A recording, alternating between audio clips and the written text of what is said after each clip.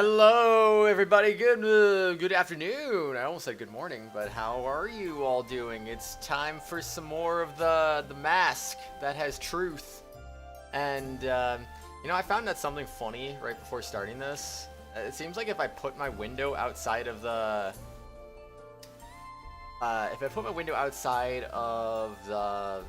monitor, it like does something weird.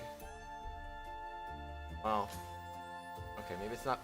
Well, I don't know. You can see like weird lines right there, but it was more obvious whenever the freaking like opening cinematic was playing. It's kind of funny though. Maybe I'll show that at some point. No, I probably won't. I don't even know why it even does that in the first place. It's really weird. But anyway, though, it's time. It's time to get more into some crazy stuff since, last time we didn't really do too much.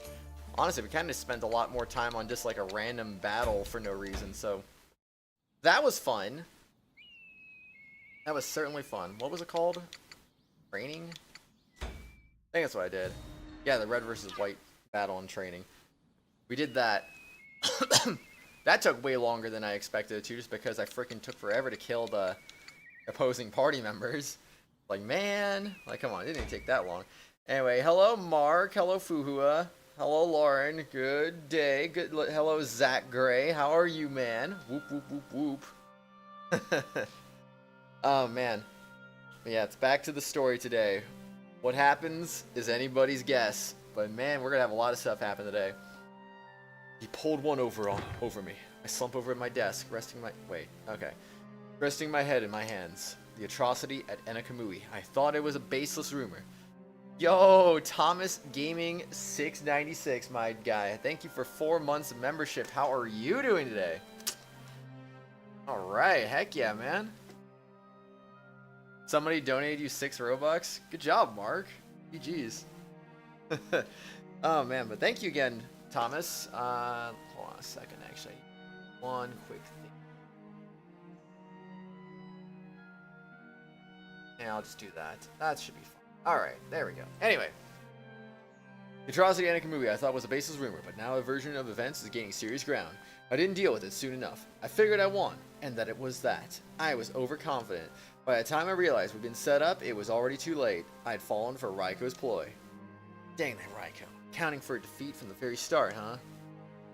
Morosely, I cast my eyes over the war map, but it paints a grim picture. Soon enough, Enakamui will be entirely without friendly neighbors. What Raiko has done is an advanced kind of information warfare. Rather than isolate Enakamui by force, he sent agents to spread rumors of the so-called atrocity in neighboring territories. And 15. Oh, snap. Very nice, man. Very nice. Without even dirtying his hands, Raiko has turned the Empire against Enakamui, united in their disavowal of its bloody massacre of Dekompopo. Oshtor's honor is in tatters, and even Anju's claim to the throne has been cast into doubt. And now, primed to pounce, Raiko has chosen his moment, coming out as the Mikado's regent to condemn the whole affair vocally. Leaning on a station, he pressures the nations he'd sent his agents to ahead of time to cut ties with Enakamui, depriving it of imported goods. One by one, Enakamui's neighbors join Raiko's sanction, and resources dwindle to a dire point. The princess said not to worry about it, but when Anju presented the situation to the War Council, she glossed over a lot of details. It's a failure we're not going to recover from, not quickly anyway. But there was no other way. I have to hold on to that. Kompopo invaded us. We had no choice but to defend ourselves against the enemy at the gate. I couldn't avoid a clash with Mikazuki either. There were never any choices for me to make about which battles to pick. It was decided before any of this even began. Well, I've been completely outwitted. Can't help but speak the words aloud, declaring my frustrations. In other words, Raiko has been playing me for a fool this entire time. Not by leading an army, but by declaring his might in other ways, subtler ways, ones I can't mount retaliation against. This is Raiko the Sage. How can I come out on top when this is what I have to contend with? Just be better. Just beat him. I guess there isn't much point. 1,000? Dang, man. How I don't understand how that works, but that's cool, man. As my mood downshifting and decide to focus on something else. Can't let myself brood and sulk over something that's already done. Switching gears in the rote paperwork, I began to sort through the documents on my desk, signing what needed to be signed. Expected a tough battle, but man, we successfully defended Enokamui, sure. Okay, that's something to be happy about, but we used up a disproportionate amount of our stockpile. Even raise the army, we did it with their compensation. It wasn't a small sum. And we keep adding soldiers to replenish our ranks. Paying out their keep won't be trivial either, which is all stuff I was planning on securing funds from our neighbors for, but Raiko the Sage has seen to that. We need to get our credibility back so we can put out feelers, engage in diplomacy. That's going to take time though. All we can do right now is start building from the bottom. Small victories, bite-sized goals, at least until we're back where we were. Dear brother, do you have a moment? Nakone, what's the matter? Excuse me. That's a face. Yeah, indeed, it's her face. What's wrong? There are some people. They wish to have an audience with you. Ah, that must be the elite's commander. I haven't had a chance to hear his report yet. Can you tell him to wait a bit longer? Kiryu is handling that, actually. Is that so? Then who's seeking an audience? Well, they claim to have a message from Tusker. Tusker. An image of Kuon's face flashes unbidden through my mind. Tusker is her home, and a country Yamato invaded not too recently. I think they're sending diplomats to a backwater territory like this. What are they thinking? Dear brother, what will you do?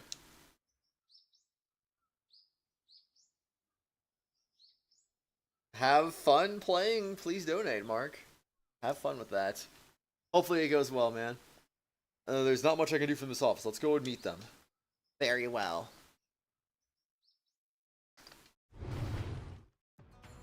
Oh my gosh, it's people.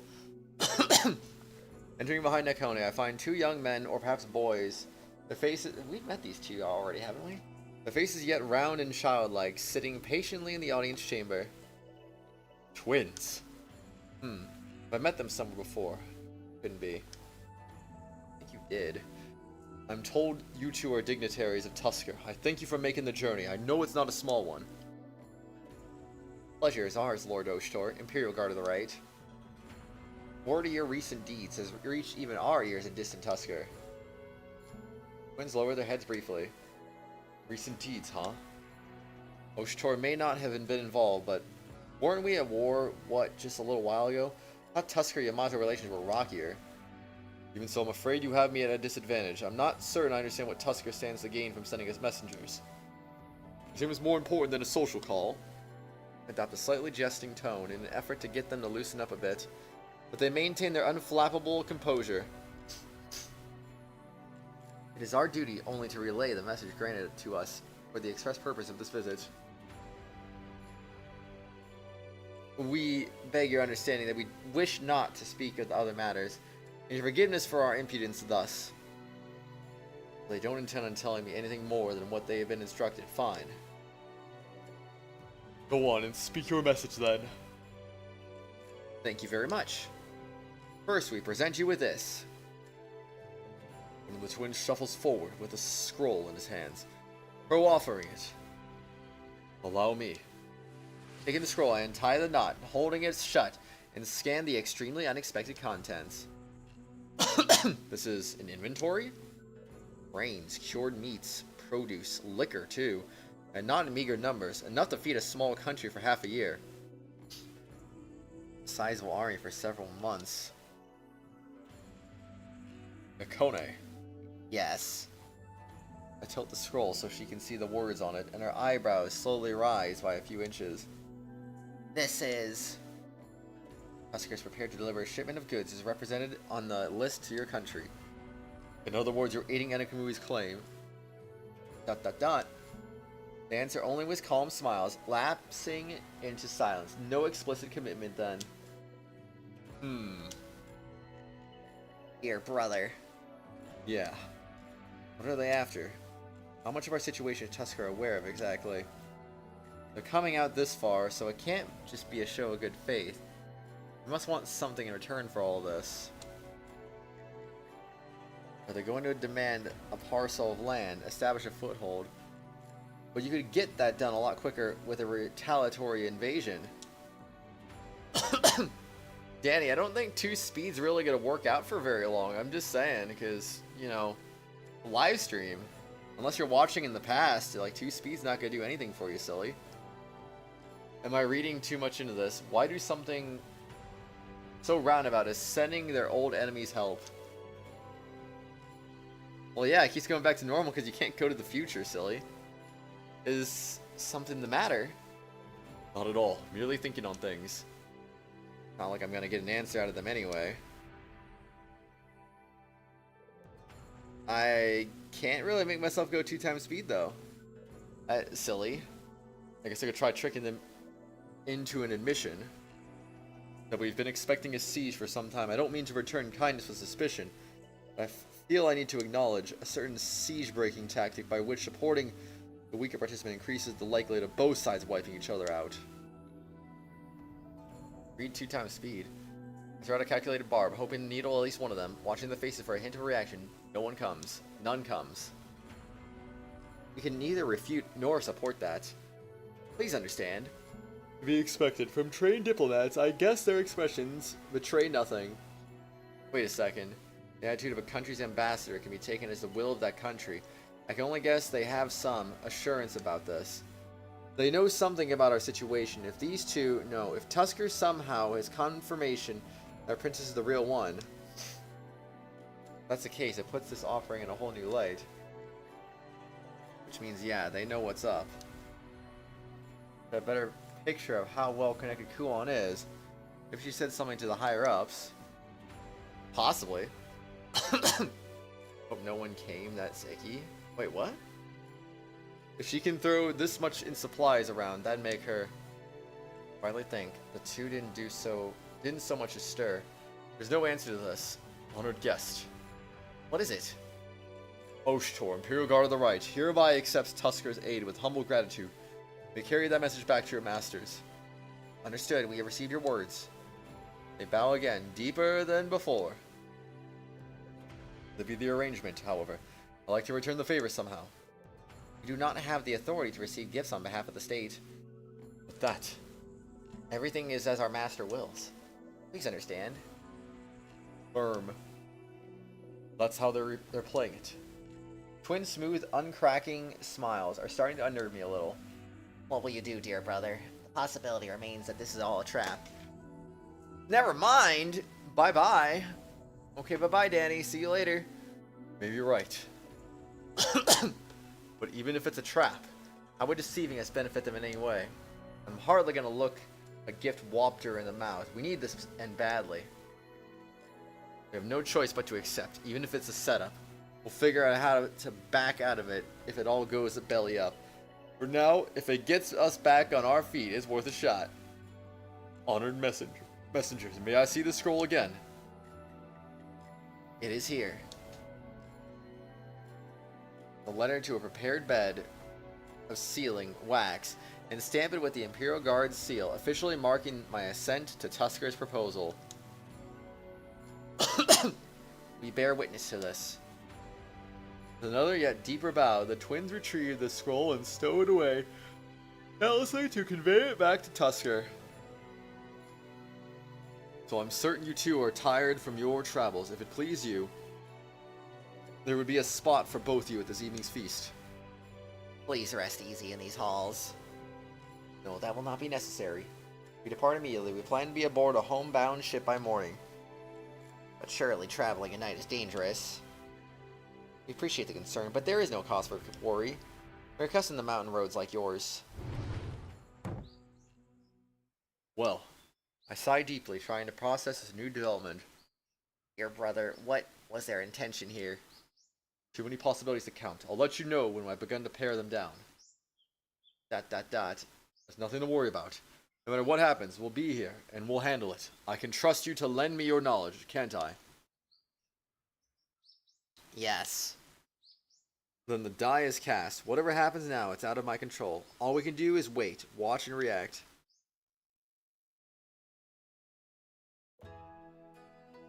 Work with Nekoni is nearly finished when a familiar voice sounded at the door.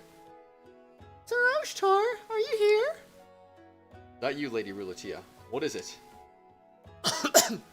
Some letters arrived for you. May I come in? Nekoni and I share a look. Rulatia on courier duty. Helping out with that too? Oh, but if I'm being a bother, I can leave them by the door. No, you're fine. Please come in. Excuse me then. Hi, Wolfie. How are you doing today? Good afternoon. How's you? Rulatia enters awkwardly, hugging several large scrolls to her chest. It looks like she took as many as she could fit between her arms. Not that she seems overstressed. In fact, she looks positively glowing. This kind of work really must be your element. They said you'd want these reports. Everyone seems so busy already, so I thought I'd bring them myself. Oh, if that's the case. I pass a nod to Uru and Serana, waiting beside my desk. We step forward to accept the scrolls from Rulatia. I'm's goods. Thank you for askings. Here. Please give us the items you wish to convey to our master. Yes, here! Twins first present Nekoni with the pile of scrolls. You identify the highest priority ones for me, then handle the rest yourself. Or at least that's the system we've been using so far. I will handle this one and this one. The rest are for dear brother. Excuse me then? As Nekoni begins her sorting, Rulatia moves to leave. Her job apparently done. Yeah, sorry to trouble you with this stuff. Oh no, I was free, and I wanted to do it, so... The feeling of a job well done, if only a small one, elicits a smile from her. Seemingly perturbed by one of the scrolls, Nekoni tilts her head. This one is for Kiryu. Huh? She hurriedly rolls it up again, replacing the seal and setting it aside. A simple mix-up, I imagine. Oh, that may be my fault. I just grabbed the stack they pointed to, so... Rulatia rapidly begins to apologize, but Nekoni shakes her head. I did not mean to blame you. I have something I want to talk to him about later anyway. I can deliver it to him then. Oh, if you say so then. What is it? What if it's an important letter? Letter, huh? Come to think of it, Lady Rulatia, does your family know you're here? Have you sent them anything since we came to Enekamui? Huh? Oh, now that you mention it, no? I suspected as much. There hasn't really been time, so I don't blame you. Thank you. So I have thought Rulatia was a type to send letters home all the time. Family thinks she's been compromised somehow. Perhaps this. I have a messenger going out to Lord Ozen soon. Would you like to send a letter with him? Rulatia's eyes flick wide, the possibility apparently never having occurred to her. Are you sure that's okay? Only the one trip. Better to consolidate than send multiple messengers. Sure, your family's worried for you. A letter might assuage some of those worries. You're right. You can use my writing desk if you're not busy. If you aren't busy. Uru and Serana prepared the desk in question, setting out fresh ink, paper, and brushes. Here. All is ready according to Master's desires. Oh, okay. Rulatia still seems hesitant, but ultimately nods and smiles, moving to take her seat. If you don't mind, then.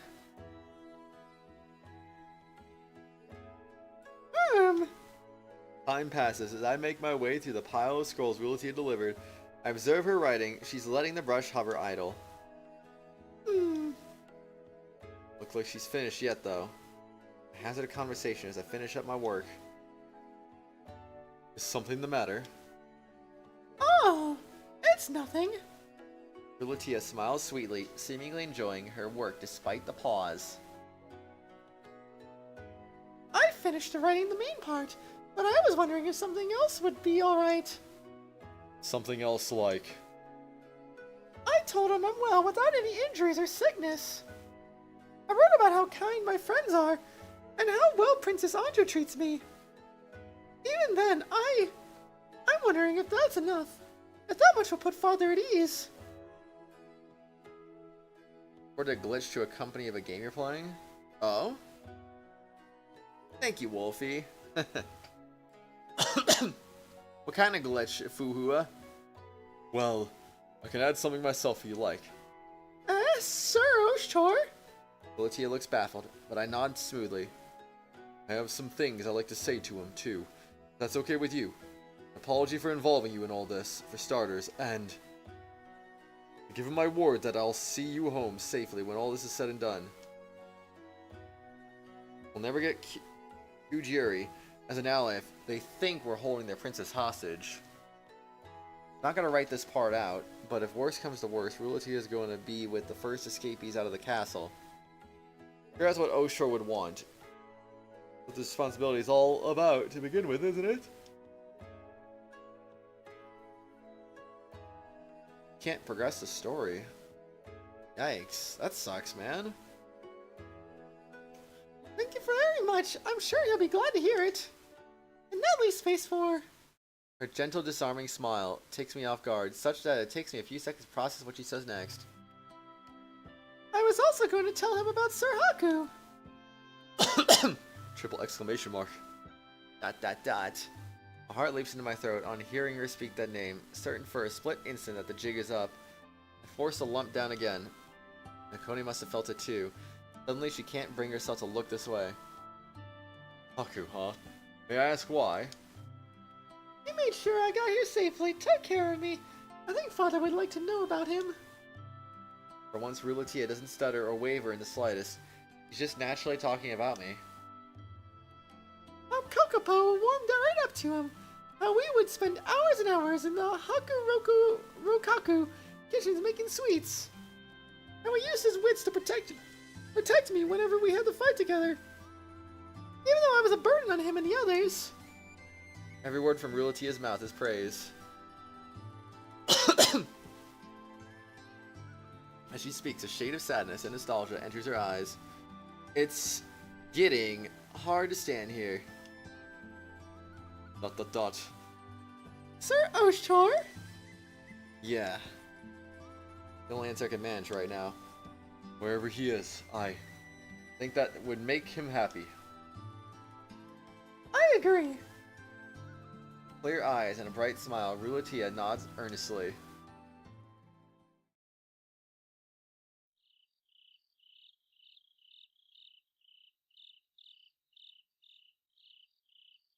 Good moon tonight. Mikazuki sits alone, long after nightfall, quite the contemplative. As he watches the sky, he puts a half-empty cup to his lips. Drinking lonesome memory of his fallen friend, he reflects on the longtime comrade he called Oshtor, and the man who now stands in his place. Haku, or I suppose you've abandoned that name. This was inevitable, wasn't it? Despite the sorrow in his heart, Mikazuki manages a small wry smile. The initial grief, fury that consumed all else upon learning the truth, has left only a deep melancholy in its wake.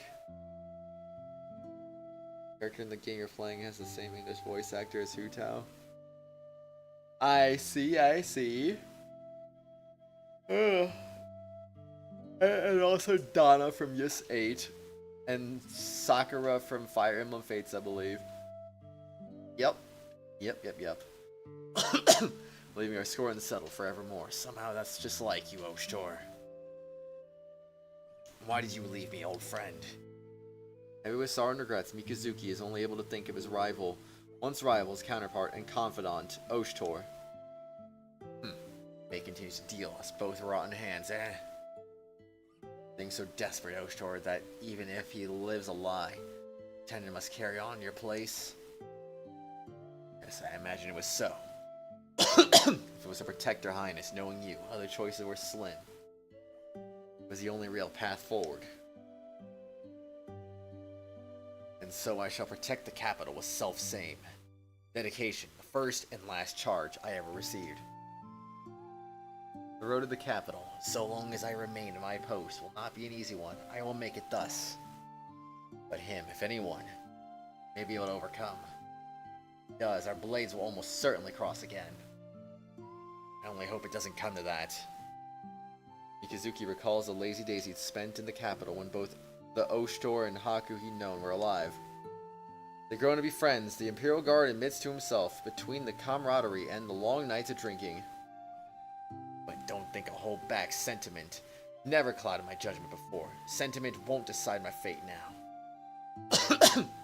Mikazuki glares into an empty space, then seems to relax, managing a self-deprecating chuckle. Mononufu's way, eh? Men like us, we're beyond salvation, aren't we? He stands staring a moment longer into the sky, then sensing a presence behind him, he turns. Who goes? Lord Mikazuki, Lord Raiko is requesting your immediate attendance. Voice's owner, long accustomed to his master's volatile moods, speaks with calm patience. And we'll visit in the morning, relay that. But, the morning, enough. I understand, my lord. Miruj winces at Mikazuki's glare, but exits regardless, leaving him to his solitude.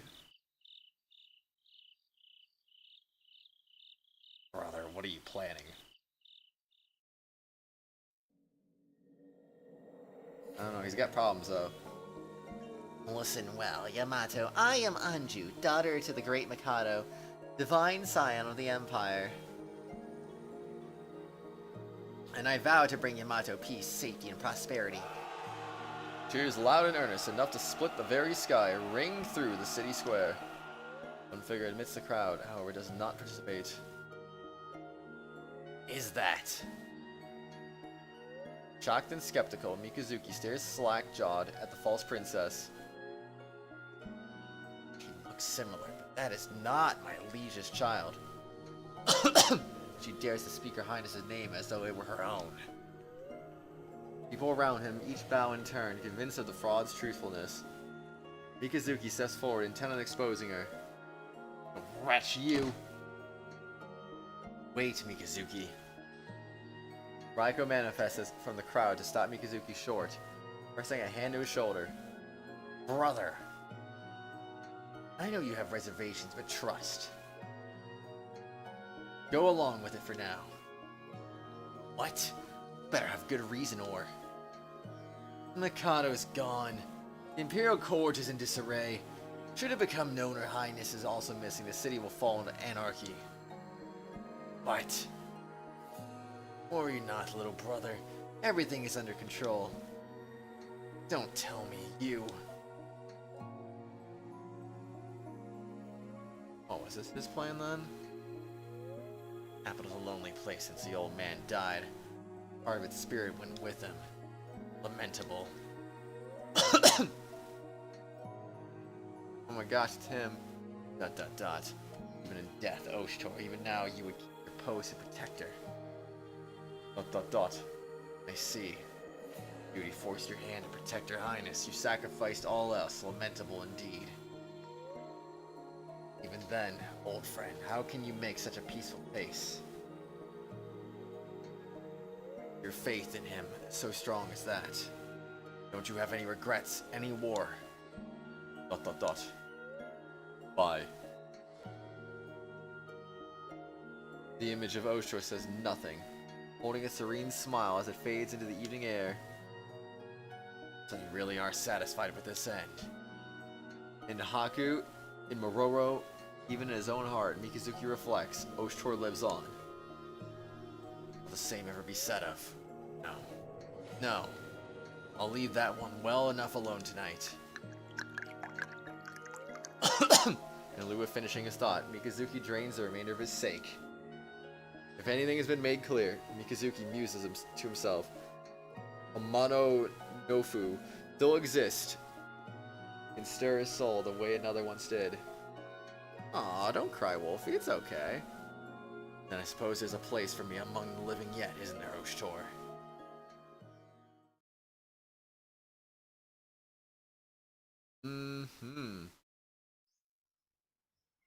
Very short request. In bits of tax paperwork plastered to the surface of my desk. Trade is starting to revitalize lately. I suppose that's a good thing. Yes, on account of certain independent merchants moving through the region.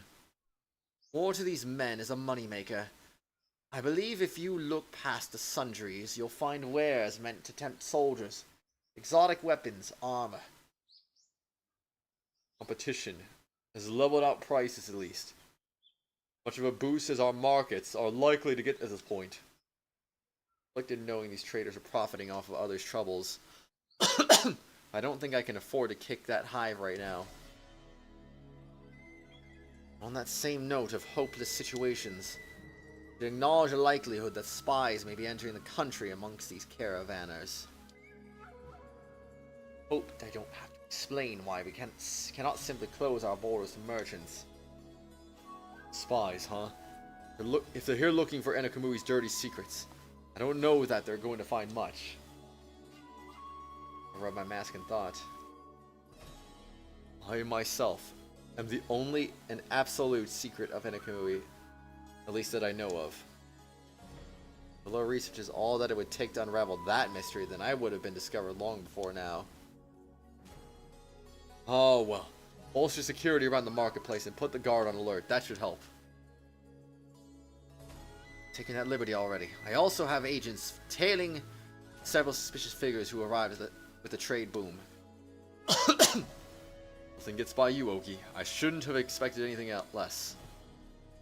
There's a certain group whose movements I feel you should be appraised of, however. A certain group. I've only just begun to hear of them in the past few days. Several men of conspicuous dress have been repeatedly spotted together. Everything about them is textbook, suspicious persons. But they didn't come with the traders. The watch and I are at a loss as to their intent. Ogi's typically amused, wry tone makes a more serious turn. He's troubled over this. You're certain they're not spies? Ogi hesitates a moment, then sighs, answering.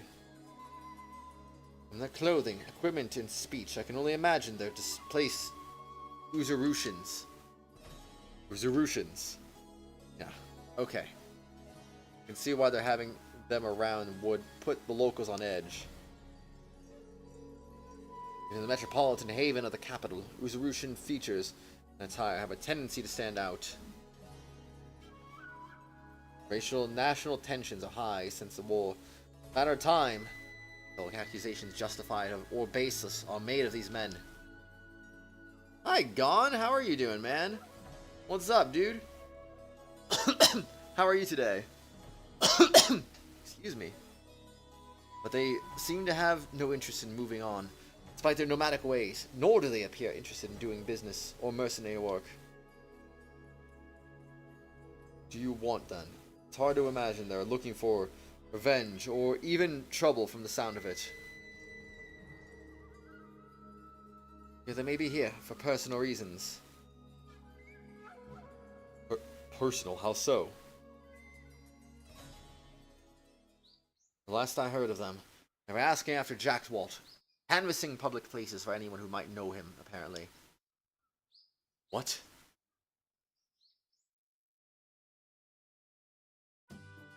Are you ready?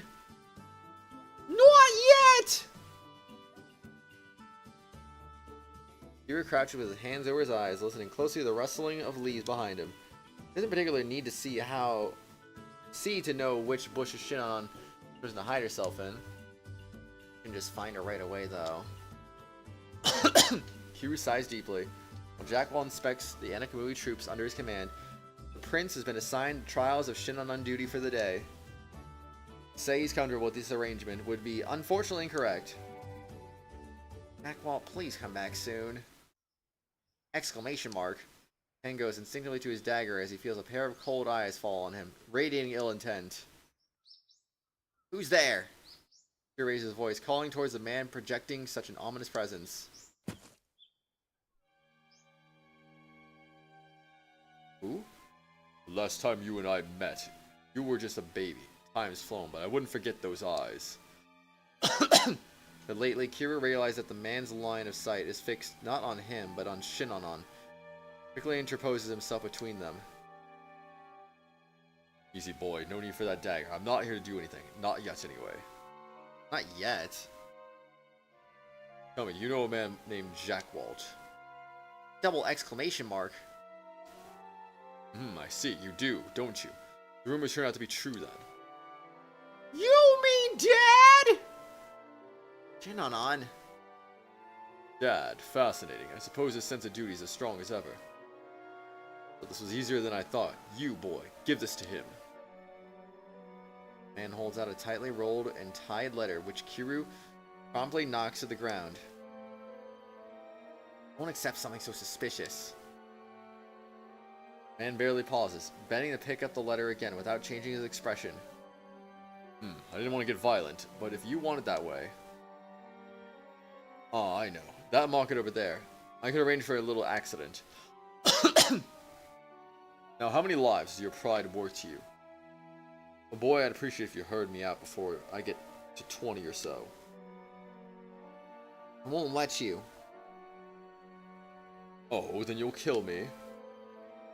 Poor Shinnon. You'd be depriving her of another relative, I hope you know. I won't let you make a fool of me.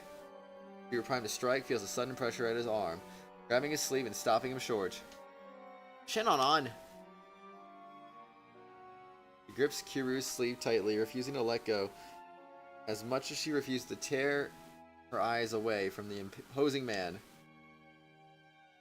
The girl's the smart one, I see. Oh, she's got the bigger pair between you. No, I'm counting to deliver this, boy. Don't let me down. ...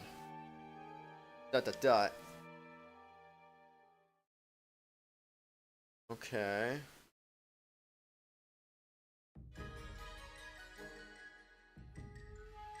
To be bullied into submission by a man like that. I'm sorry to have shamed you, brother. No, you did the right thing, Kiryu. You had Shinnon with you. Better to avoid violence. Yes, sir. Regardless, does that sound like one of your mystery men, Ogi? Likely. Description matches one of the profiles. Who is he? Jack Walt, any ideas? Look Jack Walt's way, but he shakes his head unhelpfully. No clue. I've done a lot of crud and hurt a lot of people, boss. Might be an old acquaintance, might be something worse. Rolls up the stranger's letter and stuffs it in his pocket, apparently finished reading. May I ask what he said? Nothing you gotta worry about. I'll go have a nice nostalgic chat with this fella tomorrow. We'll sort it out, whatever it is.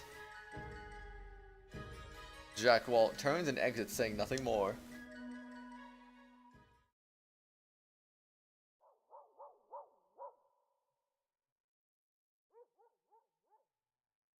Dot dot dot.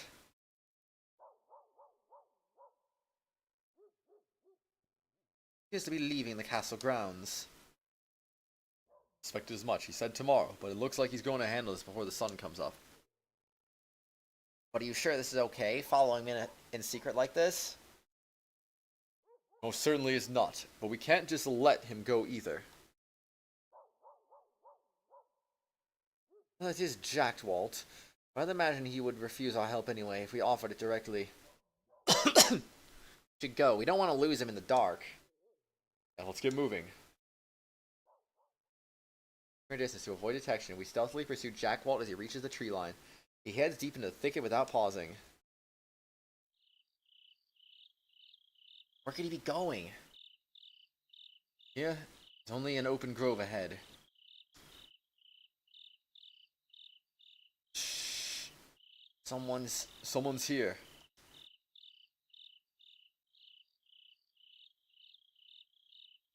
So you came, kept me waiting, you know. Oh. Been dragging me all the way out here for this. That's harsh. Jamakiri. Who? Oh. Then we talk to your big brother. Oh, they're brothers. You know, Mukar is the only man I'm ever gonna call that. Unless you clean up your act in a big way, you ain't earned the right. Brother? Jack Walt was referred to at least 2 siblings before that I know of. This guy must be the younger one. Watching family reunion, this isn't. So what do you want? Or should I say, what do you want now? What I want a little better is what's best for Letar Moshiri. There is nothing else. What? This Drek again? You talk a big game, but you know you're leading folks to their deaths, yeah? Guess our big bro's blood didn't make your hands red enough for your taste, huh? Triple exclamation mark. My hands are clean. I had nothing to do with this admittedly untimely death. It's the same darn difference, man. You pushed all the guy's vassals away and swept the title of chieftain out from under him. Everything he ever worked for, you made him give up and call it retirement. And the only way to keep your honor after something like that. Ha ha. Can't bring yourself to say it. Go on, call me an evil man. You can even form the words. ...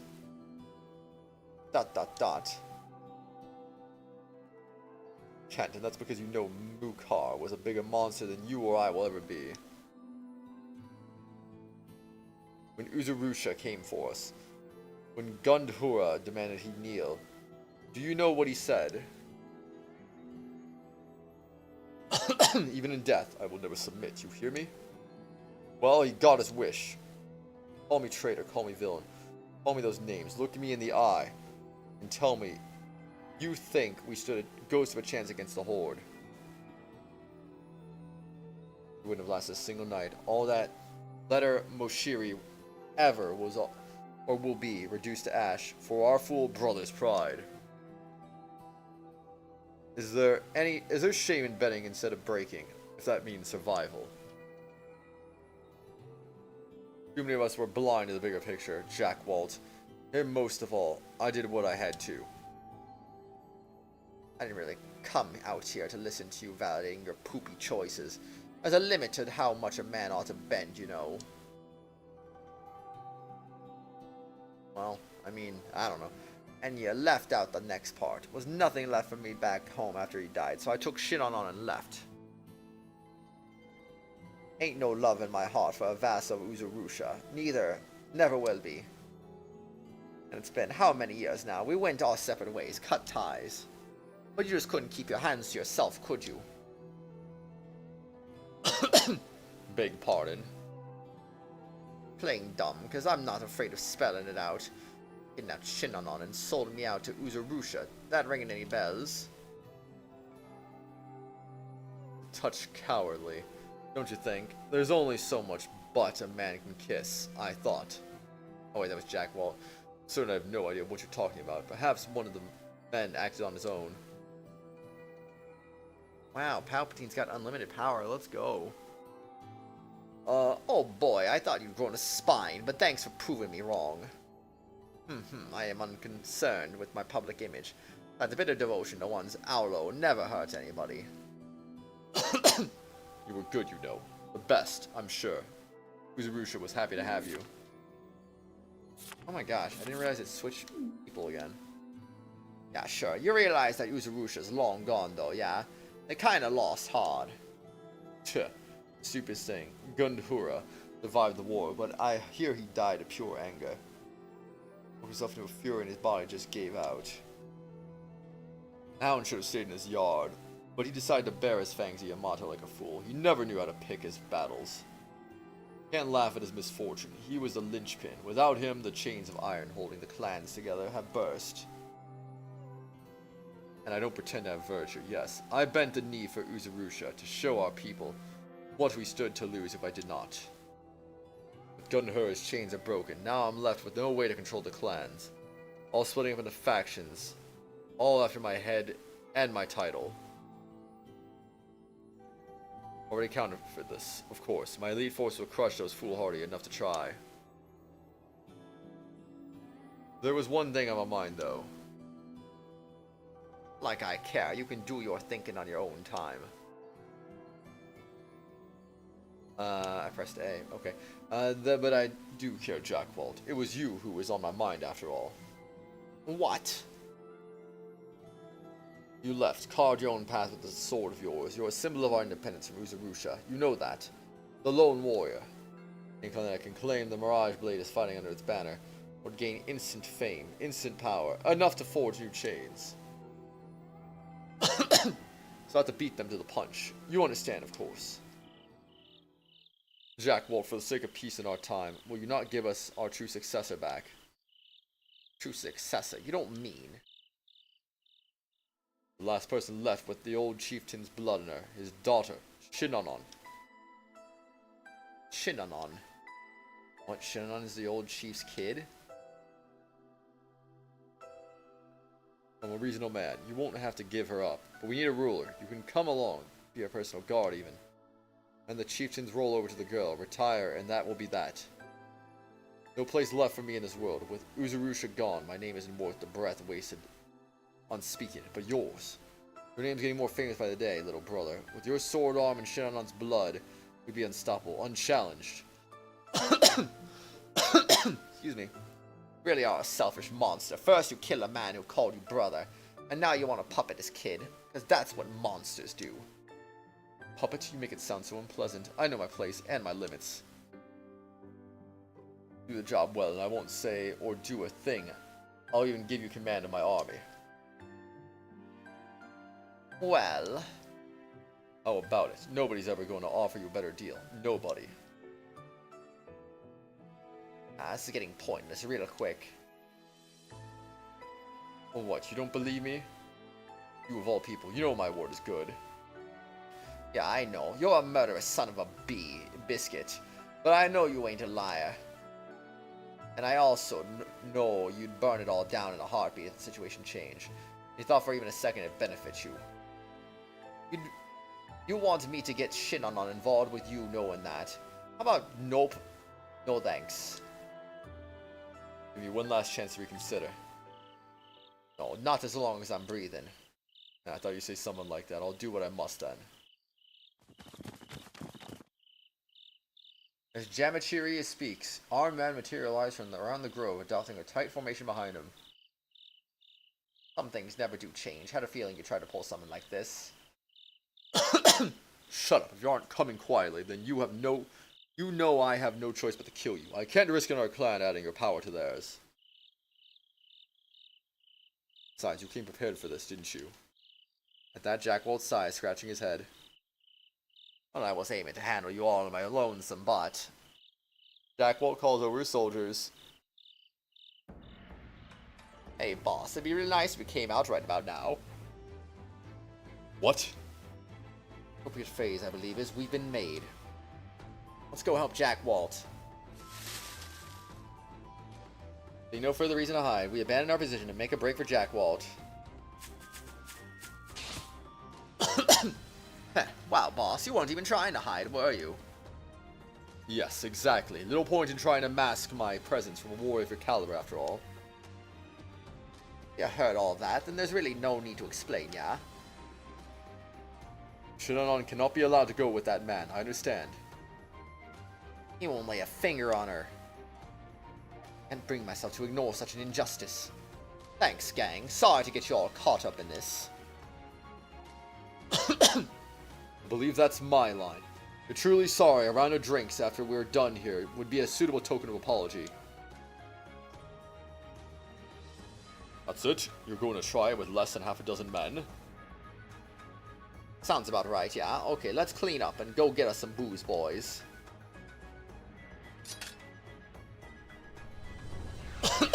Alright, this shouldn't be too bad, I would think. Beat Jamachiri. Jack Walt is defeated. Okay, so don't let him get defeated. Gotcha. And no one else is allowed to come. Understood.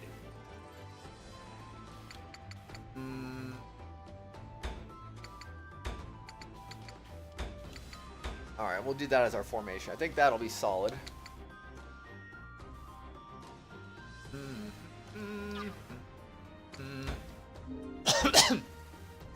Alright, let's save this baby up and let's see what happens.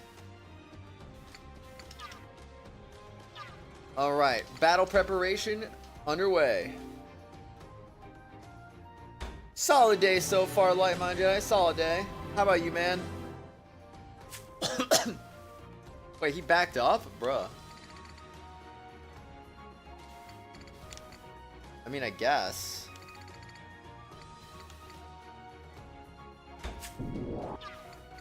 Wait, does he have the advantage against literally everybody?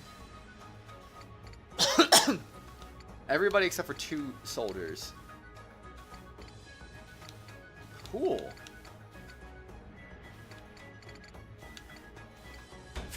So I'm gonna break off that way, and then... Oh, I don't like the disadvantage here, either.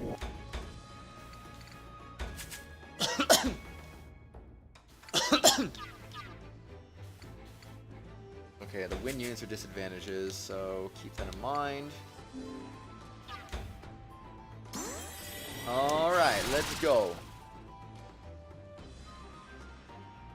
Let's freaking do this now. 10 EXP.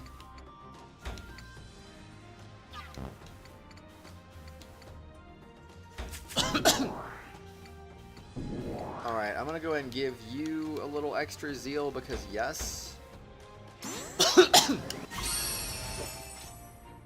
Nice.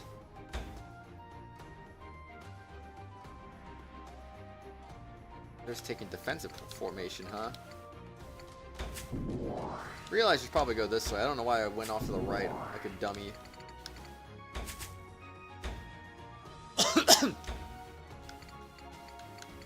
Okay, I don't know what's up with the retreat formation that's going on right now, but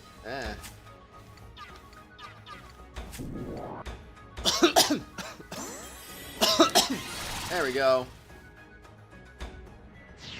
Level up! Nice. Hachiku has been strengthened. Showing my specialty Gale Shot, it hits around the target and slows their speed by 10%. Nice. That's pretty huge, I'd say. Pretty huge. Okay, you lose 1 zeal on that. It's been miserable because everyone is at work, is obstructing literally everything you need to do to interact. You need to interact with to do your job. That sucks, man. Well, hey, as soon as you move out, though, you're going to a different job, and hopefully it'll not be as bad. Hopefully. Alright, nice. Oh, frick. Didn't handle that one correctly, but oh well. Alright, prepare to die, monster. Oops. Kinda forgot the crit, honestly. How was that not a crit? Frick that, I'm redoing all that. Okay, and...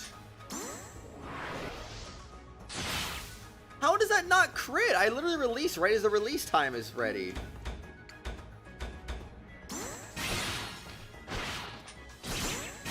Okay. There we go. That's better. Okay, what'd he get?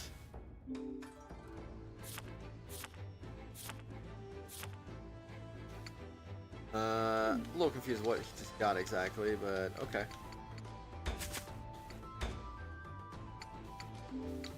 Alright, we'll just do a little bit of this because yes. Boom.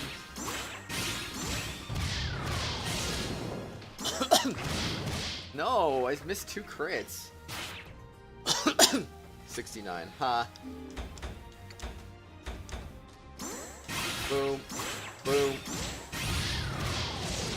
Bro, I'm missing all the crits right now. Wow, 69 again. That's crazy. Try again.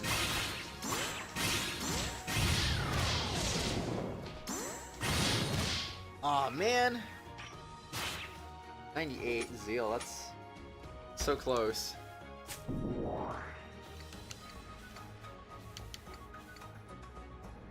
Okie dokie, then I guess I'm going to do some of this now.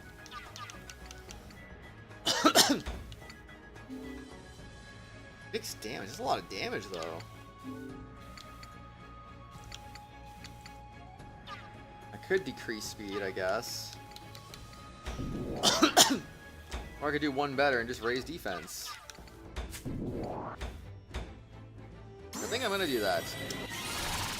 Nice.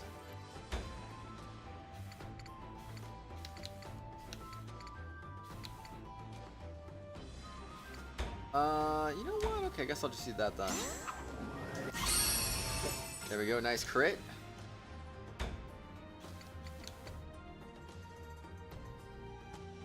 One, two, three, four, five. Yeah, I can't even move that much.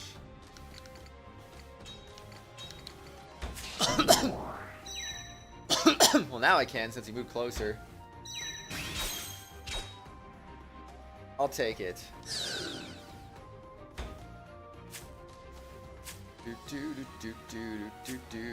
just ran away. Good job.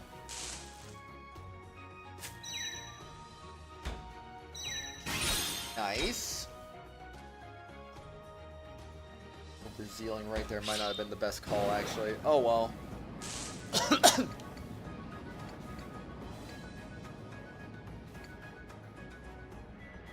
Alright, I'm just gonna go ahead and just beat you up, I guess, because I can. Boom. Boom.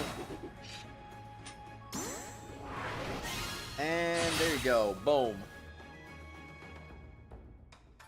Just gotta smack him in the face now. Yes, we really do. Here it comes again. Okay. Okay, interesting health draining there.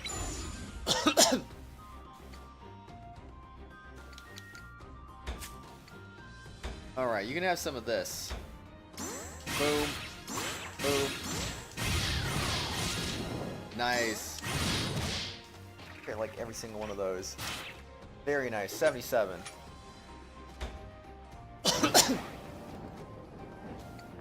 Okay, do it again. Boom. Boom. Boom.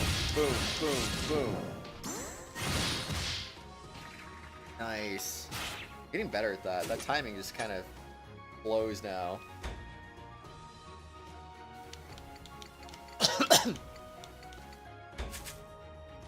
Alright, so we'll go over there and then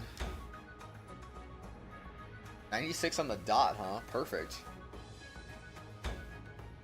I'll take it. What's the point of critting if it does fixed damage? I don't know if I quite understand that. Alright, prepare to die, monster.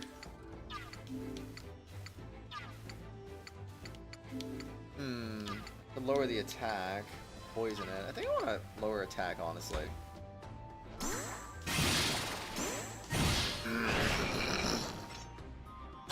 Perfect. Alright, he gets to go again already, because he's just speedy. Even on a disadvantage, he's doing 78 damage? What the flip is going on right now?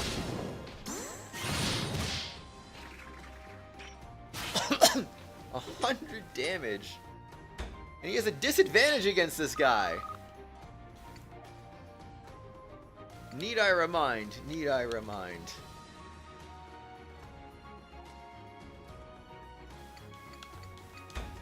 Okay, honestly, just kill him.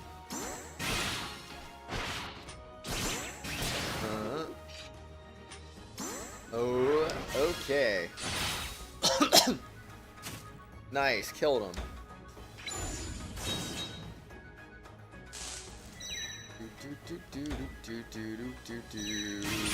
Nice.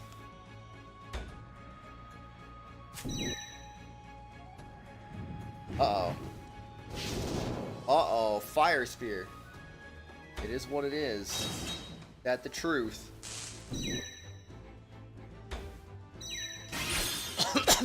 Nice dodge. Okay, that wasn't dodge. Didn't realize there was 2 attacks in there.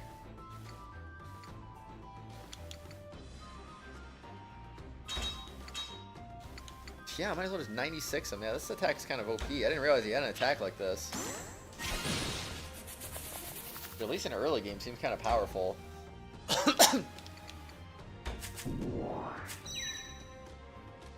Alright, Enkin time.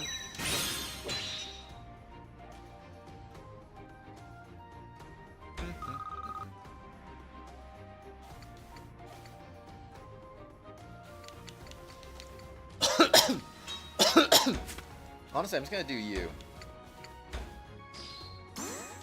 Boom, boom, boom, boom, boom. Okay. I can crit on that last hit. I'm trying to, but it's not like doing anything.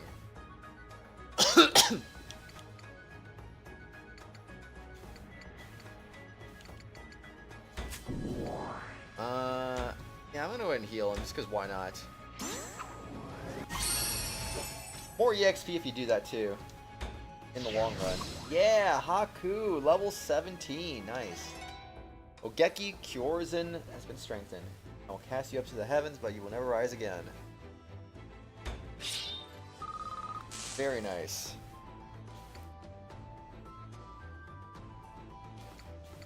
You can go ahead and just kill... Honestly, just kill that one. I don't care.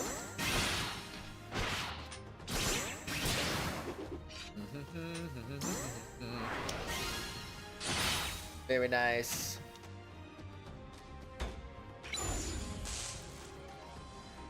Alright, it is your turn, good sir, to take a big hit to the face.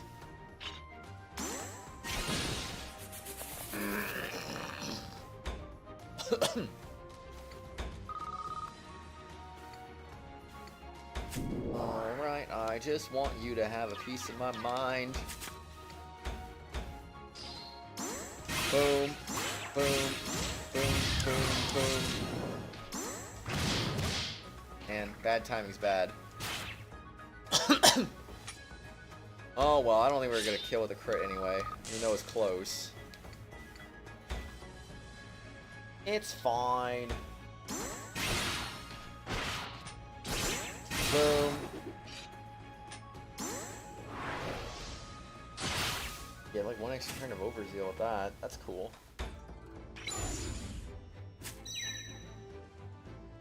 Alrighty then, let's freaking go.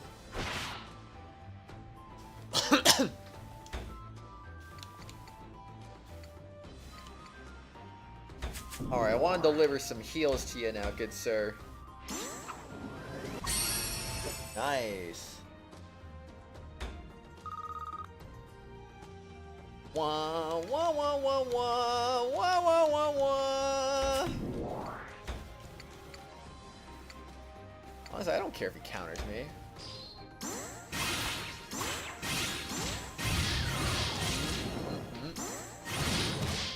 Very nice. Still one turn left. Oh no! Can't believe just Arda revenged us. How could he? Okay, I think I need to do this.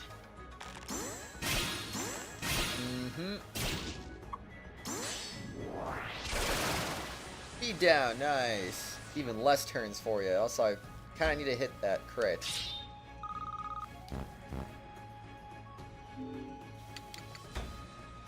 Kinda need to hit that crit, honestly. Oh well.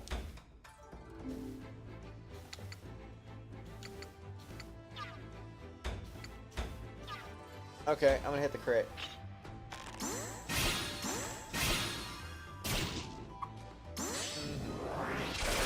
Dude, hit the crit, man. I'm not releasing this at the bad time.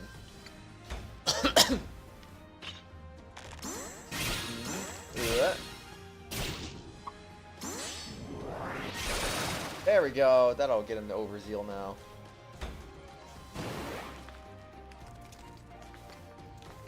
Alright, prepare yourself, man.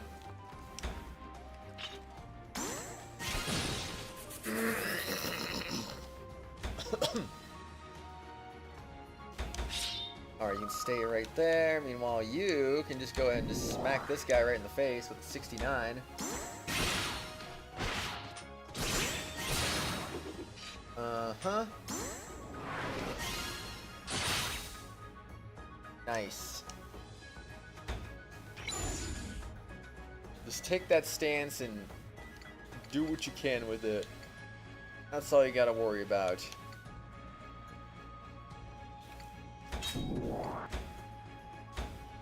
Can I buy him a second turn? Oh, I can. 2 turns left. Alright, let's do it. Ugh. Crit that Enkin, man.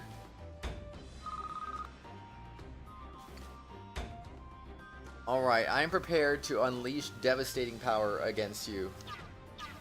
But only after I go behind you, of course. Boom, boom, boom, boom, boom, boom. I tried, man. Tried to crit that one hit too. I don't think I could do either of them. Ah, well, we won. Easy. Song of Grudges. Settle a long-standing score. GG's. Yaku Mozen does the simple slash of swords for you. Perhaps this poison may add sufficient novelty. What does CTR mean? It's a poisoning thing, huh? Neat. 50% chance of counterattacking as if he needed to be even more OP. Use a necessary zeal by 25%, regains 25 zeal after a final strike. Nice. Hey, even they gained some stuff too, even though they didn't participate. That's cool. Pulsation of life. Like, wow, we got better without even doing anything. Increases damage, increases health by 25%. Whoa. Increases its range, healing sigil, cure their wounded. Okay. Okay. Elemental activation stat boost increased by 10%. The likelihood of being targeted by an enemy. Reduced chance of being affected by mind ailments to 70%. Okay, cool. Allocate some GG. Or, I mean, BP. Thanks for the GGs, by the way, Wolfie. Yes. Honestly, frick it. Hold on to this. Hold on to the BP again. We're just gonna go into speed, man. It's all about that speed. It is all about that speed, man. Going speedy. We be speedy as frick right now. Let's go. Everyone's just gaining speed. Gonna be faster. The enemy can't even stop us if we're too fast. You know, it's gonna be like, whoa, what the frick is going on here? I don't know, man. Alright, I think with that, it's time to celebrate with a victory water. Let's go. Stay hydrated, everyone.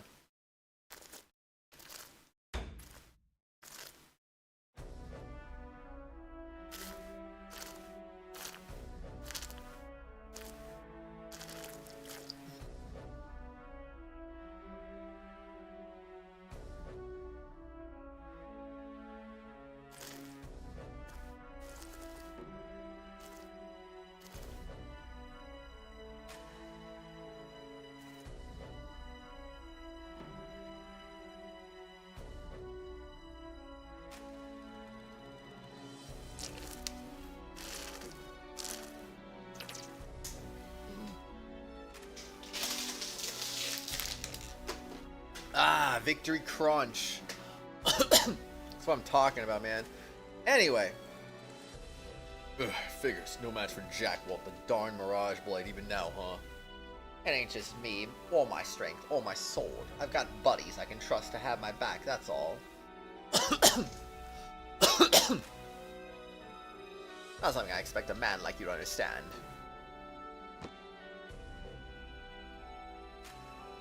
See if that's the case, and separating you from your buddies is the clear next move. Whoa, whoa, you still set on fighting. Could pull out, run away with my tail between my legs. Would you like that instead? What? What we're abandoning fight for, whatever clan no command more respect than I ever did. If I fail here, then sooner or later, someone else is gonna come looking.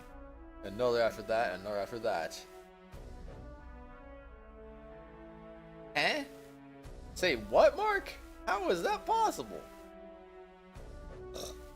Oh man. It won't stop until you declare yourself for a clan. You might survive all the violence, but what about the girl? ... By existing in proximity to you, she'll be exposed to danger again and again, until it ultimately claims her. And What are you trying to angle for here? Challenge you to a duel. The stakes will be our own heart's desires. A duel? You win. I go back to Letter Moshiri and deal with the other clans best I'm able. I won't let them anywhere near you. But if I win, then this ends with me stepping over your bloated corpse and taking Shinnon back where she belongs. Fair terms, yes. Fair terms, man. You've got some nerve trying to pass that off as fair. Gotta beat you without killing you, else there isn't much point. Yu-Gi-Oh? What do you mean, Yu-Gi-Oh? A dead man can't really make good on that promise. To deal with the other clans, yeah? You, on the other hand, you could care less if I live or die, so you get to focus on all you like on cutting out my throat or whatever. Other men now too, are we? Then you realize I lose immediately without this handicap. You were some overconfident, mediocre, nothing of a swordsman, yeah, but you're, what, a journeyman now? Something like that? Oh, duel. I gotcha. I didn't realize that's what you were talking about. No longer. Soke Munin style hidden techniques have been revealed to me. I'm a Grand Master now. Brag, though. Better a master of a backwoods piecemeal style than a total novice of some fussy one. I lost you before anyway. Jackwalt, don't. You have no reason to accept. Plan on dueling you from the start. That battle was just a means of wearing you down. Well, as much as I appreciate it, this is between me and him now. Don't try and interfere. No? Nobody said Nyan. My response dies on my tongue as Jackwalt's dear, laid-back jokester Jackwalt dons the most grim face I've ever seen him wear. Your promise. Swear you'll keep it. And you'll have your duel. Swear on Mukaw's name, murderer. Is he murderer? An oath on a dead man's name holds no water. It means so much to you, fine. On Mukaw's name, I swear it. You know I'm not guaranteeing your safety for a lifetime, right? That's a fool's errand. Until the clan wars inside Letter Moshiri die down, I can keep them distracted until then. Right, that's fine. I accept your challenge. Spoken like a true mono Nufu.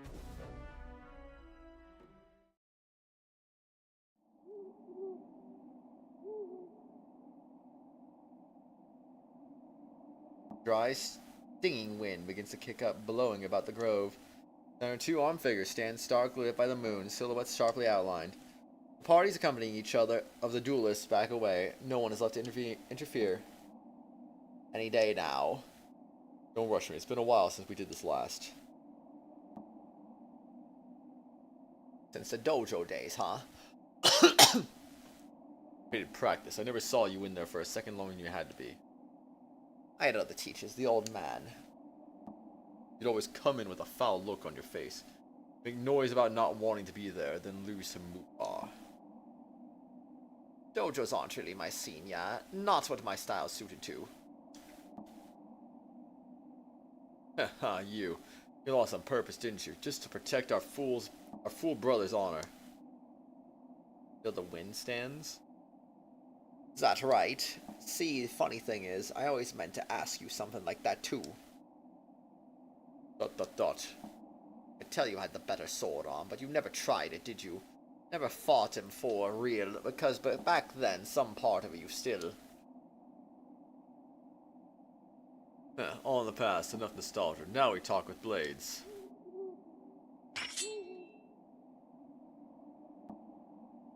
Banter ceases, the combatants' words for one another spoken. Both remain in deep, readied stances, focusing on each other's slightest twitches, both trying to read ahead and adjust. As they edge around each other, nearing the middle of the grove in tighter and tighter circles, the air begins to grow thick with tension. This one seems ready to boil over, bloodlust nearly too thick to bear. Snap! One man steps on a twig, breaking it. A sharp sound signaled to both men. Begin!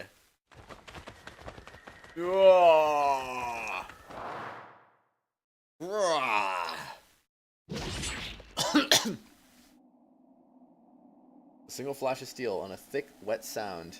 Wet sound? It ends. The clash is decided. Ugh. Jackwall's face twists in pain as he groans aloud. It's closing in the flesh of his chest, bare wide rents down the middle. Blood all but pours from the long, ranking wound.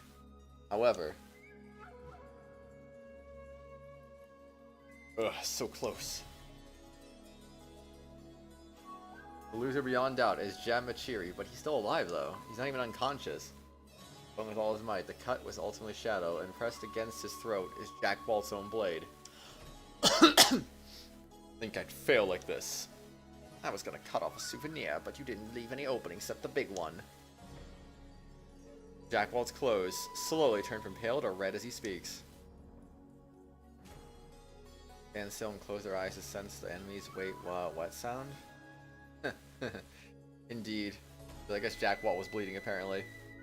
Any deeper than this and you would have killed me for real, yeah? But his ashen face and oozing wound, Jackwall somehow managed to smile. Intention took my blade to pry victory from me. Audacious and clever. Quivering blade held at Jamachiri's throat begins slowly to sink into the skin and draw blood. Appears unconcerned. Hey, can we call this thing already? Concede and I won't have to cut your head off, but if you keep this up the struggling. Very well, you win. I'll uphold my end of the bargain, but I need a token first. Get some paper in that blood of yours and tie it off with a cut of Shinonon's hair. Have it sent to me. That'll be the trophy I used to prove I bested you. Lands will fear me and Letter Moshiri will know peace soon enough. Either way you win, ha, sneaky little. Huh. Say what you will of me. I'm pulling out for now. When Letter Moshiri is pacified, I might return. We'll see. You can live until then. With that, Jamachiri turns on his heel, as though losing all interest in the scene in front of him. A tiny trickle of blood still decorating his neck. Yeah, next time I'm cutting you in half instead of giving you a free shave. Jamachiri says nothing, taking his soldiers and leaving without a further word. Jackwall watches him go the whole way, holding his guard and glaring daggers in the man's back until he recedes in the darkness. No, I wasn't going to say pacifier, I think. Only then does Jackwall allow himself to crumple to his knees, blood coming to his lips. Yeah, I'm all for a good rough fight, gang, but this might be a bit much. Jackwall will treat you, everyone with me. Leave it to me. Stop the bleeding for anything else. Hey, boss, maybe don't tell Shinon about this, yeah? Chill, boy. In the time, Jackwall, look at all this blood. Spit on it a little and it'll heal up. Okay, maybe not. But patch me up and I'll be good in a few days, I reckon. Really? I seem to have missed most of his vitals, and then the remaining damage is manageable. Have you even mentioned how hard it is to stab you properly? Training session was ages ago. You remember that?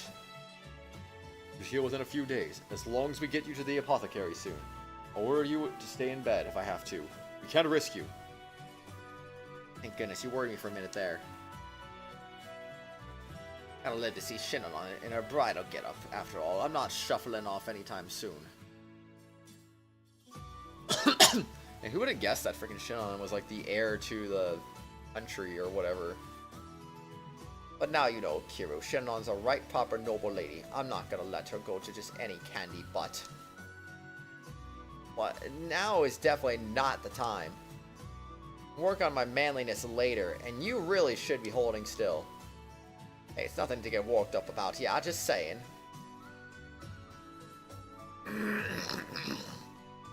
I do like this song too, Wolfie. I do like this one as well. I'm not certain I've asked Jackwall. Do you ever actually shut up? Ow, boss. Hey, ow, ow. Wrap that bandage a little rougher, why don't you? Cripes. Smiles split our faces at seeing Jackwall still well enough to crack wise. Relief washes over us and unspoken tension finally dissipating. Nice. The mountain path to secluded Anakamui winds onward. The bears a single file caravan upon its back, trailed by a mighty dust cloud. The groan of wheels against the road reverberates. This is no ordinary group. The number of vehicles is nothing short of extraordinary. Even at the highest point of the road, where were one to look back, they would find the line of wagons extending far in the distance. Each one is pulled by strange featherless wafters, husker beasts of burden, suited to harsher climes than Yamatan breeds. And each wagon's canopy bulges with covered goods. Sacks and crates sit piled high with grains, meat, fish. Pyre City's market rolls along through the mountains, stopping for nothing. At the center of it all, a larger, more ornate wagon than the rest. A palanquin commands an imposing presence. Fanciful decorations in the Tusker style betray its occupants as foreign nobility. The palanquin wagon jolts its entire body as a rock passes beneath its wheel. You what? That was a big one. ... And sitting cooped up in the wagon day after day is really starting to make my butt hurt. Why is this country so darn huge? Vastness is exactly why Yamato wields so much power as it does, Kuro. Yeah, just saying. Hard place to get around. ... So you're really doing this? Good, you want to see your buddies, but I don't know that right now is the best time for that. Say your ignorant tongue. Do you think so little of me that you... Wait. They presume that it's a personal visit, that I immobilized the nation for a social call.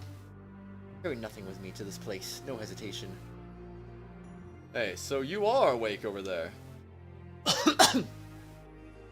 You say that, but this is kind of escort work is for us, low schmoes, you know, my lady. Why don't you let us do our jobs instead of taking it all on your shoulders? Hop in the back and catch a nap or something. There are none more fit than I to mantle this task. It is, as I said before, there is meaning in me seeing to this personally. Is Benowie the guy on the right? Hold on, I'm gonna look this up.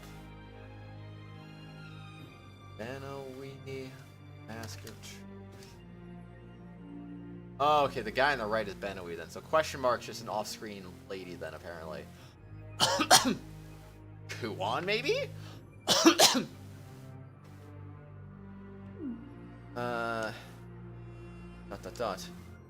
As it happens, this is also a journey of goodwill. Death has taken her family from her. Her own vassals poisoned her, exiled her, made of her a sacrifice, and what remains is mine to claim. To this girl, blown about in the storms of fate, I bring gifts, small comforts that life has denied to her. It is the least I can do, no? Will she even understand? Nah, probably not. I neither need nor desire her understanding. All she and her subjects need to do is accept, become bearing her salvation, if she will but bend her knees for it. If that means your old crew's gonna hate your guts, all I do secure everlasting peace. For the frightened flock of Tusker, stray sheep Yamato, I shall bring true and final salvation. I will be the name sung in legend. I too shall be called Udawerumono. Gasp! Title drop. Such labors before me, what possible need could I have for this hesitation? I mean, if you're that gung-ho about it, I got nothing to add. I grow tired. I shall take my rest now, if it placates you. When the time comes, awaken me. So speaks your princess. As you wish. Sure thing. Kuro, you talk too much. Yes, sir! Man, have you really not noticed yet? How currently I'm hiding behind a mask is just a little bit safer. If you were really carrying nothing with you, maybe you take that get-up off. Right, no hesitation. For my name will be... Didn't you know, my lady? You wear a mask for too long and that becomes your real face. Turning my lady into this. We all tried to stop this from happening. Man, we go to face. Just what did he do to her? What happened to my lady? That guy's gonna answer for one way or another. Manly voice for the question mark person indeed. Dear brother, the delegation from Tusker has arrived. Marks the 4th time we've accepted Tusker's aid. With Enikamui isolated, Tusker has all but become our lifeline. Without their supplies, we'd have hit a wall a long time ago. Don't get me wrong, I appreciate that they deliver on time. I still feel uneasy not knowing what it is they're getting out of this deal. I see. Have a feast prepared for the envoy, then. Same as usual. They'll likely decline same as usual, too, but at least try to stall them until I can go thank them personally. Tusker's envoys tend to be overly polite, to the point of circling back around to rudeness. Sometimes. They avoid interacting with us. I can only imagine it's a security measure to keep us from asking questions about their affairs, but still.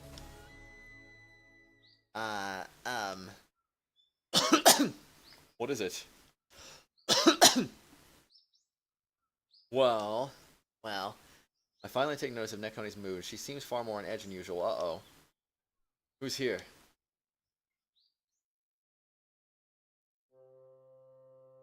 Between this envoy and her predecessor is immediately apparent. Though merely sitting, she projects an imperious aura, commanding the room's attention with only the slightest shifts in body language. Lord Oshtor has arrived. I apologize for keeping you here. I understand you must be eager to return home after such an arduous journey. Matters little. I was afforded the chance to observe the common folk of your land. Country yours, lack though it may for luxury, I can tell your people live contentedly, in high spirits, even despite circumstances. All thanks to Her Highness's leadership. Oh, is that so? Though I have to admit surprised, I didn't think we'd be playing host to Tusker royalty anytime soon.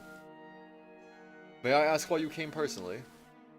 The delivery woman this time turned out not to be any of our usual contacts, but the princess herself. Her headdress prevents me from seeing her face, but the distinctly Tusker aesthetic through her clothing, the pattern of whorls, it's captivating. In her movements, her subtle gestures ooze dignified grace. What's going on here? I'm having a hard time imagining why she would expose herself like this. Why would Tusker send its heiress? ... True, Wolfie.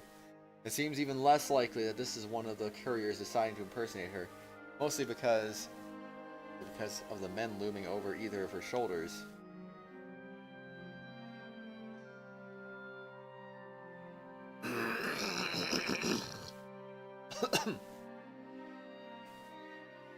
When we fought during the Tusker campaign, I think his name was Kuro, that was it. Of course, we were reckoned with too. He must command a lot of respect over there. The man going by his looks, that's probably Benowi of the War Master. Kuon mentioned him a few times. Princess can order men of their station around. She's the real deal. They're also the Royal Guard then, huh? Expect that. You may take this. Ignoring my question, the princess holds forth a scroll embellished with the Tusker state seal. But not to me, instead, she passes it to Benowi. Shipping manifest and inventory. Please have your clerks verify it. Hi, Legend 27. How are you doing, Legend 27? What's your favorite Chemin du Roi Parkway? I don't know. I'm very unfamiliar with that, honestly. How about you? The War Master accepts the scroll and conveys it to me, acting as a royal go-between. This is... I unfurl the scroll and quickly scan its contents. The number in the quantity column are high. What am I looking at here? I really think they're investing in the future, but these amounts, this is a dangerous gamble. This could deny them resources they need. It's their game. They're just being friendly. Ugh. I'm reading too much into this. Shouldn't be suspicious of every little thing. You. Yes? Me? Sudden address catches Nekoni off her guard. You are... Yes? ... Perhaps I was mistaken. You remind me of an acquaintance. Forget the confusion. Very well. I apologize. It matters not. ...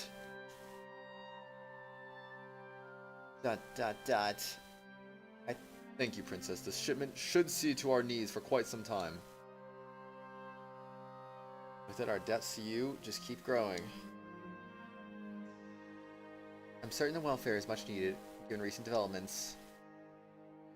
Nekoni opens her mouth to speak. Footsteps stomp with burning purpose down the hall.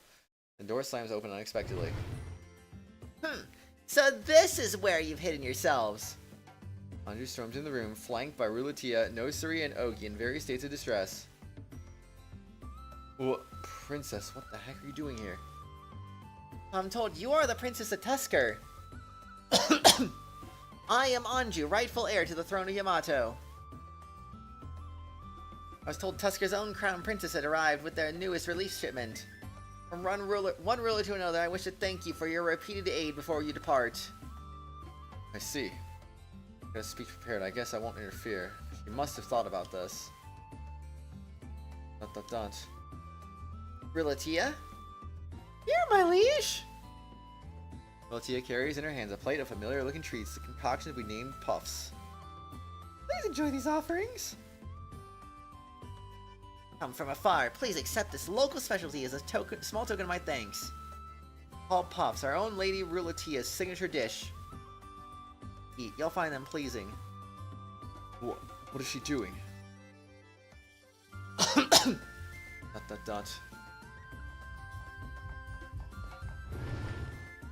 I do believe I smell snack time in here. Well, for ends, this. Always a bigger fish or a bigger pain in the butt. In this case... Tui, we are conducting highly delicate. Oh, nuts to that. So what if we got guests? Come, snacks always taste better with company. Don't be such a spoil sport. You want some puffs too? Alright, here you go. Reese's Puffs, Reese's Puffs, ugh.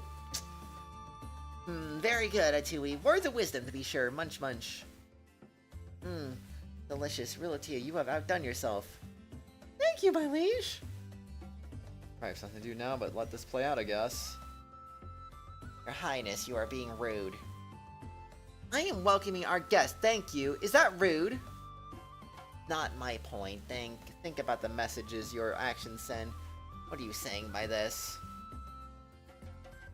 Think nothing of it. Huh? I must admit, this is vastly preferable to the typical stuffy ceremonies, refreshing even. See, she understands these things. ...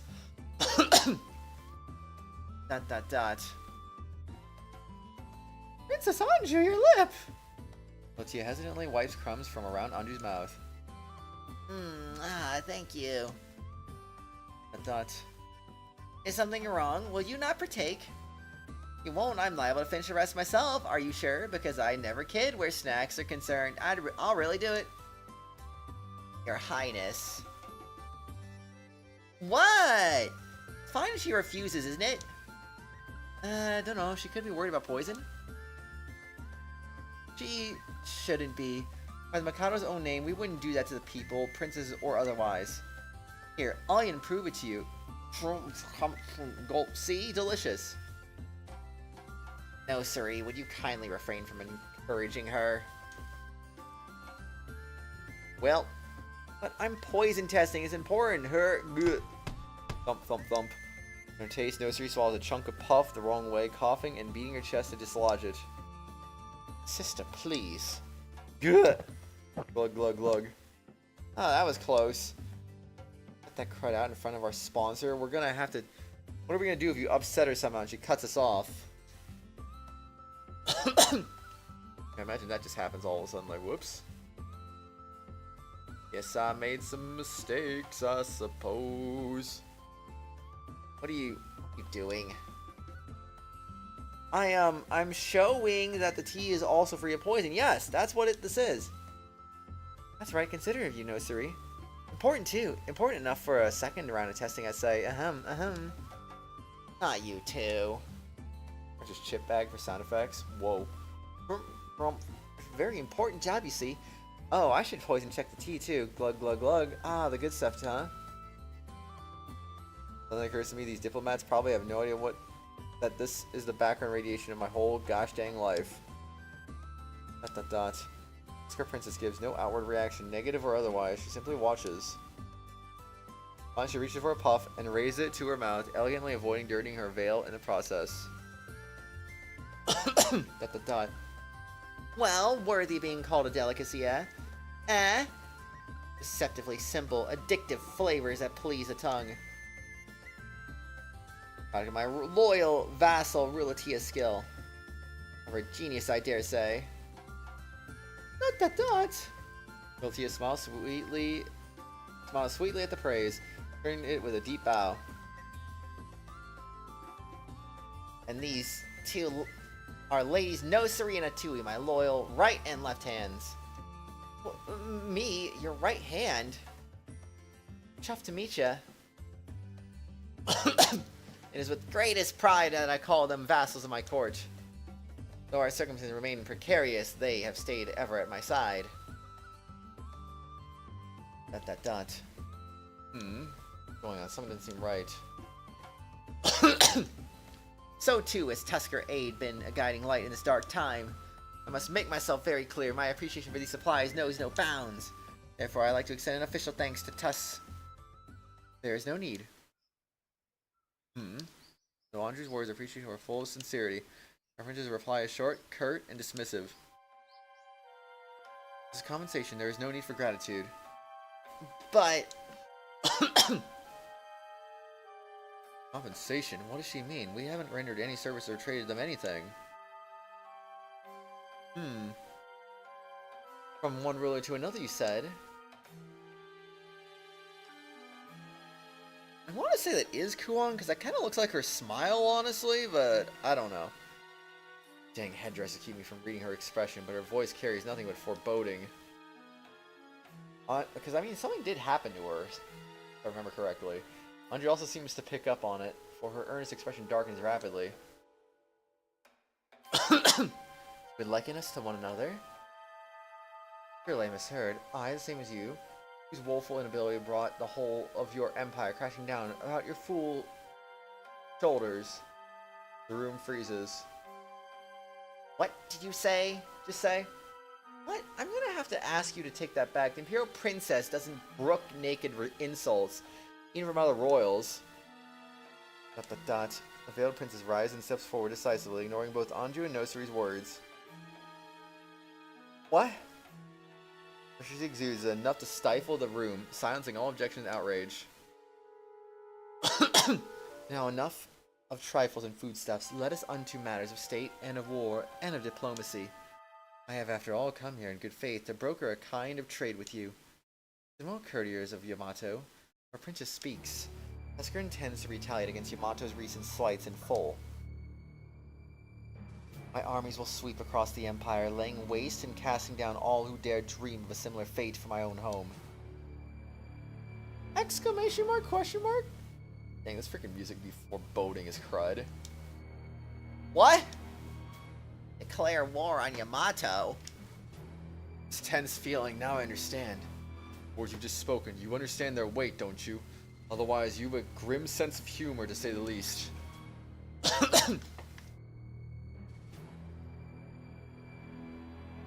Of course, I understand I would not endure such a journey merely to trade jests.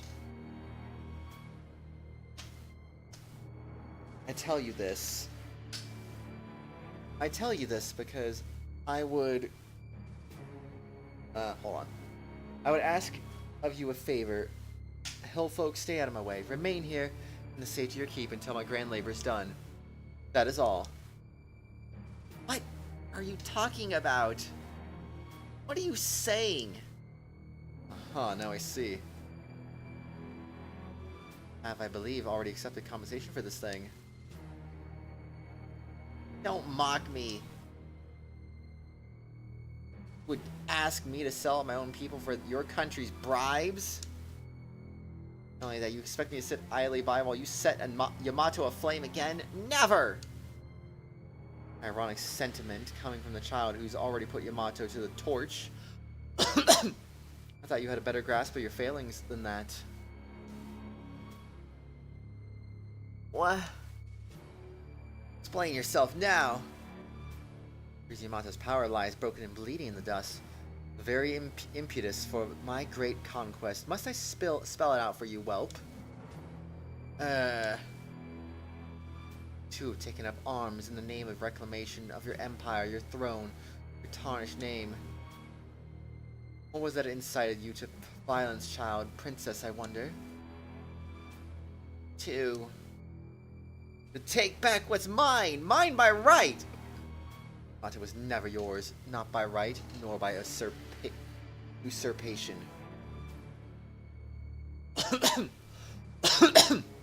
What lies are you? And yet, in your haste to claim victory, selfishly spun a widow's web, one in which to catch and slaughter countless innocents. Lie, you know nothing. I've risen from the ashes for the sake of my people.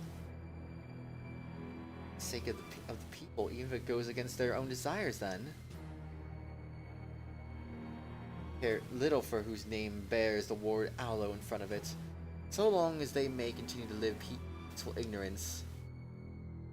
Power struggles above their means are not only far beyond their comprehension, but likened unto storms, unwelcome harbingers of death and waste.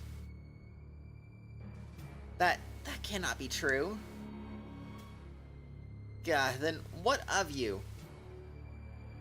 By what right is your invasion justified, and mine unwelcome? What right? You heard me. Your speech may be lofty, but you're no better than a common bully. I have little need of right, whelp. What? I require no justification nor vindication for my actions, nor have I any need for a right to take what already rests in the palm of my hand. Perhaps I should use smaller words. Yamato will fall. It's already falling. All I need to do is give it its limping corpse a final push over the edge. Shut up! No one has the right to invade my Yamato. You storm in here acting as though it already belongs to you. I told you to stop mocking me. I am the Princess of Tusker. I bear the weight of her people on my shoulders more than any other. I am Tusker. Rife with weeds, it falls to me to care for her soil, nip in the bud what encroaches upon her gardens I may. And to that end, while small flinch away, I will seize my people's safety. With my own hands, no price is too great. In pursuit of my goal, I will gladly steep these hands in darkest red.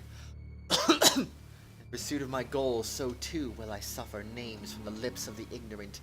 They will call me usurper, and I will overcome. Speak any differently of yourself, Prince of Yamato, of your own convictions. ... Shoot, this new princess is in trouble. Anju's getting walked all over.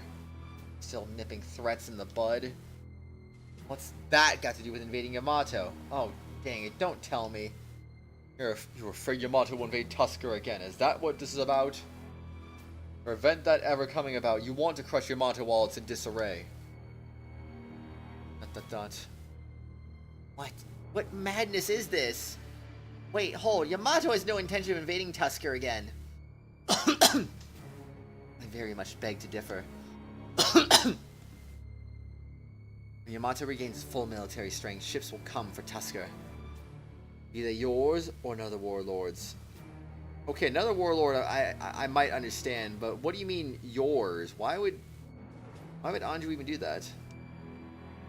I would never! It took me to believe as much. Only past patterns by which to judge. Your empire has already struck against us once. Therein lies precedent enough. Tusker, huh? Hard, impossible even to imagine we'll ever wage war on them by choice again. What about the rest? If other Yamatan powers have already forgotten how heckish the fighting and terrain were. Whatever our reasons, Yamato has already tried and failed to take Tusker once. The Mikado's successor accomplishing what he failed to do would be an extremely effective way to seal their reputation. But the Mikado was really kind of ham-fisted about it. Not a stretch to think he was after some relic over there. If I were a certain someone...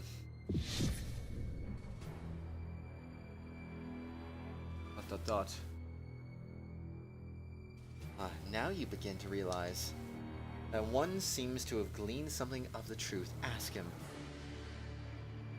Oshtor? It would be a lie to claim that others won't have designs on Tusker. Try as I may, I can't know what our enemies may be thinking. They, however, won't be ruling Yamato when the time comes. Her Highness will. My liege has no intention of invading Tusker when she comes into her throne. So rest easy. Hoshtor. Well, yeah, the imposters literally got the throne of Yamato right now. Wolfie. He speaks true. I have no desire for hostilities between us. Even now you fail to understand. Open your ears, girl. Hear not whether Yamato musters the foolishness to land ships on my shores again. Meek and Petty forget their place. Tusker will crush and rebuke them, as she has once before. ... Truly pitiable in all of this are those your hubris is thrown to the winds of fate. Who among you has given pause for the rank and file, the common men and women, given over to the killing fields on your whims alone? Great atrocity indeed, fitting words. The longer your wars go on, the more resentment and doubt will gain footholds in the hearts of your people. May even spread to Tusker. That's a danger I cannot abide. That's why Yamato, I beg your pardon? by mandate, accept or reject, the will of the heavens does not change. So you believe yourself more fit to rule than the Mikado's own heir? Brazen, you really think you can win, huh? Your Akaru Taruka are scattered, unity of your pillars undone, and here stand I, watching twilight fall over Yamato with all due patience. Still think my conquest a fool's errand?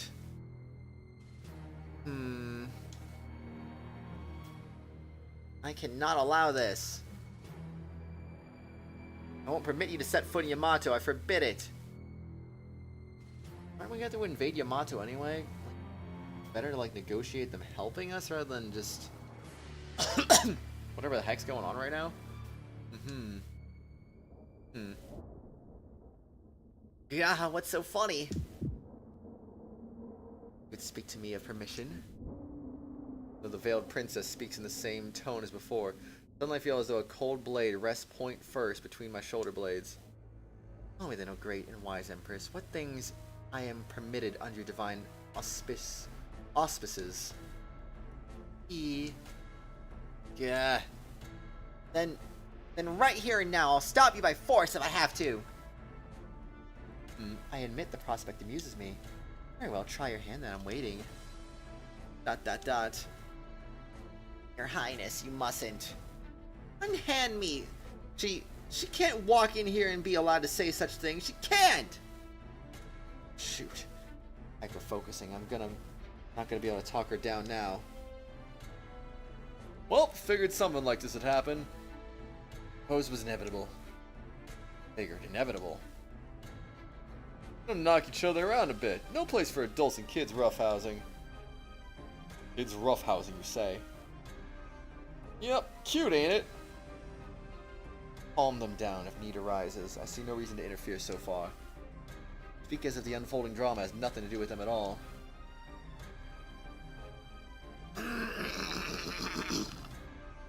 What's her angle? All the provocation. What she's been leading into, but why? What she get out of angering the princess? Trying to get her to attack so she can use that as an excuse, or... No. Too roundabout. Tusker doesn't play games like that. Trying to get Anju to submit by physically beating it out of her? Certainly lower morale, but my brother engineered Anju's genetic makeup from top to bottom. Or upgrade over all his previous work. Far from pushover, do the Tusker delegates know that? Then good, our deal's up in smoke, but this could get out of hand quickly. Can't afford to make Tusker our enemy here. Is that it then? Why do you hesitate? Surely you aren't just making empty threats. I am Anju, the Divine Scion, and you're going to regret this. Enough talk then. If you're so confident, come. Remember, you asked for it. Anju steps sharply forward and delivers a punch.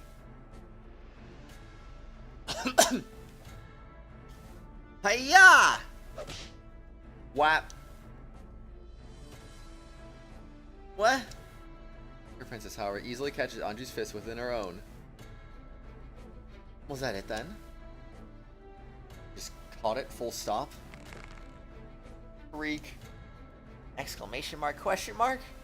Princess shifts the fingers, holding Anju's fist hostage, and begins to squeeze.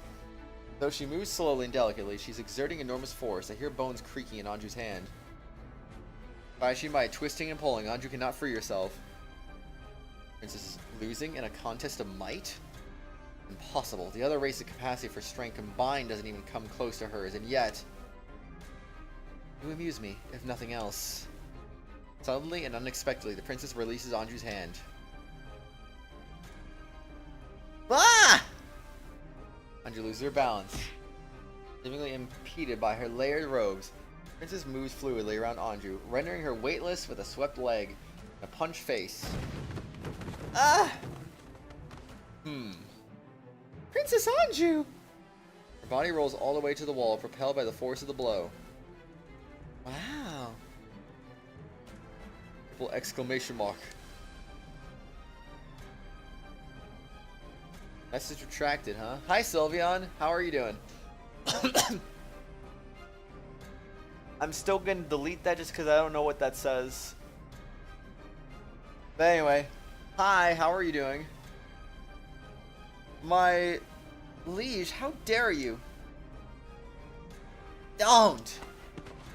Anju wipes the blood from her mouth and staggers back to her feet. Stay where you are and don't interfere. But this is my fight. Forbid any of you for interfering. Sir Oshtor! Who she says, everyone. Dear brother. Oh.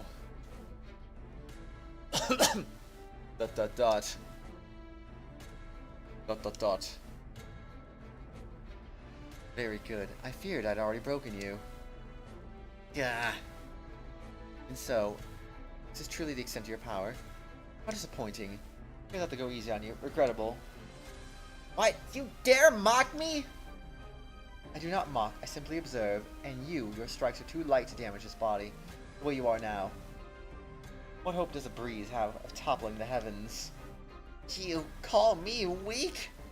I'll make you eat those words. Feel my strength for yourself. Oh, shall I brace myself then?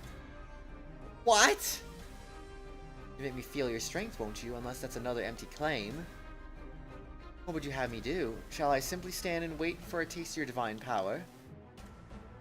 Dot dot dot. Nope. Did not watch it because it's not a Nintendo Direct, Sylveon.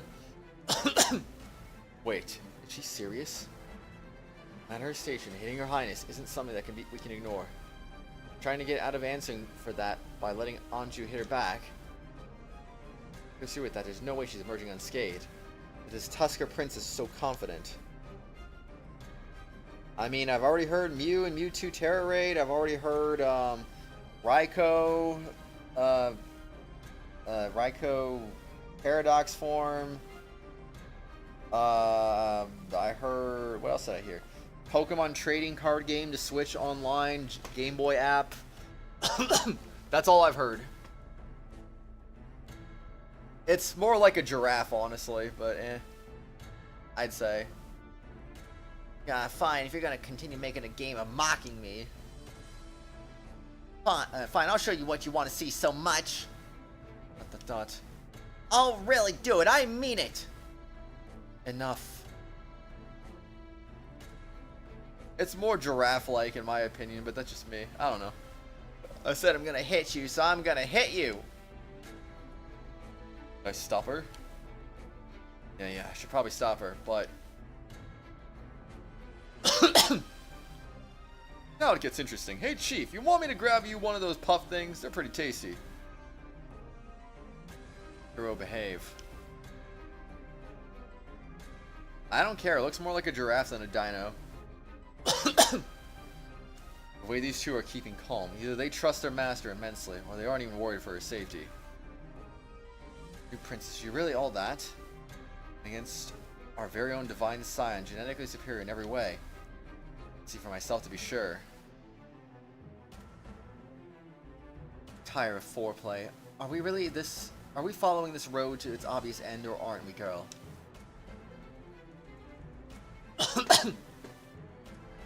I'm just gonna delete that, Sylveon, because, yes. We've been over this in the past. People might find that distasteful. Do you ever stop talking? Very, very well. Regret your foolishness on your knees. Anju quick steps forward, dashing inside the others.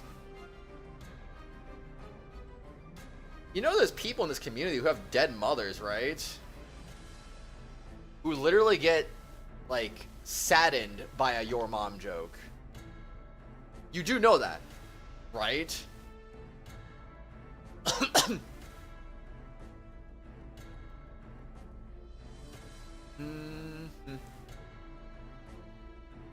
Dashing inside the other princess's reach and using her low center of gravity to get a swift, hard punch in.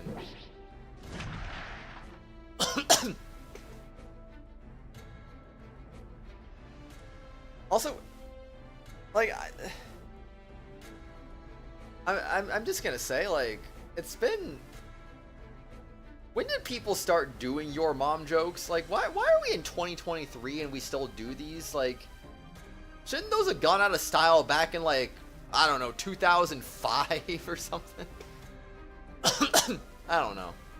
Wump. A thick, dull thud follows as if Anju had driven a rock into her opponent's face instead of her curled knuckles. I don't really laugh at that, honestly, Sylveon. I really don't. Double exclamation mark. Prince of Tusker, however, makes no effort to dodge. Anju's fist sits half sunken into her cheekbone. Eep! Anju lets out a shocked, breathless sound at the harsh impact, staggering back a few steps. I really didn't dodge it. Direct hit like that from Anju should have. What?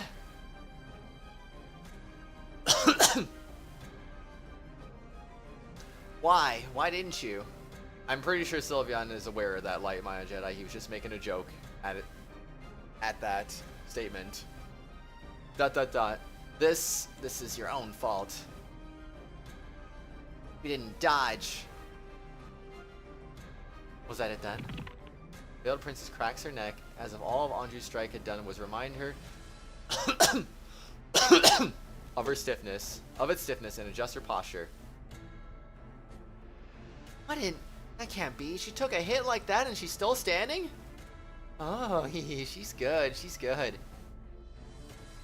Figured she wasn't a pushover, but I didn't anticipate this, whatever this is.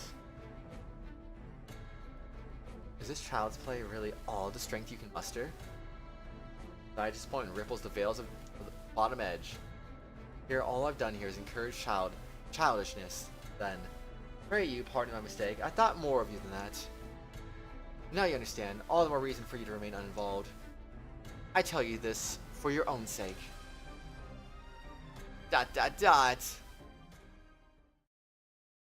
Benui Kuro, my business here is concluded. We depart.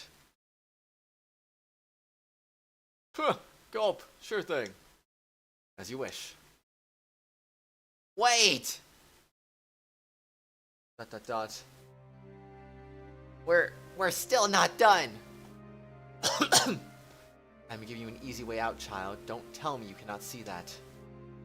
I have no obligation to inform you of my moves before they are made. Nor have I any obligation to continue rendering aid to the very invaders of my land. I came to do these things because I respect the old ways. Broken though your empire lays, I respect your title, Princess Yamato. Concessions I have made in its name are beyond exceptional. Surely you can see that now. Remain unswayed. All that remains for you to try and stop me. That indicates a large sword hanging on the wall above Anju. You'll be able to scrounge some small measure advantage with that, if only barely. Still mock me? Very well, then this will make you regret it for sure. Anju rips his sword from the wall and throws away the scabbard, bearing the naked blade at the other princess. Princess Anju! Your Highness, do not unsheathe. She told me to. She has nobody but herself to blame for what happens now. Dear brother, please talk some sense into... Oshtor, I order you to stand down. On my pride as Princess Yamato and as divine sign, I can't back down from this. By your command, as you were, Princess. Huh? Dear brother. See, Oshtor, I knew I could trust you to understand. Akoni, no matter what else happens, she invoked her title. Because now she does as a representative of her people and her cause. Where his road leads, she must follow it. We're duty-bound to follow right behind her. What if she keeps this up? Tusker. Yeah, there goes our supplies, let alone an alliance. Situation's only going to get tougher at the end of all this. Breaks Anju's spirit. I don't know if she can bounce back again. Honestly, certainly not without war still raging around her. But even then, please, Princess, you have to stand. You can do it. Dear brother. Don't worry, blades are far from unknown to me. I was trained by Moon Chica herself, after all. Turning on the Princess of Tusker, Anju brandishes the weapon and takes on an offensive stance. Besides, I decided I don't like her. ... Don't expect me to hold back! Say that last blow was still not the extent of your strength? Unleash yourself, girl. Make of my breast your chopping block. Well, I'll chop it, alright. Get ready! Tia! Anju raised the weapon high above her head, bringing it down on the undaunted princess in a mighty overhand swing. ... Blade's edge fails to connect, however, sailing wide and slicing the air. More follow through. You! Keep your eyes open. You cannot hit things you cannot see. If you would stop moving! Blur's sword strokes blurs the air between them. Her opponent narrowly dodges each attack, only moving her body as much as she needs to. Being to vibrate in place like a wind-blown leaf.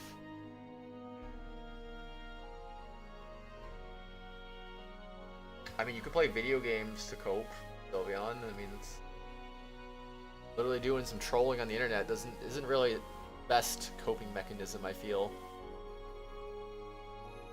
Then how about this? Anju crouches low, focusing her strength. Too slow.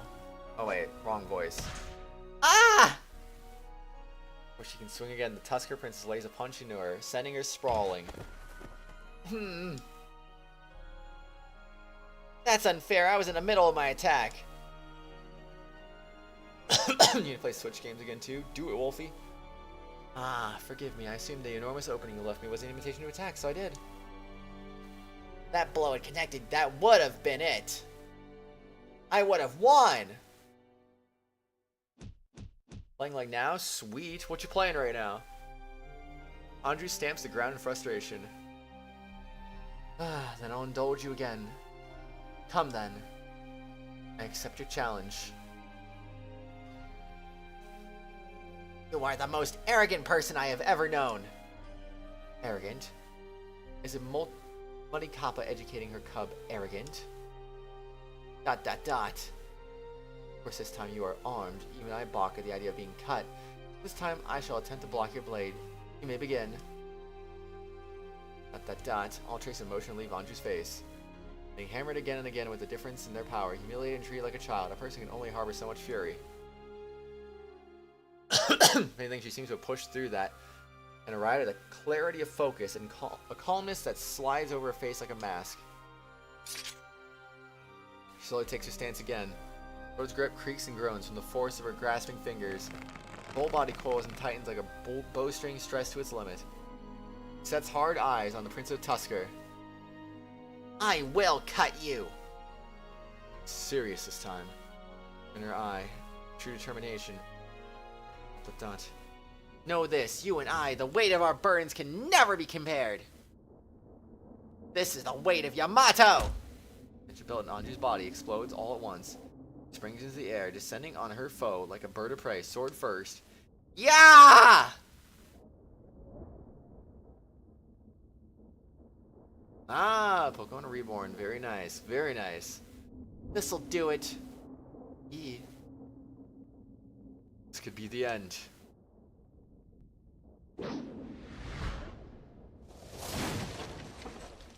What? Raging Titanic Slash comes down with enough force to match even Vurai. Far more than Anju's tiny body should be able to produce. Dot. But... What? And what tears through shields and sunders the thickest armor. Here's a Tusker holds it pinched between her fingertips. Why? Speak true, I was genuinely looking forward to having a conversation with you. Incredible, indeed. Who are you? How could you stop my full swing? That can't be. I'm the Divine Scion. Even an Akaruka Taruka wouldn't survive my power unscathed. What are you? Tell me! Our burdens could never be compared, you said? Oh boy, it's the Mask of Deception theme song. Let's go. Alright, I figured with a nice little calm tune, I'm gonna go use the bathroom and make myself some yogurt. I'm hungry.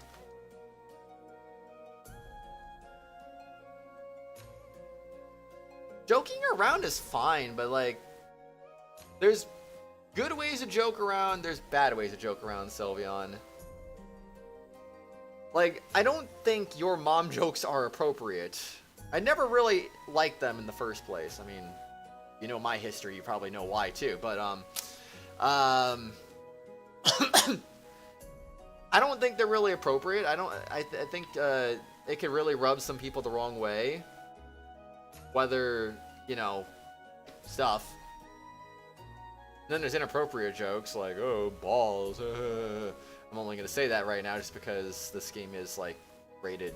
I think this game's rated M, isn't it? At least rated T, I know that much.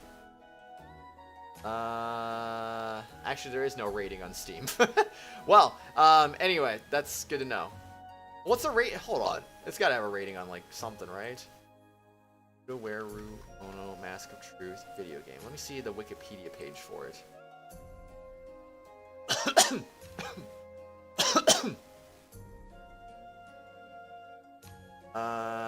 Where is the game?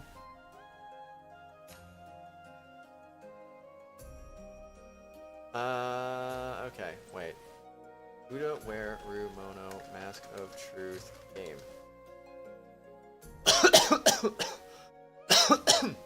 PlayStation Vita. What's it rated? It is rated M. Okay, yeah. Sounds about right. But anyway, most jokes are hit or miss anyway. There's some truth to that. I agree. I do agree. Nuh-huh. Funny. Nuh-uh. TikTok exists. I'm not on TikTok though, am I? Anyway, I'm gonna commit a beer back.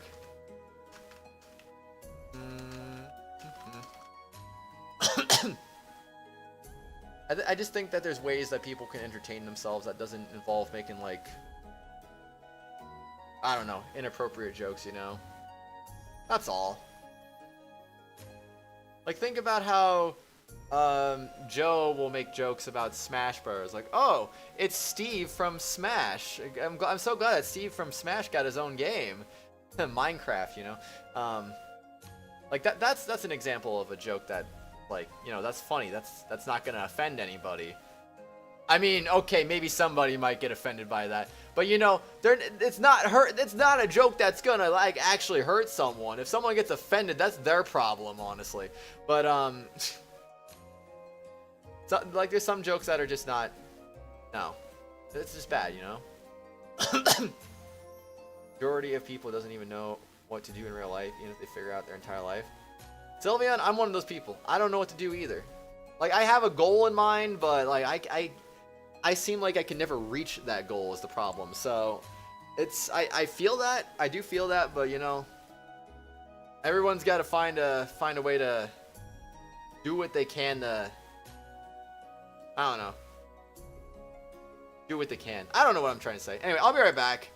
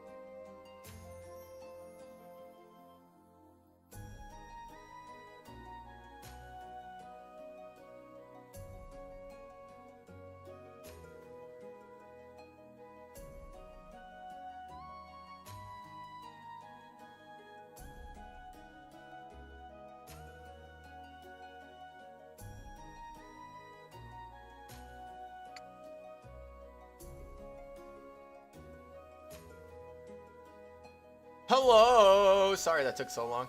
Anyway, I'm back. How's it going, everyone? Oh my gosh.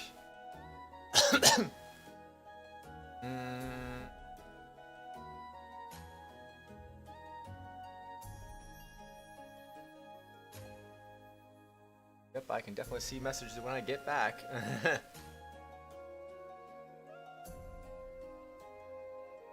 Honey Slime, hello, how are you? Saw the DMs just now, told you, and your cat adores you.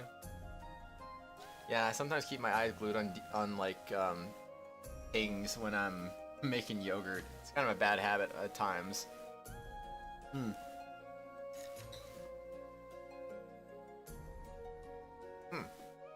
Look at cat piss. Whoa.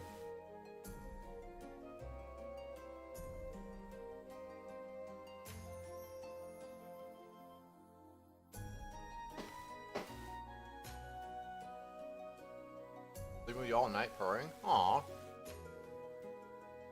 That's good. Are you getting along with your cat more? I know sometimes that cat, you said that cat was like doing stupid stuff sometimes. Sounds like you're getting along better though. Which is good, if it is. That's good, that's good.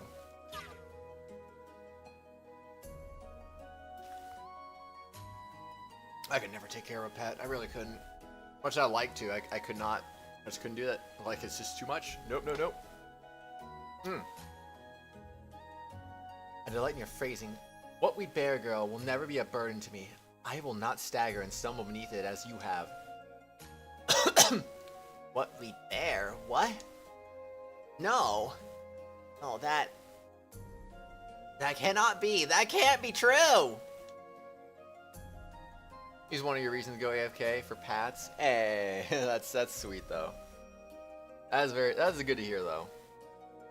Explain yourself. What we bear? What? Say yourself from one ruler to another. The irony runs thick. Listen well, little girl. I am divine Scion. Tremble and behold, for the true-born heir of Utisholnemetia has come.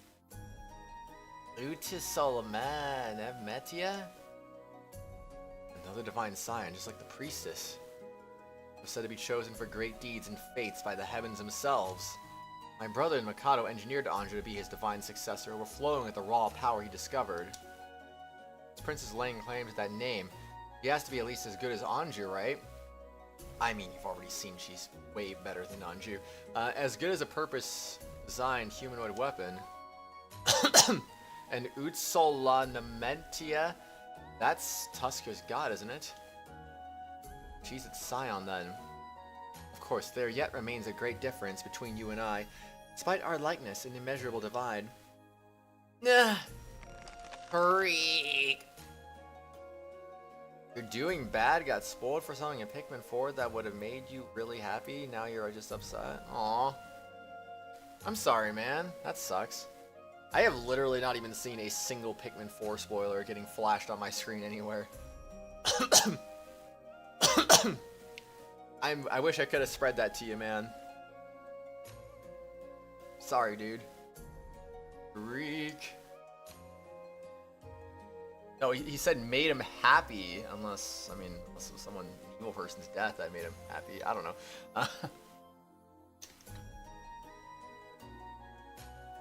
Garcon, what? What? No way. I can't believe it. I can't believe it, man. Man, Pikmin 4's been ruined for me. No, I'm kidding. Not always, Sylvia. I think it's way more than 10%. The difference between you and I, girl. Still pinching the blade between her two fingers, the princess extends her hand and the thin metal bends dangerously. Ah! I forget what that thing is called. Why was that added to the C? Is that just on your keyboard? Kind of funny though. Is that you fail to understand what it means to wield power absolute? That's a creak. Decorative weapons. Blade bends and warps under the pressure from her fingers. Speaking of creaking, I'm so glad my chair doesn't really creak anymore. Not to say that it's completely quiet, but it's like it's way quieter than my old chair used to be, so. Honestly, this chair is a huge upgrade. Crack! The shatters under the stress, falling to pieces in Andrew's hands. Ah! Broken pieces clatter to the floor as Andrew staggers back in shock.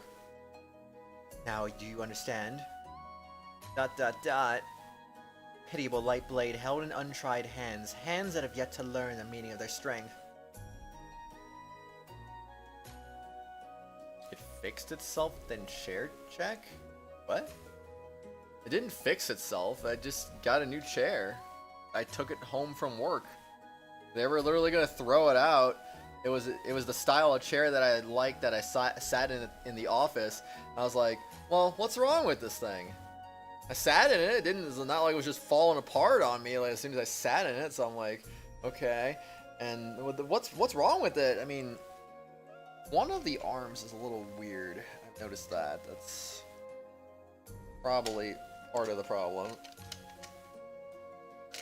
That aside. Oh, that is adjustable. Okay. Yeah, one of the arms is a little weird with a thing. And then there's also, Nice. The chair won't go up and down. It won't go up and down. I think that's the reason why they probably threw it out. That and the leather's a little bit worn out too. I don't know. It's a big company. They can afford to replace expensive chairs, I guess. Other than that, I don't know what else is really broken with this thing, because I feel like... Did I note anything else that was weird with this? I have no idea. But if it was just the friggin' elevation and maybe like a very, very slightly creaky. Like, it's not even like creaky like my old chair. It's more just like it makes little snapping sounds. Inconsequential. Feel without conviction will avail you nothing. Not even scratch upon my flesh. I wonder, how can you hope to stop my conquest? You cannot lay a hand on me. I am Yamato's. I'm just so dense, I swear.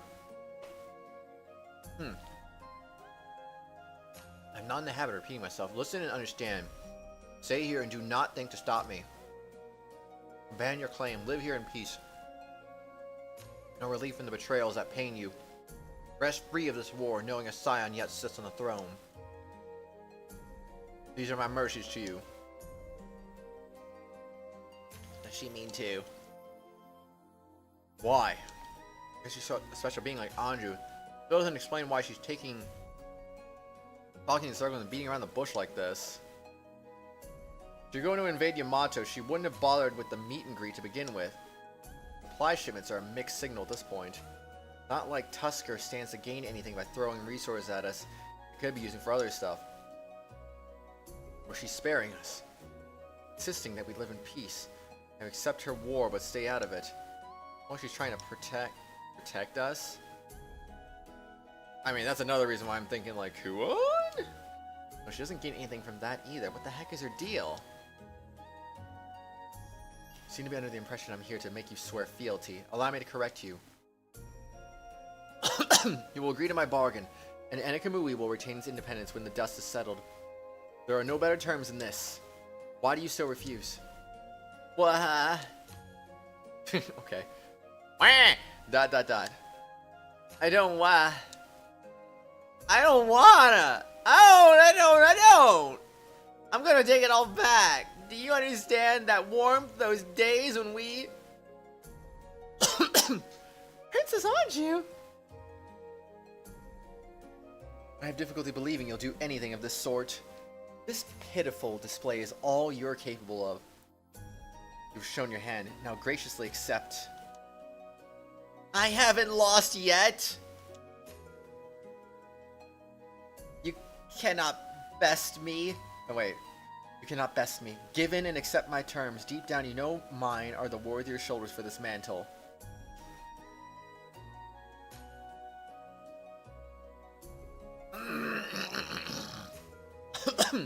Sniff. Ugh. Ugh. Anju lets out a raw, untempered sound somewhere between a sob and a war cry, charging the princess again.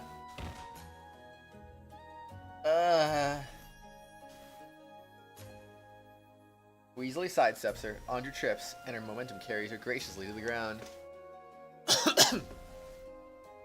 Waluigi says, wah. Wah. Wah. I mean, what? How sad that you call this impotent flailing at Scion's power. Ah! Anju rises to her feet and makes another attempt. Expects nothing but empty air. She topples again, hitting the floor face first. Oh, Shadow, you must lie to yourself so.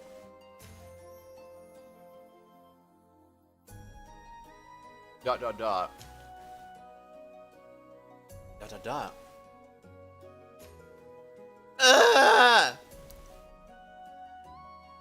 Tears fall freely from Anju's eyes. Her face a mask of pain, sorrow, and fury.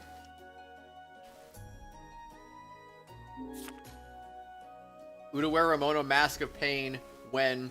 Udaware Ramono mask of sorrow when. Udaware Ramono mask of fury when.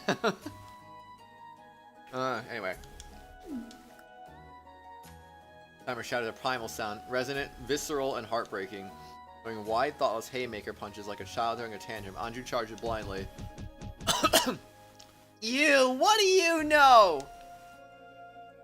What do you know of loss, of having the one thing you've ever treasured torn from you? You don't know what it feels like to have that warmth ripped away! Sobbing uncontrollably, Anju continues beating tiny fists on the princess's chest, deadly blows to anyone else, but useless now. Dot dot dot. For what a reason, the Tusker princess endures the onslaught with stoicism, refusing to give even an inch. You cannot understand! You! You can't! You no longer suffer to watch this farce. Tap. Princess extends a single finger and jabs Anju sharply in the forehead. Hi, Andrew. No, I did not, because I'd only watched main Nintendo Directs. So, all I heard about was Mew and Mewtwo Terra Raid, Pokemon trading card game to Game Boy app, and Raikou Neck. And that's it. That's all I've heard. I've heard nothing else. I had a branch Eco for Applin, and Duraludon is getting an evolution. Duraludon again? Applin, actually, I did see art about that too. I guess I did see that too. Okay, yeah. I read that already. Anju. I can't take this seriously reading it like that. Anju stumbles to. Then 3 steps back, falling to the floor despite her best efforts to remain upright. Ah! Why can't I? Right, she might to find her balance and right herself. Every attempt ends in floor-based failure. What? What did you do to me? Why can't I stand? Feeling you're well acquainted with, isn't it? Helplessness. The world spins on, no matter how you cry and struggle to turn it back. I just can't take.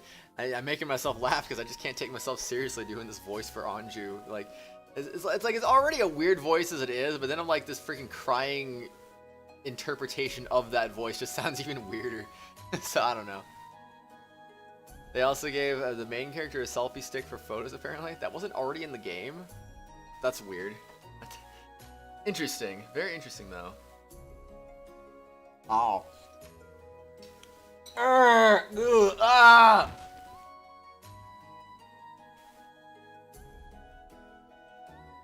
You're only wasting your stamina. I delivered a precise cranial strike.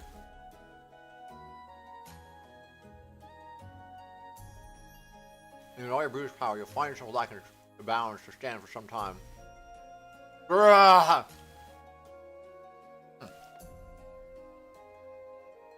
Stand, dang it!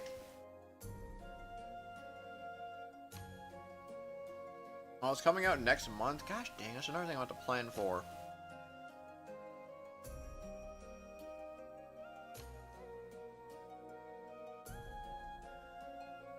I see.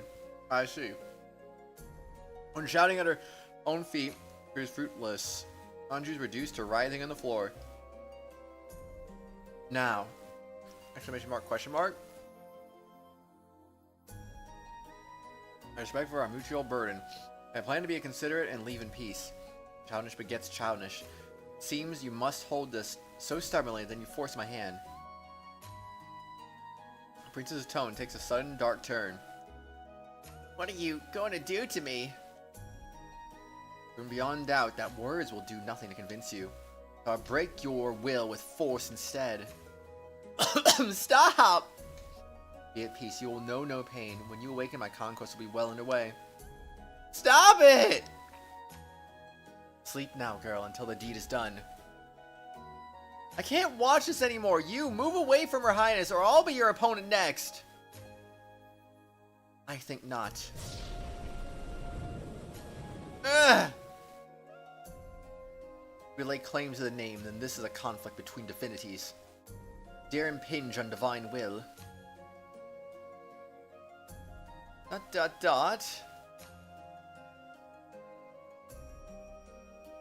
Means pebble or stone. I see. Now just relax. The princess raises a hand, slowly extending it towards Anju, as she speaks in a low, almost soothing tone. No! Accept oblivion. No! That's enough. Princess' fingertips near Anju. I grab the veiled woman's wrist and stop her short.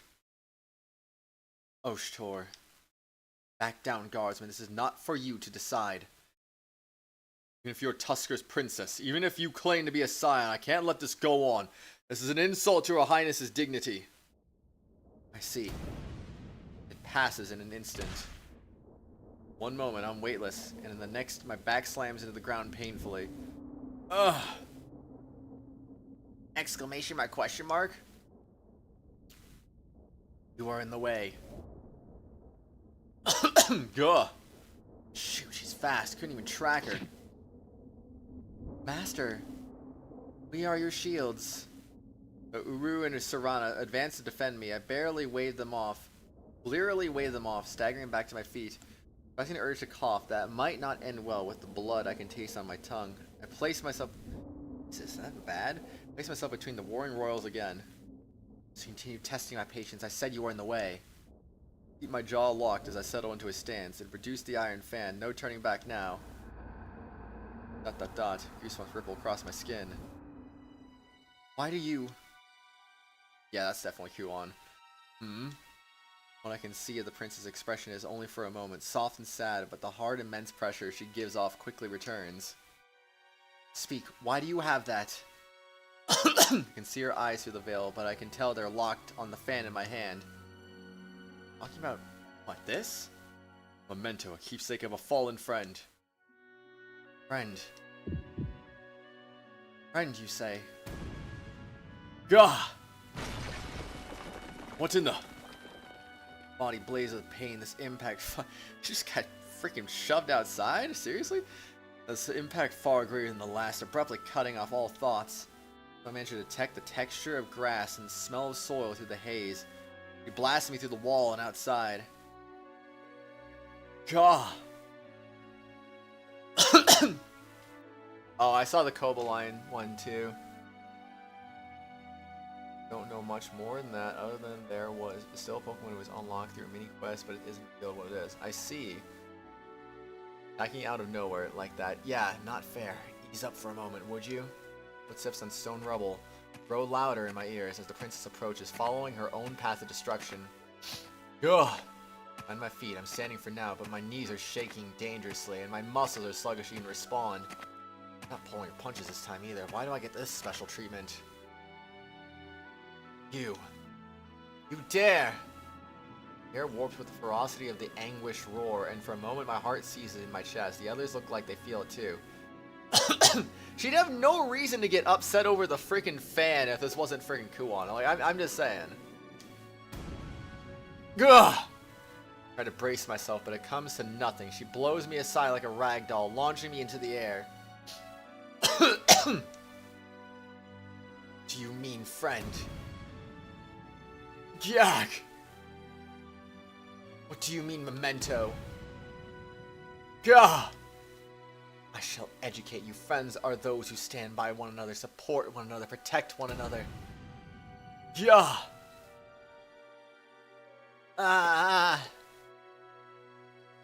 To fail in this. Those who betray. From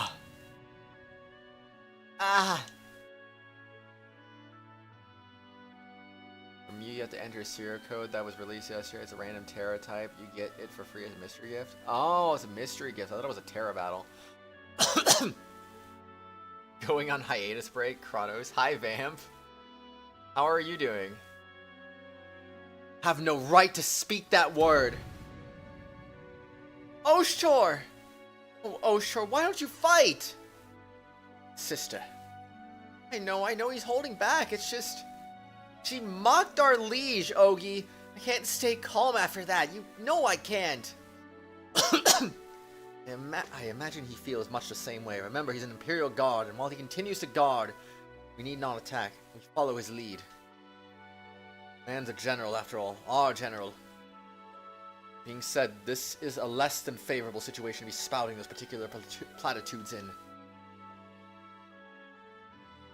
This new princess, what is she? Frank, one of my teeth is broken. How can she hit like that? All I said was, friends. Wasn't able to protect. Protect what? Shoot, my head's swimming too much. Can't put my thoughts together. Why? Why do you not attack? Acknowledge you as a worthy opponent. The champion put forth by the people of this land. Choose the fight, then it appears I was wrong. That's not true. Oshtor is. She extends her hand once again, reaching for my forehead as she done for Anju's.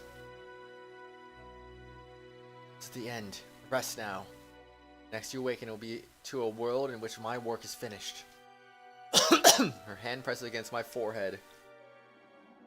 Don't underestimate me. Exclamation mark, question mark. The moment her skin comes in contact with my Akaruka, a short, powerful burst of invisible force repels her hand. Puh! A chipped shard of tooth bounces off the ground. This is the end. Don't make me laugh. Applin's Candle Apple evolution called Diplin. Candle Apple evolution? Oh. Oh no. She told you, didn't she? This isn't over. Hardly. Her will is broken. She will not stand. ... Are you offering yourself as my opponent? You have a theory about the first part of the DLC? There's speculation. I mean, I don't really know anything about the DLC, so I don't even know if I want speculation, to be honest. At least until, like, a later time. Well, by then, the speculation's kind of moot, isn't it? I don't know. I don't know, man. No, Her Highness will stand. She will. Oh, sure. Oh, you and she seem to have different ideas about that. What does that push you to show? You claim belief in her, loyalty to her even.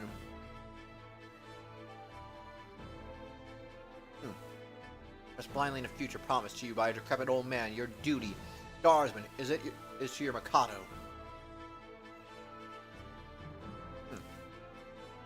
Not to his misbegotten spawn. ... That Anju flinches stiffingly. Thought that it was a phantom of the Mikado that bound you. But evidently it's a day for correcting mistaken assumptions. So I'm left to wonder, what is that drives you, if not that? ... Oshtor? Drives, huh? I don't expect you to understand. You who excel in every respect, who's never had to lean on someone else for support. You could never understand. You've never had to truly empathize with and understand another person, or had another person understand you. You. Yes, our liege is still immature. Mikado's love spoiled her. No one denies that. She shirked her studies, Neglected to better herself. ... Dot. It's true our liege is still immature. We know how much she's grown since those days. Shiny Impidimmy? Fires about 2 weeks. Interesting. I see. And we know that she'll continue to grow. That soon she'll become a person fully worthy of inheriting the Mikado's will. Oh, sure. Sworn oath to fulfill those ambitions and retake the Imperial capital. Till that day comes to pass, I will be as Her Highness's spear and shield, such is my role. Oh, sure. At your answer then. Equivocation will get you nowhere, but so be it.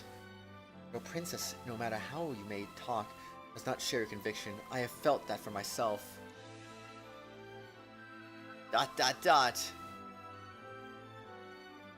My liege. Oh, sure. I can't move. My body, it won't move. I must stand, I know, but I can't. How can I look the others in the face like this, crawling in the dirt, spineless, cowering? 2022 champ? Wait, what? Wait, what's that in celebration of? Like the Pokemon 2022 World Championship or something? ... Everyone will be disappointed in me, I know it. Spineless, huh? Oh, sure. Certain man, I imagine he'd respond something like this. So what? Oh, What's all the biscuiting and moaning for, huh? Everyone knows you're not up to this. You don't stand a chance. Not like your big dark secret's getting blown. Not news, so why give a darn? Oh, sure, you. Get your Mew. Nice. Khan? What's it even matter anyway? Huh? Nobody's perfect. Folks have flaws. Yeah, you've got a big heap of problems, and maybe one of them's spinelessness. They're part of your charm. Can't be. But I'll set a bad example. Hey, don't worry about that for now, okay? You'll get there. Let us fill in the gaps until you do. Charge it up, Wolfie, charge it up. Besides, all you have to do is be a banner, remember? And banners just stand there. You don't need unrivaled strength or a razor-sharp wit, or any of that. That's what we're here for. ...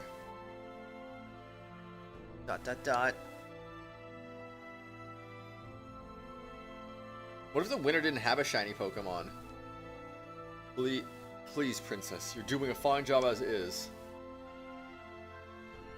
Anju's not gonna die, Gamer Mario. She's just getting a lesson taught to her. Stop it.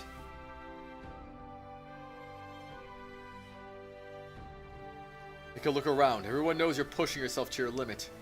Oh, non-shiny. Okay, I see. And we're not sticking around because of some duty or obligation. We're just a bunch of crazies who happen to like you, no matter what she says. Stop this.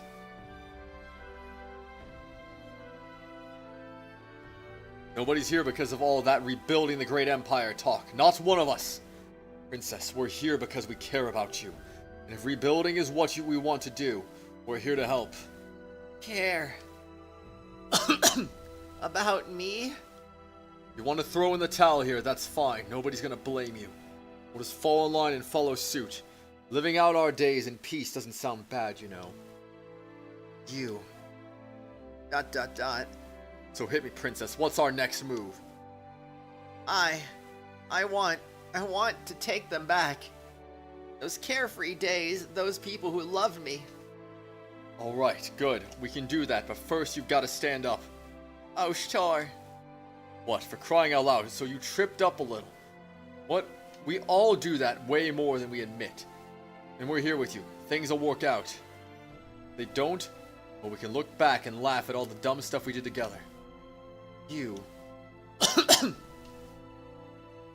Come on, you rather keep rolling around on the ground all day? Rolling on the floor laughing? ROFL? Haku. Wait, what?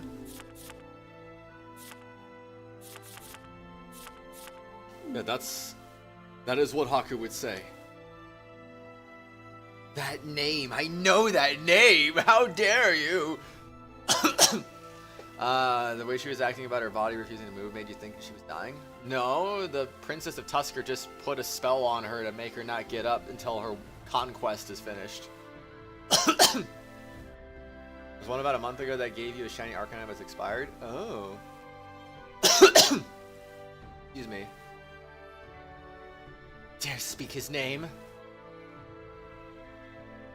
Yeah, this is good. This is starting to go south. Kuro, you're prepared, yes? Of course I am. Haku. Andrew's body tenses up. Physically slaps her own legs as though threatening them with violence if they don't obey her orders to stand. That's right. If I gave up now, he'd laugh at me, wouldn't he? I won't let him. How dare you? Leave me behind without my permission, you fool! Just you watch, I won't cry for you. Not one tear. I won't! That's it, there you go. That's the Princess Oshtor calls his liege. Dear brother. Gah! Sudden impact sends me staggering once again. Sir Oshtor! Shut up! You have mocked me enough. Prepare yourself. Thanks. Okay, she's upset. Does she not like being ignored? But you misunderstand. ... Your opponent has never been me. And I let my eyes fall pointedly on the figure standing behind the Princess of Tusker. There Anju stands with feet firmly planted, expression proud and triumphant. Do not learn your lesson, whelp. I'm sorry to have kept you waiting, Oshtor, but stand down now. This one's mine. As you wish, my princess. Very well, you will become an eyesore anyway. If you truly wish for this, then. Dear brother. Nothing to worry about. She won't break again. Not ever. You believe that strongly in her. Still, that princess, she can be a handful. Ah, man, those days I just wiled away with drinking and games. Why did it all have to come to this? All but reading my mind, the twins immediately pressed themselves against either side of me. Well done, master. Shall we comfort you in this time of stress? God, I need to get, like, workers' comp for this. Hazard pay? Something. Man. Words of the man I used to be slipped from my mouth. Well before my mind, hazy in pain, can shut them down. What? Just now, what did you say? Ah. It can't be. It looks neat, Merp. It looks very neat indeed. It can't be. Yeah! Exclamation mark, question mark. Ugh. Well, the princess manages to block Anju's attack. With great difficulty, sliding back under the sudden force. Wait. Come on! Yeah! Hold. Now is not the time. Ah! They only gave you a single day to claim the Arcanine, but for the current shiny until like the end of August. I see. Wait, I said. Anju keeps up her offensive, ignoring the princess's pleas. Unlike the previous clash, however, her fists begin to actually land.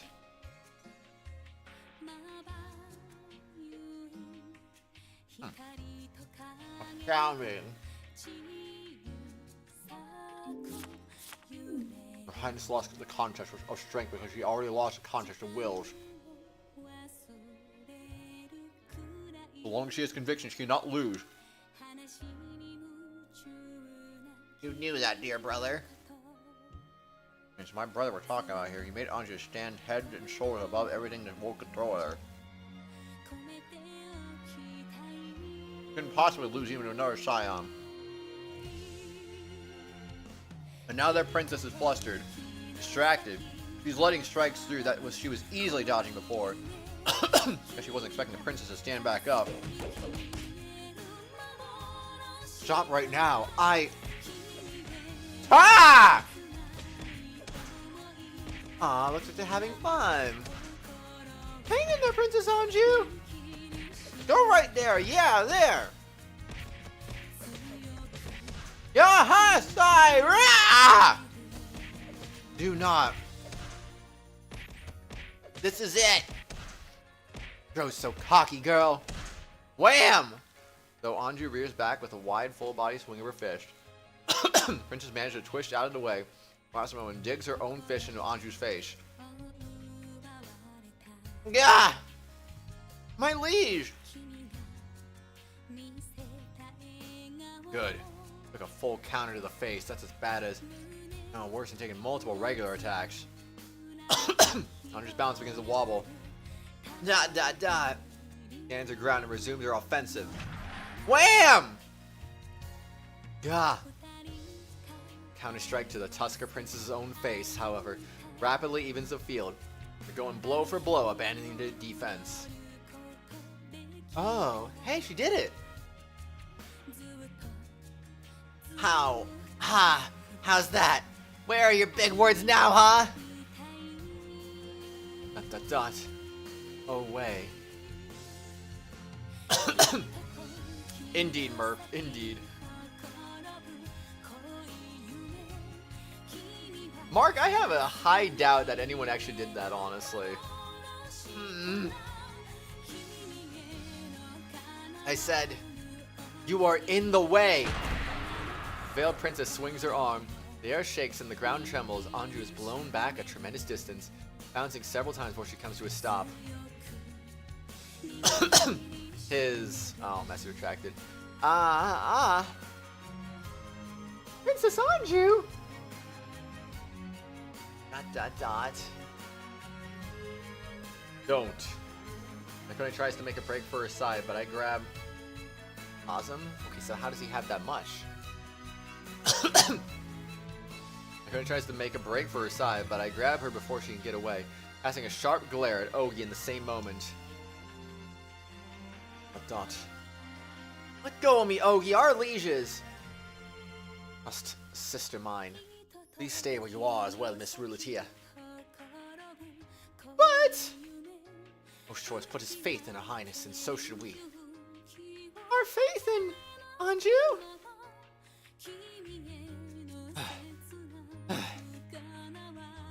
This time you will not rise again. Were it not for your own stubbornness. The Veiled Princess turns towards me as she mutters under her breath. Dot dot dot. Your eyes on me even though it's through the cloth. That truly you? Hey, show me your faith. Why are you looking over here? What? You have time to make chit-chat and have a look around? You looked beyond the princess and to a single spot. Anju stood up. Even when her will was broken, she found her conviction again. I have to hold on to that. That she'll keep getting back up, no matter how many times she falls. Who would believe in her, even if Oshtor doesn't? And above all... What? What are you saying? What? Keep my eyes expectantly fixed on the distant spot, and sure enough, within my sight, Anju climbs defiantly to her feet. Those who overcome despair are unbreakable. Was that it then? Exclamation mark, question mark. Divine scion of Utsolamentia. You invoke a powerful name, but you're not all that. How? How can you yet stand? I felt your body give way. You are undone. You should not be able to. You said it yourself. Strikes are too light. Without conviction, they avail to you nothing, not even a scratch. I see. You still resist. You still dare to impinge upon the will of the heavens even now. I'll keep getting up as many times as it takes. All I have to do is make you fall once. If it's only once, I won't lose. ... Yeah! Ha! Princess meets Anju head on. Fierce battle resumes. No punches are pulled and no decisive blows land. Hold on.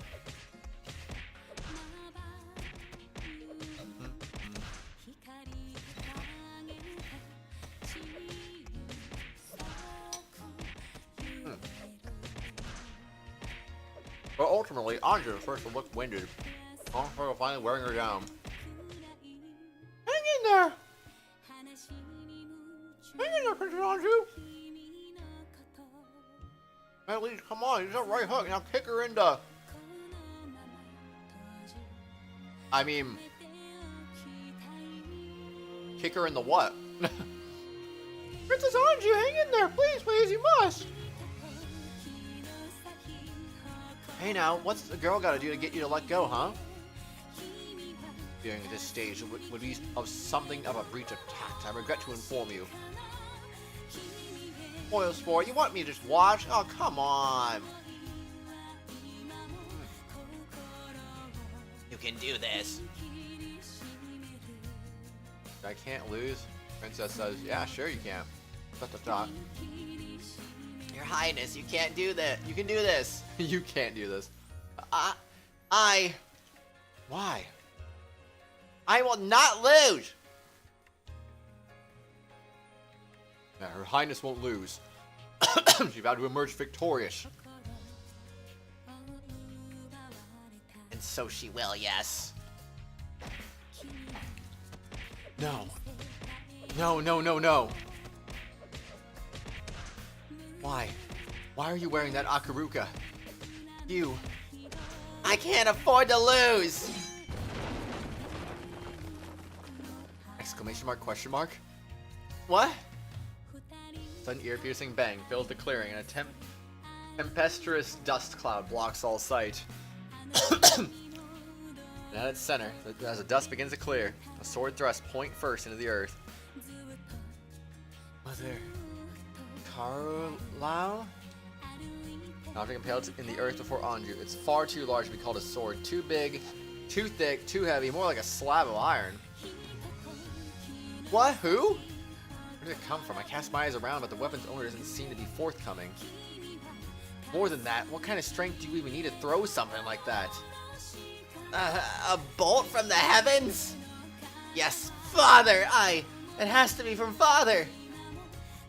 Anju reaches out and grasps the handle of the impossibly large thing, taller than her, even partially sunk into the ground. She heaves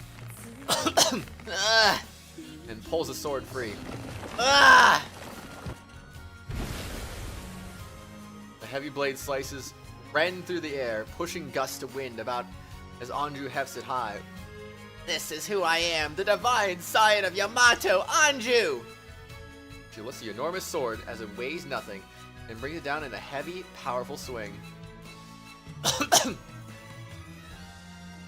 I don't think the Akaruka thing was to Anju. I think that was more to Oshtor. Because Oshtor's mask is an Akaruka. I don't think the sword is an Akaruka. I could be wrong. But yeah, it's most likely she was reacting to his mask. Like, why are you wearing that? Because it seems she knows him. Perhaps when he used to go by the name Haku. You're outmatched, country girl! Country girl? What? Okay, what just happened? An explosion-like impact assaults the Princess of Tusker. Of course, protect yourself with both arms, but the ferocity of the blow is still too much, launching her back and into the air. The stone wall prematurely ends her flight, and it promptly shatters, scattering dust and chunks of rock from the impact. She did it! You got a line for everything, don't you, Murph? Anyway, as the dust clears, however, Princess Tusker stands unfazed. Not so much as a bruise or welt visible on her skin. No! She ate that and it didn't even phase her? This is like a freaking Dragon Ball character at this point, like, geez Louise. What? Assuming this is Kuon, what the frick has she been eating over there? Like, geez Louise. How strong is she? Don't be deceived, look. Ha ha. Being to push her body's limits, the princess stumbles and slumps forward. Wheeze! Anju too seems to have spent herself in that onslaught, leaning against the sword as a cane to stay on her feet. Both of you, enough. ...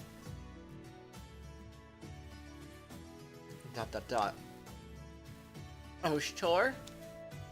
Both need displays of your full strength. It's enough. We all know how this ends. But... Any further, win or lose, and one of you is going to be seriously hurt or worse. In a lot of ways, this could have shaken out.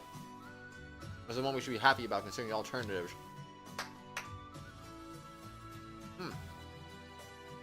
Well, what a show, right? Going tit for tat with Our Lady like that. Kuro. I gotta say, I'm happy she got a chance to blow off steam like that. Like, come on. I'll take fighting over stuffy negotiations any day of the week. You talk too much, Kuro. Sorry. Shall we call it a stalemate? I have no objections. We sorted out the princess' issues, but we still have the main problem to work out. Ellen, delegates of Tusker. ... I apologize for the inconvenience of that long journey, but I'm afraid our official decision is that we cannot accept your proposal. I ask that you please leave. Oh, interesting. I was wondering what you were gonna say. Fascinating. Plan to take on the court without our backing. Our liege is destined to rule Yamato. If yours would snatch that away from her. You may not trust any diplomatic overtures you make, well-intentioned or otherwise. I also ask that you stop sending supply shipments. We will afford to have our stomachs beholden to a foreign power we cannot trust. Got that right. Chase-o seems like a reckless course to me. ...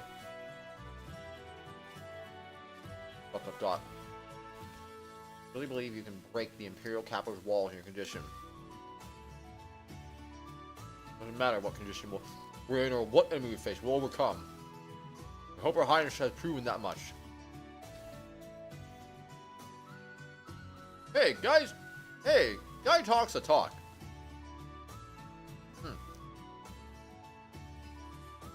You got resolved.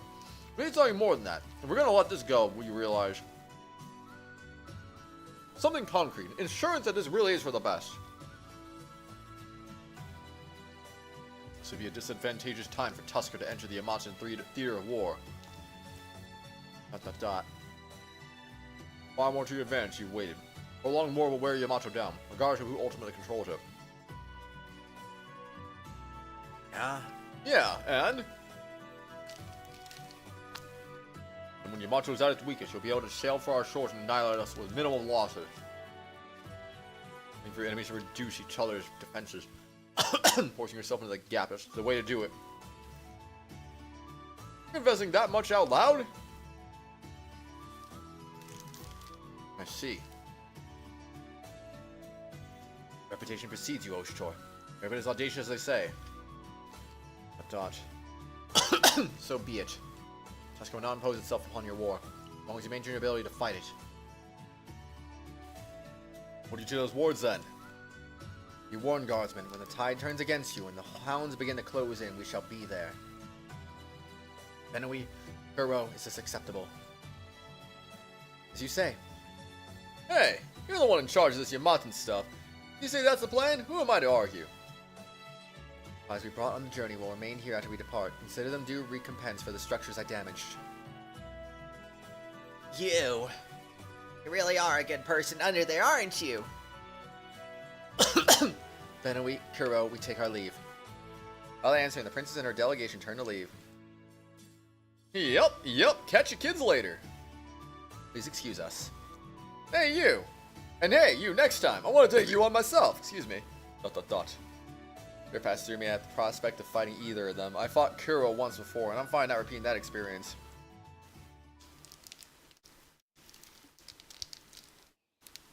indeed. Who the frick are you two? Have we been introduced?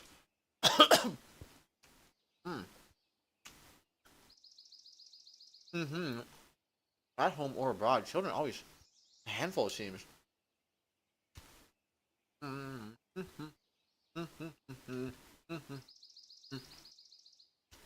Are certain knows why? How did it get from?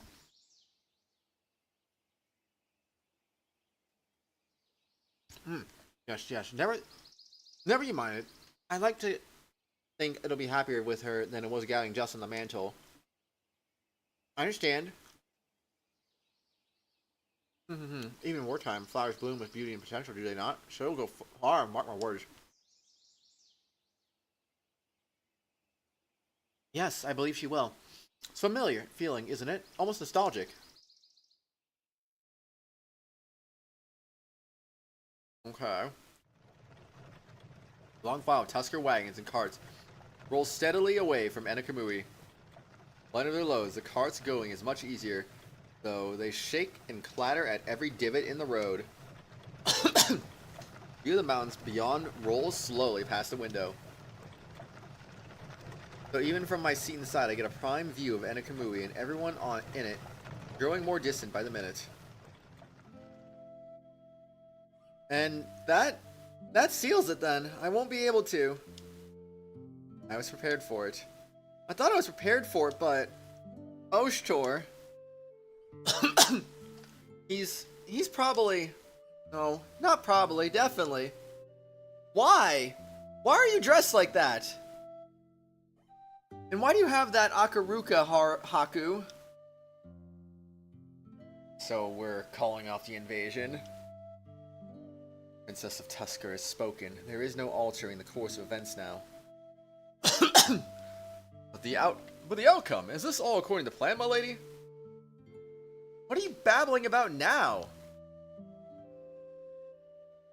Taunted them to anger them, right? Make them circle up and strengthen their bonds and all that. Am I right? I have no idea what you're talking about. Aruku? And how long do you think I've known you? I am the Princess of Tusker. I will not controvert what I've spoken in that capacity, such as to compromise the integrity of Tusker itself. We'll leave it at that then. Either way, why don't you ease up, huh? Stop bottling up your feelings so much. One moment. Alright. Dang scary watching you cry without making any sound, you know. Dot. Anyway, Huan was very predictable, and in a way. Especially when she started reacting to stuff. I'm crying? Flip. A drop that falls on the back of my hand. Only then I notice the large tears rolling down my cheeks. Huh? Which continue flowing, despite my best efforts to wipe them away. Dot. I am not crying. Merely beset by a dust mote, that is all. I am the divine scion of Tusker, of Uitsolamentia. Yeah, I'm not concerned with any of that. I'm talking about the mask you put. How about the mask you put on your friends, even knowing they hate you for it?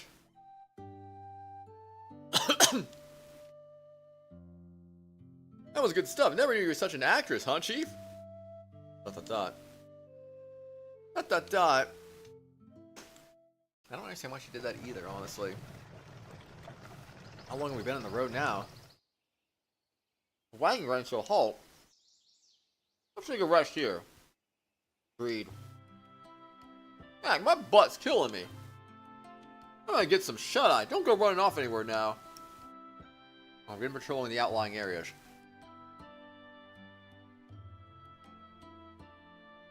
Then we disembarked from the wagon, and Kuro lays down with his back to me. Before long, his raucous snoring fills the compartment. All but telling me to go. Z.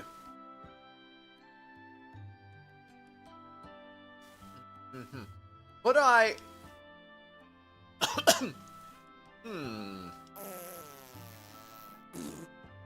What the frick? That's not a sound effect I was expecting to be greeted with there. A certain noxious something accompanies the unpleasant sound. That smell! Oh! Urgh! My eyes! The burning miasma produces tears of another kind altogether. I'm not going to withstand the stinging any longer. Pick open the wagon's door and bail out.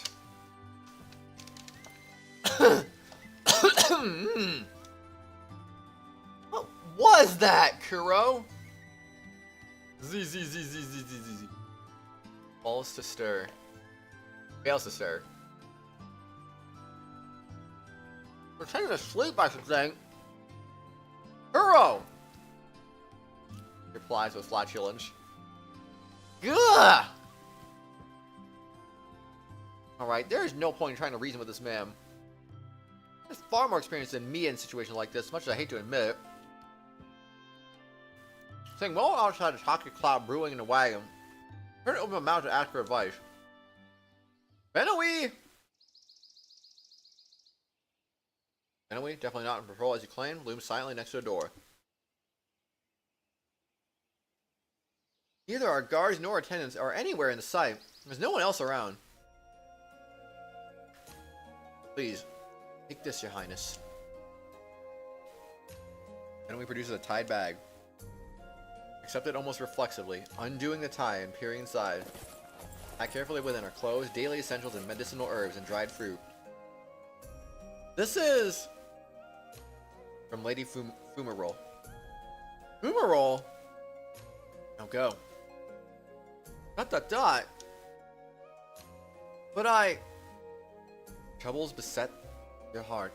Listen to it, and you will know the way. His words. If I do that, and you'll... This feeling I'm getting, something tells me he dismissed the others to be considerate. You were playing on this from the start, weren't you? ...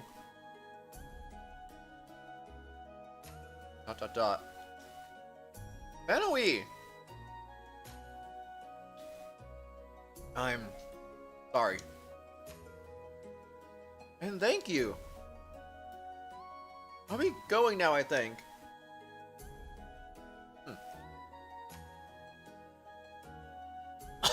No hitter. Ooh. Good to see you smile for a change.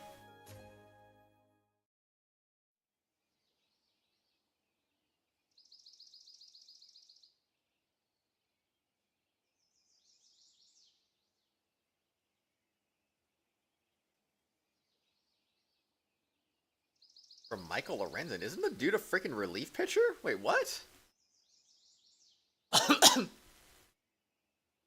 I am so confused now.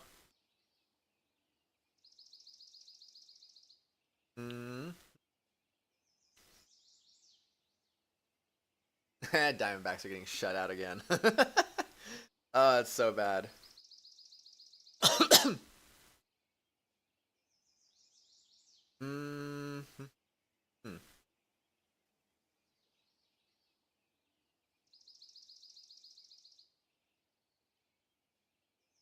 Anyway, that's cool. Hey, she finally took the hint? I thought she'd grown up, but I guess that's the kid's still a handful. Oh, not this song again. I know we're done a little though.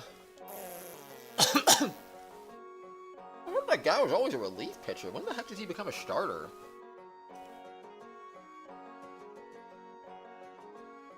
Yeah, long throwing no hitters.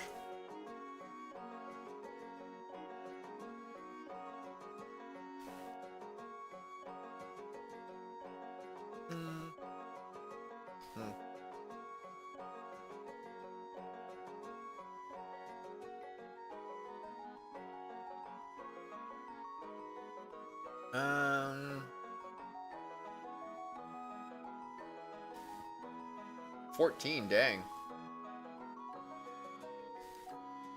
That's pretty crazy. How many do the Diamondbacks have? Like 3, I think.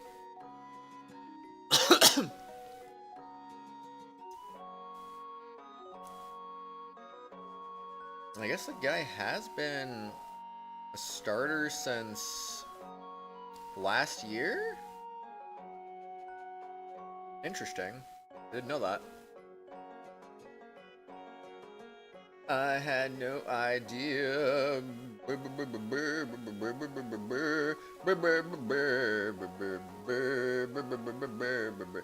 what am I doing?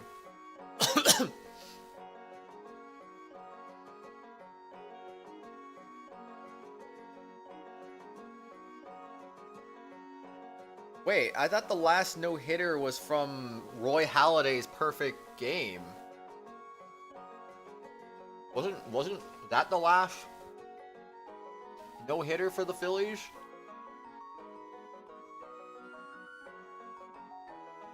Oh wait, no, you said he threw the no-hitter in 2015. I'm misunderstanding. I thought you said he threw it in 2008, and I was like, wait.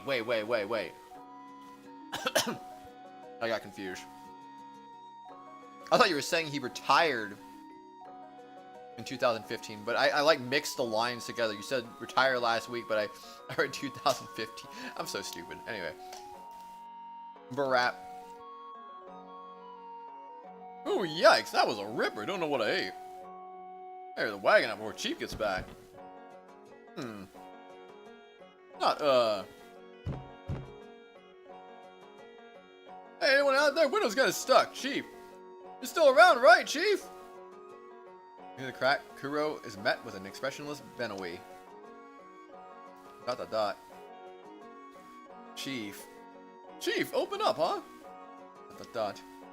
Chief, I'm dying in here. Come on, Chief.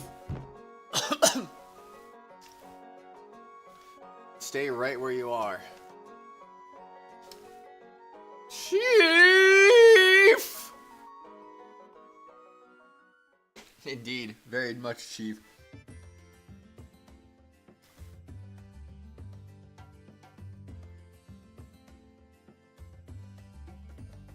Need a personal congratulations from Cole Hamels. Why? Talk about Anji rebuking foreign delegates. Unreasonable demand spread through Anakamui like wildfire. Kassan bustles and troop morale rises with every fantastical retelling of the story. Nobody realized the extent of the trouble we're in? And then we forced him out? My job to do something about it. I guess I'll worry about it later.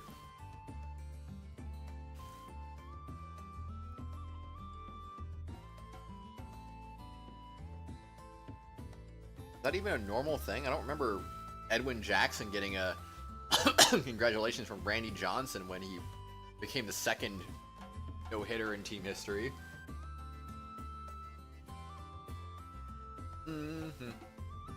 My liege, you were spectacular, fighting to the end a hard-won triumph.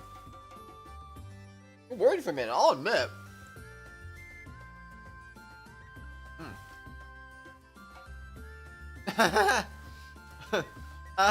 That was a ruse, yes, a mere distraction to lure her into a false sense of security. Would have spoiled the fun if I used my full strength from the start. Were I serious, I would have ended it. It would have ended in an instant.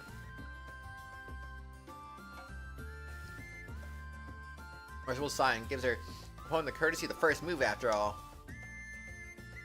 Well played, my liege. How noble of you. Right. Continue praising me.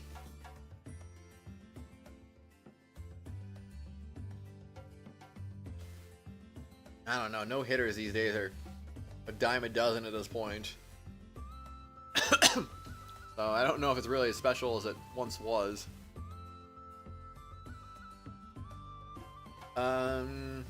She's growing strong. Oh, Princess Andra, please don't move around so much. I can't rub the solvent if you... Ow, ow, ow, ow, ow, that stings. Be gentle. I mean, the freaking Diamondbacks, so they had a freaking rookie throw a no-hitter in their worst season ever, so... that was fun. Yes, Your Highness, like this. Yes, like that. Very good. I am pleased. Princess, you had all the fun. I wanted to fight too. What? Why would you want to fight her? You realize how intense I mean... What's wrong?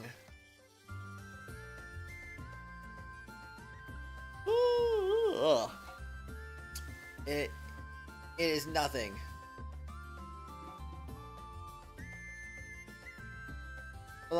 Blast it. I can't tell them how hard fought that really was. It looked as though I won with grace.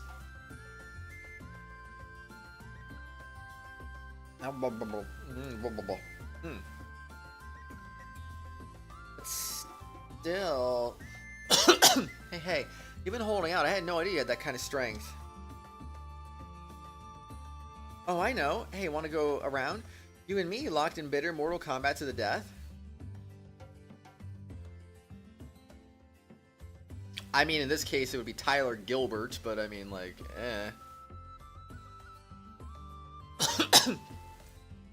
I don't know.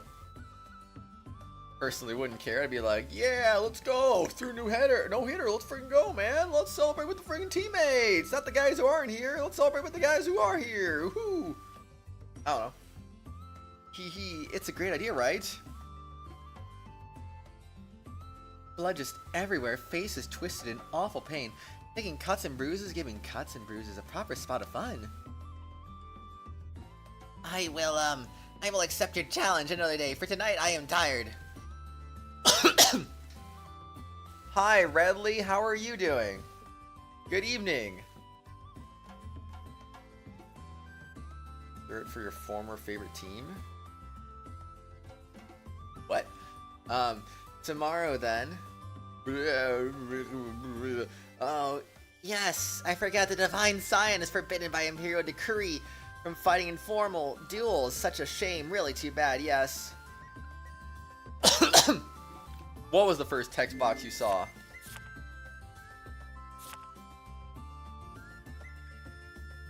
You mean this? You mean this? Blood just everywhere? I mean, there was basically just a duel to the death between two Divine Scions, so I mean... yeah, Kuon was not pulling any punches, for sure, against Anju. Anyway, hi Redley, how are you? Good morning, good evening. Actually, it is morning for you. Good morning! Good morning! No! No! I'm gonna miss you! Come on, Redley! How am I gonna... What am I gonna do without you here? Come on, man. Oh, man. Jeez Louise.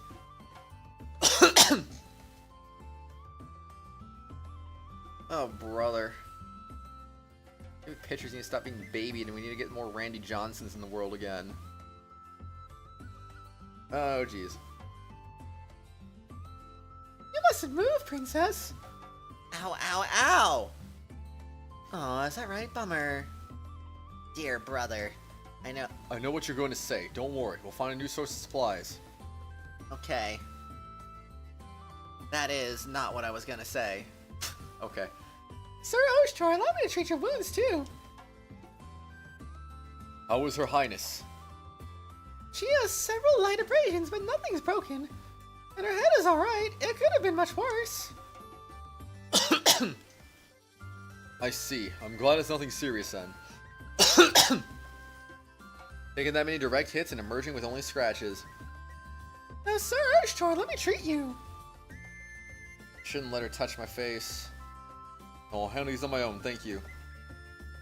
My duty as the Imperial Guard of the right to fulfill. I can take a few bumps and lumps. What? Spit and it'll heal. Don't worry about it. Oh, sure. Don't you have something to say to me? Have I interrupted? It's nothing. I was just asking Sir Oshtar, let me treat him, but... That's no good. Oh, sure. You should get looked at. It might feel fine now, but some injuries hurt you slow. She is correct. Your body is not yours alone. I mean, what is that supposed to mean? Please don't fidget And blush when you say stuff like that, please. Yeah? ...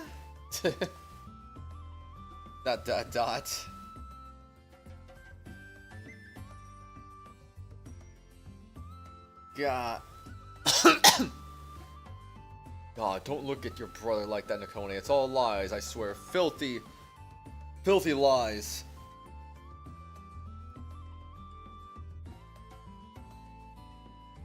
We're something to happen to you in your weakened state. Ah, a moment I know. As a reward for your valor today, I shall personally treat you. I will see to my brother. Thank you very much. Aw, Nakone, scared someone's gonna steal your big brother away. It's so cute how devoted you are. This sibling love is at its most beautiful. Nice, Merp. That's cool, man. That's definitely cool. Dang.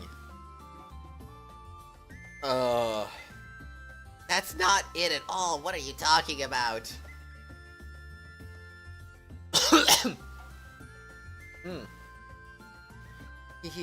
Neko's embarrassed.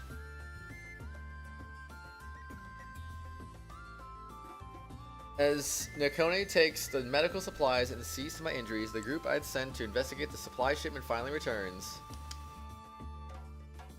Verification complete. Provisions bear no trace of scrying, spell weaving, or other means of thaumaturgic tampering.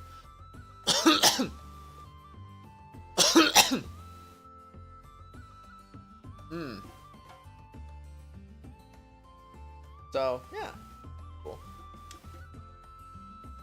Testing sample batches yielded no indication of poison.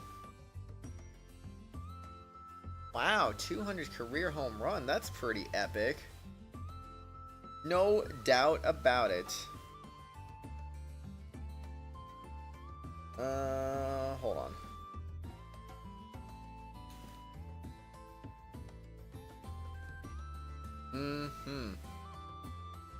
Anyway, and testing sample batches yielded no indication of poison.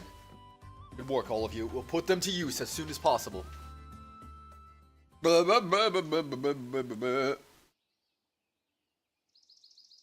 Meanwhile, another group, unaware of the day's dramatic events, lingers outside the castle walls. They returned before sunset, but their pace was leisurely, slowing their journey. That was amazing, Kiro! It was so beautiful, all full of flowers! Thank you for taking us, Kiro! Glad you enjoyed it. We'll make the hike again, I promise. Sorry for all the trouble. You did this for her sake, I'm guessing. Huh? Oh, Shinonon's been feeling down ever since we settled in, yeah? Oh no, that wasn't my intention, but... Just with Boss out of the picture, and Boss Lady skipping town, it's rough for a kid, you know.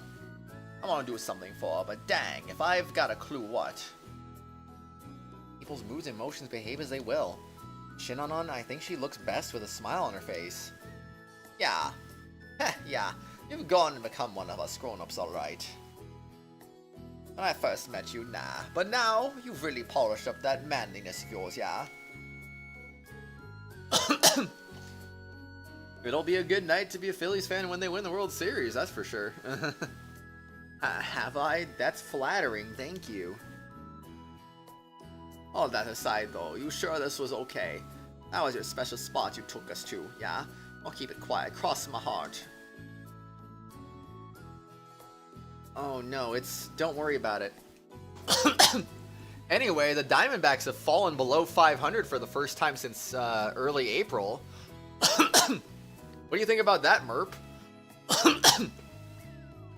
What do you think about that dysfunctional organization that's now lost 8 games in a row? That has yet to win a single game in August. That barely won any games in July.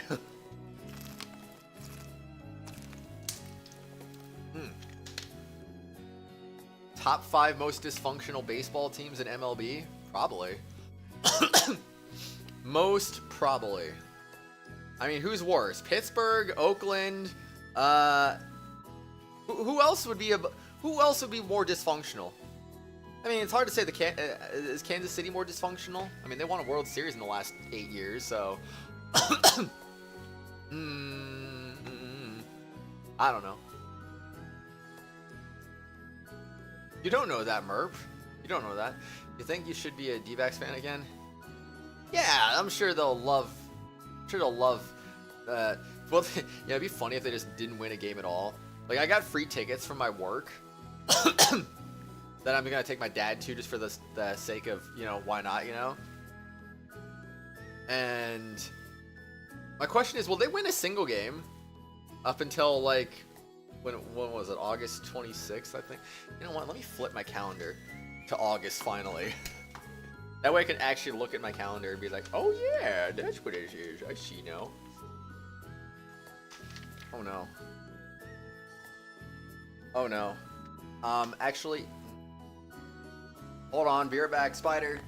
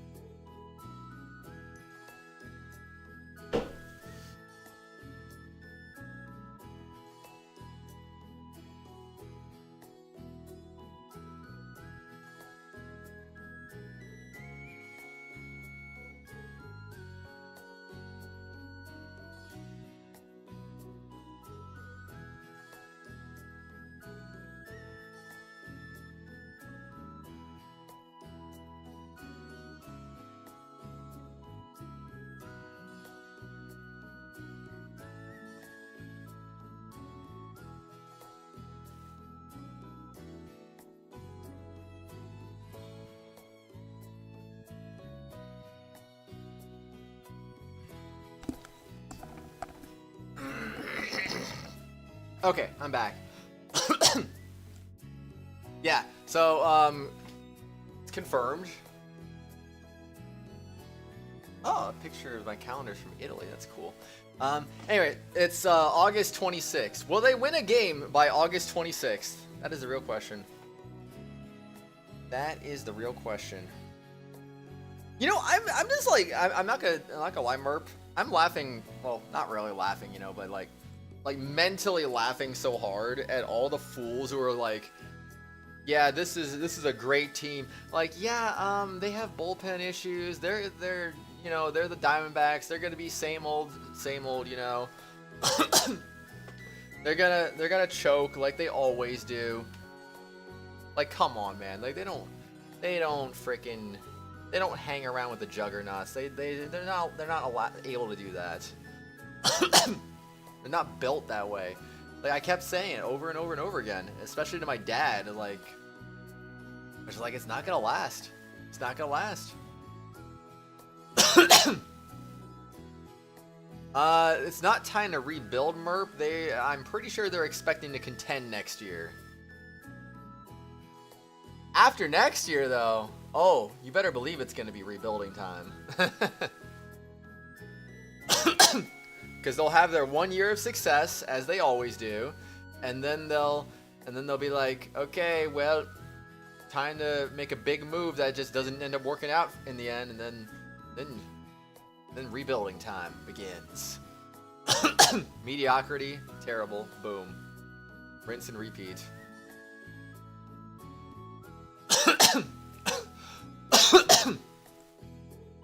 Probably a wild card loss, most likely. Most likely. It's not like I want to take Nakone there or anything. Oof, gotcha. Kiro, sometimes you gotta just give up on stuff. What's the point of moping around? What? Well, don't you worry. When you get turned down, I'll be a rebound. Oh, Jesus. So I'll go get rejected as much as you want, yeah? Does she even know what those words mean?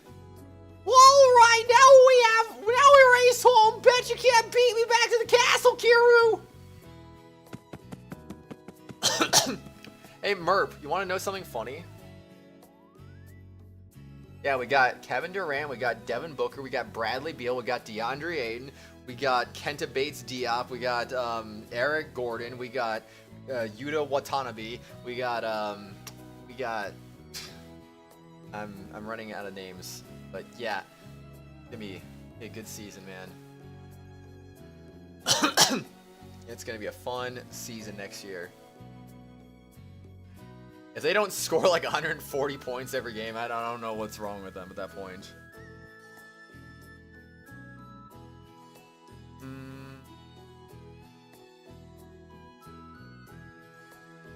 Anyway, where was I? Oh yeah, the fun fact, Merp. Want to know a fun fact about the Arizona Diamondbacks baseball team?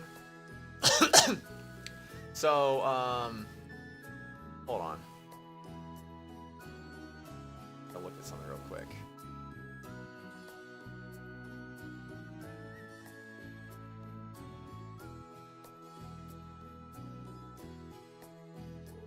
Okay, that's what I thought. So, you know, our current owner, right? He bought the team. He became the basically the main owner of the team in 2004. And you want to know what happened after that? 3 playoff appearances in almost 20 years. You want to know how many playoff appearances they had before 2004? 4 playoff appearances in 5-6 years? They had 4 playoff appearances in the span of 5 to 6 years. And ever since he took over the team, 3 playoff appearances in the last 20 years. Good stretch. Good stretch for sure. No doubt. Easy Shinnon. Watch your feet. It's dangerous to run blindly. Always a considerate gentleman type, but never to the right person, huh? I really hope that he sells the team soon. Well, it seems like the fans are content with that, considering the attendance doesn't really go down to Oakland A's levels. I hope they freaking get... I want to see Matt Ishbia buy the Diamondbacks. With the amount of money that guy is spending on the freaking Phoenix Suns, and there's a freaking salary cap, by the way, they have to work against. But, like, that, I don't know.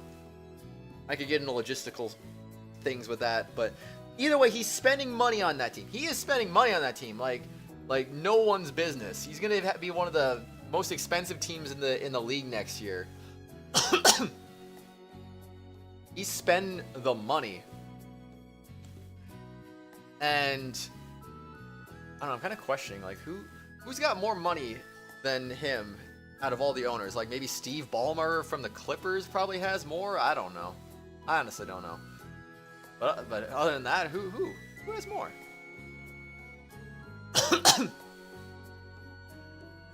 I wish. I don't know. People will look at me like I'm crazy or something. Arizona sports fans are so stupid sometimes. Anyway, though, yeah, I want Matt Ishbia to buy the team. With no salary cap in baseball, geez Louise, they could be like the freaking Mets, just spending money like all over the place and be like, yep, this is okay. This is okay, man. We'll just sign all the free agents, keep all the good homegrown players. Like, yeah. Get Shohei Ohtani. Like, they could get everybody. They'd just be like, you know what, frick it, man. Money's not an object. Money's not an object. Like, yeah, that's exactly what would happen, you know? I would love to see that happen, actually, but, alas. I don't know. I mean, the guy's almost 80 years old at this point. Like, hopefully... I'm hoping he'll sell the team sooner rather than later. But we'll see. Anyway, a walking ray of sunshine, like, until he tries talking to a girl he likes. What a mess. Ain't my place to point it out to him, I suppose. Okay, I understand. Don't be like that, but at least they're trying, man. At least they're trying. They just made the wrong signings.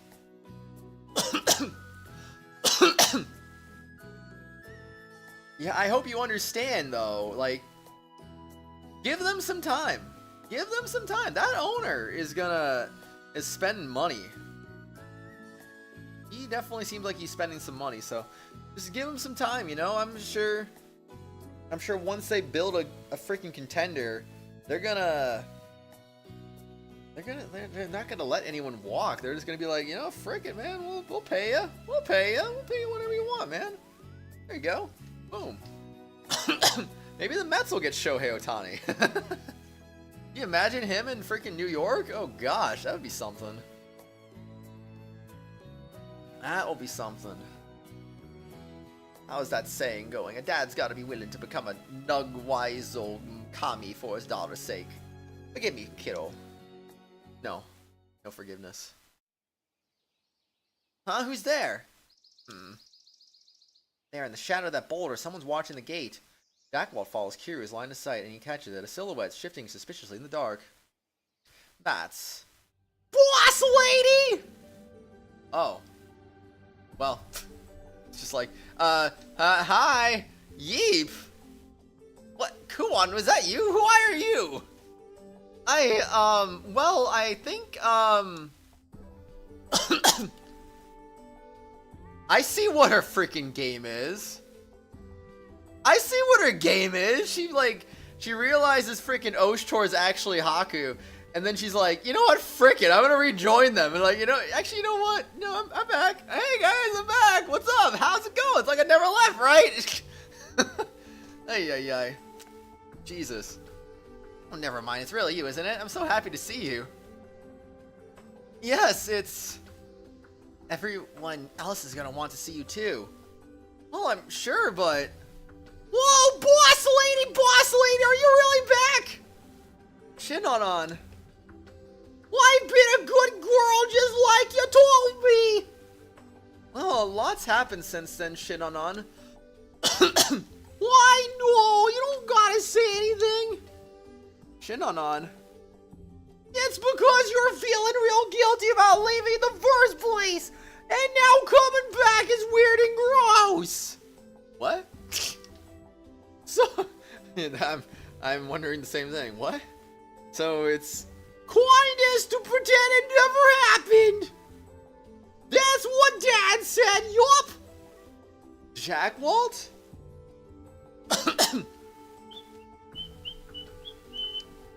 Jackwalt! Guan turns towards the swordsman, glaring fiercely and trembling in anger. Jackwalt pointedly looks the other way, whistling as though wholly uninvolved. Come on, what are you talking to Dad for? We gotta take you in to see everybody. Yank! Shinnonon sees the Kuon's hand and sets off at a breakneck pace, giving her a little time to react. Bah! Shinnonon, wait! I didn't say that stuff to teach stuff. Oh, that's worth. Shinnonon's just got a good memory, same as her dad.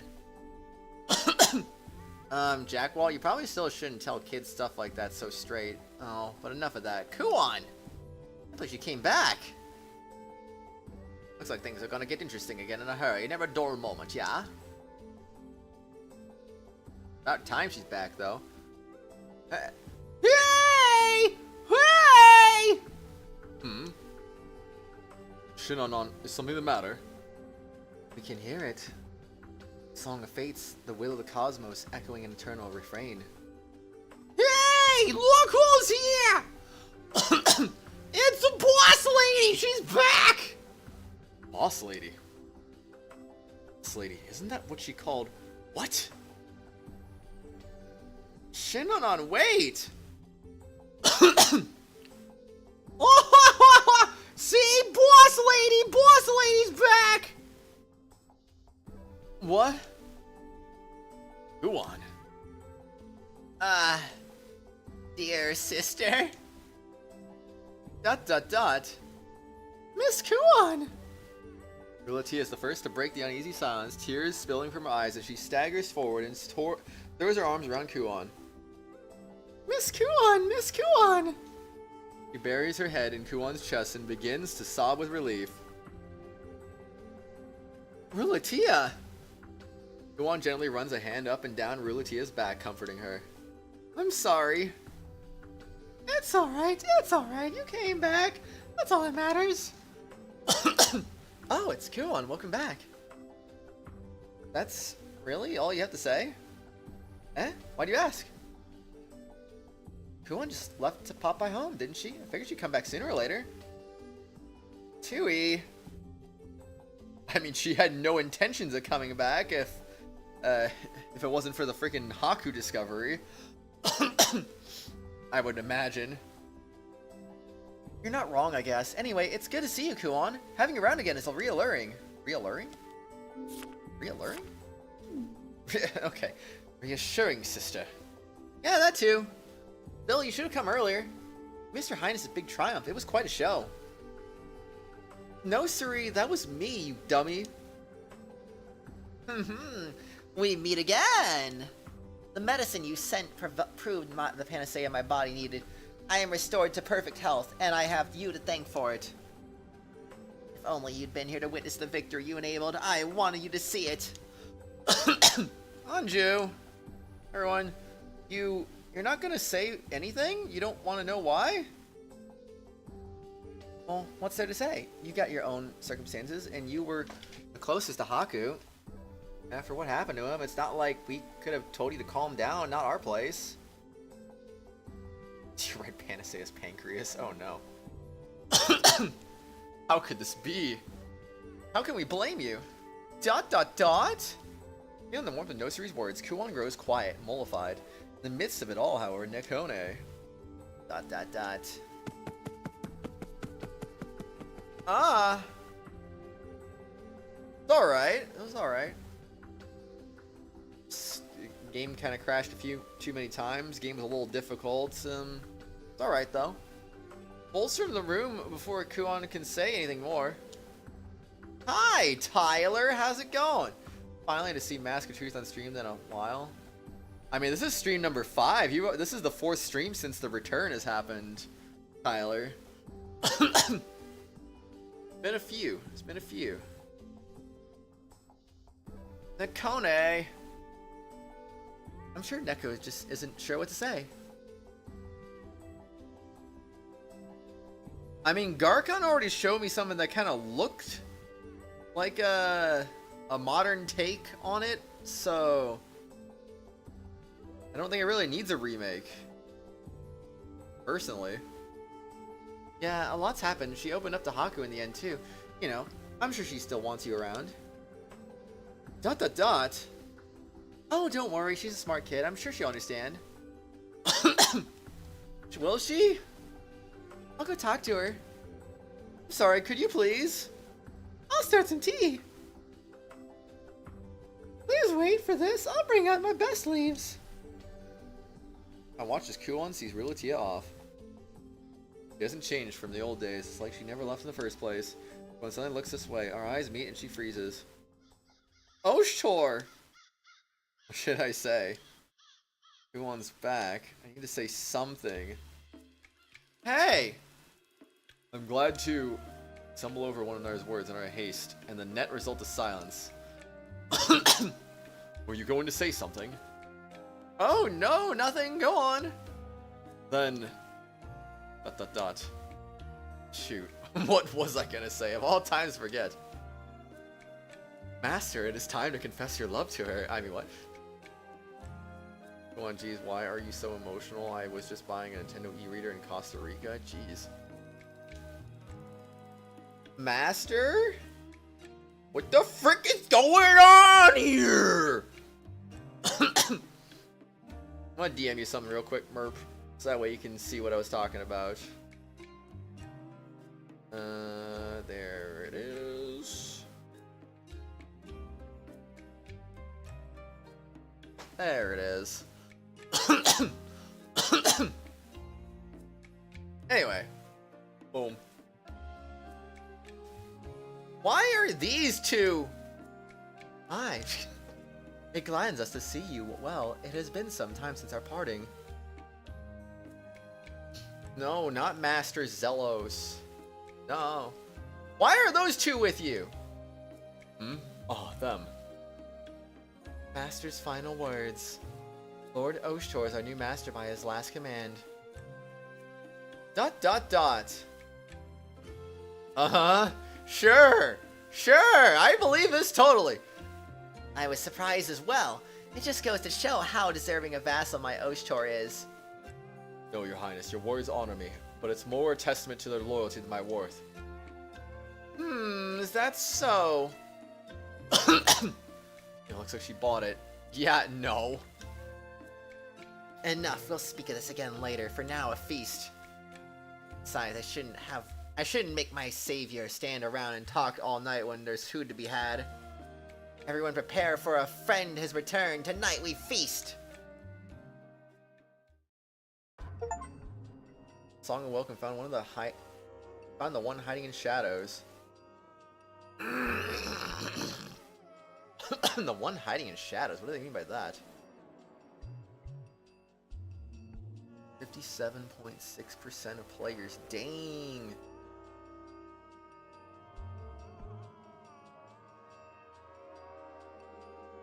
And people know how to really like advance through the plot quickly. Oh geez, I should not be okay. No scrolling down. Hi Thomas, how are you, man? Let's just hope no one else she loves dies or genocide will be in the air. True. Let's hope that Oshtor doesn't die for real. Go to any lengths for Yamato's peace. Circumstances call for it. I'll need your assistance as well. I understand.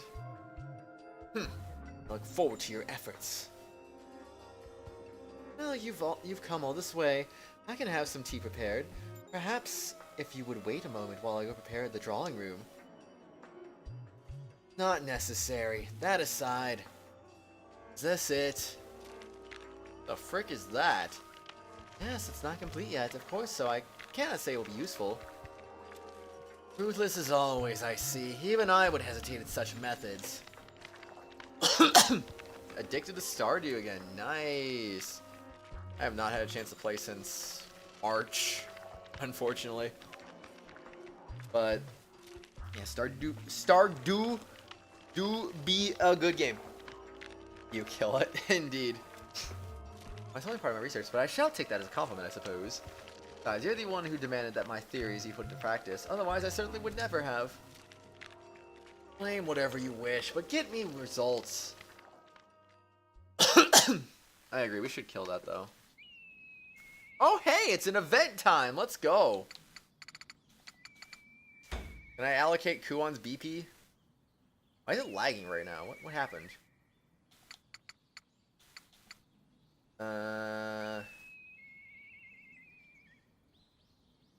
He's kind of back, but not really at the same time, because she's not in our party for BP allocation.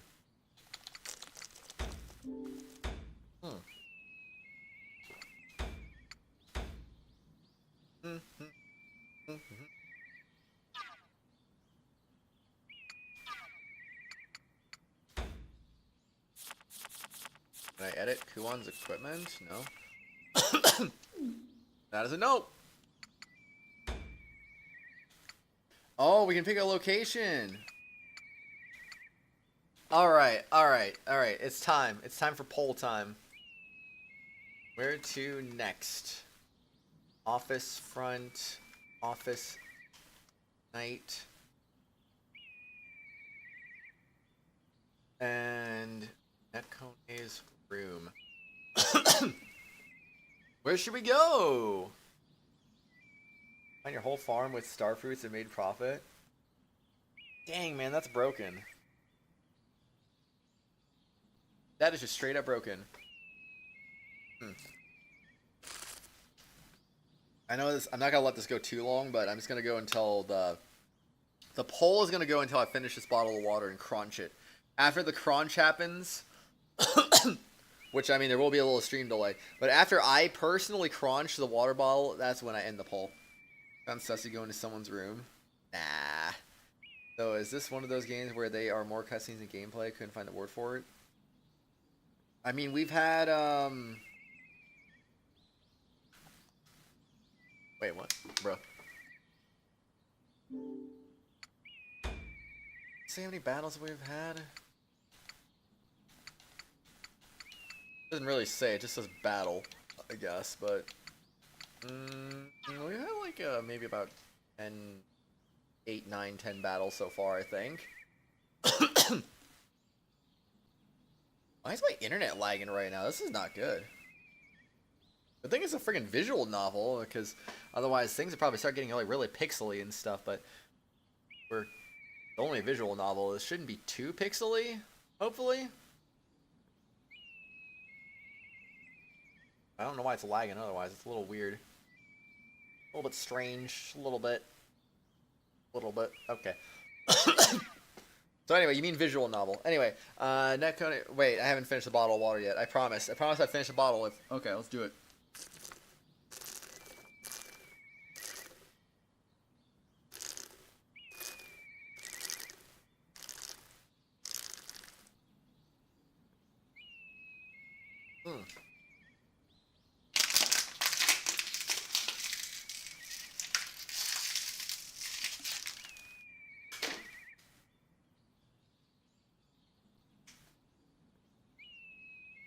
Uh-oh, we have a tie. I need someone to break the tie. Somebody break the tie. There's 3 people here and only 2 votes. Someone else got to vote. Vote! Vote! I don't care what you vote for. The choice doesn't matter. I turned all your leftover star fruits into wine and started aging them in casks. Nice. Watch Kratos, he offers cookies. Wait, I'm watching you stream this, but I'm also watching someone LP this. Not sure who to watch. You could watch both at the same time. Right? Make that money. Gotta make that money. Yes, indeed. Oh, I need someone to break the tie, though. Oh, this is terrible. I said I was going to end the poll after... after crunching the water ball, but that's tied. Alright. I made a new declaration. I'm gonna go... Be right back. I'll go be right back. Make some soup.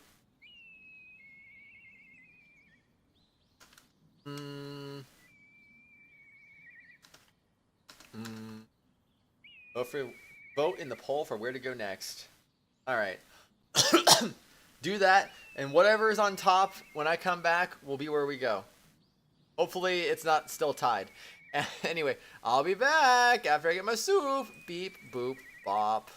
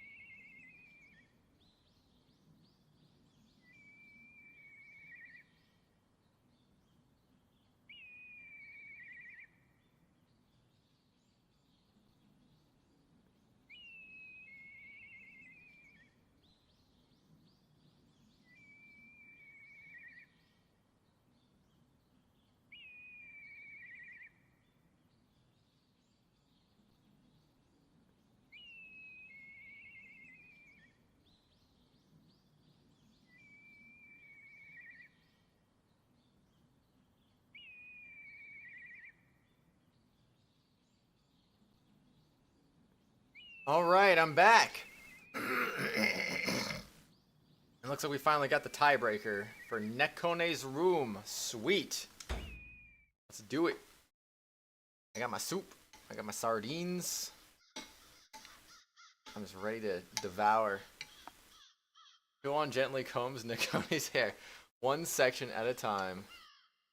Need alternate stim to show up and break the tie. Alternate stim? What do you mean?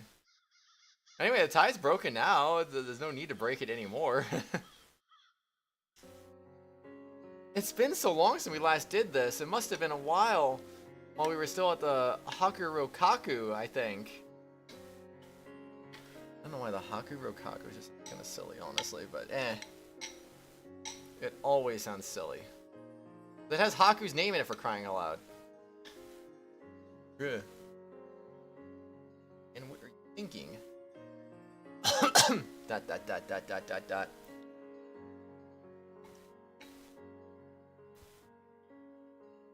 Oh man, what did I do to the soup? May remain silent. Was there ever might no. However,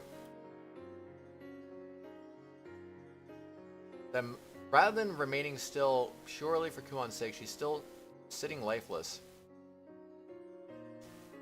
We do this all the time with the Hakurokaku and with Ruotila, huh?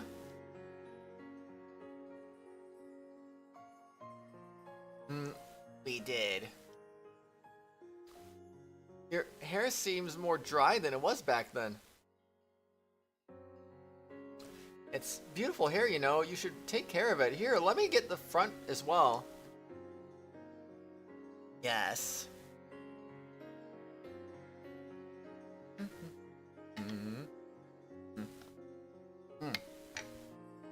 Oh, yeah, I brought you hair.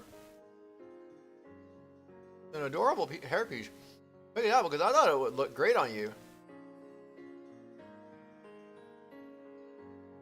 A hairpiece,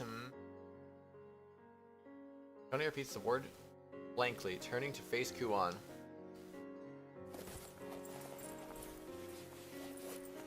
Putting down the comb, Kuon starts going through her pockets, rummaging through the pouches inside her clothes and her sash.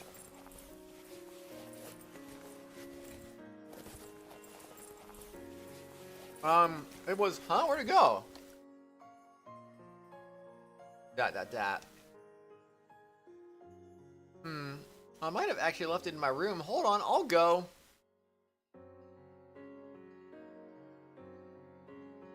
Hold on.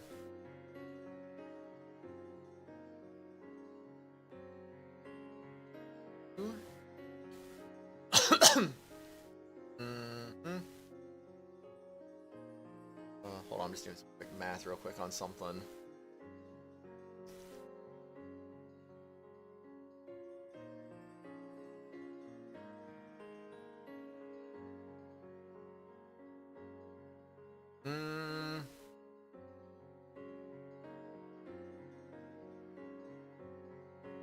Okay.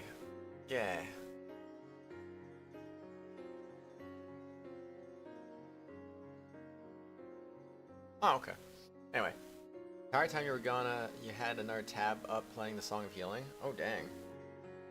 That's pretty crazy.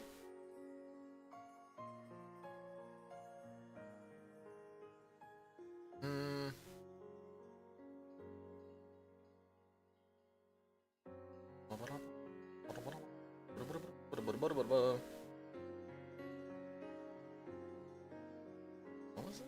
Oh.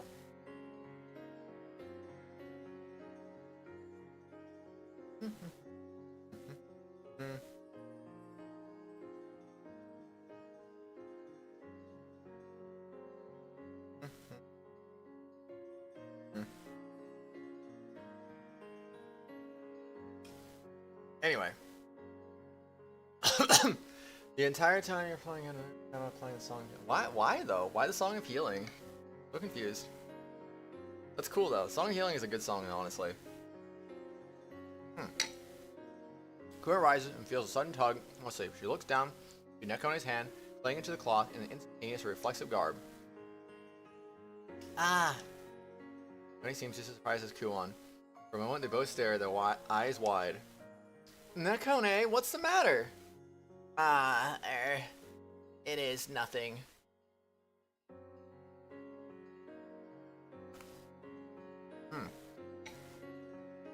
Nekone's tail droops to the ground, and her hand slides from Kuon's sleeve.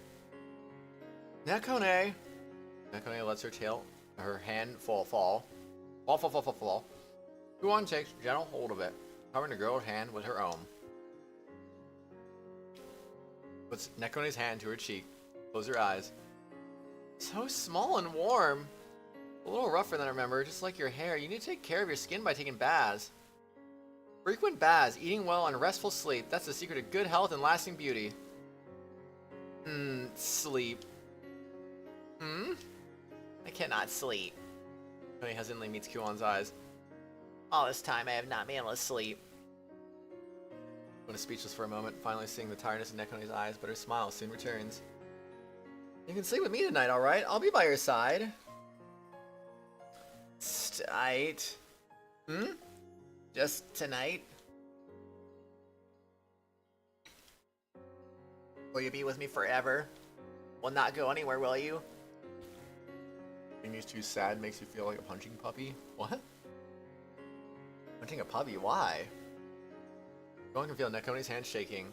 For Kuon, her voice seems to shake the very air itself, like a ripple across water, and something in her heart quivers in response.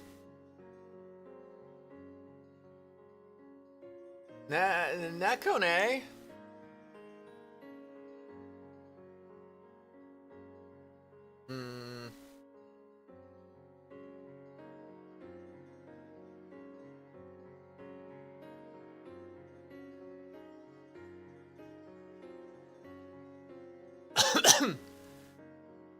Anyway. Kuon opens her mouth to speak and nothing comes out. A moment passes and she slowly shakes her head, thinking better of it. No, never mind, I think. ...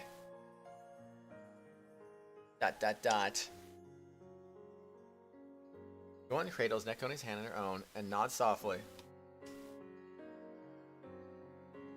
I'll always be with you for as long as you want me to be. You won't have to worry about me leaving again.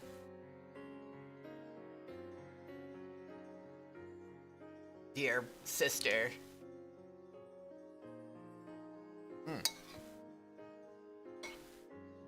May I comb your hair next time too?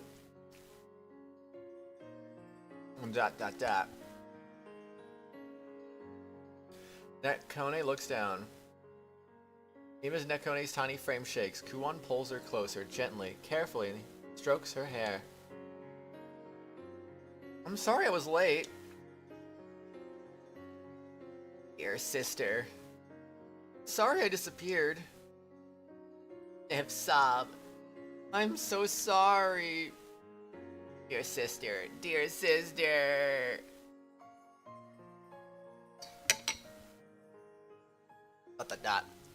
I'm sorry, I'm sorry. My creature shot apology over and over until Nekone's whimpers fall silent once more.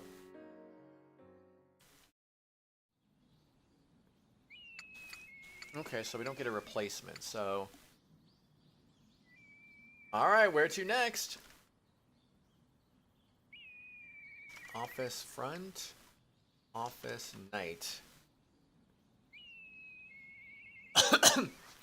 About the last comment, you don't know why you didn't pink Song of Storms, you just didn't feel like it. That's fair. You know, you do what you feel like doing, you know? Makes sense.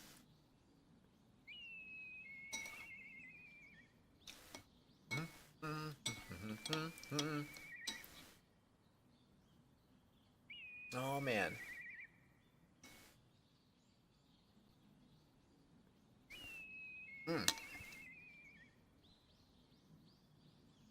Man, soup is nice.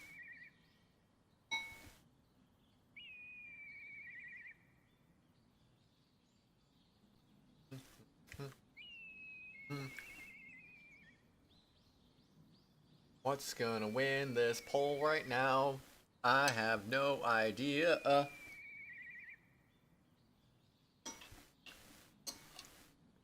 What's gonna get a vote first?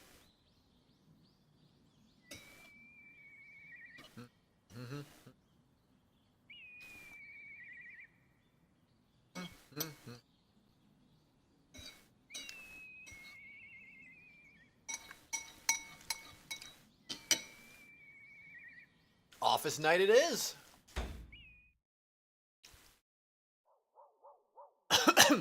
Repairs to the fortress, restocking the soldiers' food supplies. It's nothing I didn't know already, but war is really expensive. Oh, I can't just sit here and do nothing. Hold my arms as I think, looking down at the papers detailing the damage that we suffered in the previous battle. I have Tusker's relief supplies, and even all these costs are still within my estimates. I think I will call it a night for today. Put down the scroll I've been reading and stretch. Glad for the solitude. It's gotten late. I should rest. Ah, think. Noticing someone place a cup of tea down, I turn to them and freeze. Thanks for all your work, Oshtor. Lady Kuon, why are you here so late at night? Thought it might have been Uru and Serana, or maybe Realtia being considerate. You have a moment, I just thought perhaps we could have tea together. I was just feeling thirsty, thank you. Couldn't think of it, it's been a while since I've had tea with Kuon. There's only there of us, but to the three of us in chat that are still here, what's up? I don't know if anyone else is here, actually. When was the last time we had tea together? Sudden urge and nostalgia gives me pause. Kuon, oblivious, looks around the room, a little more fidgety than usual. What's with her? She keeps darting those looks at me. I wonder why. Thomas is still here. Let's go. Let's go. What's wrong? Are you looking for Nakone? Huh? Oh, yes, but I don't see her, so I was just wondering what she's up to. I mean, you were literally just with her, but okay. I imagine Nakone will be back after a while. Dude, I love fishing days in Stardew. You know what's funny? Thomas, do you play single player or do you play multiplayer with friends? I'm curious. Oh no, it's okay. I don't have any specific business with her. It really seems like she's on edge. It's weird, and it's not like her. You have business with me. ... Single player. Okay, I can respect that. So when I play Stardew, I only really play multiplayer. I've only ever played with like friends in multiplayer settings, essentially. And I've never actually tried a single player setting. I don't know how that would work. I feel like it would be terrible. I feel like I just suck in. I would suffer. One thing I didn't realize as a multiplayer only player, it took me a while to realize this. Apparently, I didn't know that fishing actually freezes the time in single player. So I just think to myself, like, man, I do a bunch of fishing in a single day in multiplayer, and then at one point later on, I realized, wait a second, I could fish like 5 times as much, if not more, in a single player setting. Like, Jesus. Like, you could really go freaking nuts if you really wanted to in a single player setting. You lose such a small amount of time, comparatively speaking. In some ways, I'm kind of jealous of that, but I don't know. I feel like multiplayer is like you get a good amount of time to go fishing during the day. I don't know. Man, you could just do all that fishing and still have a bunch of time left in the day on a single player, though. Kind of nuts.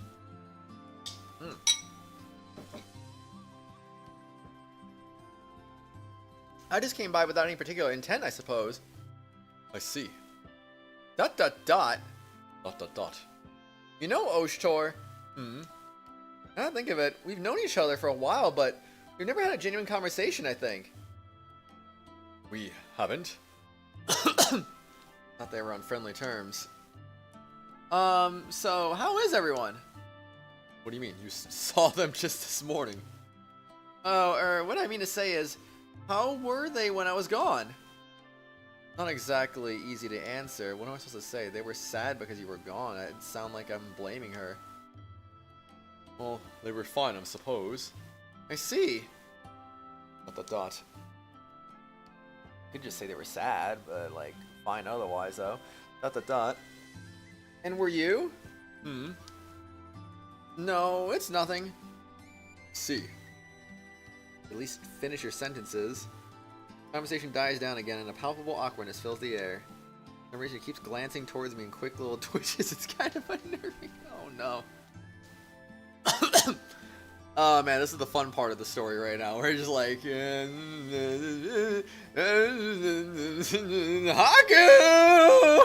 I know it's you! I know who you are, oh Storm! Oh my gosh, like Jesus. I swear, man. I'm not gonna lie. This is just kind of. This is funny. I'm enjoying this. Just like I'm also enjoying my soup.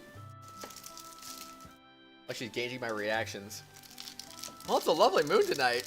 Yeah, it's definitely be a moon. What is today's moon, actually? Is it a 9th? Oh, so we're transitioning out of a full moon. Okay. We're now at a, about a half moon, it looks like.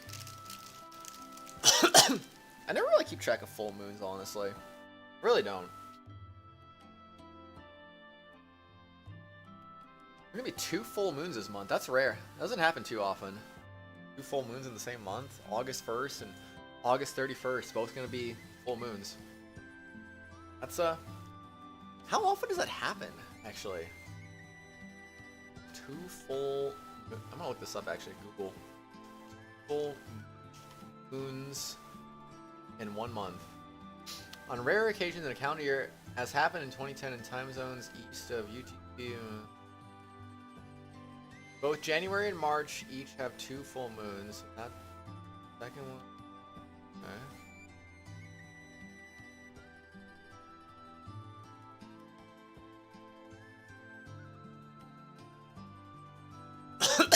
Oh, it says 29 and a half days. Time between one full moon and the next, close to the length of a calendar month. The only time 1 month can have 2 full moons is when what happens in the first few days of the month. This happens every 2 or 3 years. Oh. Oh, the second full moon in the calendar month is a blue moon. Blue moon history.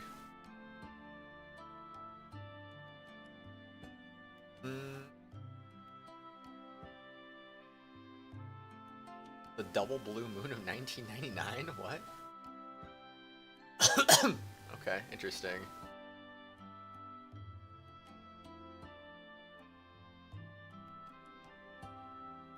Let's see. After this month, the next double full moon is going to be December 2028.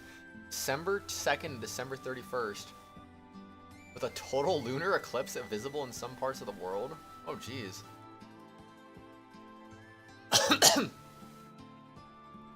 That's neat, though. That is neat. And then there'll be another one in 2029 and then 2037. That is interesting, though. The history of full moons at its finest. Yeah, so after this month, we won't have another double full moon for 5 years. Hold on, I'm putting fish in my bowl right now. Very, very fishy.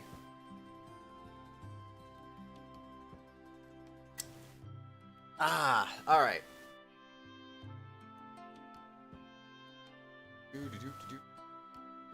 Imagine being Kratos' neighbor and hearing him scream in the middle of the night. I think they probably don't hear me very much. Ocarina of Time, Link slashing Majora's Mask, and Link is staring at the sky contemplating life. What? Blood Moon, hey, that sounds familiar. PTSD flashback. It does indeed.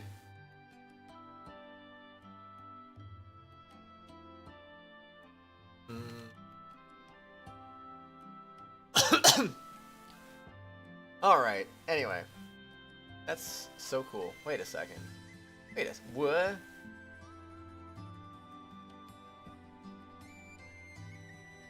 Oh, so weird. Okay, YouTube's just going crazy on me right now. Well, it's a lovely moon tonight. Okay, I don't know why I got distracted by full moons because she said that. It is. What do I think about Haku?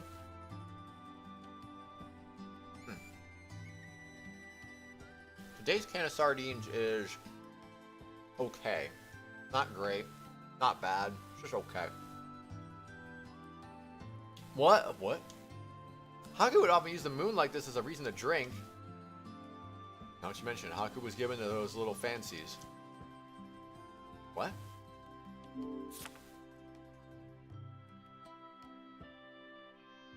Haku was given to those little fancies? Shoot, that was close. I almost responded to that name. Dot dot dot. Kuon is staring at me. Hey Haku, I know it's you! A lovely moon tonight indeed. Dot dot dot. Dot dot dot. What is with this awkward atmosphere? Nobody's saying anything. Did the conversation end in that last statement? Ay ay ay. If Nekone or the twins showed up, it might take some of the pressure off. I look hopefully to the entrance. There's no sign of any of them coming back anytime soon. Can't you literally will the twins into existence just by, like, calling them with your mind or something? The minutes tick by uncomfortably. It's getting hard to breathe in here. Come on, anyone coming back?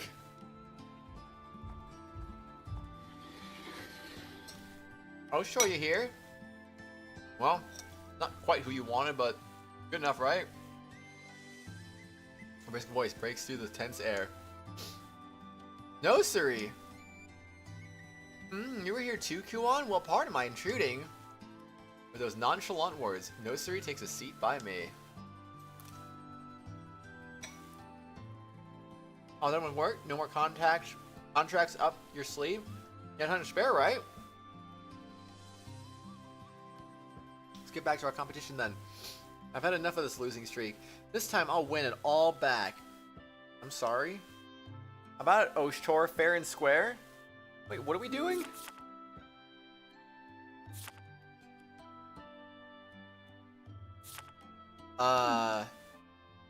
Again.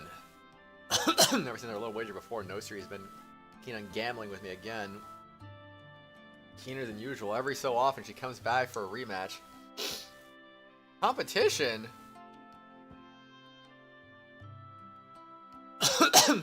Oh man.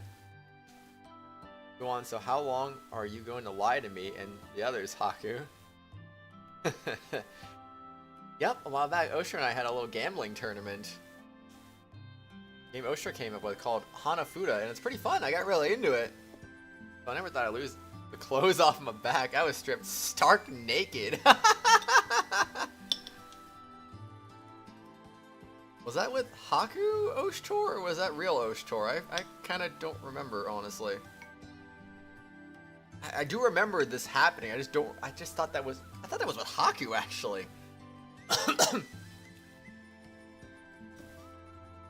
Stark naked?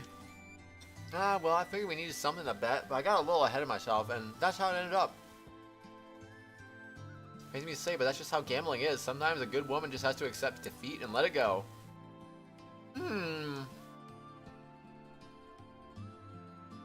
What the? Just got a lot chillier in here.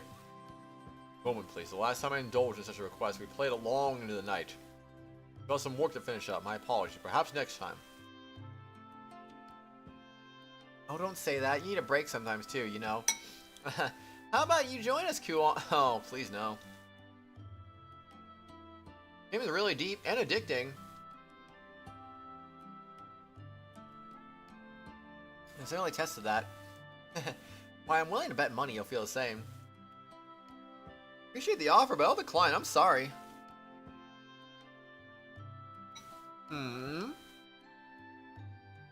Nosuri raises both eyebrows at Kuon's awkward response. Slowly looks at me, then back to Kuon.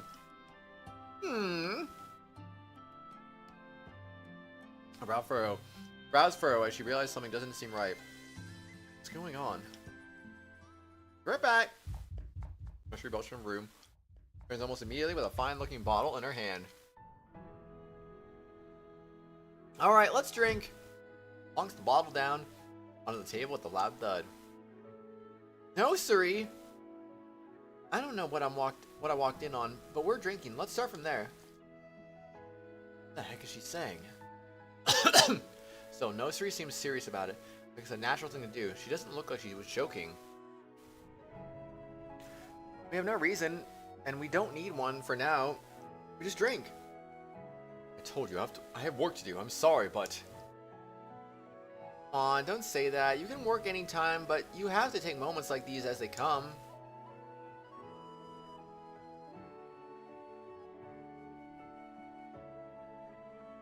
Nosuri beams, and before I can respond, she's poured 3 cups full. Dang, man.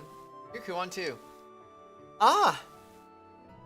Kuon's only response is a sound of hesitation as a brimming cup is thrust towards her. Oh, I get it now. At last, I realize who Nosuri is being considerate too. Ooh, you? I don't even know right now, honestly. Oh my gosh, I swear I can't get this on my spoon.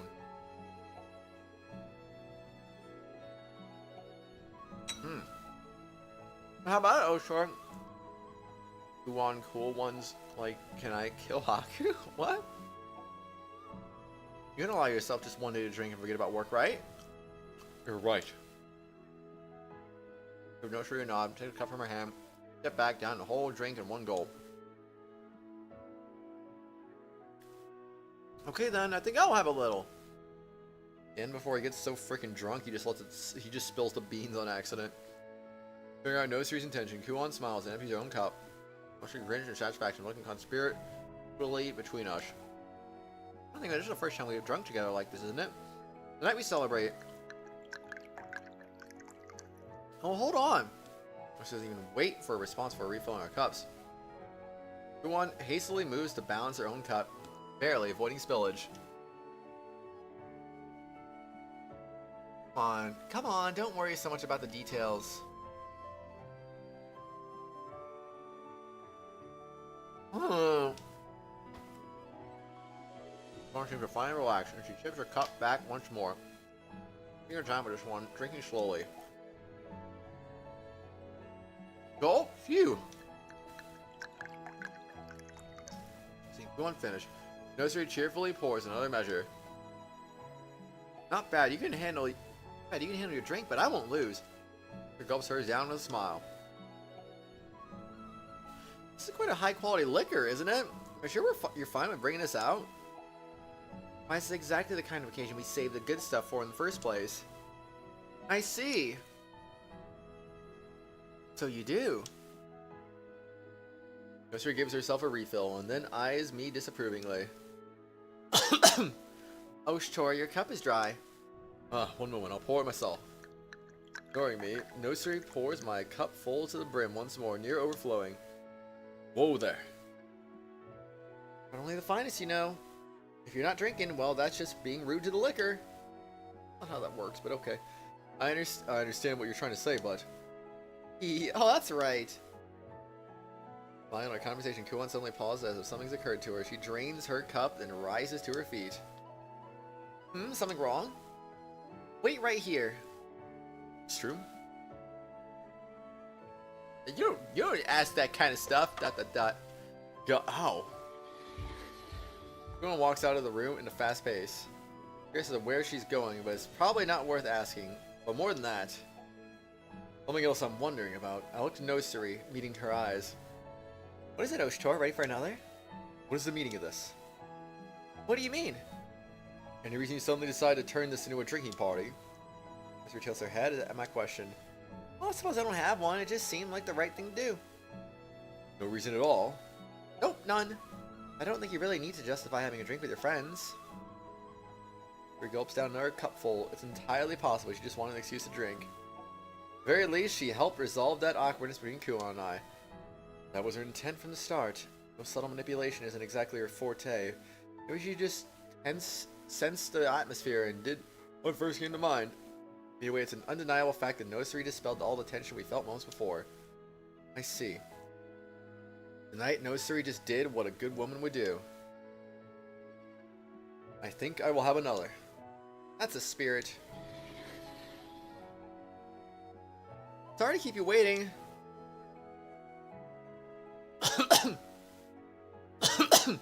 A couple more drinks, we see Kuon return with something in her hand. You were gone a while, Kuon. What's that?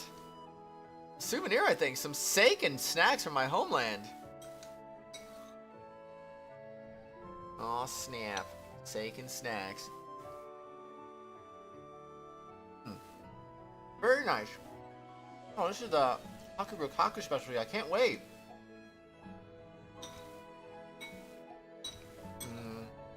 Mystery grins eagerly, seeing all the snacks laid out in front of her, and Kuon seems delighted at her reaction.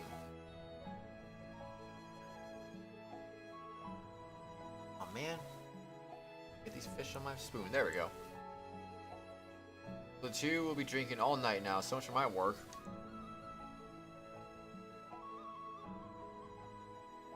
Honestly. Well, a small sigh. Finish the rest of my cup, hiding a smile. As I do so, I catch a glimpse of Kuon whispering to Nosuri. Thank you, Nosuri. Huh? Don't know what you're talking about. I'm glad you look like you can breathe again. Indeed.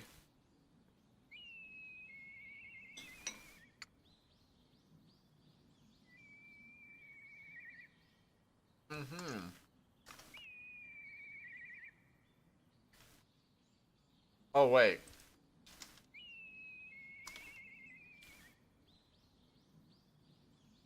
Alright. So where's your favorite girl that enjoys war and bloodshed? You mean Kuon? What do you mean? Wait, who? Who are we talking about? Does Kuon enjoy war and bloodshed? Oh wait, a Tui! You're talking about a Tui!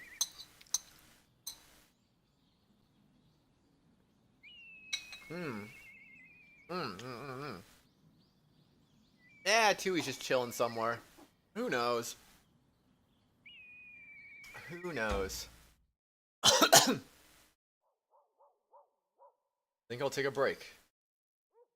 Set down the latest scroll of paperwork and stretch in my seat. It's a relief after all that sitting around. My injuries from the encounter with the Princess of Tusker have mostly healed. I've got some scars here and there, but no actual pain. I rub against my cheek and rotate my shoulders experimentally. I don't feel any pain or uneasiness anywhere. And after that I got beaten so badly too. Not that I'm complaining about recovering quickly. Probably true that this Akaruka's boosted my body's natural healing, but even still. Would you move? Voice from outside. Listening and hearing someone just past the door. Uru and Serana should be waiting outside, but it seems like there's someone else. Is that Kuon? Please let me through. I'd appreciate it if you didn't get in my way. He's very busy. Master's currently working. We cannot let anyone visit. I understand he's busy, but I only need a few minutes.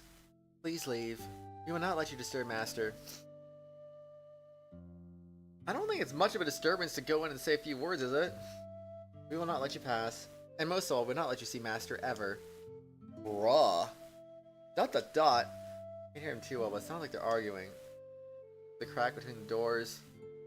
Me and Serana appear to be blocking Kuon. This doesn't sound good. I hope it doesn't escalate. I can tell even from that quick glance that tension's building between Kuon and the twins. Look, I'm sorry for that. Kuon's mutter is the first to break the silence. About how I left when they needed me most. About abandoning everyone. That was unforgivable, wasn't it? But that's why I'm here. ... I didn't mean to do that. Suppose it doesn't matter what I say. You won't believe me. That's why I won't make excuses, but... Facing the twins steadily, Kuon continues. Even if you listen to nothing else, I want you to hear this. I won't disappear like that again. I want to be with everyone until the very end. That's the decision I've come to. You don't have to forgive me, but I want you to trust that I won't break this vow. Go on. and silently stared back at Kuon's resolute gaze. Dot dot dot. Dot dot dot. Not important. Huh? That does not matter. Doesn't matter. You don't have to say it like that. Kuon knits her brow at the unexpected reply. I was all eaten up with guilt. You were mistaken. Nothing to do with why we will not let you through. Completely unrelated. Mistaken? Then why won't you let me see him? You smell. You reek. Please use more discretion. I smell? That can't be. I'm taking a bath and I made sure to wash. I even used my favorite perfume. They have perfume in the world of Udo-ware Ramono? Apparently, I guess. Unsure, she tries to sneak a couple discreet sniffs. You are in heat. You are releasing the scent of a vixen. This scent beckons, deceives, and teases men. What the frick? Concerning. It is dangerous. We cannot let you near Master. What? Give her deodorant. I think she can eat something else, honestly. Finally realized their meaning. Kuon flushes red. What are you saying? I smell nothing like a vixen. I think you're just guessing at my intentions. Not guessing. Cleanse your body and you are coming to visit late at night. That is proof enough. Oh. True. I should think I didn't come for that reason. Very dangerous. If we allowed anything to happen, it would be too late. We cannot let you see Master. They speak in perfect unison as Kuon cringes. Are we wrong? Kuon is a loss for words, faced with the twins' silent pressure. Then what about you two? I don't think you're in a position to talk. Dot dot dot. Kuon retorts, but the twins tilt their heads in confusion. And what is that expression for? Why are you stating the obvious? We exist only for our master. We are Master's personal vixens to mate with as he pleases. Oh, whoa. Woo, why? True. Always waiting. We gladly accept any duty desired of us. We are waiting, ready for anything, anytime. Grrr.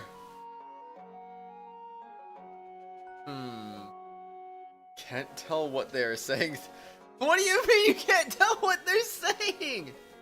Too muffled through the door. He's listening in without actually listening in. It's unbelievable. It's freaking unbelievable. Come on, man. Open your ears a little bit. Practically sound like a fight was about to break out. What's happening over there? From what I can see, Kuon's looking down with a blushing face. Twins, despite still being expressionless, seem to be gloating. Oh, man, I need to closer here. Up closer to put my ear to the door. My foot hits it. Master? Ah, crap, they noticed me. Oh, well. When they're revealing myself to the three outside. Oh, sure. Kuon smiles for just an instant, but almost immediately she looks away awkwardly. Is something the matter? No, I simply thought I heard some arguing going on outside. Decided to see what was going on. Is something the matter? Nothing. We were just talking. Nothing worth noting. Is that so? But did you have business with me, Lady Kuon? She hesitates mid-response. Not like her to be so unclear. Maybe she just doesn't want to bother me? Return to your seat. We shall make tea for you. Please wait inside. But... Wait, there's no need to push. Twins gently push me back into the room. And this seems like a good chance to talk to her. No, I can't just leave her behind. Lady Kuon, you come as well. But I wouldn't want to distract you. I'm just about to take a break. You talk with me while I do so. Master, she came to visit. I can hardly just turn her away. Prepare the tea, mine and Lady Kuon's. We understand. You requested, Master. Twins silently back off, opening the way into the room. I apologize. Come in and make yourself at home.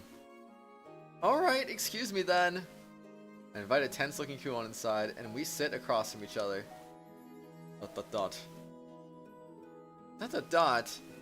Silence descends. It seems like both of us are waiting for the other to start.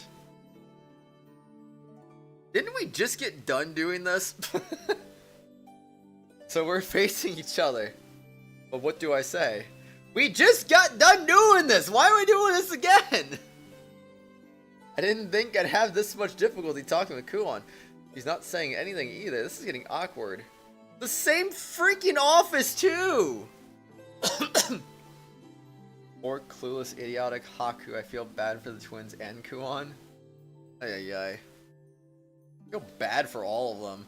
Kuon keeps glancing to me, but she stays silent. If she knew the Oshtor in front of her was really Haku, it'd be easier for her. Actually, Akaruka on my face and a reflexive check on my disguise. Oshtor! Kuon mutters my name with the slightest hesitation. Are your injuries mostly better? Injuries? Ah, yes, they're fine. Really, I heard that when you met the delegation, their princess hit you really hard. Surprised you found out. The only information we made public was the news of our liege's victory. Huh? Oh, well, yes, I heard someone talking about it. Because when it comes to an event of such gravity, it's hard to keep everyone silent. Still, you need not worry. I feel no more pain. I can't just stop worrying. Look at you. Kuon's eyes flicker across my scars. Cannot deny it. I was well and truly beaten. That princess's strikes were brutal. I'm sorry. I don't think it's anything you should apologize. Oh, if only you knew, man. If only you knew. But... Now, as you can see, the wounds have closed. Most of the swelling is gone, too. It was worse? It healed that fast? Indeed, but I'm more or less healed now, and I've no more complaints. Touch my fingertips to my Akaruka once more, feeling the coldness of its smooth surface. Kuon seems to have finally accepted my reassurance. Thank goodness. Conversation gives way to awkward silence once again. Oh, so we couldn't make that line of conversation last. I'm at a disadvantage here, too. But to scramble to make conversation, Kuon would realize instantly that something's off. What do I do? My thoughts are interrupted by a steaming cup of tea being placed on the table before me. Here is your tea. We apologize for the wait. Today's tea is somewhat sweeter than usual. Ah, thank you. I'm sure I shall enjoy it. Kuon has given her own cup as well, and the sweet scent seems to relieve some of the tension in the air between us. In time, this tea should help us relax a little. Maybe then we can get the conversation flowing again. Tea to my lips, and the flavor brings an unexpected smile to my face. It's good. The temperature is perfect. It is. It has just the right amount of sweetness. It's like my fatigue is draining away. We are delighted. Your pleasure makes all our training worth it. For some reason, the smiling twins glance at Kuon. To Kuon.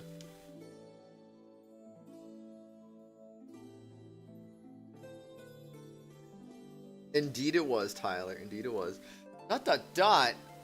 Seconds. Master, would you like another? Well, I don't see why not. Could you wait a moment, Oshtor? Kuon stops me midway through passing my cup back to the twins. What is it? Do you wish for another as well? I'm sure there's more than enough to. No, not that. I was just thinking, why don't you take this opportunity to try other teas? Other teas? An interesting proposition. You have some ready. I could try a cup. Thank goodness. Kuon opens her bag and extracts some kind of tube. Something I brought from Tusker. I want everyone to have a taste. Oh, that sounds good. And what kind of tea is it? I don't believe I've had the chance to drink any varieties from Tusker.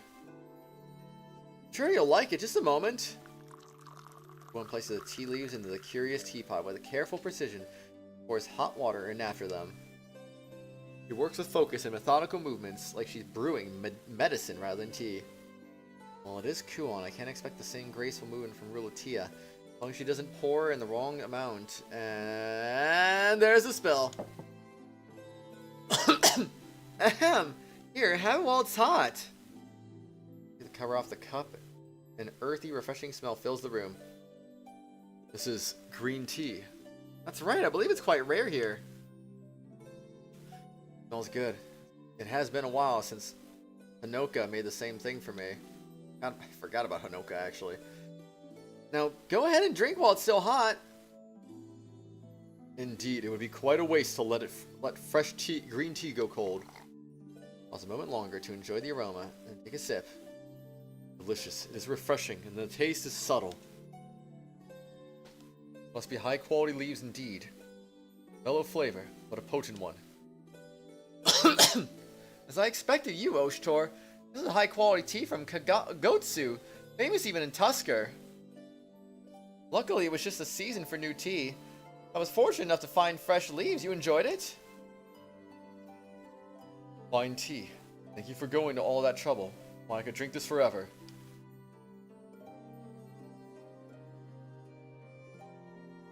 Probably a lot of times, Tyler. Probably a lot of times. Now you like it. Makes all the trouble worthwhile. Dot. But I'm feeling chilly. Did I catch a cold? Tea snacks. Master, would you like a light meal to go with your tea? Come to think of it, I am a bit hungry. Vindication. Hiroshiku. It goes well with this tea. Tea snacks. It's an unfamiliar one. Hiroshaku's golden bun gives off an enticing smell. Exquisite. We adore. We wanted to share the flavor with our master. Take the Puro Shaku and the new cup of tea from the twins and open my mouth to take a bite. Oh, I also prepared a little something. You too, I appreciate the sentiment, but... Everyone takes out some kind of food wrapped in a leaf and places it next to the green tea. Called Chimak. It's chewy and goes well with tea. I haven't seen this before. Tasty as well. The confection of Tusker. Thought something sweet might help balance the bitterness of the green tea. Because it might not go well with the tea of this land since it's so sweet already. One locks eyes with the twins. They stare back. Before it gets cold.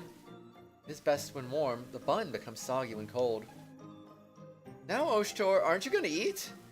Yes. Pressure by the three. I take a bite of both snacks presented. Both are delicious. Like fine pairs to the teas you have all prepared. Thank goodness. I'm glad I splurged on the good sugar. We are happy. It suited your taste. We are glad to know you enjoyed it. Indeed, it's the first time I've had either of them. I couldn't help but indulge myself. I like them both. Thank you all, three of you. Both? The salty flavor of the Hiroshiku is a treat I can't imagine getting tired of, and it's quite filling too. Texture and gentle sweetness of the Chimak is a fine treat. One I'd like to have again. I see. ... What is the matter? The three of you suddenly have such icy looks. Why has the atmosphere gotten all uncomfortable again? I've got worse chills than last time. We have more. Not just pure shaku, but other snacks. I have more ready too, so you can eat as much as you want. I've been hiding all this. Both of them suddenly have plates full of the stuff piled high with various snacks. I'm not sure I could finish all that. Master say ah. I'm capable of eating on my own, thank you. We shall help you eat. Mustn't dirty your hands, it will interfere with your work. You don't have to go that far. Oh, wait! Ah! Ignoring my protest, the twins pick up one of the snacks and press it to my mouth. What are these two thinking? Oshtor, this one tastes better. Come on, say ah! Lady Kuon, what's gotten in you? You don't have to do that. Don't be so modest. Now open your mouth, Haku! Kuon also takes a snack and closes in. I'm caught between her and the twins. What happened in a situation like this? Is this some dream or maybe a nightmare? Ah! Ah! Ugh, Not much I can do. I have no choice but to eat the food presented to me. Burp. Honestly, I mean, like, I feel like it'd just be easier if they just said freaking Oshtor is dead. I'm Haku. I took his freaking Akaruka. Here we go. Let's go. Let's freaking do this. But no. But no. It's like, oh man, it'll be bad for everyone else. Oshtor is dead. Ugh. I don't know, man. He could have very least freaking told his close friends or something. I don't know. This particular delicacy is usually kept in water, but it stays cold. How was it? We're confident in ours as well. Dried fruits are baked inside, so it has a tart flavor. Can't quite manage any words in response, mostly because I feel too full to speak. I mean, they're all delicious, but I ate way too much. I've lost count of them by now. But now the flavor doesn't matter. With this much food stuffed in me, taste is the last thing I'm concerned with. I'm getting heartburn here. Which do you like? If you have plenty more, please tell us. I have lots more food for you too. I want you to enjoy all of it. No, I apologize, but I can eat no more. Your kindness is much appreciated, however. That's so. Oh, that's right, huh? You never did eat much. Judge me by your usual portions. Oh, thank goodness I can finally rest. Sensing our get-together drawing no close, I start to relax my posture. Then, Oshtor, you might have recovered, but you must be tired from all your work, huh? I do find myself sitting for long hours. Lately, my shoulders and back get stiff quite often. I might have something for that. This is ointment for fatigue. Would you like to try it?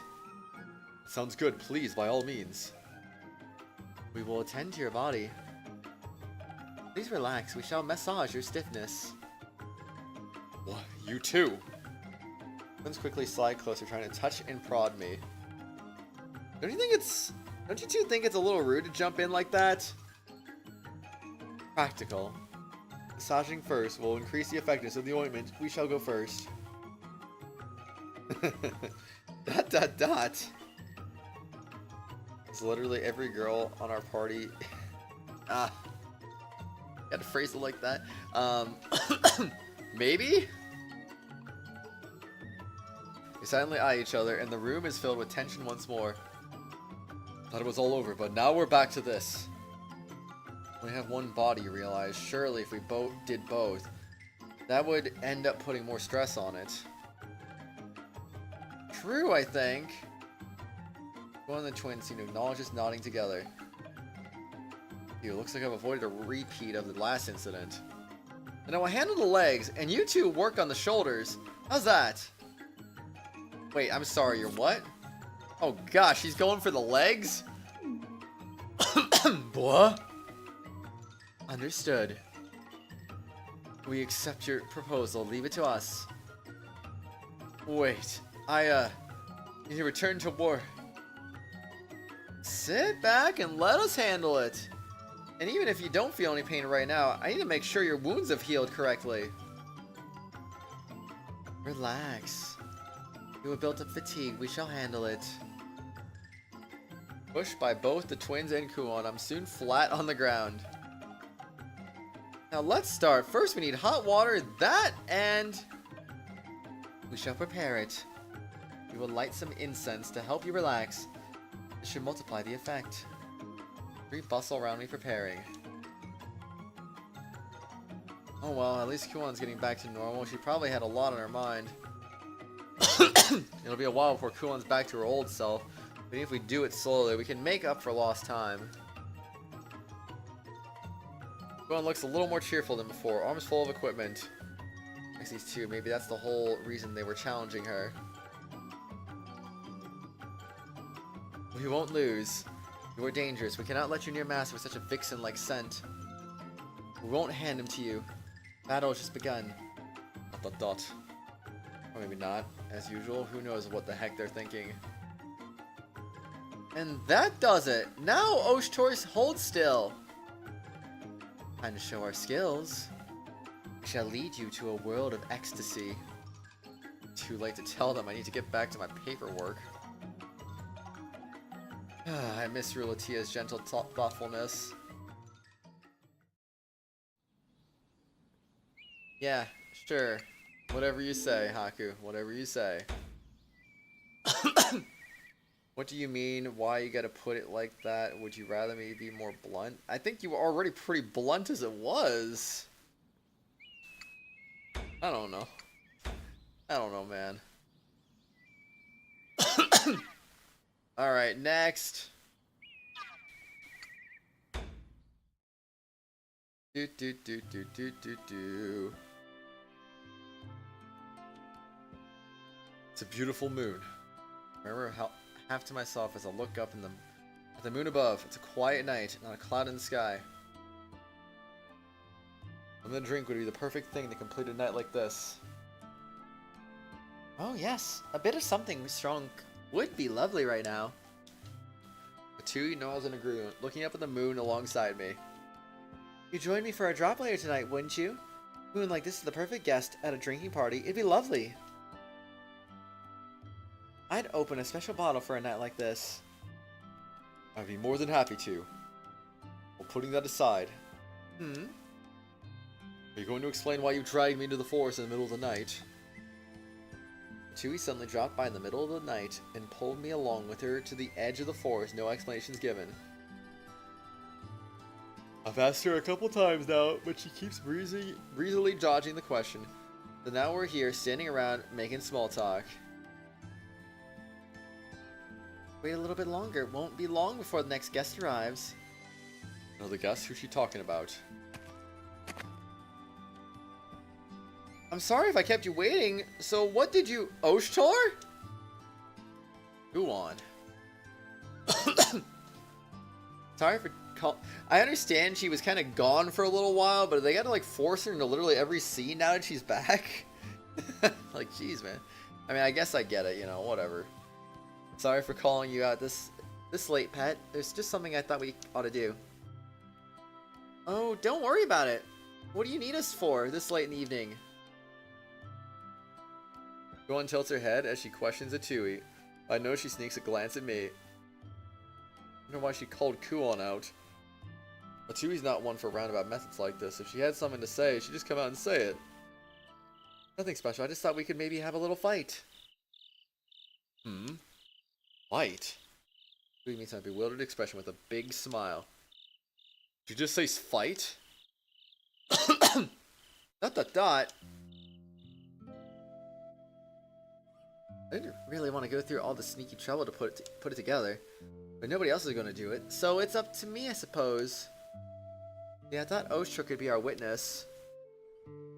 Hold on, Lady Atui. What are you saying? May I ask why? Atui lets out a small sigh. It's so we can settle things, I suppose. Clear the air between us so we can get back to being friends. Dot. You've been distancing yourself from us, haven't you? That's not true. No, I can tell from watching you're keeping your distance more than before. Anyway, you feeling guilty about running off without us then? No, I don't remember the fight between Atui and Kuon. When did that happen again? Dot. And if you stay like that, it's bound to feel icky for you too. So I thought we could just get rid of the awkwardness. Wait, I said... This isn't making sense. Why is there a need to fight in the first place? Old saying, isn't it? Fists speak louder than words. Violence makes the heart grow fonder. Punches worth 1,000 words. Birds of a feather fight together. Thwack unto others as you would have them thwack unto you. I'm sorry. Why are we talking about heroes moves from Smash? No, I'm kidding. He's making zero sense. Is she really serious about this? Well, I don't normally do this sort of thing. I just want to drink and have fun like before. Tui? Huh. You really convinced by all that? Suppose I've been causing you trouble. No need to worry about it, Pet. I'm doing this for Neko's sake too, anyway. Nekone! So it's fine if we have a teensy little fight to the death, right? To the death? Getting a little dangerous, I think.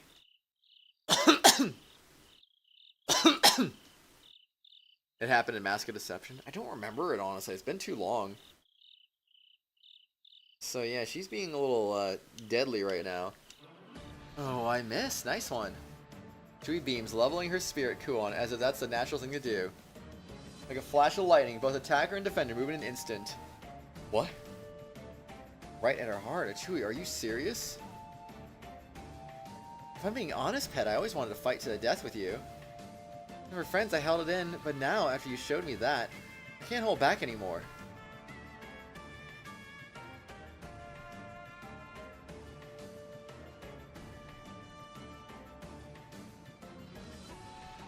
Showed you what? I can't imagine what you're talking about. Good, so good. It's amazing that you had that up your sleeve. Oh, Kuon, you really are a tease. Wait, did a Tui know that was her then? I think you're mistaken.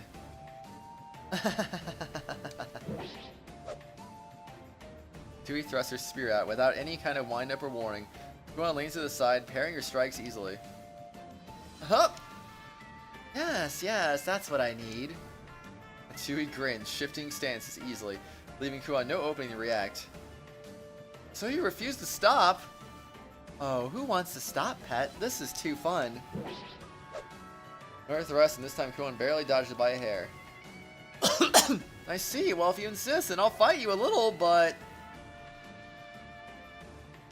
Did her expression just change? Kuon lets out a sigh, then gives a Tui a smile. Don't blame you, I guess. Shudder. A sudden chill goes through the air around her. His feelings. Kuon's serious about this too? Sheer menace rating off of Kuon is giving me goosebumps. The Tui's noticed too. But her eyes are gleaming with anticipation. I can't hold back from here on. So I better say this now. If I kill you, I apologize. That's all I can say, really. What the frick? So good. Kuon, you really are the best. She's fast. Blink of an eye, Kuon's nails clash against Tui's spear. Her nails? When did she... so far apart just a couple seconds ago.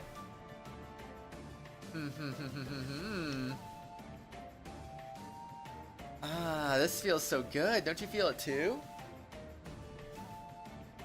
I thought that might be enough to take your head off. Too bad. Oh, Pet, I couldn't let it end that quickly. That wouldn't be fun at all. You want to have fun, don't you? Serious, those idiots. Something deadly in the air around them. I feel like I should stop this, but I can't bring myself to step forward. Power seems about equal. If I jump in, I'll upset that balance. Worst case, they'll take each other out. It's safer if I just watch. So I'll have to make up for that surprise attack, so you can go first. You can still go first. Yes, the Tui does know that the princess was Kuon. What the frick? Your hand hurt from Stardew Gaming? Wait, what? How? I've never had my hands hurt from Stardew. How did that happen? Are you sure? Overconfidence comes with a high price. Before she's even finished speaking, Kuon darts in with a vicious strike. Your life! Looked like it would end, but Tui evades it with a deft little twist, thrusting her spear at Kuon's shoulder. Too slow. Kuon dodges the attack by an inch, grabs the spear, pulls a Tui forward. Oh. If I play Stardew in handheld mode, probably that's why. Oh. Honestly, I don't play handheld mode very often. I've never had any issues with that either, to be perfectly honest. But I guess that would make more sense. Tui's pulled right into Kuon's next attack, but she sees it coming, giving her a chance to block it and counter. Too shallow. Tui's foot lashes out in a kick aimed at the hand holding her spear. Kuon effortlessly dodges, and the two leap apart to distance themselves. They're both incredible. Can barely follow their movements. Are you sure about this? If you don't pick up the pace, you might get that head of yours ripped off your neck. Hee hee hee. You'll find that hard to do with a hole in your chest, pet. They close in once more, but their movements are so fast that the combatants are barely visible. Sounds of a clash echo in the forest. The proof of their struggle. Through the trees and loam around their battlefield are being torn apart by the impacts. Just me, or have they lost sight of what they were trying to do? Oh, a deep sigh. A tree trunk snaps and falls to the ground in my peripheral vision. Flashes get more infrequent. The two finally appear in front of me, each straining against the other in a dead heat. This is so fun. The last person who gave me a thrill like this was old Vurai himself. Is now really a time to be excited? Two suddenly vanish. Flash instantaneous. Two silhouettes fly back, and an instant later, a delayed crash booms through the woods. Dot dot dot. Finally over. The two of them are. Man, they're tough. Guess it's a draw still. They really made a mess of this place. I venture a little closer. The two of them are flat on the ground, out of stamina. Surrounded by cracks and craters in the dirt. You're too satisfied now. Absolutely satisfied. Now that was a fun time. Fun isn't the word I'd use. We're done here, then we should head back. Everyone's going to be worried. But not you then? I don't need to worry about fools who do stupid things like this. Uh-oh. Oshtor's cross. Of course I am. Normally I would alert Nekone immediately. Wait, please don't! Oh, not that, pet. Anything but letting Neko find out. I know I can't do that, knowing how worried she would get. Then, get up. How long are you two gonna lay there? Dot dot dot. Dot dot dot. Kuona 2, you remain laying there on their stomachs. They wobble and wiggle like worms in the dirt. Sometimes I wish it was animation for this. I'd love to see that, actually. But they show no signs of rolling over, let alone getting up. What's wrong? I mean, there's an anime for this, right? I mean, maybe there would be an animation for that in the anime? I think I can't move. Ow. Assuming this happened in the anime. I don't know.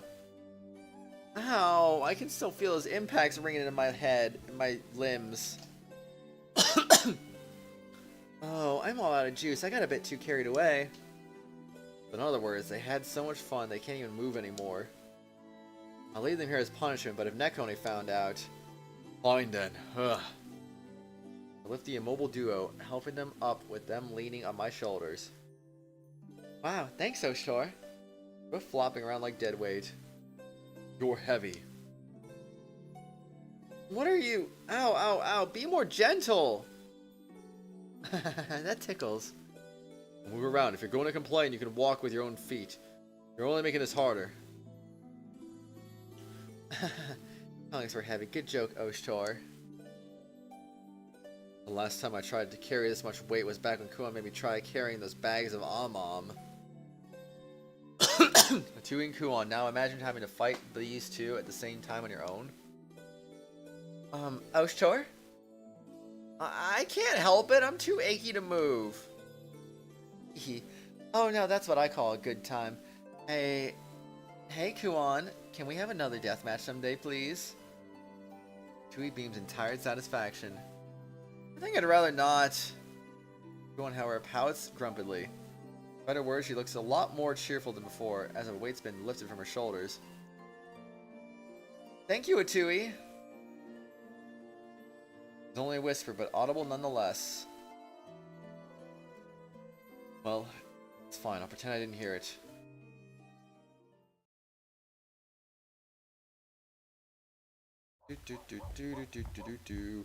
It's already late evening by the time I pass Rulatia's room. Ah, no, don't! It's embarrassing if you touch there. I touch where? What? Hey, that was Kuon's voice, wasn't it? We about to get fan service right now? Wait, what are they doing? That's surprising, Miss Kuon. I didn't think you'd be so soft here.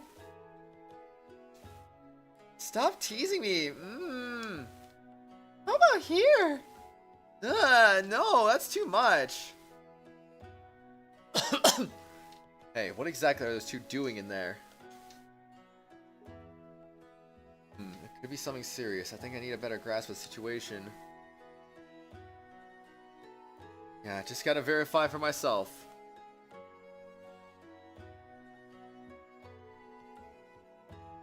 I'm not just trying to justify peeping in or anything like that. I'm just worried about them. I'm not peeping in the first place. Alright, I just need to make sure they're okay. On my perfect legitimate reasoning, I put a hand on the door, cautiously opening it, just far enough to peek inside.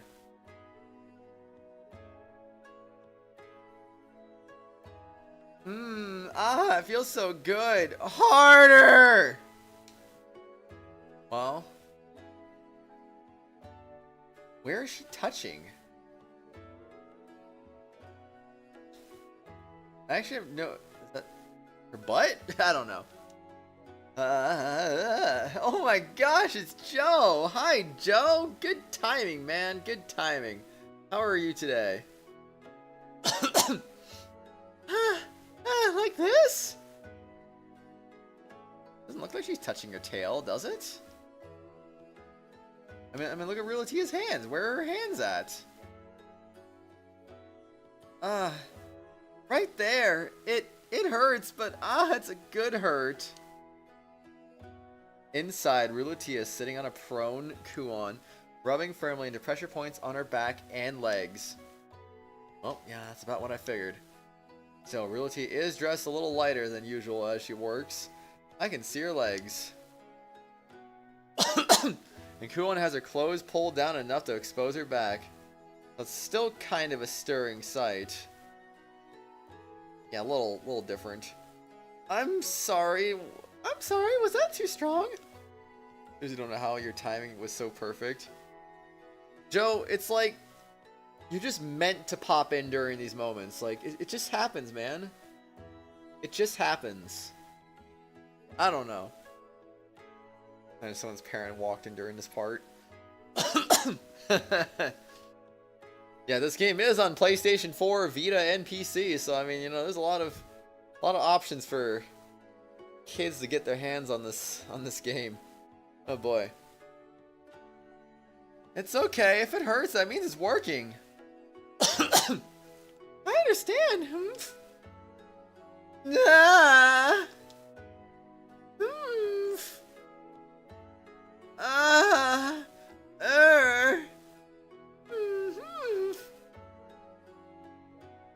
Oh, but I feel so much more relaxed.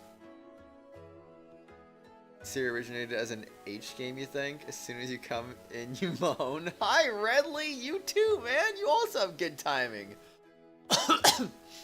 You missed Kuon and freaking Atui fighting to the death.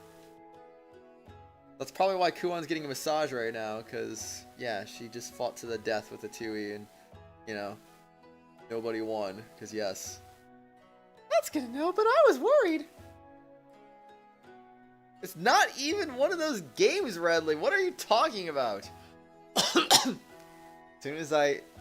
As soon as I sum, you moan. Redley 2023. Yeah, anyway. You suddenly appear at my door with such a pained look on your face. Is something causing stress for you? Huh? Oh, no, not really. Gotta love them typos. Not that. Anyway, bye, Redley. See you later. I probably just overdid it a little, you know, just a bit. I just did some light exercise and ended up like this. Huh. It wasn't so fragile. Yeah, okay, sure. Totally. Super fragile. Realtia's face creases in worry. As I come in, you moan, Redley. Hold on there, Kuon. Fragile? More power than a guy twice your size, and she can move more nimbly than an acrobat. How is that fragile? Because yes, Haku, because yes. Oomph. What? Rilatia presses her thumbs into Kuon's hips. Rilatia? Kuon turns her head to see Rilatia looking at her with a sad expression. Oomph. What? Rub, rub, rub. Latia's pale and slender fingers firmly rub along Kuon's back.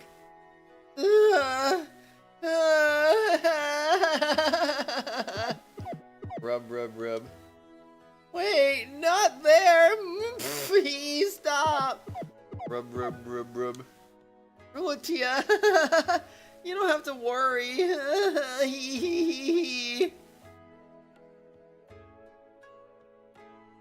Dot. Rub, rub, rub. Latia Hauer leans into it and continues to give Kuon a shiatsu massage. Looks like she's putting all her weight into it, but Kuon looks less like she's in pain, more like she's extremely ticklish. Wait, I give up! It's not what you think. Rub, rub, rub, rub, rub, rub, rub, rub, rub, rub. Tickles! Oh, whoa, whoa, whoa, whoa, whoa, whoa, whoa, whoa, whoa. Kuon can't keep herself from laughing, tickled by the prods and presses, and with her sore muscles, she's soon writhing in pain. Yeah, ow, ow, ow, ow, ow, he. Oh, whoa, oh, whoa, oh, whoa, oh, whoa. Recall Atui and Kuon last fight to the death ended with a draw. I don't even remember their last fight to the death, honestly. I really don't. Tickle, pain, tickle. Kuon flails her legs from under Rilatia, unable to fend off the attack. I'm sorry, Rilatia. I'm sorry. I apologize. So, ow, ow, ow. Whether or not she realizes this seems to be more effective than the simple pain of shiatsu massage.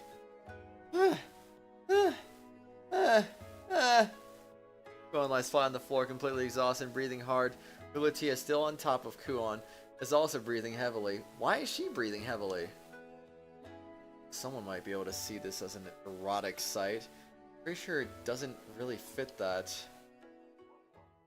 I'm sorry, Miss Kuon, but... Phew. It's alright. It was my fault for not telling you. Guess I can't fool you, though. Miss Kuon, please do not worry me so much. Feel so transient sometimes, like Sir Haku. So strong, but at the same time, you might break at the slightest touch. And sometimes it feels like you won't ever come back. Yeesh. Just like Sir Haku. Well, Tia, you didn't need to say that, bro. What the frick? You won't leave us again, will you? Dot. And I ended up eavesdropping. Something I should be listening in on. I better head back to my room. Probably take my leave with the duo inside, never knowing I was there. Yeesh. This guy, far removed from Yamato's lone figure, sets in quiet meditation. Oh, Munchika. Dot. Sits with absolute stillness, eyes closed, her mind empty of nearly all thought. With all mental distraction banished, the Pillar General Munchika sits in serene reflection, examining her own heart and feelings. But her concentration is broken by a charming visitor. Who is she? I don't really remember her, honestly. Excuse me, Miss Munchika, are you here? Lady Fumarole, what brings you here? Sensing her presence, Munchika straightens her legs and turns to face a newcomer. The woman smiles gently to Munchika. You know, I've told you before that you can simply call me Fumarole. I am afraid I cannot. I owe you more respect than that. Allow me to stay here as your guest, Lady Fumarole.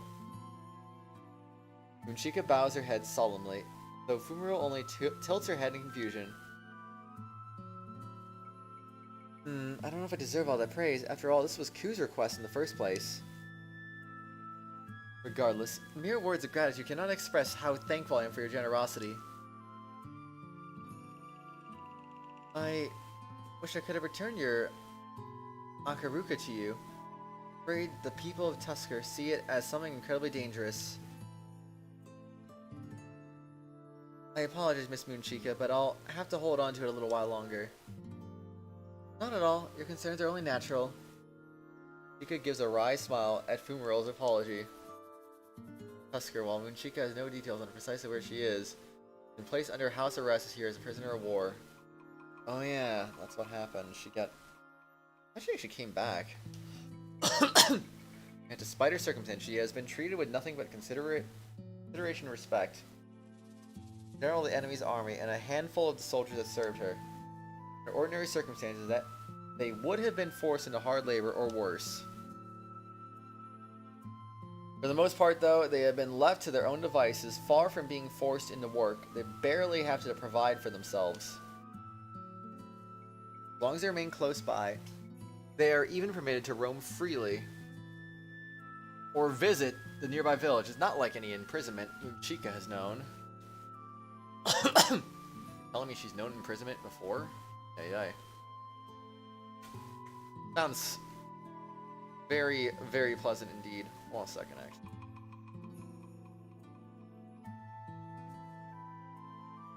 Whoa. Anyway. Had she a mind to do so, escape would have been...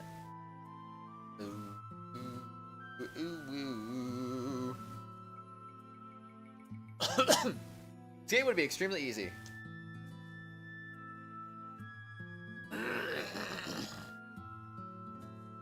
Do you not think my treatment has been too lax?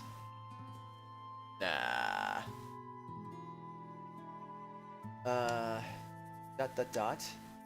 You're prisoners of war. Surely you must see the risk in allowing us to wander as we please. Nah. I don't think you'd enjoy being cooped up in a little home like this, would you?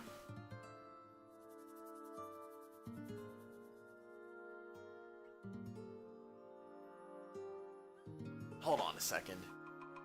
Good thing. Is it you, or is there an awkward tension between you and the rest of the party? I'd say it's more an awkward tension between Kuon and Oshtor. Aku. Other than that, no, not really. I wouldn't really say there's much awkward tension between the others. But that's just me. I don't think you enjoy being cooped up in a little home like this, would you? Fumarole tilts her head in charming confusion, which only adds to Moonchica's concern. The Little General sighs to herself, examining the hostess. Doesn't see a trace of doubt or hesitation upon Fumarole's face. Perhaps this is simply the way the prisoners are treated in Tusker.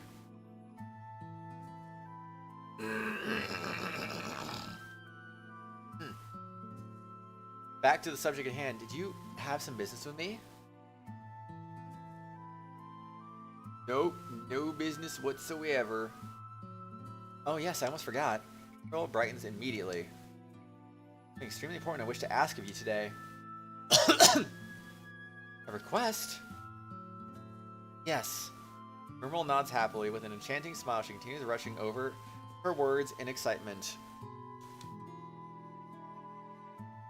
I wanted to go out on a little errand, and I was hoping you'd accompany me. Accompany you? Moonchica blinks in surprise, not fully understanding Fumarole's intentions. Rip not understanding intentions, I guess.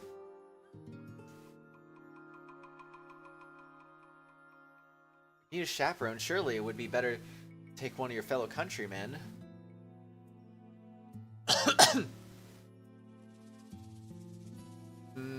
Why is that? Remember, I am a General Yamato. Chika can't imagine where she'd want to go, but accompanying her would bring both of them unnecessary trouble, so she thought at least. Well, to tell you the truth, I'd hope I could keep this little trip a secret from the others. Fumarole's smile turns a little mischievous, lowering her voice conspiratorially. That would only make it a worse idea to travel with an enemy general, like taking a wounded beast out of a cage.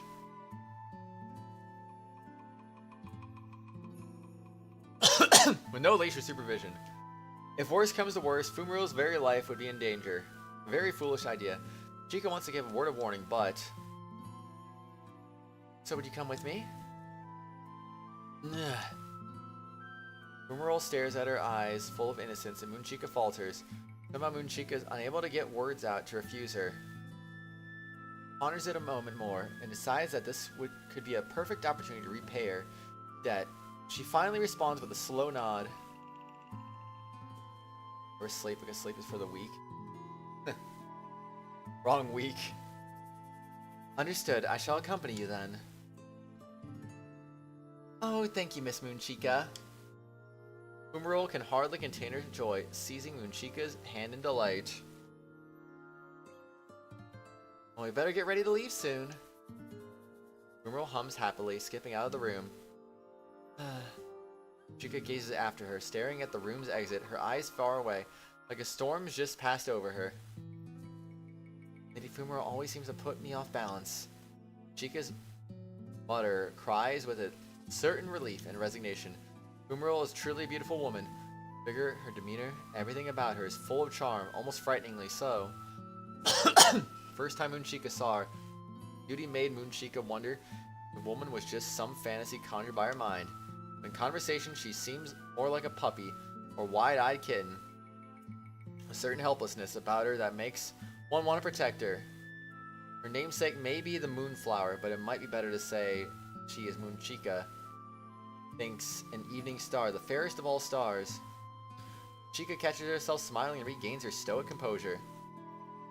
May be affecting me more than I thought. As long as I can remember, Moonchika had lived the life of a warrior. Indeed, she takes great pride in that. And when she sees Fumarole, she can't help but compare herself. Blatantly, the depth of Fumarole's charms compared to her own. The world can be cruel indeed. Can't help but mutter to herself as she prepares for the outing.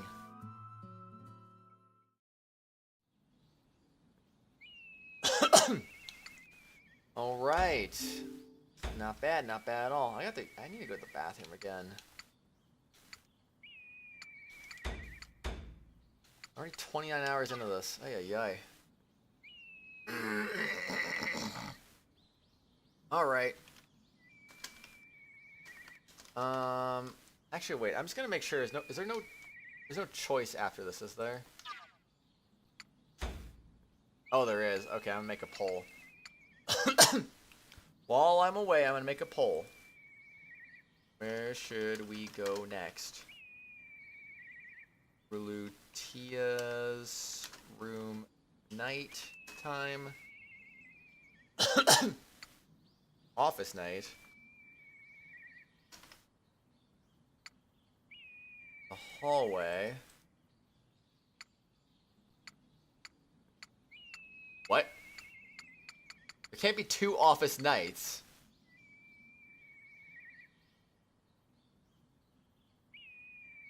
Okay, fine. There's two office nights.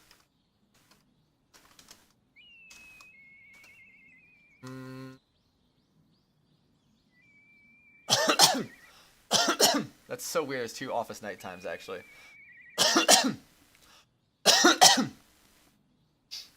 Alright, poll is up.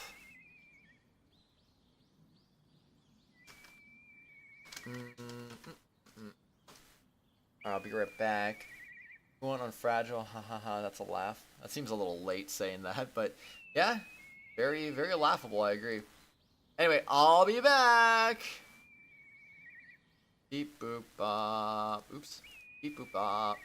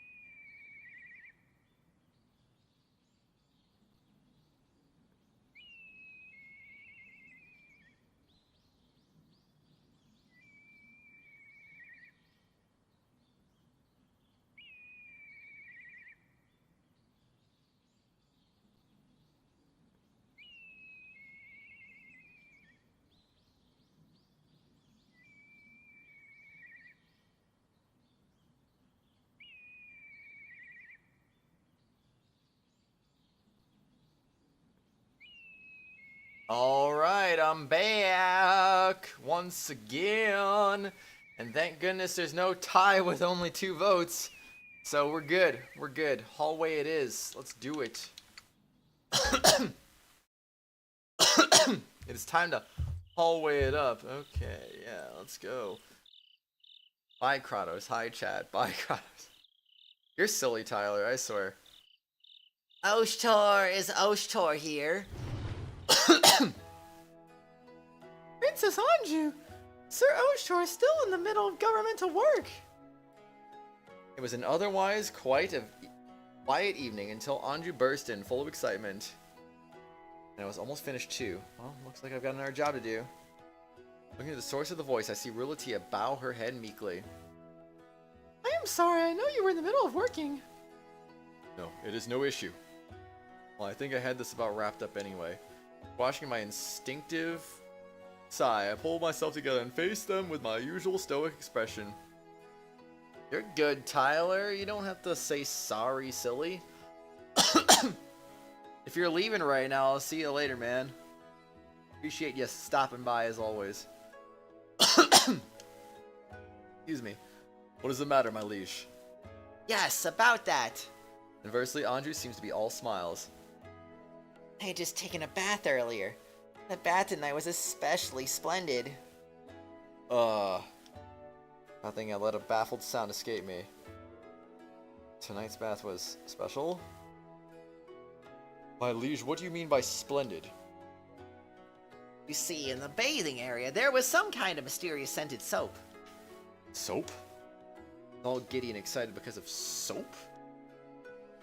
Put my head unthinkingly, unable to keep up with their smug declarations. Anju, however, does not notice, continuing on with a smile. And it was splendid. Sweet scent, not cloying. Is that not right, Rilatia? Yes, it's a lovely scent. There's a number of other little luxuries around there, too. And this incense that smelled like flowers, quite the variety of little delights. Soap, the scent of flowers, and lots of little thoughtful things. Not sure I'm following this. Despite Anju's excitement, I can't really see what's got her so worked up. However, another voice cuts in. Oh my gosh, it's Kuon! Nice to hear that. It makes me feel like it was all worth it to prepare, I think. That soap was made with honey, a number of herbs too. Anju's wide grin slowly fades into dissatisfied confusion. Fixes her gaze on Kuon, seeing her walk in calmly. Why are you here? In the middle of an important discussion. Here you go, Oshtor, your tea. Ah, thank you. I take the teacup from the tray she's holding. A touch too hot. Tea is still quite fresh, a little too hot to drink. I reluctantly place it to the side of my work, then look to the bemused Anju. A short time before, I was getting her opinion on what medicines we might need for the future. I see. Anju nods, apparently satisfied enough with my answer. She keeps staring at Kuon. Now you had said you prepared that scented soap. Is that true? I never smelled anything of its kind in the bath before today. Anju throws the question almost accusingly at Kuon, though the latter remains cool and unruffled. Really? Thanks. Thanks. Why do I have your thanks? Well, I made that, so I'm happy if you enjoyed it that much. I think. What? Ah! So I was right after all. Thrown by Kuon's words, that she begins to understand. Our expression shifts again, becoming conflicted. Given her rivalry with Kuon, she's probably not sure how to feel about accidentally complimenting her. Something along those lines. Since when did she have a rivalry with Kuon? I don't understand. Like, I understand the whole bit with the princess, but I don't think she knows that, so I don't get it. What about you, Rulatia? Yes, it was lovely. I was just talking to Princess Audrey about what a nice aroma it is. Yes, that is correct. Glad. Trying out some new things, so it was a little indicating to hear it went over well. Yes. Despite Anju's sour expression, all the praise for creation seemed to put Kuon in a good mood. Oh yes! How about this? Remembering something, Kuon reaches into her robes, pulling a small bottle out from her bosom. Pretty common about this one too. With that, Kuon presents the small bottle to Anju. What's this? Do we open this? Yep, that's right. They look uncertain as they open the bottle and sniff deeply, but both Anju and Rulatia suddenly exhale in pleasant surprise. Oh. Ah. Seeing the reactions. Hold on. I was adjusting my chair. Kuon's smile widens. What is that? A perfume. Out of everything I made, it's my favorite, I think. I think. What do you mean, I think? See, perfume. Seems an apothecary can make a great many things. For the most part, you can make just about anything you need for everyday life. So then you know how to create even more of these concoctions? What else? Aside from medicine, there's incense, bug repellent, dyes, candles. Quite the repertoire. Especially when I'm traveling on my own, it's useful to be able to make things from the materials around me at any given time. Look, there's no need for me to interfere in this conversation. Smile to myself vaguely, listening in on the conversation between the girls. Nice that they're starting to open up to each other. The trio absorbed in their talk, they look for all the world like three good friends. What do you think? Do you like it? Oh, it's not a bad scent. Hee hee, Princess Audrey, you smell quite nice. Is that right? Andrew smiles shyly, Rulatia's words taking her a little off guard. Kuon notices her smile, then speaks. If you liked it that much, I think you should have it. Really? But surely it would be wrong if I were the only one to receive it. Better fascination with the perfume, Anju presses the small bottle back, looking somewhat regretful. And you can help me pick out a different perfume to suit Rulatia as well. Anju blinks at the sudden request, eyes wide. Anju looks troubled. She's having a hard time answering, trying to come up with the proper response for failing. And failing, I mean. Clearly interested, but she can't be honest about it. Something like that? Well, with a request like that, I suppose I have no choice. She looks a lot happier than she's trying to sound. Anju's attitude brings an unthinking smile to my face. Ah, for me, I wouldn't want to inconvenience you, Miss Kuon. Rulatia glances bashfully between the other two, not used to being the focus of conversation.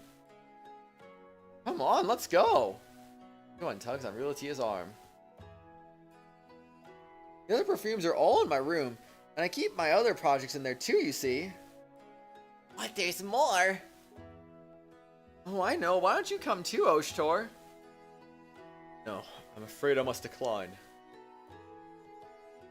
What, Oshtor isn't coming? I want to end up bringing the mood down. Thank you for letting us stay, Sir Oshtor. Let us go quickly. I cannot wait. No need to rush. The perfume's not going anywhere. I am not rushing. Realtia smiles uncertainly, caught between the two in their strange back and forth. It's like that, the three of them leave the room in cheerful, idle chatter.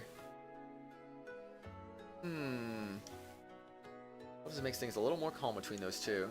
Lost in thought, I lift the teacup, practically forgotten the preceding fuss, to my lips. Lukewarm.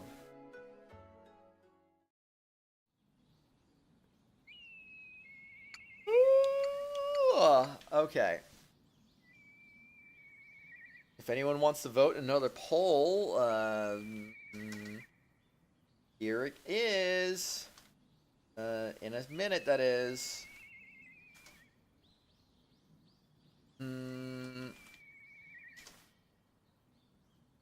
Okay. Office night. Right option. Okay.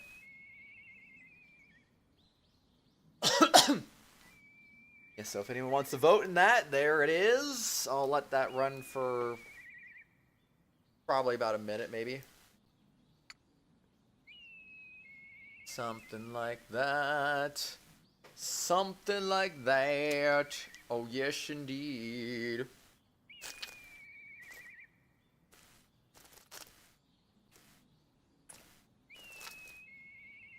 Honestly, it's probably gonna be first vote wins, honestly, at this point.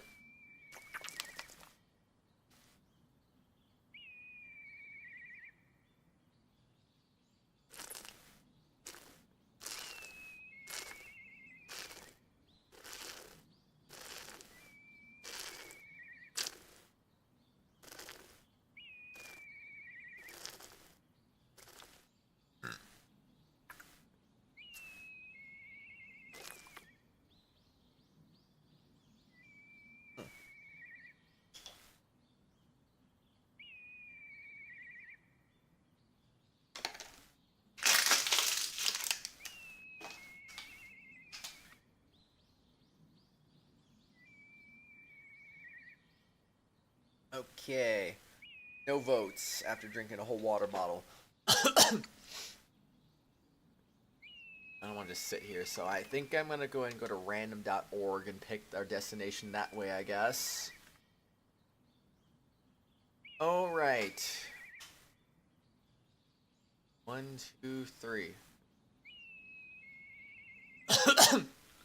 Alright, just for the sake of... Oh, I still have that. Oh, gosh. No. A really bad resolution. Oops.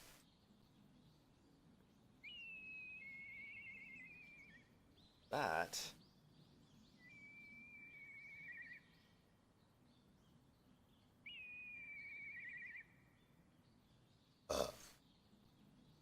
Okay.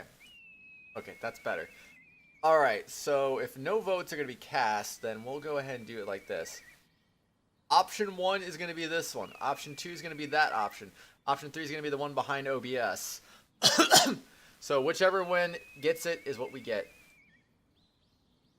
Alright, number 3 it is. Number 3 it is. Thank you for voting, everyone. Thank you for voting. Alright, let's go. Office Night, number 3. Good, this is the last of them. Set my documents down, sighing deeply. Finished. Thank you for your hard work. We will take that. Ugh. Alas, it's done. That should suffice for today. Stretch every part of my body for a moment. Then try rotating my stiff shoulders. Ugh. Gah. Allowed an unintended groan, feeling myself loosen up slightly. Things have been even busier lately. Even when I manage to get something done, it feels like the paperwork never ends. Relax. Be at ease. We will massage your shoulders. Indeed, I don't think I can refuse. My shoulders feel so heavy, I cannot bear it. Uru and Serana nod without a word and move behind me. Beginning to massage both my shoulders and my back with firm, persistent pressure. Hence, my body's very stiff. How is the massage? Ah, it feels nice. I cannot say I'm tired, but my body does feel heavier. Gosh, why am I hangnail developing again? Love hangnails. You push yourself. Master, you have a lot of exhaustion built up. Normal rest may not be enough to resolve this. ... Twins glance at each other, and after a moment, they nod wordlessly, confirming something.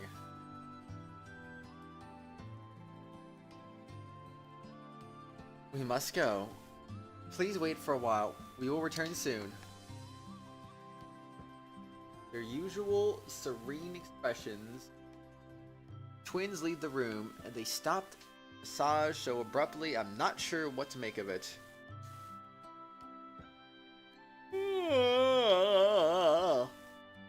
I'm sleepy, well, more like exhausted. Overcome my sudden tiredness, I let out a yawn. Isn't good. Maybe they're right, and I do have some kind of exhaustion built up. Talk to Kuon about it. Gotta know some kind of herbal remedy for exhaustion. About midnight, stifling my yawns, I tread as quietly as I can through the halls. Though my steps are heavy. Wonder if he's still awake. Kuon, are you here? I apologize for coming so late. I have to say, it's rare to see you in my room. Hearing voices from within, I stop my hand just as I'm about to knock. Already got a visitor. Who'd be here at this time of night? So what's going on, Ururu and Sarana? I know they were going, but here? What do they want with Kuon? We need your cooperation. We apologize for coming so late at night. Came for an urgent request. Them? An urgent request for Kuon? That's kind of random. Urgent? Did something happen to Oshtor? No worries. No, our master is resting in his room. Thought he's fine. Well, what about your request then? It's you two. It's gotta be some related to Oshtor somehow. We need this. We want what's written here. We believe you're in a position to prescribe this. Prescribe? Do you want medicine? That's fine, but let me take a look. One takes the offered paper and folds it, examining the contents with a serious expression. Let's see, 3 Bakuri fruits, 1 Rolopok root. Yes, I think I can prepare these fairly quickly. Please do. But this recipe is for a tonic. These herbs are meant to energize the body. What are you going to do with this medicine? We'll have him drink. Our master is quite tired, so we want to help him regain some of his vigor. Lasting exhaustion. Seemed as though he was having difficulty today as well. That's why we would like it quickly. He was tired, but I didn't think he was that bad. Kuon takes another look at the paper, tilting her head slightly. Troubled. Wrong. Is the recipe incomplete? Oh no, there's nothing wrong with this particular combination. I don't think you two knew much about herbology. Not much. We know only the theory. We lack the technique to actually create the medicine as you can. That is why we ask. All is for our master. That's why we must ask you for this favor. I see, for Oshtor. I understand, but I advise you wait before giving him the medicine. The only response is silent questioning tilt of their heads. If he drinks the medicine, he'll certainly perk up quickly. I'm more worried about what happens after. Medicine this potent is bound to have significant after effects. It'd be bad if he ended up collapsing when it wears off. And that would be pretty bad, wouldn't it? So for this, why don't you try medicinal cooking? The effect is slower, but it's much easier for the body to absorb. Medicinal cooking, you say? Placing it out across meals, this condition will gradually improve gradually, and should be a little less demanding on the body. I'm sure Rulatia would be glad to help you if asked. Dot dot dot.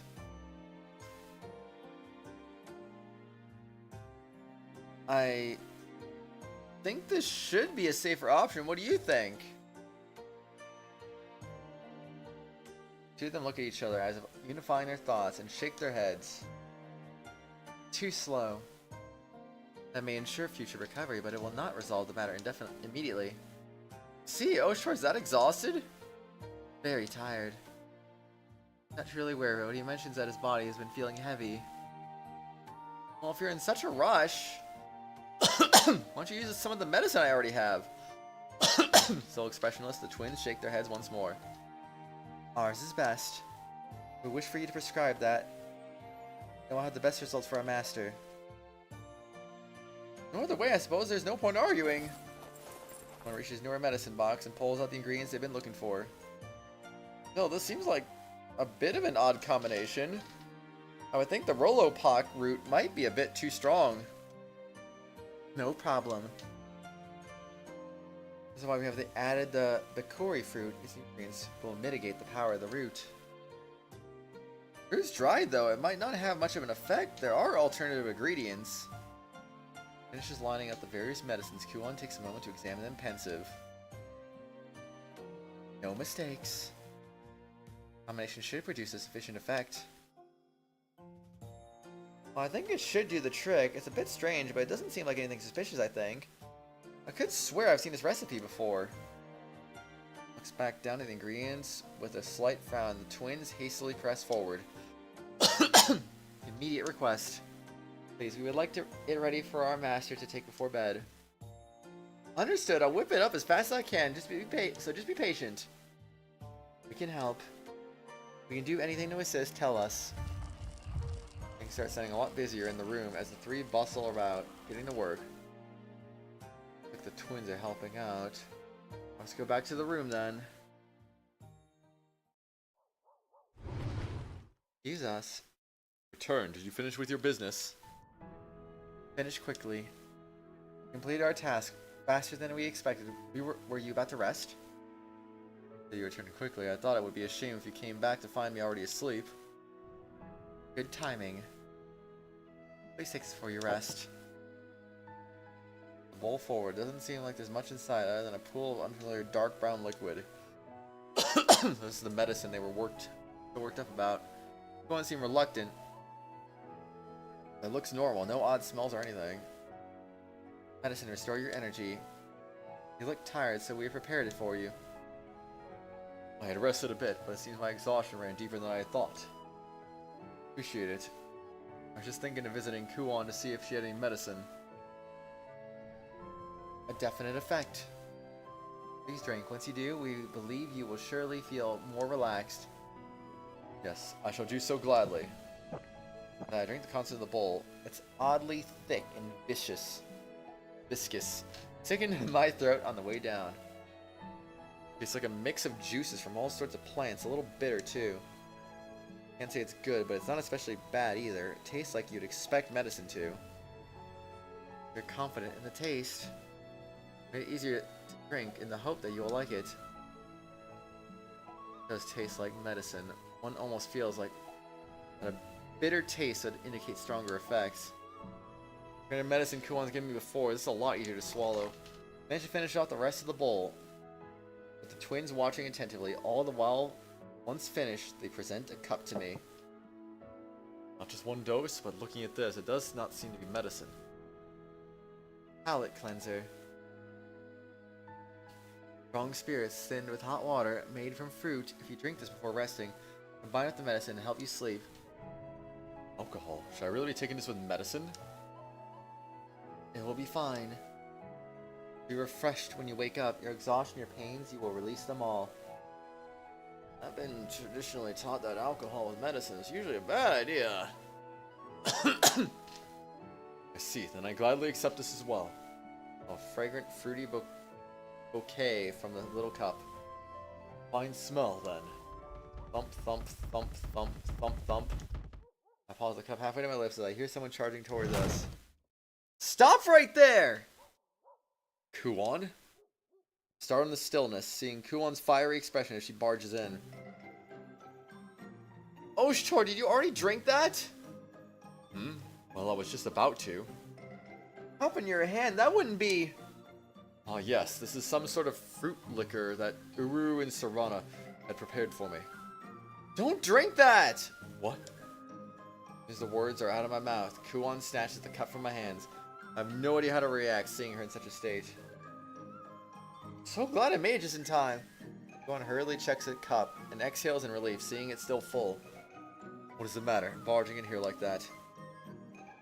Well, I rushed over because there was a bit of a problem. The medicine? I had already drank it, but I still feel normal. Or is it a mixture that I was not supposed to drink? No, the medicine's fine. It's just that when you take it with alcohol... Alcohol, but even then, I'm not sure what they'd be going for. I thought the ingredients were odd, but I didn't imagine you were planning this. You nearly had me, you two. I was almost too late. I do not understand. Can you explain, Kuon? If you want answers, ask the two of them. Kuon looks pointedly towards the twins. Come on, was all this another one of their schemes? Now, care to explain, you two? Don't understand. Do not understand. Can you explain to us in detail? Huh? We request an answer. Please answer. We see no problem with this procedure. You know, all this time, you're still so shameless. Argue with the medicine since a genuine analeptic. Like Kuon's disgust, the twins do not budge. They stare curiously. Listen, Oshtor, this medicine, that liquor, they're fine on their own as a tonic and a drink respectively. The problem is when you combine it, if you drink that medicine and the alcohol together, and the effects, well... As Kuon tries to continue, she suddenly chokes on her words and falls silent. What happens when you drink them together? That! Kinda quick, it's something she can't say. Clarity. I don't understand you. If you are too quiet, please tell us clearly. Ugh! Please say it. As much we do not know, please explain it in your own words, Kuon. Two of you know perfectly well what it does. It does not seem dangerous, but if you are so hesitant to say it, must be something unusual about it? Fine! Kuon takes a deep breath, a determined expression on her face. I wouldn't worry too much about it, but when this medicine is paired with a certain drink, it has a certain stimulating effect. The Rolopak root has an especially stimulating effect, and that can last the entire night, so I thought I'd stop that. Stimulating. Yeah, stimulating, so I came to stop it because I thought you might have trouble sleeping. Still unclear. Please tell us how it stimulates. We will deal with it depending on how. Ugh. Why are you two so... it is stimulating in a sense as relating to the, libido. Still don't understand. You use difficult words. Please make it easier to understand. Hold on a second, actually.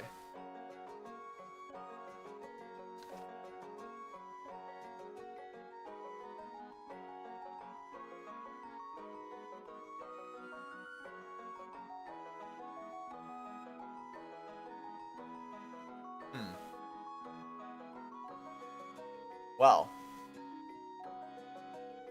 I see. I see. To be honest, I had no idea what libido actually meant. I had to Google it. Oh, it makes you want to do sexual things! Lewd things! So that means it's an aphrodisiac? Do you understand now? Blurts out as if it gets it all out of her, glaring between the twins. Ah, yes, I understand, but are you alright? Gosh, I suddenly feel really sleepy out of nowhere. Oh my gosh. I still got like 5 hours left too. Man, I can't be sleepy now. Ugh. But an aphrodisiac, I've heard her talk about it before, but I guess this is what she was talking about. Anyway, the medicine itself is a tonic, so you should be fine as long as you don't drink the other component. I examined the ingredients myself, so you have my guarantee that it'll work. One certification. Certainly my body does feel lighter. And now as long as you rest up, your exhaustion shouldn't be a problem anymore. But rest up well tonight, you two understand? We understand what you're saying. You achieved our goal, but some questions remain. You still have something to say? How do you know it was an aphrodisiac? What? I'll look sharply to them, freezing in place. Normally wouldn't have been noticed. Medicine's properties as an aphrodisiac are not known by many. Well, I'm an apothecary, so it's because I've been taught all the different properties of different herbs? But I would think, you know, I don't know. After all, I couldn't have someone suffer the wrong effects from an unexpected combination of ingredients. ... Not as if I learned it out on of my own personal curiosity. It's my responsibility as an apothecary to know. Is she just outing herself right now? A good decision. Very diligent study. We have no rebuttal. Twins finally break their unflinching stare, nodding with satisfaction. What is it? Together. We'd rather handle this ourselves, but it seems we have no choice. What? Pleasurable. If our master will enjoy it, then we will even allow you to partake. What? What are those two saying? We must decide order. Me first. We do not mind going after. What do you mean first? First for what? Don't hold back. If you're more knowledgeable on the subject than us, should you desire it, we are willing to allow you the first opportunity. First and after? What are you two talking about? Lasts longer. Except going after you. After all, it will last longer if the deed has been done once already. What are you talking about lasting longer? As much as you like. The effect is powerful and will not fade after just once or twice. Oh my god, no, they don't mean that, do they? What are you? Uru and Sarana speak with more and more enthusiasm while Kuon's voice seems to get smaller with every response. Keeps saying what they want. This doesn't look good for Kuon. And all the while, they ignore the actual person they're talking about. Oh well, I'll just pretend I can't hear them.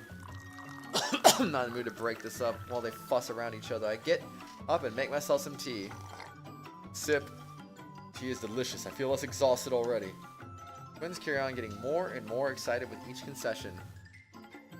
Please no more! Kuon droops his shoulders, mumbling meekly in self-defense. I give up. No more of this, please. Not finished. You are a comrade who shares our feelings. Let us all satisfy our master. That's enough! Just don't drink the liquor, that's all I came to say! In a desperate attempt to escape the twin, she bolts, running through the door she came through. You hear me? Don't drink it! Victory.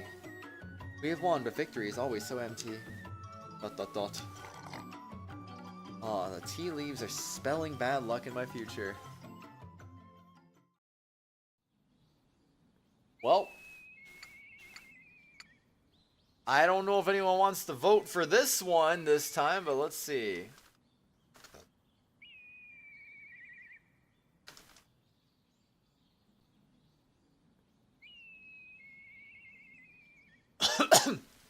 Alright, I'm gonna give that until I finish this bottle of water. Until the end of this nap. No, I'm kidding. No nap. No nap. Oh man, I am tired though. Why am I tired?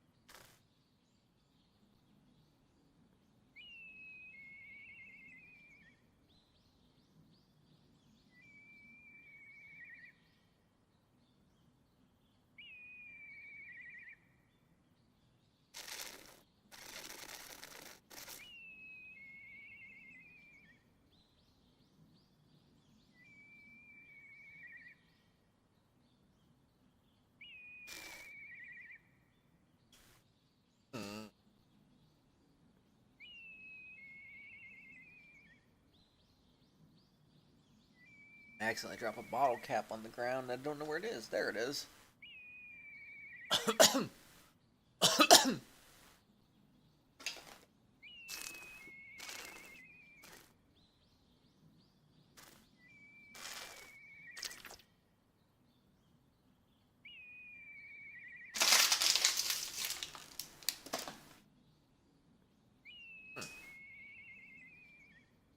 Alright, looking like we're going to need to use random.org once again. Let's see.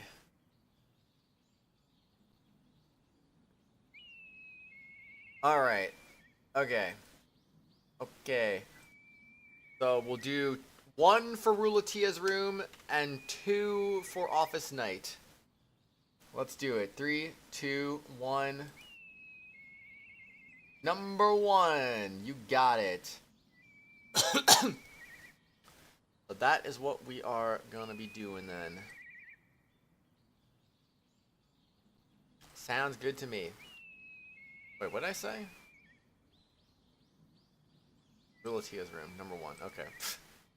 I already forgot, man. I'm so freaking zonked out at the moment. The beautiful moon. I speak aloud in spite of myself, staring up at the night sky. The elegant arch of the moon above her company, I gulp down the contents of my cup. Refill? Master, would you like another? Ah, thank you. I believe I would. Once Uru's refilled my cup, I look back up to the moon, drinking my in thought. This ain't Rulatia's room, what the frick? It's so quiet. It's hard to imagine this is a country on the brink of war. Or if someone resolved everything before it came to violence. Bonk! Oh, I forgot to end the poll.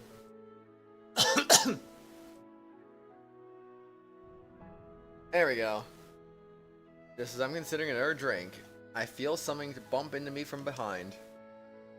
Looking over, I see small round eyes peering into my own with great interest. Oh, what you doing? Shin'Anon, what is the matter? Are you by yourself? I ain't alone. I got everyone here. Everyone? Come on, Shin'Anon. If you don't let your hair dry properly, you'll catch a cold. Ah, so you were looking after her. Shin'Anon's all warm and her hair looks wet. I can't tell, honestly. Probably just came from a bath.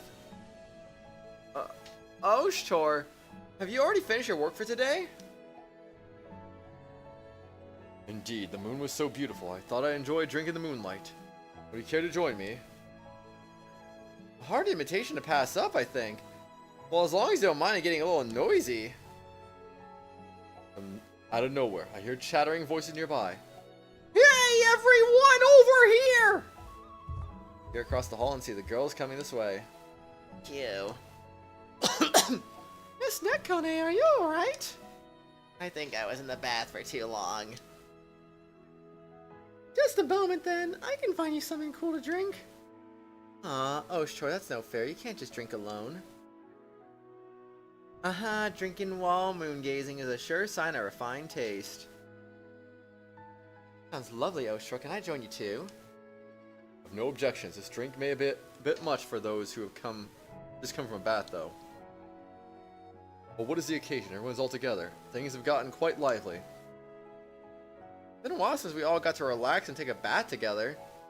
We ended up talking for so long we lost track of time. Everyone fans herself with her hand. Seems she's a little overheated as well. I'm not sure we have enough alcohol left to accommodate everyone. And there are those of us who cannot drink as well. No problem. We need not worry. For the sake of our master, we have come prepared for any eventuality. I have no idea where they pulled them from, but the twins started lining up more jugs nearby, each one full of booze. That is quite a lot. I presume you were not simply trying to get me drunk. Why do you have so much prepared? ... They do not answer, avoiding eye contact. Wait. They're trying to get me drunk? I can't relax for a second with these two. Here. It's Kuwasa. It has already been chilled well. Oop, that should do it. Gulp. I drink after a bath. A drink after a bath gets really into my bones. Gulp. Delicious drinks like these are what I live for. And that's no lie. Chewy nursery, knock back drink after drink, letting out sighs of satisfaction, making the kind of declarations you hear from drunk old men. Here you are, Miss Nakone. I hope cold tea is alright. Thank you so much for going to such trouble. I will enjoy it. Of course, what about you, Miss Kuon? Thank you, I was just getting thirsty. Gulp, sigh. Sipping at the cold tea Rulatia has supplied. Go on, Nakone let out peaceful little sighs of their own. So good. I feel like a new woman. Tea! I want some cold tea too! Here you are. Thanks! You are welcome. I expected a quiet evening, but it's suddenly pretty crowded. Well, it's nice in its own way. Now, are there no snacks about this place? Preferably something sweet like confectionery? Do not have confectionery, but if you do not mind dried fruits. Yes, I will do. One must be mindful of overindulgence after all. Ralsei's voice that was, and whirl around. Oh. Oh, such exotic looking fruits. I've not seen their kind before. Nom nom nom. Yes, yes, quite fine. My liege. Whatever my firm, ever from film on my face. In this state, she projects absolutely no dignity as a princess. I can feel my temples aching. Facing Anju properly, I straighten my posture and speak with the sternest tone I can manage. How fast do you think I'd go through this game if I had this game had English voice acting?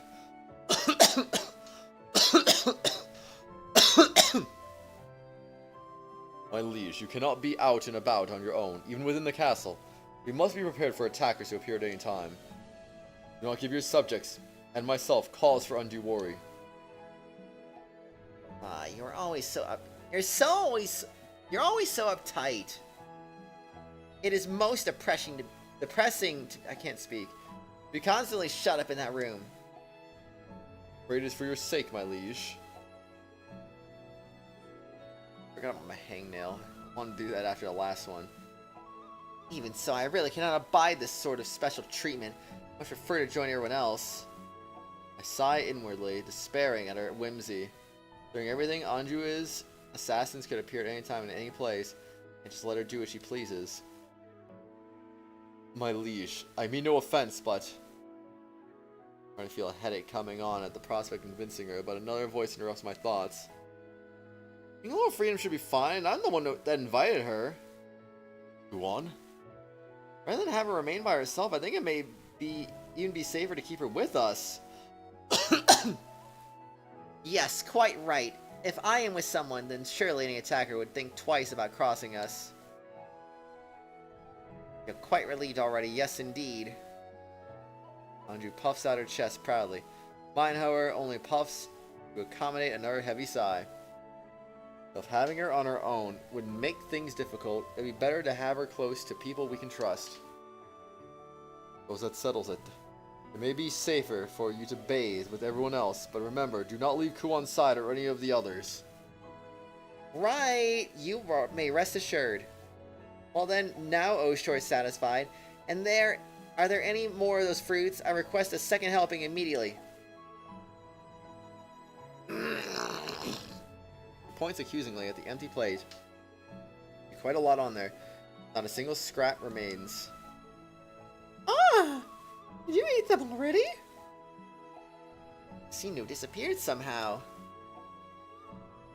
Even if you will not get fat from eating so much, surely such large portions can't be good for your body. Do not worry, the more I eat, the healthier I become. Dot dot dot. Dot dot dot. Dot dot dot. Good grief, it's like some people have no sensitivity. What the frick? Jiggle jiggle. One, I know only my own male perspective. There may be things my liege needs that I may not think of. I said you aid her in such matters. Anything you believe will be necessary, feel free to say so. Necessary, hmm? You have something in mind? Well, sort of. One looks troubled as if something's occurred to her. It might be a bit difficult to do. Difficult? Yes, I'd say, and you're probably going to tilt your head at me and ask if we really need it. Talking with Anju about how essential it would be. What are you talking about? I must seek to understand, then. What is your recommendation? Gohan replies with the utmost solemn dignity. Absolutely necessary that Anju have, well, Yes? a pool full of hot water. Ho! Whoa, Lei. Whoa, I can't believe you spotted something like that at a time like this. No, I'm kidding. Hi, how are you? Good morning. Good morning to you. How are you? Dot dot dot. I slumped slightly, sighing at this revelation. Even now, you are so fixated on bathing. What is that supposed to mean? It's not me. Andrew said so earlier. Shushy. No, if I shushy, then I can't finish the game. Silly. He was talking about how she missed a large bath in the palace and wanted to soak in hot water. No, you're not, Lei. If you were dead, you wouldn't be typing right now, silly. Suffering? No. Why? What's wrong? He was talking about how she missed a large bath in the palace and wanted to soak in hot water. Well, I suppose I did say that. Why, Anju, are you saying you don't want to have a nice comfortable bath in a tub full of hot warm water? What? No, by all means I wish to. See, Oshore? I think a bath is needed for Anju and to help put both mind and body at ease. This doesn't strike me as the most altruistic of requests. Ramps? Aw, I'm sorry, Lei. Don't hate everyone, though. Bah. But a hot water bath. Surely the steam baths here are quite soothing as well. Around here, well, in Yamato, baths in general don't involve hot water, but steam. Not just a matter of them being luxurious, the concept doesn't even exist around here. These baths aren't bad, but speaking as an expert, I think hot water baths are the best. As I understand it, saw the water baths at the Hakurokaku Inn. You were overjoyed. Lei, you don't hate me. Come on now. Of course, I didn't think she'd whip off her clothes in front of everyone and jump in. I'm afraid I can't remember. She breaks eye contact, looking nonchalantly around the hallway, so that's been erased from her memories. But that bath really was nice. Being able to soak in the water, stretch out, and warm up. In my home country of Kujuri, I've only ever had steam baths, so it was very refreshing. Emily was here early. She bought you a gift. You were like, okay, now get out of your freaking room. Was there something wrong with her bringing you a gift? That's right. There's a special charm to it that you just don't get from a steam bath. Her eyes look lidded and dreamy, like she's floating in one right now. Steam baths can warm your body up, certainly, but hot water is best for getting all your exhaustion out. Anju nods vigorously at her words. No? Aw. Play, come on. Don't hate me, silly. Right? Yes, we had a hot water bath within the palace. I certainly do not mind the steam baths, but I miss the comforts of home. Soaking in the hot water, feeling like you're weightless. Indeed, that warmth that you could almost melt in, and the feeling of gently floating away. The two of them clasp hands, lost in a respective yearning for the bath. I'd appreciate if you didn't encourage her. Oh, sure, don't you think a hot water bath is better? I mean, I get the appeal, sure. Now, Oshtar, I wish to take a bath in hot water. See to it. Well, you see. Till you do demand it, the prospect is not impossible, but it will be difficult indeed. What? Surely all you needed to do for a bath is to pool the water and boil it. If you raise that in this land, water itself is a precious commodity. What? Is that so? But I thought I had seen a few lakes where water was being collected. Your Highness, the water is stored for our people's day-to-day needs. We only have enough to keep them healthy for everyday life. We do not have enough to spare for the sake of a bath. And water is all the more precious, thanks to our preparations for war. Tony chimes in, supporting our points. What? So this is how it is? Even if I spoke in ignorance, I must ask your forgiveness. Anju frowns, but almost immediately she puts her hands on her hips as she makes a proclamation. Well, that settles it. I must simply be patient. No, this is not a matter of patience. In that feeling of a bath, my body and mind can be sufficiently refreshed with a steam bath. I prefer steam baths. They are my favorite. Hurley adds, nodding to herself. And her intent is obvious. The way in which she immediately dropped the idea inspires an odd pity. Naturally, if she wanted to invoke the power of her position, she could seize enough water to fill a bath for 1 or 2 people. But such extravagance under such circumstances would be unforgivable offense to the people. How do they switch genders again? Surgery. Anju still has much to learn about matters of state, but she seems to grasp at least this much. I mean, I guess nowadays, you don't really... I don't know. I guess you could just declare yourself a guy, and I guess that would count too. So... That's really just up to you, Lei. That's just really up to you. Kuon, meanwhile, while still understanding, lets out a deep sigh. Honestly, the way this stuff works nowadays, I'm a little confused. I knew it would all come back to water. I wish I had some kind of magic kettle that could pour as much hot water as I wanted. Hey, what's all this about not having enough water? There's lots nearby, isn't there? Huh? Wait, really? I thought we were supposed to be all careful with water. Like, it was something terribly rare. What do you mean? I have not heard of any such abundance of water. The group looks to Nosuri, doubt on our faces, with all eyes on her. She tilts her head quizzically. Do you really not know? It's right there. A grand lake in the middle of the mountain range surrounds this place. A lake? I remember hearing this song before. That's right. I happened across it yesterday while I was exploring to get the lay of the land. A massive lake, deep and wide.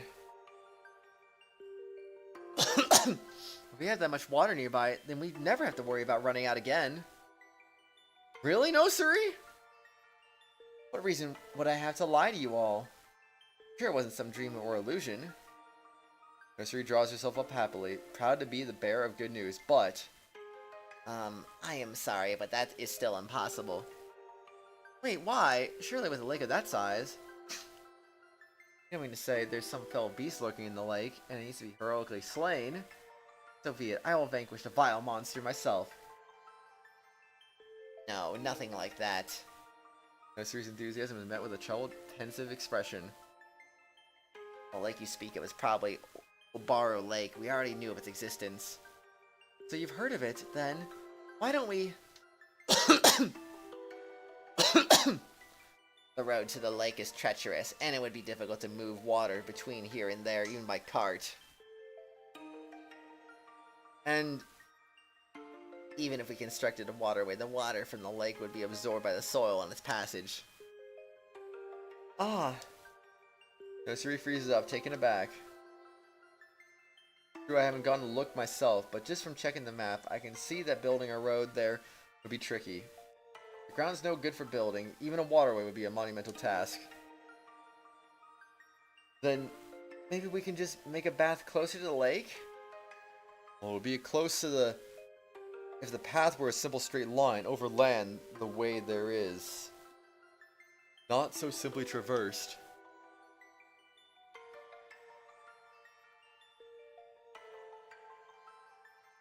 Oh, Lay, you're silly. You should just get internet.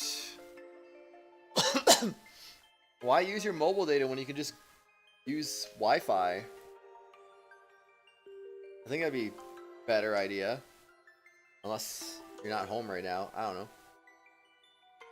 Well, this girl's, you're right. Maybe we could bathe there. You would still have to make the return trip, and after a walk home, you'd be sweaty, dirty, and dewy once more. That's true. Even if you had a wonderful bath there, I wouldn't want to come back home even more tired than when I left. I see. Well, I thought it was a good suggestion. Rejected on all sides. No Cerise sags with a sigh. Yes, she does, Lay. Yes, she does. You need not be discouraged, for now it is of little more than a dream. We may have our chance to resolve it once our luck turns. It's not impossible, I think. And nod quietly at Kuon's words. If we had an abundant water source, baths would only be the start. We could use it for farming too, and all kinds of industrial help. What can we do to solve this? Good question. Alright. Where to go next? Where to next? Office night. Poll time! Woohoo! Let's go! Where are we going next? Are we gonna go to the office or are we going night? Let's go. Oh man, night. Good choice, Lay. Good choice. Alright, that's where we're going. We're going to nighttime. Poke, poke, poke. Oh, wait. Actually, before starting this, I'm going to go clip a hangnail and use the bathroom because, well, I need to clip the hangnail, but I just suddenly have to go to the bathroom now. So, yeah, I'll be back. Go check those DMs, Lay. Go check those DMs. I'll be back. Beep, boop, bop.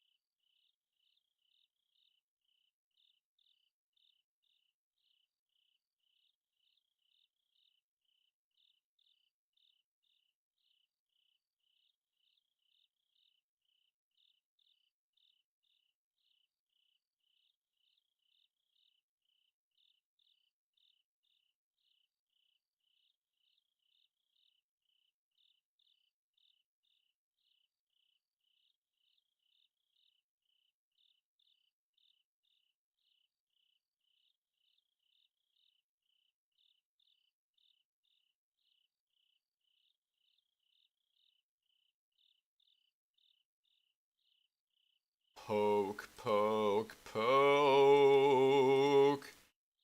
I'm back.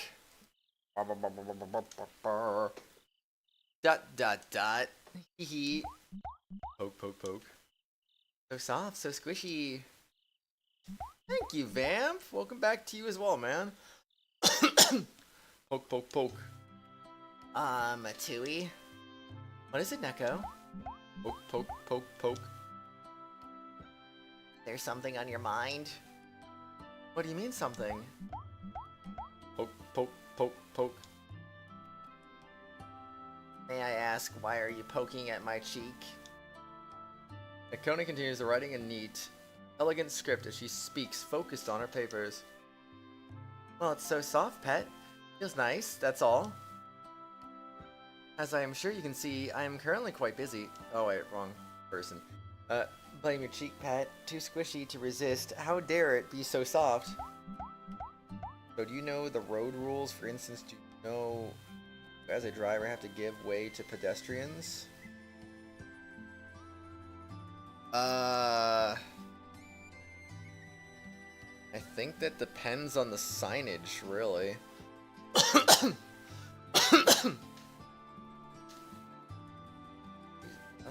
Oh gosh, is that a bug? Oh my gosh. Anyway, I do not know. Anyway, I meant that as a question. Oh, I know. I assume it depends on signage and stuff. Like, if you're at a red light and they're in the crosswalk or something, like, yeah, you gotta yield in that case, of course. Well, actually, it's the same thing if you're making, like, a right turn. You have to yield for the pedestrians crossing. Crossing the crosswalk to your right.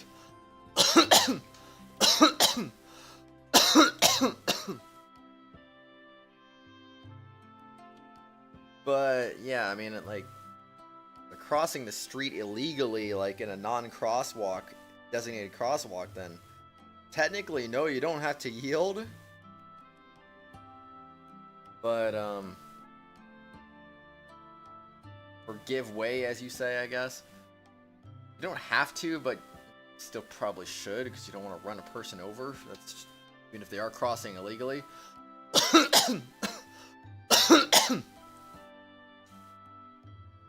Excuse me, but... Hehe, ah, Tui, that tickles, stop. Oops.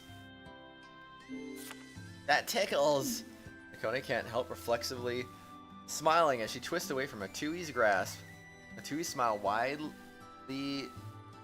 at her reaction. Excuse me. Finally smile, Neko. Sure, anyone would be forced to laugh if they were tickled that much.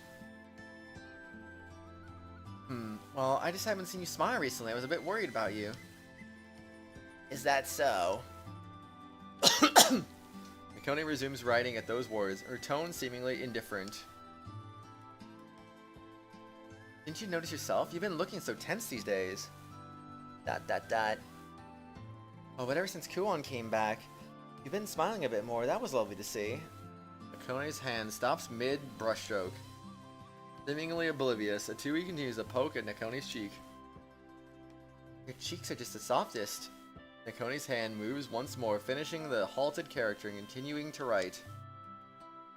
You know, as much as I'm glad to see you smiling for Kuon, it's a bit discouraging. Because we weren't enough to bring your smile back on our own. ... That is not... That is not true. The prodding stops. Really? Yes. Really? Yes, it is the truth. Hehehe.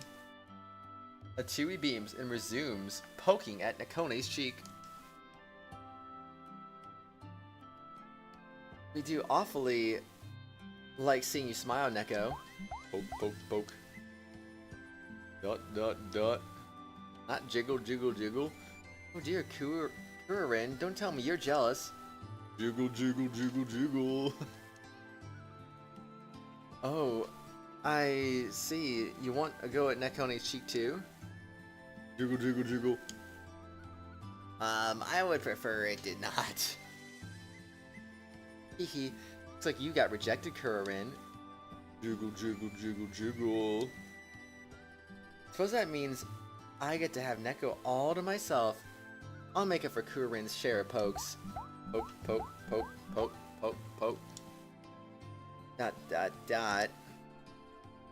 Yone, however, lets Atsui do as she pleases, a little ticklish, and a little embarrassed. I would appreciate if you stop now.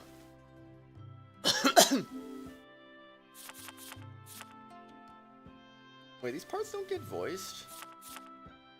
I guess I would still, even if it was English voice acting, I guess I'd still voice these parts then. That'd be weird.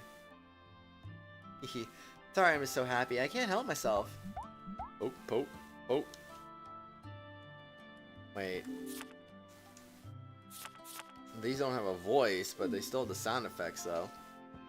Oh, I know. I'll go make myself useful and pour some tea for you. With that, Atsui bounds up and scurries out of the room. That is not it at all. I was happy that you were all with me. I was so happy. Alone in the room, Nekone murmurs, for nobody's ears but her own.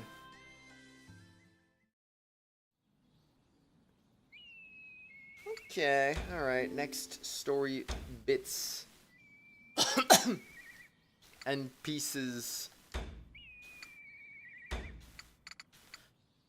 The last one was 20. Oh my gosh, it's been 6 hours. 6.5 hours since the last battle. I just love how this game just goes in phases where, like, there'll be like a lot of battles. Like, oh, there's Path of Carnage. There's Path of Carnage. There's the parting, like, right after that. I mean, granted, I guess that was like 4 hours later, but still, it wasn't that long. Honestly, it wasn't even that long, because the side battle I did took like freaking an hour, hour and a half on its own. It was more like freaking 2.5, 3 hours between battles. At that point. But, I don't even know at this point. Anyway, next progress story. Progress story. If you insist, far be it from me to deny a direct request from Lord Raikou himself. I must say, rare indeed to hear the great Lord Raikou offer such praise of someone's abilities. Truly so remarkable. I've had my eye on him for some time now. He will show his true potential if properly guided. I see. It was his misfortune that he served an incompetent master, and so I freed him from their service. I wish I could do like a good Johnny Young Bosch impression. Like, if I could do that, that's the voice I would always imagine for Raikou, but I don't know. For all your methods of persuasion, you still find he refuses you? Sharp ears, yes, he's exhibited a surprising obstinance. Yeah, okay, I read that right. And so you needed my research. Doubly ensure success, yes. I understand. But I'm afraid I do not have the means right now. May I ask some time to prepare? Do not wait long. You ask will require constant maintenance. I have to send out one of my boys to keep an eye on the subject. I will do what I can, but I can promise no guarantee of stability. In the worst case, I am well aware of the consequences, thank you. They do not concern me. The more powerful pawns I have on the board, the better. That is all. The rest I leave to you. Pawn, is it? How sad.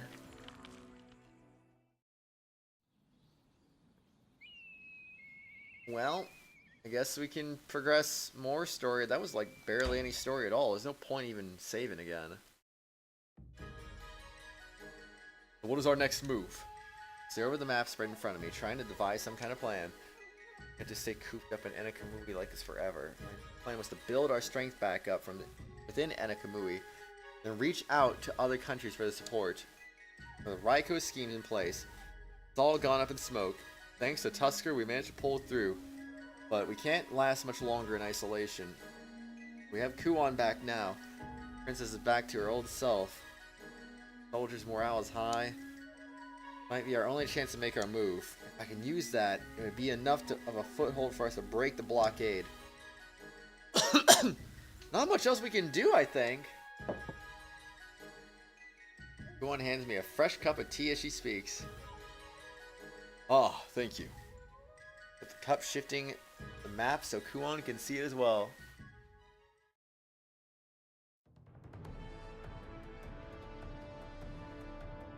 Nekomui Imperial Capital, Rumoi Pass.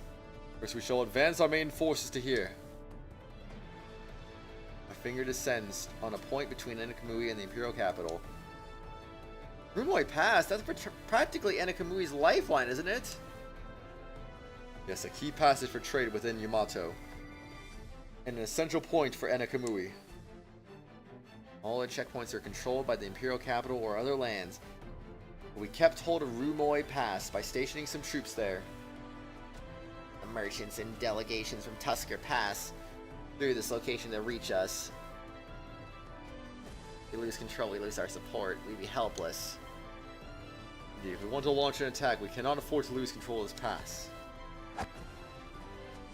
I outline a large circle with my finger, as if to surround Rumoi Pass.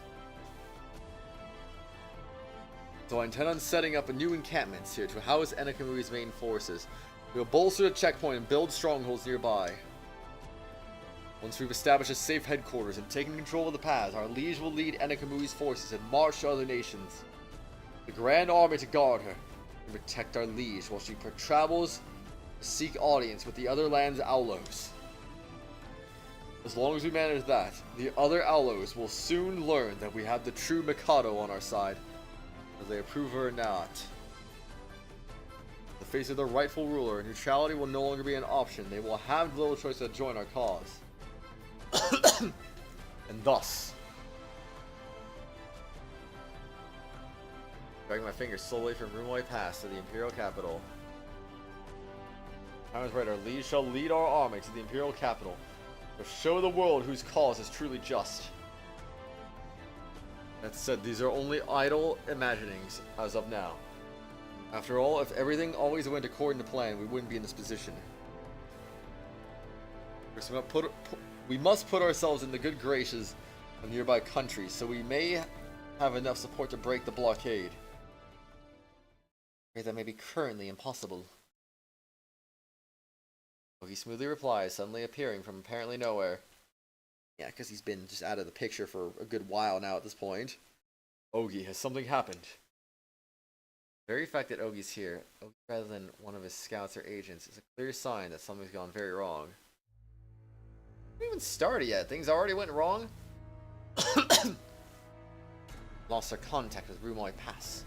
Also, they're currently under attack, or perhaps worse. It's a crucial strategic point for us. We fortified its defenses. We stationed our elites there. Did all we could to ensure its safety. But not correct. Indeed, I also consider it nigh impenetrable, and yet... So, Rumoi Pass was taken, without my soldiers even having a chance to report. When half a day has passed since we've lost contact, I'd say it's more than likely. I know only one man capable of this. I think we know who is responsible. Raiko. Dang it, one step ahead of us again. Touch my teeth, the feeling of powerlessness is infuriating. We have us do. I look up from the map and slam my hand down as I rise. We leave at once for Rumoi Pass. Until we know our forces have fallen, we will not abandon them.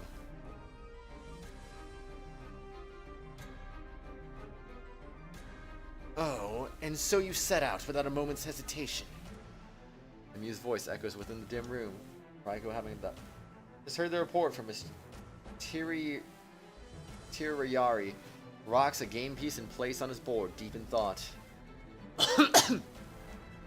Quite a feat preparing his main forces so quickly. So we had an army at the ready then.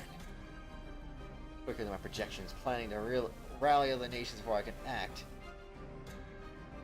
afford to underestimate you, Oshtor. Now I have sealed your next play. How will you react, Oshtor? How far ahead can you read your opponent's moves? Raiko moves the pieces across the board slowly, thoughtfully. His smirk widens. It's one wrong read. Desperate error. Game will end in your destruction. How much entertainment can you provide for me? Let us see.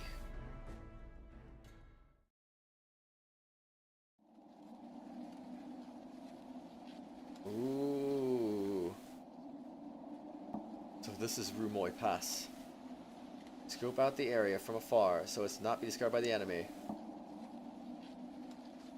What is this? Why does something feel wrong here? I don't see any of our soldiers. Indeed, no sign of any enemies nearby either. It's mean. Where are all the enemy troops? It's too quiet. They gave up the battle halfway through. Didn't find any Imperial encampment in the area either. I think they positioned themselves at a more distant location. I don't know what happened in the battle. I didn't expect the gates to be left open if they were just under siege. All so eerie. As if somebody's waiting for us. Maybe an empty fort strategy? Lure us into the bottleneck with a checkpoint's entrance? Strike while our formation's broken? Perhaps they intend to flank us while we are confused and deliberating our next move. Either way, the key to countering the strategy would be to figure out where an ambush would come from.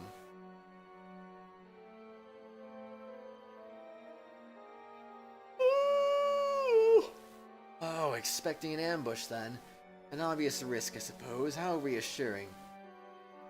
Hardly have wasted such effort on an incompetent general. Raiko's smirk remains, apparently satisfied by the Chiriari's report. But whether it's a trap or not, you've no choice but to walk in. After all, you have to find out what happened to the defenders, don't you? That wit, that courage to walk the right path. That is why you will fall to my stratagem. Snap. Raiko snaps his fingers, and Sriracha glides forth from the shadows. Your men? It's time for the feast to begin anew. Though admittedly the site in question makes for a poor banquet hall. Understood. I shall have them immediately resume. Sriracha gives a bow, then immediately disappears from sight. Raiko, now alone, moves another piece carelessly upon the game board. Rest assured, Oshtor, I have no intent to launch the sort of ambush you're imagining. No, that'd be far too dull. Know that my strategy is fluid, formless, and always beyond your grasp. Shortly, Raiko receives word that the operation has commenced. A smile of satisfaction spreads across his face. What's the matter, Oshtor? We've come all this way. Why are you hesitating now? Ambush or not, if we haven't seen any sign of them yet, then surely I must prove they're at least outnumbered. With our power and your expert command, we should crush our enemies with no problem. Hey, Oshtor, can I scout ahead? Mind if I take the vanguard? Give them a taste of the old spearhead. Come on, just a bit, just a tip. Don't say that. No, you must wait. I need to observe the situation just a moment longer. But now's the best time. The spooky feeling in the air gets me all tingly. I just can't stand it anymore. She's right. There's something in the air. It's sending a chill down my spine, but we have to move forward. Honestly, these two, if they picked up that there's something bad in the air, can't they just stay put? Yes, it's clear something's not right here, I think. Dear brother, what should we do? Plain to see this is some kind of trap, and more than that, the enemy's defiantly aware that we know it. After all, we're dealing with Raiko. Like Nosuri said, it doesn't look as if there's any great force lurking nearby. Something's here, I don't know what, but I can feel it. This isn't just some conventional ambush. Got something none of us would expect. I have to steel myself. I didn't come all this way just to abandon the soldiers we left defending this place. Please wait, it's too dangerous. You must come back. It matters not. There is no such thing as a safe battlefield. You must stop, Princess Anju. My liege! Ah, it is our liege! Which begin to murmur among themselves. Did I keep you waiting, Oshtor? My liege, what are you doing all the way here? I had thought you would be at the back lines of Rulatia. Come all this way just to raise morale? What are you talking about? I have come here so that I may fight alongside all of you. The hubbub among the soldiers spreads even further. What are you saying? I heard that a battle is drawing near. My beloved people are to go into battle. How can I merely sit back and watch them from afar? Do not say to yourself that I must not avert my eyes from this war. I must not run from it. And whatever may happen, I must see it through to the end. So I shall go as well. Indeed, what good is there in me hiding away? My liege. I am so sorry. I was. ... Dot. But if anything were to happen to you, your highness, you need not worry for me. After all, I fight alongside so many skilled warriors. Emotion among the soldiers raises to a new high as they all stoop to bow their heads and kneel. Oh sure, I think this has gone past the point where you'd be able to stop her. Makano's voice is the voice of heaven itself. Our word is absolute, it can never be taken back. Dot.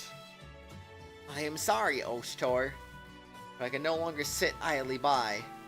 Just promise me one thing, no matter what, you must not act on your own. Oh wait. Whatever, that was Oshtor. Of course, with you at my side, that will not be an issue. Everyone, will you be my sword and fight at my side?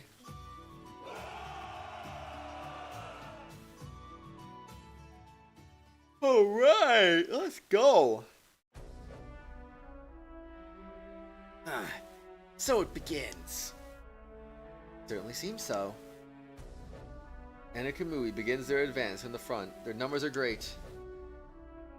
Predictable as ever. So you choose the straight and narrow path, the most trodden of paths?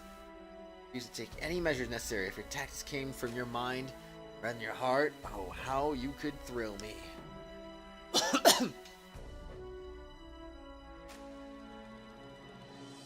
Well, oh Jesus. Oh Jesus, what the frick happened here?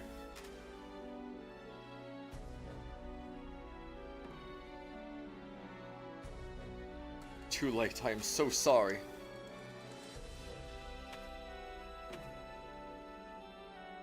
Everyone, why? Not like this, not in this place. We all promised, didn't we? Why? Good lord, though. Some of these soldiers is like way too deep in the blood. What cruelty! Ugh, they will pay! All the soldiers stationed here, but this is just... What's going on? The only bodies here are soldiers of Anakamui. I don't see a single Imperial uniform. And isn't this... don't look like injuries from armed combat either. It's almost as if... they were eaten alive. What the frick? Yes, there can be little doubt. These wounds were not inflicted from man-made weapons. These soldiers were eaten alive. By something with a big dawn mouth at that. A monster with this kind of power. I think I'm starting to get the picture, yeah? Shouting, warning, something approaches. Hehe. Got a big one on the line.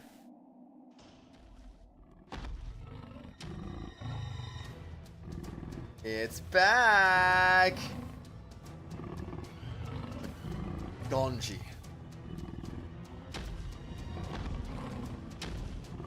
Ah! All those soldiers and they couldn't handle it? Jeez Louisa. These robes are slowing me down. Whoa. Wait, that's our freaking combat attire? didn't look the same as our freaking character model, though. Like, this just looks freaking weird. This should do. I shall join your ranks as a soldier. We must avenge our fallen comrades. Yeah, that looks nothing like her freaking sprite model. Like, the character model and the sprite, the portrait look completely different. Whoa, that guy's huge! Awesome! Guess that's our corporate, yeah? You don't think this is the same scaly monster from when we fought the Kumpopol? It's the same Ganji be here. They managed to lure it all the way here. That'll be too convenient. No, maybe even since then. The one pulling the strings was.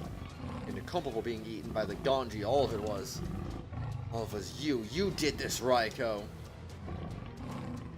That thing is responsible for killing everyone. No time to dwell on this right now. Here it comes, we slay it here and now.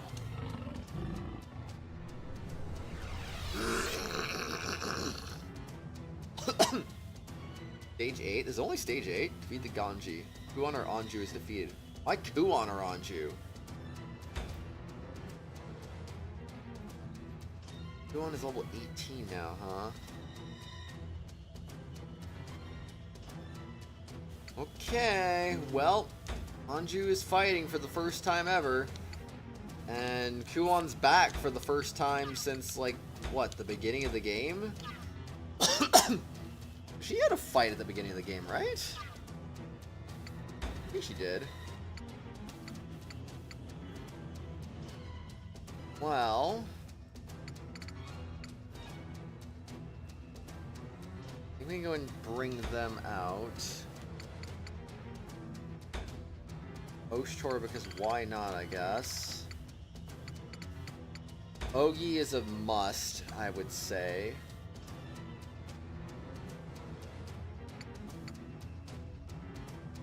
Would say bring a Tui, but... Frick, 63 attack?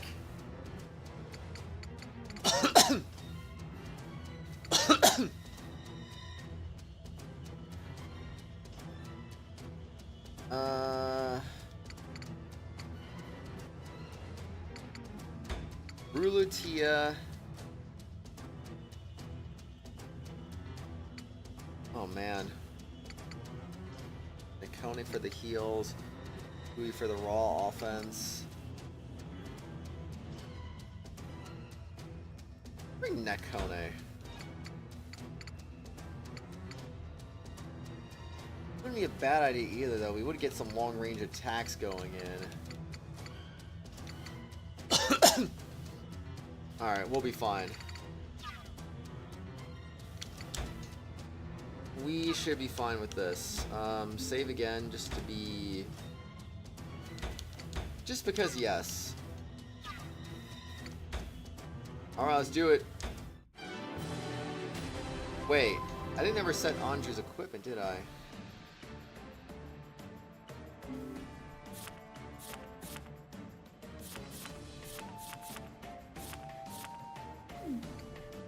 Wait. Wait.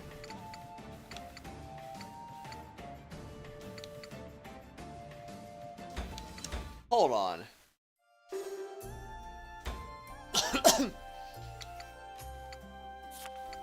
Okay, go there. I realized one thing. Equipment.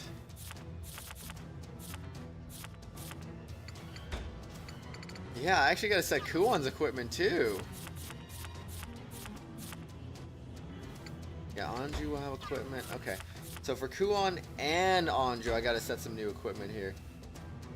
Good night, Kratos and Merp and everyone here. Merp's not even here right now, but good night, Wolfie.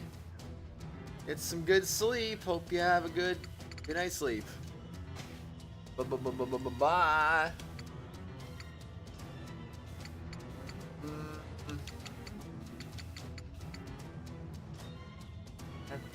Limited stuff.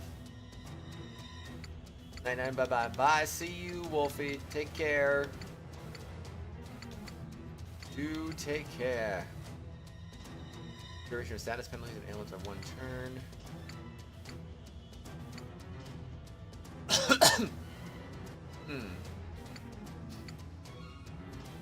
Huh. Oh, 25% damage increased by 30%. Oh, can't get that either. That boost increased by 10%. Sure, let's give her that. Jump increases by 1. Physical damage by 10%.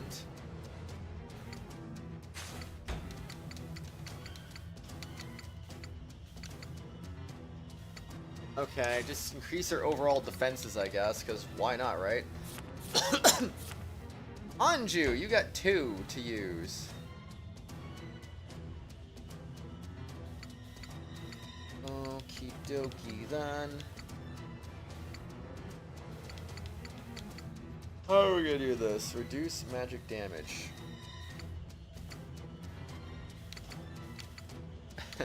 You know, resist poison would be, it's kind of ironic in a way, but let's do resist magic, I guess.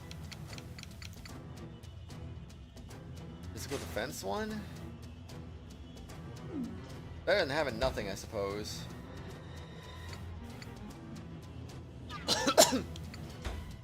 Alright, save again, since we just set some equipment. I mean, it's good to have some at least basic equipment on, I'd say.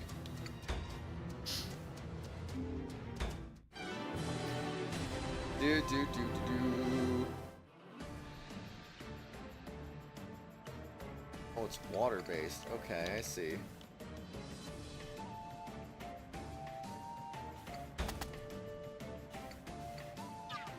If I don't know people who will, okay, Goku.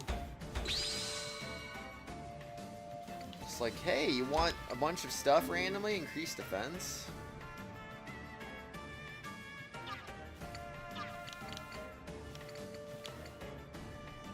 Couldn't hurt, I guess?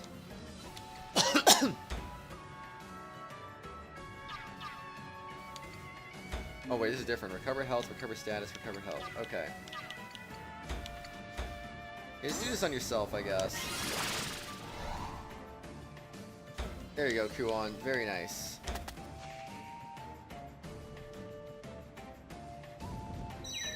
No way, it just summoned babies? Nice. Nice. Oh, even Kuon took damage. That's kind of jacked up.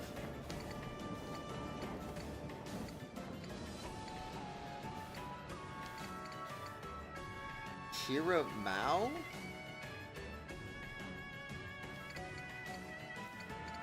I don't like how these are suddenly part of the fight, though. That's just a little discouraging to see.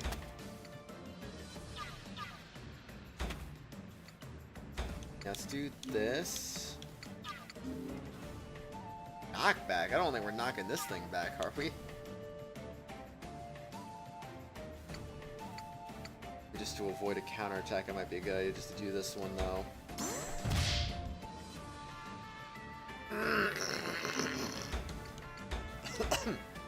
Okay, I gotta learn her attack since this is new to me. 100 damage, nice.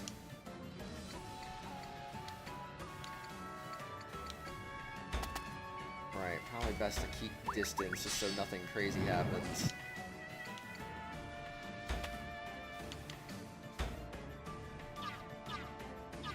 Oh. It actually did knock him back, so that's funny. Alright, you can take this, Anju. There you go. Pick a little defense.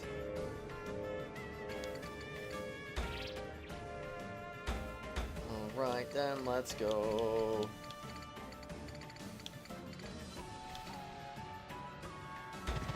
Let me get that way. Not quite there yet. I guess I should have moved them into a different spot. Oh well. I need more zeal, bruh.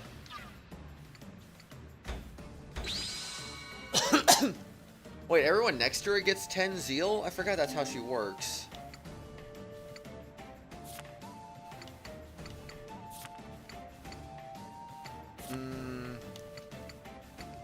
Each of the units turned, allies within range receive 10 zeal.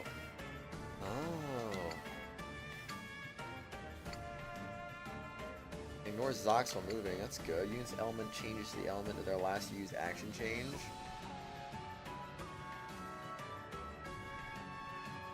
Oh, that's a thing she does? I did not realize that.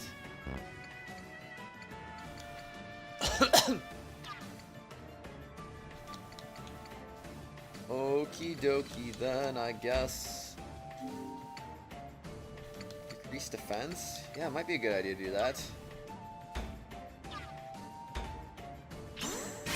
Boom. Boom. That's what I'm freaking talking about, man.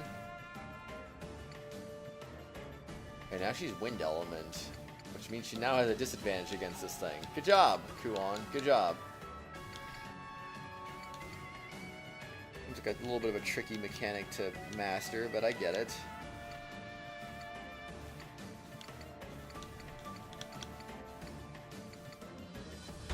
Alright, so stay near you, and then I'm gonna go after you. As long as we can get rid of these things, that'd be great. Boom. Whoa. We even hit him with that too, so it was like a 2-for-1 special there. Ha, we'll get Enkin going off. Let's go. Forget you, man. I got Enkin on my side. Oh no, stop it. Stop! Don't do it, man. Why are the Kima model on their side? That's what I'm wondering too. Maybe they just get along really well. Seems a little strange, honestly, but I mean, what can you do, right?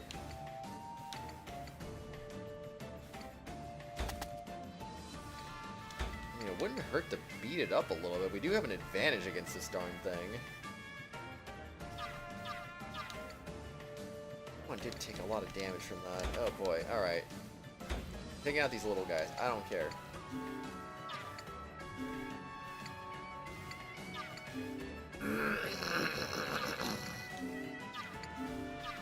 It gives me more zeal and it's gonna kill anyway, so might as well.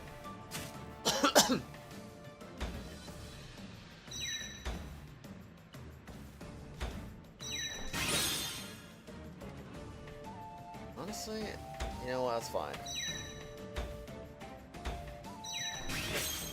Boom. Nice. Act of revenge. Venom! Very freaking nice indeed.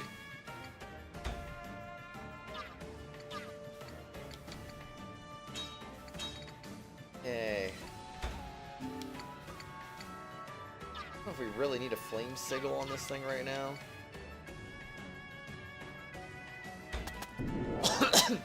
I'm just gonna move you closer to get you healed, because honestly, you dying is a defeat condition, which I will not allow it to happen.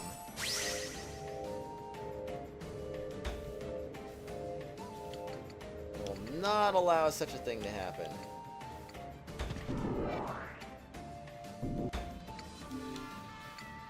Push back in the turn order. Ooh.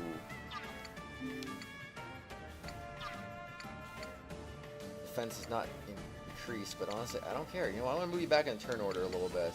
Also, no counter too.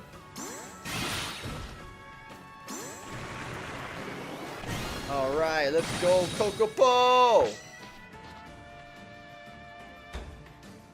I'm friggin' talking about. It's all about Kokopo, am I right?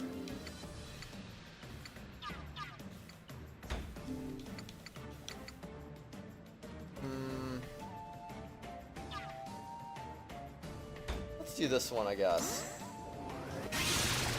Nice. Kaboom. Oh, I didn't crit that one. Man, I'm bad. That's fine. Just do what you can, I guess. I think an attack decrease would be desired. I don't know about a taunt, but I mean, attack decrease definitely desired. Rejuvenate 1, dodge a physical attack, and cure yourself of status ailments. Okay, sure.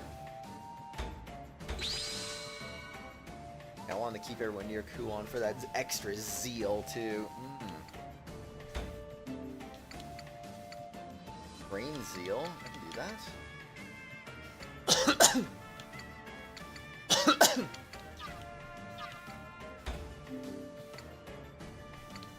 That would decrease defense, but you get a harden out of it, so... I guess it wouldn't really matter in the end then, huh? Boom. Oh, jeez, that one's fast.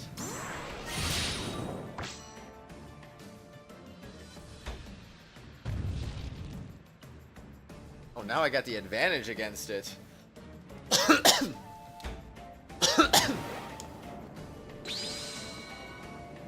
Very nice, very nice.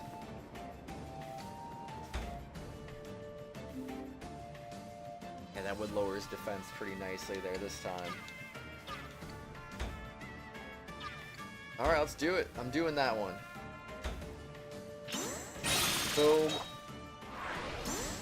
Boom. 93.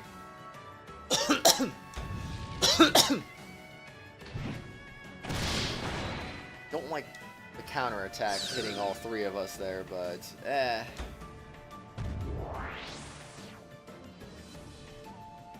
it's fine, it's fine.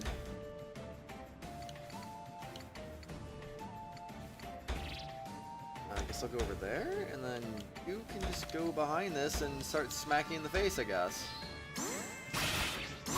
Nice hit. Alright, very nice. I'm gonna try that again, though. I think I screwed that up a little bit.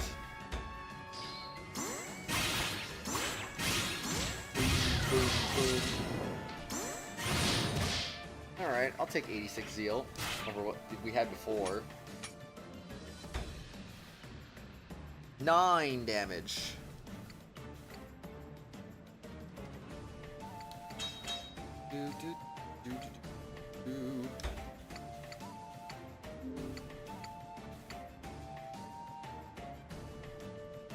Wait, do a heal sigil Hako now? I didn't even know that. Cool. Oh, that heals Kuon too! Nice!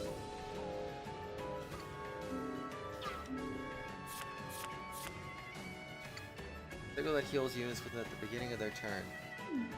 Okay, so it doesn't say how much, it just says it heals. Gotcha, gotcha.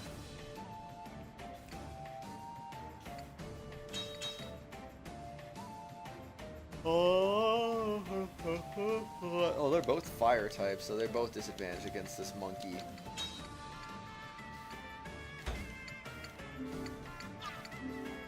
Okay, might as well just do this, I guess. Boom. Nice.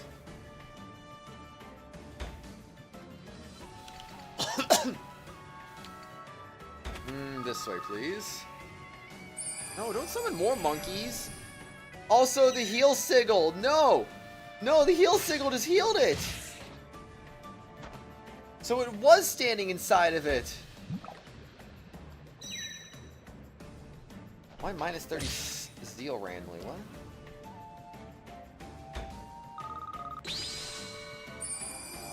Yeah, that was a mistake, though. I didn't think that was actually going to heal it like that.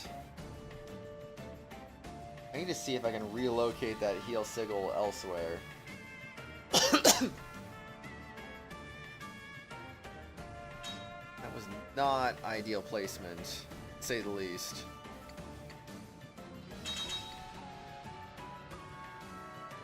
Alright, so what can we do?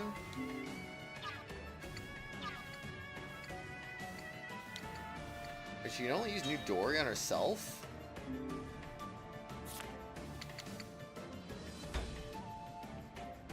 The range is 0, so yeah.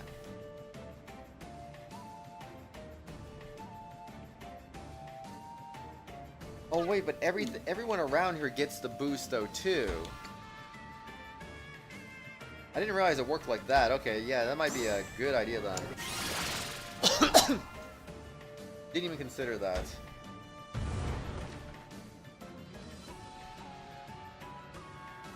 Yo, Eevee Gaming's back up. How's it going? What's up? You have arrived once again. Yes, you have. How are you, man? How was your day today? Hopefully it is a good day. Boom. Boom. Nice. Good, you, Laurel. I'm doing very good. I'm doing very good. I'm glad to hear you are doing very good. But yay, level up for Kokopo. Frightful Aura 1. At the beginning of the enemies of the unit's turn, enemies in range lose 10 zeal. Ooh. Okay. I'm trouble with the main account and stream chat. Really? That's weird.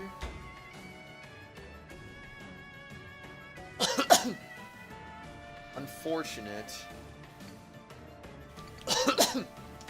Definitely unfortunate.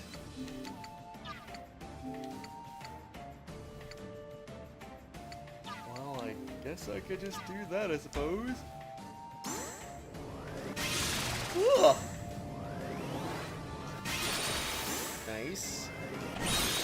Nice.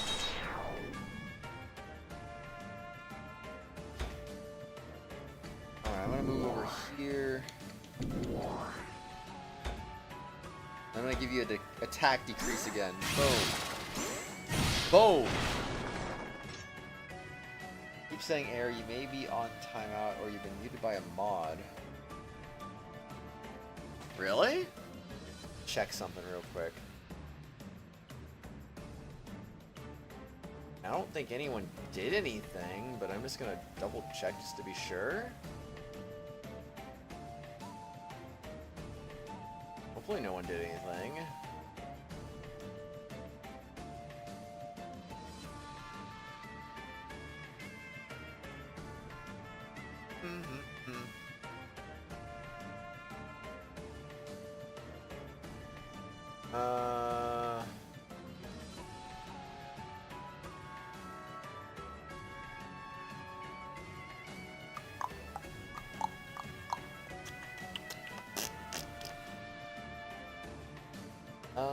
Yeah, I don't see anything.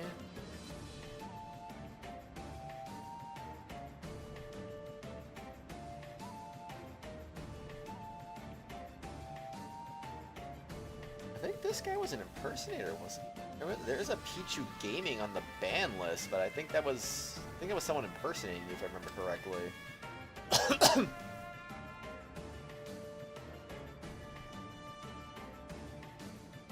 Can you DM me on Discord real quick?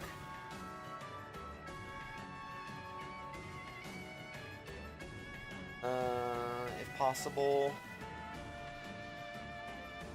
Just want to verify something.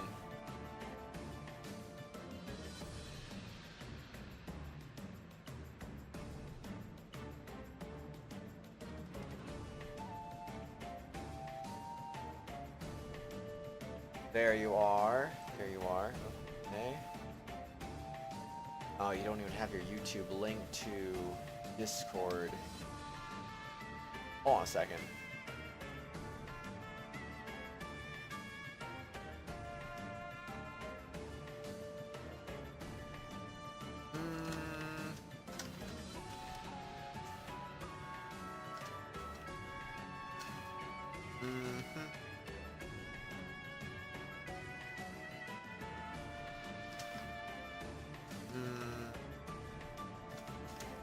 All right.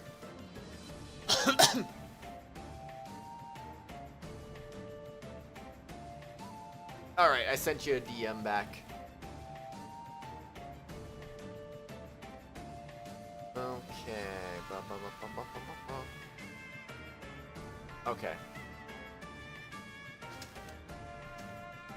Anyway, since that's all I can find, then there shouldn't be any issues then.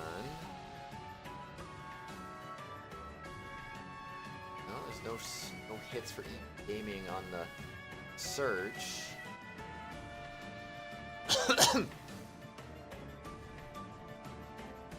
Yes, I don't get it then. Sorry, main account again. Be right back. All right. And no worries. No worries on not having it linked. It's something with integrations, I believe, but I don't know how to explain it. E. Hey, there you go. See, it works. Now it's working. I hit the double crits. Never mind, there we go. Heck yeah. That's more like it. I need to redo that heal sigil though when Nekone's turn comes up, because I cannot let that be going on the way it was going on. Alright, die, monster. Boom. Boom. Boom, boom, boom. Oh, I hit another crit. Let's go. Let's go. I hit an extra crit that I never hit before. Oh my gosh, it's Catchy. Hi, Catchy. 2 seconds while you get your headphones. Aw, snap. He's getting his headphones. That's pretty dang hype. Alright, time to beat you up. Boom, boom, boom, boom. What? How did I miss that crit, bruh? This game is rigged. I only got defense? Lame. Alright, so I'm gonna redo the heal sigil right now. This should put the sigil right here, bruh. I don't know how to land a crit anymore or something. Yeah, we can't let this guy stand in the heal sigil. That's a terrible idea. Hi, Catchy. What's up, dude? Good morning. Happy morning to you. How are you today? Oh, yeah. Okay, the princess be doing some real damage right now. Yes, more zeal. More zeal. Rain your zeal, I guess. I'm gonna do that. Oh, I missed that. Man. It is the morning indeed. And hopefully it's a really good morning.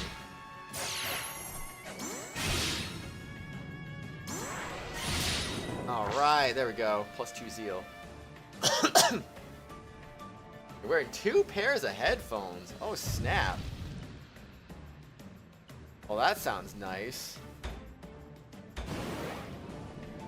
Oh, and then she just suddenly gains that. Okay.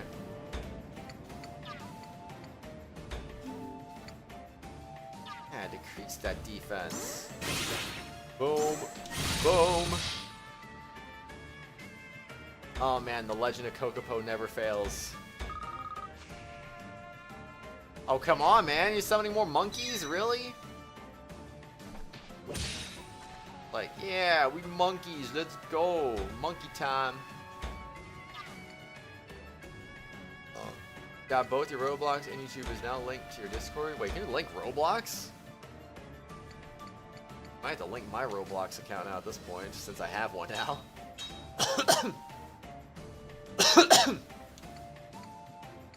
Didn't even realize that was a thing.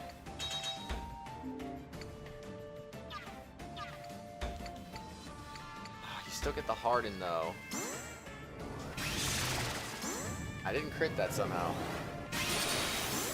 Questioning my sanity now. Wait, why are you wearing two pairs of headphones? How did that happen? The moon's favor. Oh boy. Mind if I do? Boom. Boom. And kaboom! One for you, one for your game. Oh, that's cool. That is pretty dang cool. Yeah, level up, more HP, more attack power. Soe Muso has been strengthened. Ghana. Ghana, where'd you come from? Collecting power, we shall place a Nightshade Mantle in preparation. Okay. Sounds good.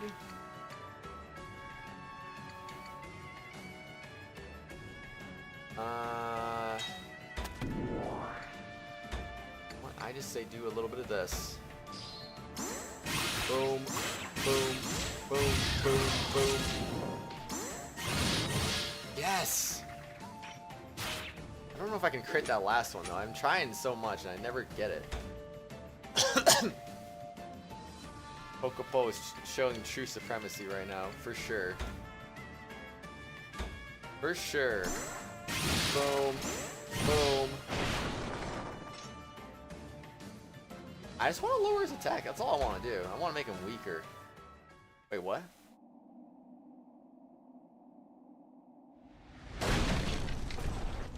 There is no way. What? Another one? Might be difficult, I think. Come on, enough with the nasty surprises. Ah! Ah! Nakone, take Rulatia and fall back. You take Rulatia and fall back. We need her, though. Understood, Rulatia, hurry. You must come with me. Right! I'm alright, thank you, Kokopo. Alone is giving us enough trouble. How do we contend with two?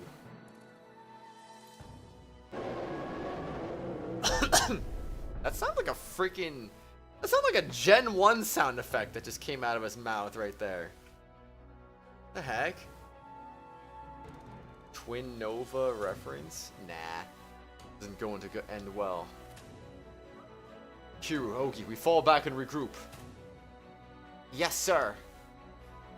I would serve as the rear guard then. Please organize a retreat. Kuon, can I ask your assistance? Yes, of course, anything you need. Wait, you would have me turn my back on the enemy? On the monster responsible for killing my people? My liege, this is no longer a matter of war. If we fight them head on, our casualties will be too much to bear. But I must avenge them. I must! If I flee now, how can I face all those who have fallen here? But you realize that is precisely what the enemy wants us to do. Like a cage all around us. Even our emotions are being manipulated against us to ensure we die here. What? Feel it too. Feel the rage burning within me, yet we must swallow our pride. Fall back to fight another day. Do that one day, we will have a revenge. Honestly, I feel like we could just win this if we fought it out, but eh. Also, they're being very... I don't know. They're waiting us out too much. Like, they could just eat us alive as we're talking amongst ourselves, but they're not doing it. I'm sorry. I lost my composure. You are right. We have no choice but to retreat. Don't jinx it. How would I be jinxing it, though? I thank you for your wise decision, my liege. We'll cut through. Kuon, are prepared? Ready when you are. Then let us. Master, we detect someone. Someone approaches our location, not armed for combat, possibly a merchant caravan. What? Kuon, hold. I need you to wait. They move at a steady pace. It does not seem as though they have noticed the fighting. Oh, you gotta be kidding me. Brother, what are we to do? Dang it, of all times now. There's another trap to keep us here. Dot dot dot. Warned you? No. We'll have to abandon the... No, there's no way she'd allow that. Halt to retreat. Tui Jack will distract the enemy to buy us some time. Oh boy, guess we don't have much of a choice, yeah?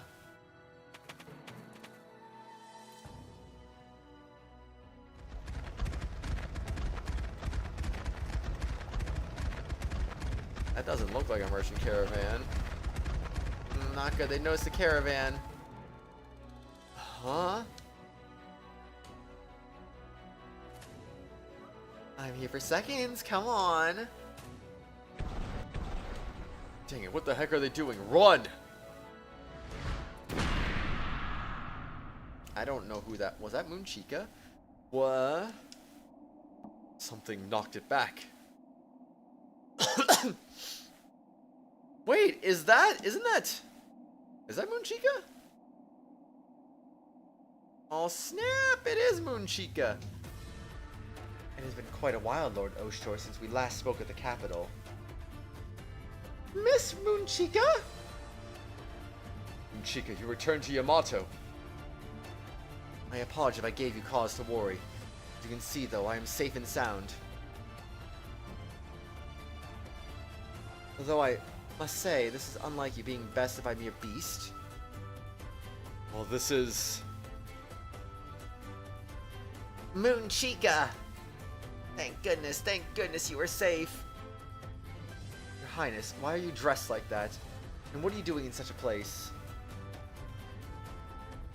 I mean, is Moonchica seeing the outfit in the portrait or the outfit on the battlefield? Because the outfit in the battlefield doesn't look that bad. You have missed so much. I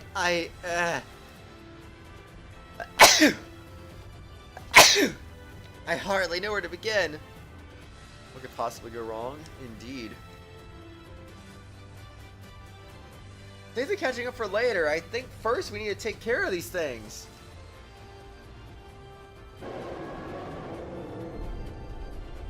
Still so perky. Look, that one's still raring to go. Just as I thought, my strike lacked the power I'm used to. If I had my Akaruka, I could have crushed it while I was stunned. You were able to fight then. You need not worry. I may have lost my Akaruka, but my skills have not grown rusty yet.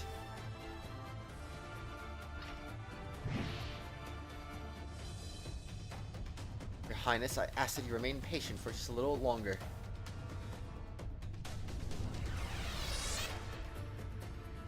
Victory condition is changed to defeat all enemies. Well, 66? Bro, this one's even stronger. She might be strong, but she's not like that OP.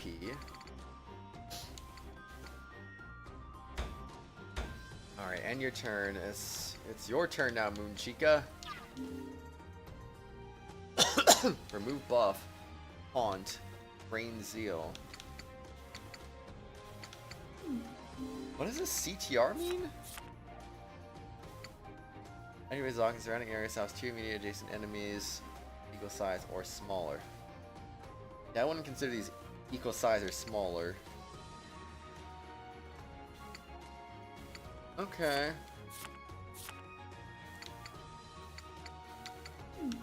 I guess whatever you feel like doing, huh?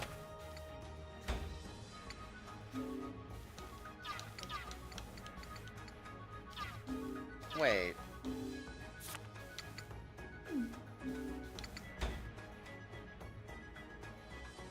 Worthy strike allow me to return the favor.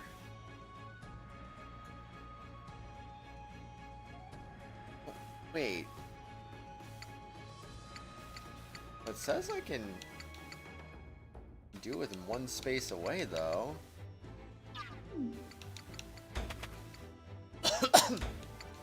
Yeah, I don't get it at this point.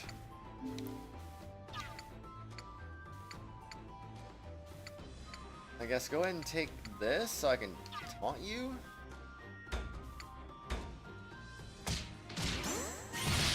Might be in our best interest. 68 damage. Alrighty then, let's go.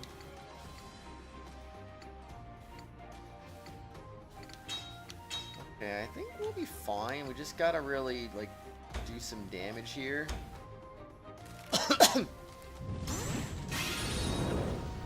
Die, monster. You don't belong in this world. I missed the crit.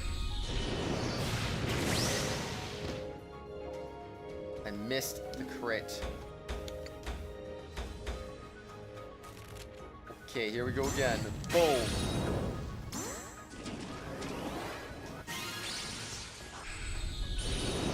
Nice. Burn him to the ground.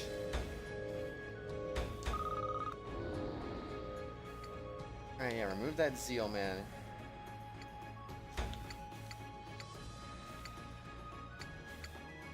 Do a counterattack, huh? Now let's not get counterattacked.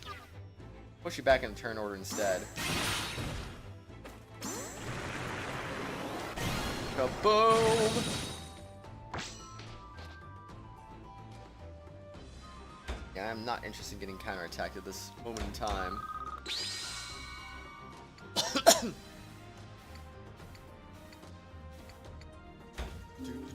Decrease stunts. Could do that. Or alternatively, yeah, I'm just gonna do that, I guess. I think it does more damage too. Did it say more damage? Alright, let's go. Now very weak. Very much weakened indeed. Only 82? Wow. I would have expected more damage out of that. Boom. Also forgot I could attack both of them again. Whoops. Oh no, not the decoy. No. So unfortunate. Or at least this fat battle's gonna be worth a lot of EXP though. Fucking bacon and chicken? Yo, bacon and chicken, let's go. I want some bacon and chicken. Ate fried chicken last night. It was banging, I bet, man. Dude, chicken's legit. It'd just be legit. Advance and turn order on self, Nightshade Mantle.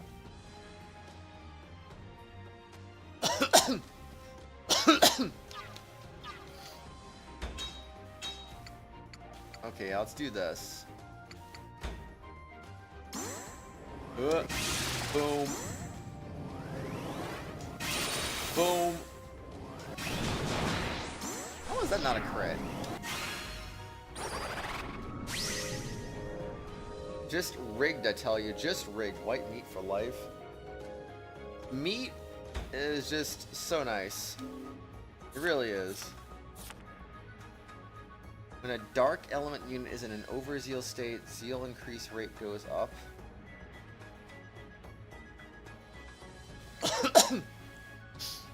Oh. My bad. Sigil that reduces the chance of units within for being targeted. Oh, well, not like I'm really getting targeted anyway. But that's cool, though. That's definitely cool. Alright, let's freaking go. Boom.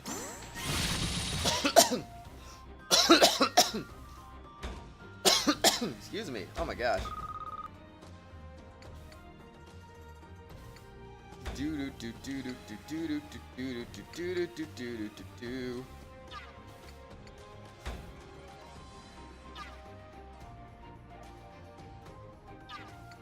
Guess if I were to go over there, I could hit 3 for the price of 1!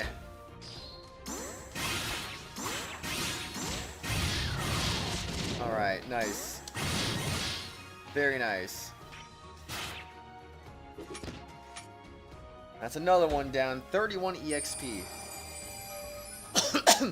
Indeed, E is a letter of the alphabet and also the first letter of your name. Freaking go.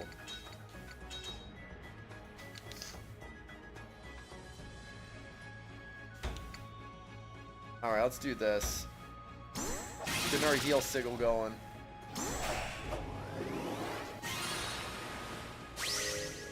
Nice.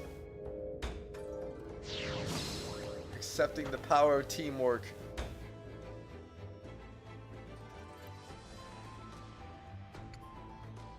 Wait, when did I get moved back? I want to be next to her for the Zeal. Started playing OSU yesterday. Nice. How was that? Was it good?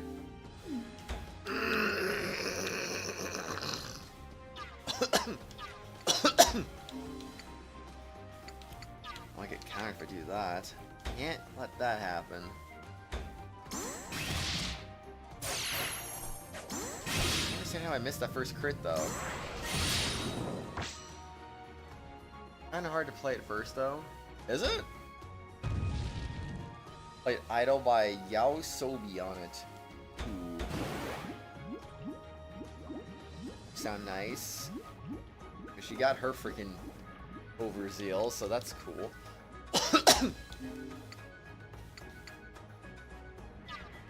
Alright, you can attack that guy, I guess.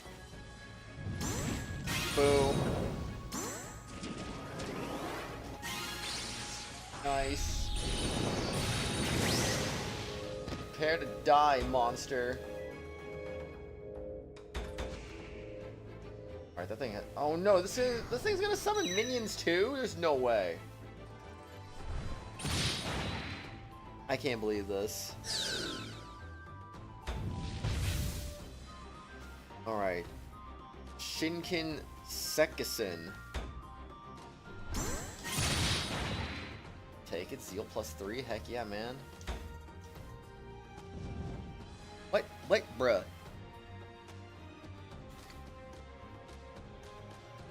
Orcs. Yeah, they're all orcs. Alright,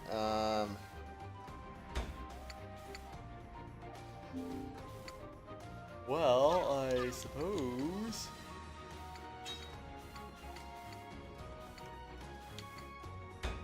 Oh, if I want to hit multiple things, I gotta do this one then. I'll take it. Massive damage, man. Massive EXP gains. Let's go. Nice. Nice.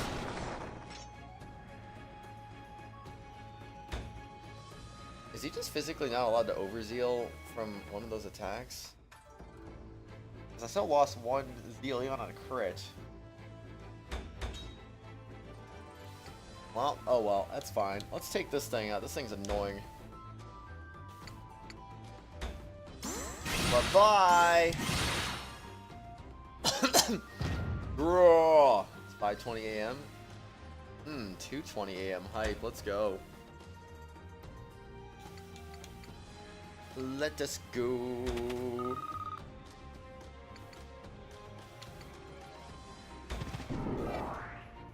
Alright, I'm ready to just attack you in the face. Nice, rip defense. Gonna hit you in the face again, oh yeah.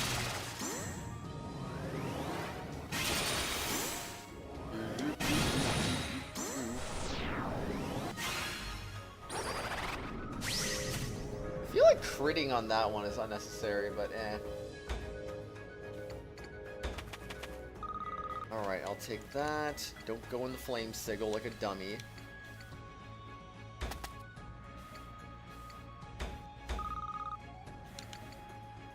Alright.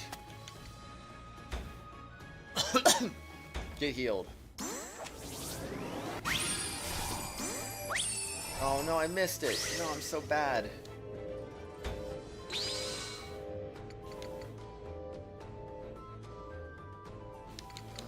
Okie then. Yeah, I guess I'll do that. Why not? Increase everyone's defense. I like her ability to buff up defense, so that's definitely helpful.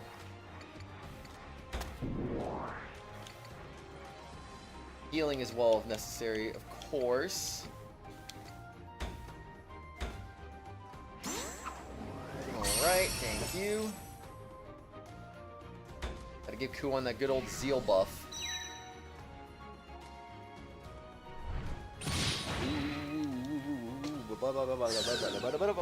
Quick rebound, let's go. Ah, it is your turn once again, I see. Boom!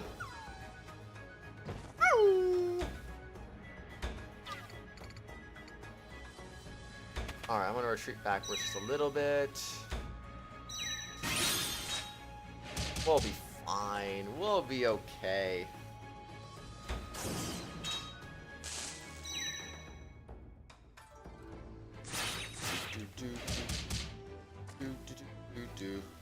Some healing, honestly. Boom. Nice, free EXP. Thank you.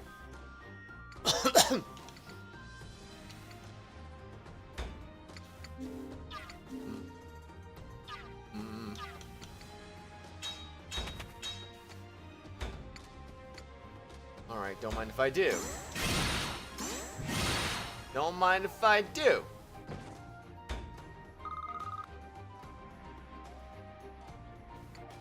Okay, I'm gonna hit you in the face next, cause yes.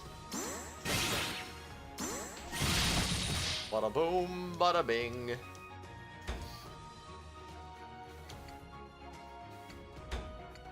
Alright, your turn, you're gonna die. Boom, boom. Oh, I missed that second one. Nice. Very, very good damage there. Yeah, I might want to heal Moon Chica right now for our convenience.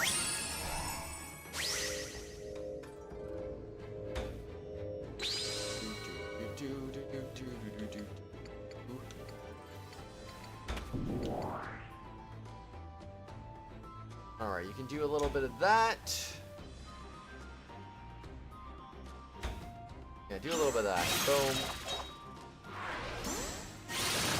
Fence up, more like the fence down. Ha! Level up. Good job, Kuon.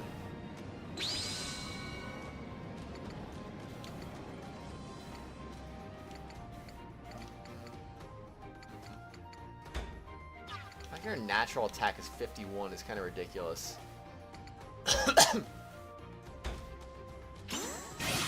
Boom. Your cousin got two kittens named Moon and Scarla. Ooh, nice. Kittens are very cute. Yeah, very, very cute indeed.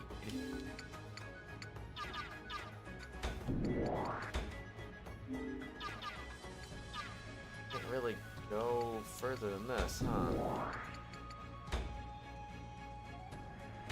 That's okay.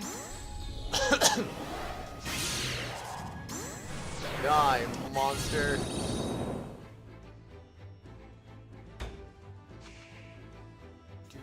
Oh, reinforcements, of course.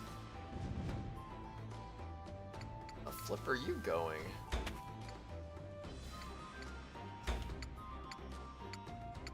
Alright, you can hit that one. Boom. Boom, get smacked. First favorite, alright. Time to smack you up again. Boom. Straight up 2 hits, no extras.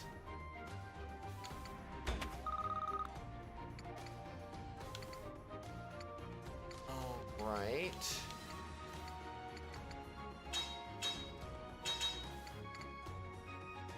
I guess it wouldn't hurt to raise somebody, maybe you, or just not raise him, but yeah. Alright, we got this. Boom, boom, boom. Alright. Another solid zeal bonus has been delivered. Oh, it has to be right in front of me, doesn't it? Okay, I see how it is.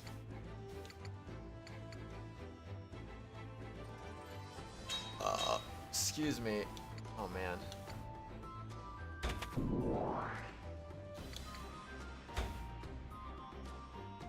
Yeah, that'll kill.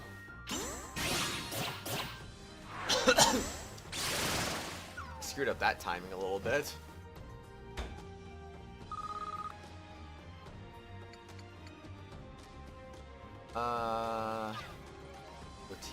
Okay, I was gonna say, who's going right now?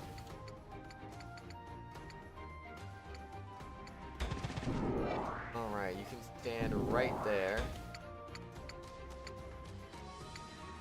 And do this. Boom! Good job. Nice damage there. I'll give you a piece of my mind. Oh, I missed one of those hits.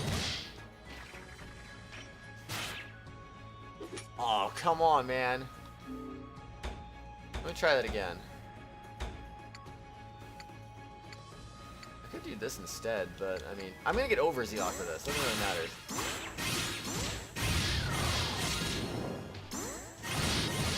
Alright, alright. Yeah, we killed him. Let's go.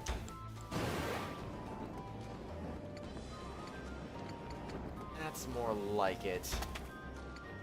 Alright, time to go rogue and get behind him. Good daze, but you know, it's stupid. I'm gonna daze him. Done. Righty, then let's go.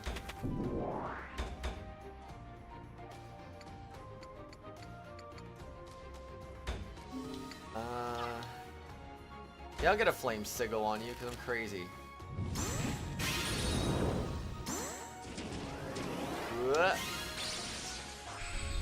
That'll sure take a few time though.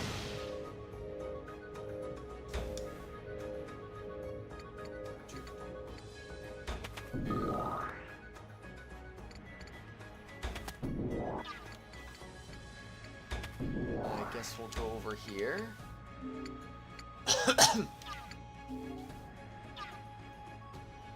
Yeah, I don't want to get counterattacked, so let's just do that. Take it slow. Alright, thank you. Hi, Catchy. That's what you heard Nintendo might be adding back to Minecraft? Nintendo has no say over Minecraft's development? What do you mean? What do you mean, Eevee? What you talking about, Willis? Also a lot of damage.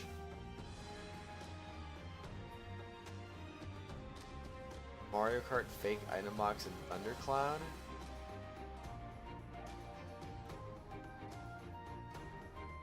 Wait, you meant Mario Kart, not Minecraft?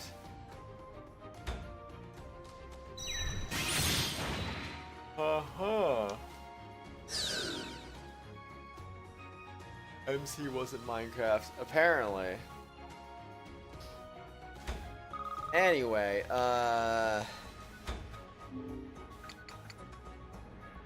dang, he's gonna harden on himself.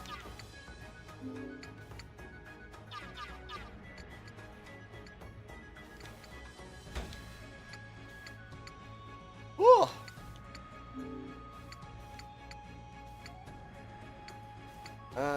Which one should I do?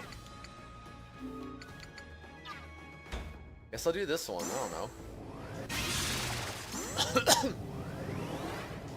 Die, monster!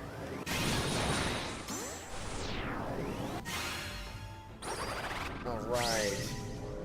You get where you got confused? Lightning played here last night. Whoa, near. That's crazy. What a coinky dink.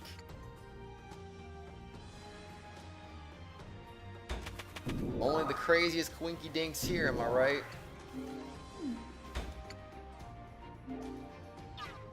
Alright, that increases zeal. Is anyone about to be an overzeal?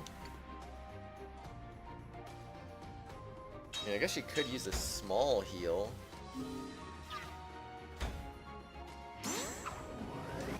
Alright, sweet.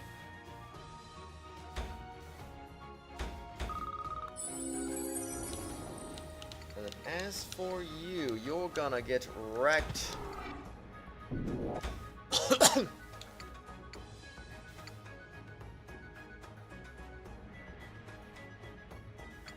Oh wait, that would still affect them both. But this does more damage though.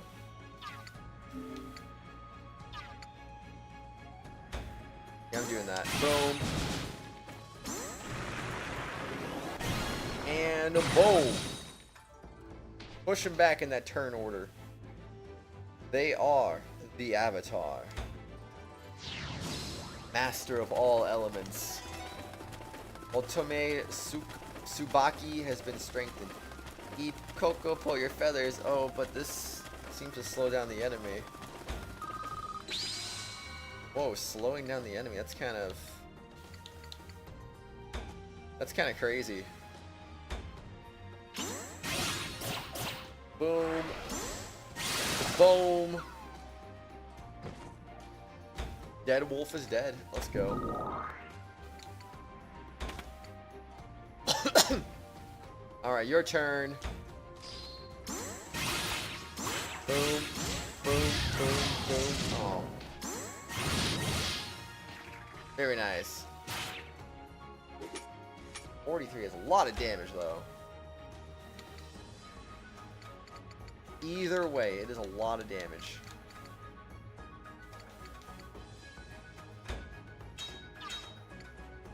I would heal her if she wasn't in a bad position.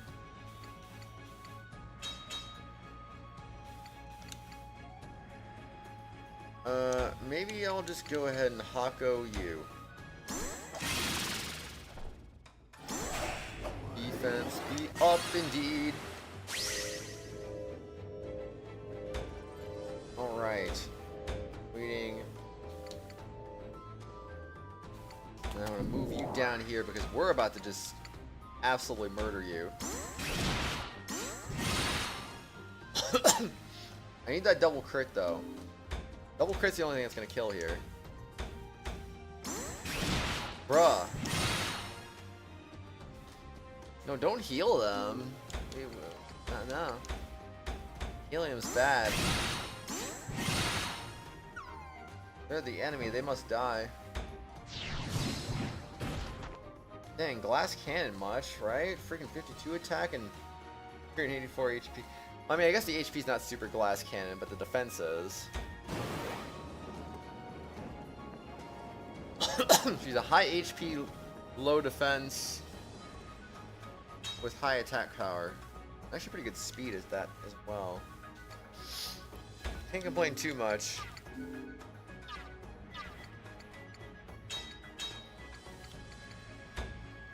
Alright, prepare to get attacked in the face. Nice. No, not the Song of Time. Oh. And to redo my mistakes, I guess I do need the Song of Time, huh? That's fair.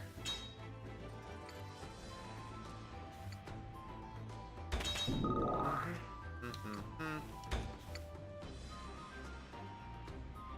don't want to go attack. Let's just do this.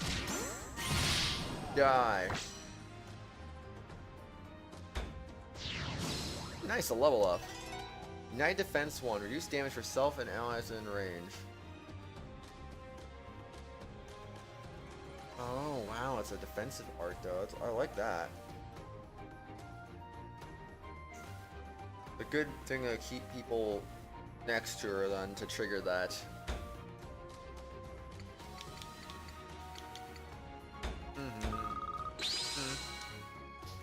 Give me that zeal, man.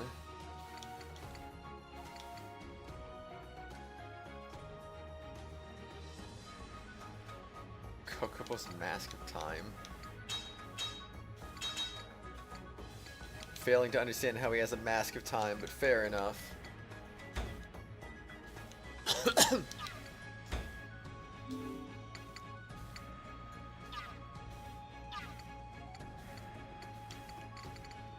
Oh, it's just because Kuon's right next to it. Dang it, man.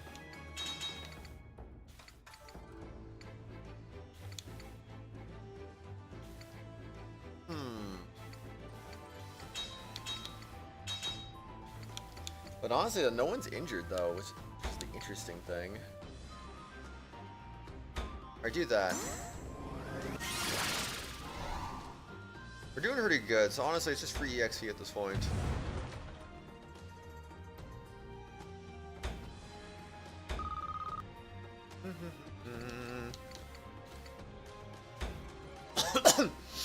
I can hit the wolf though, let's go.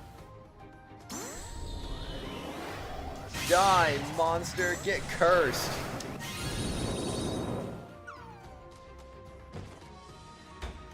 Not dead yet. Almost leveled up. She's like so close to leveling up. Where's she at?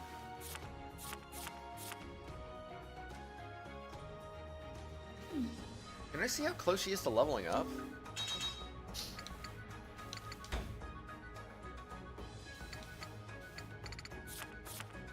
I'm guessing that's a no. I'm very curious to see how close she is to leveling up, but there's no way to really check, I guess.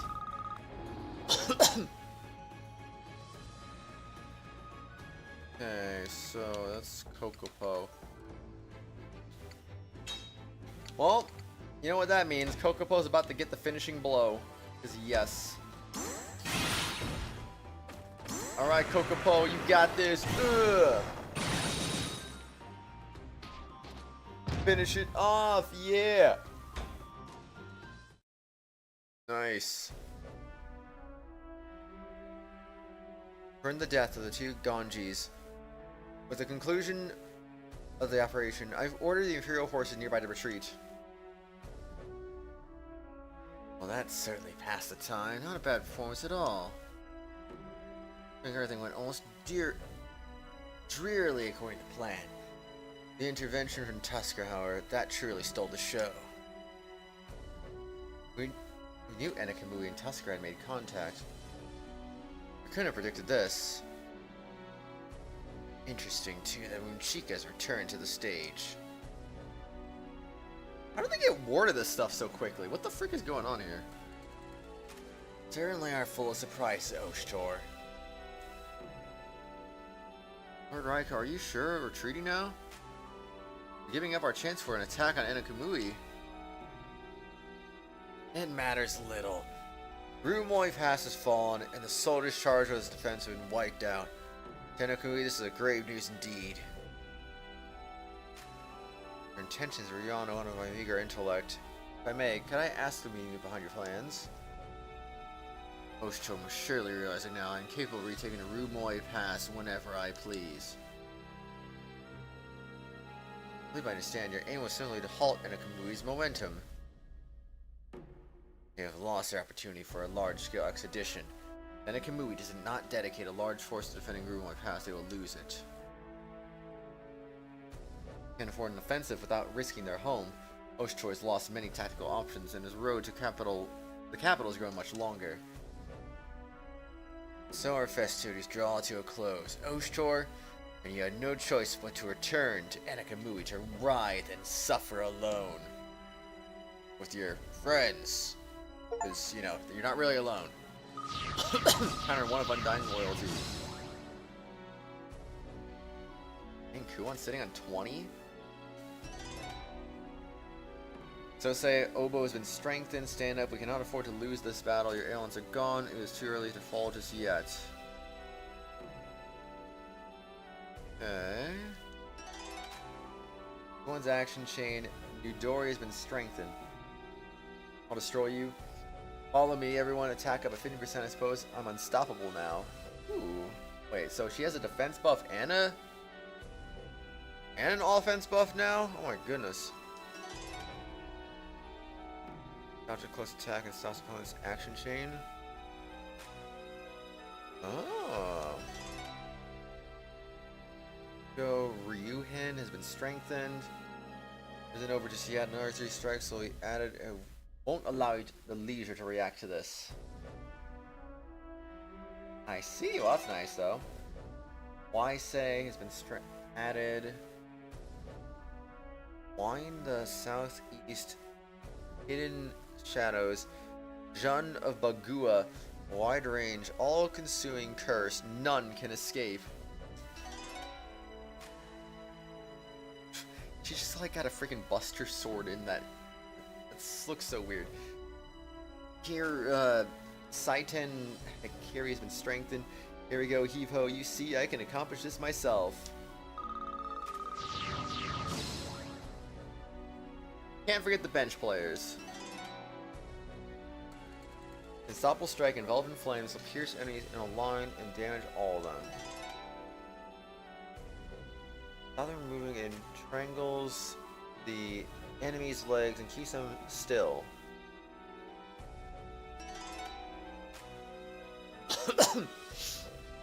I wouldn't all stand in a line like that if I were you. I'm gonna end up cutting you all up, yeah? So a 3-line area. Dang.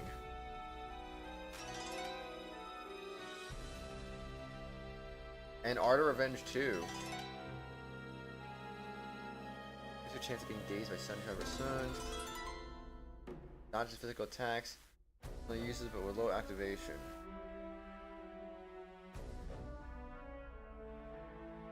That might not be bad though. Well, I guess I'm gonna give Moon Chica some stuff now. And she's got defense, honestly, she doesn't really need that.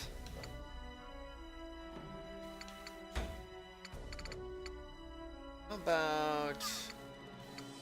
Oh, it has a limited use. You know what? Let's do this one. Oh, what do you have? Put damage by 10%. Yeah, okay. That's fine. I am all down for that, I guess.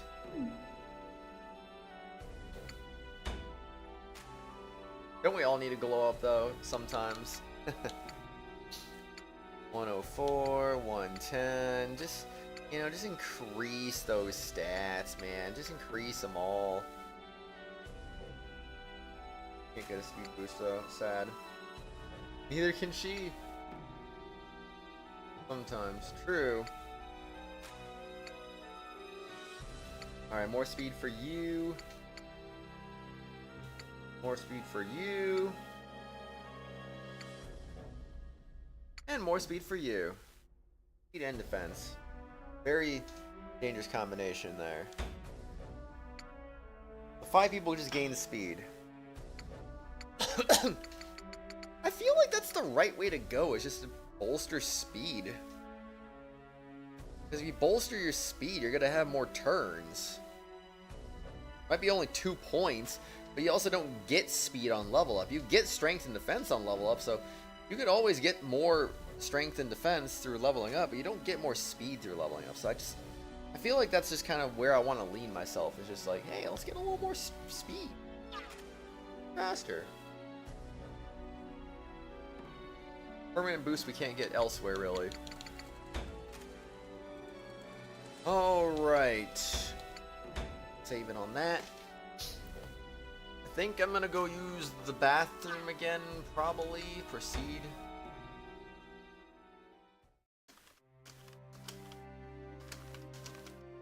Okay. Yeah, nothing's really happening right now. Alright, I'll be right back. I'm gonna use the bathroom. Once I get back, we'll continue with the cutscene.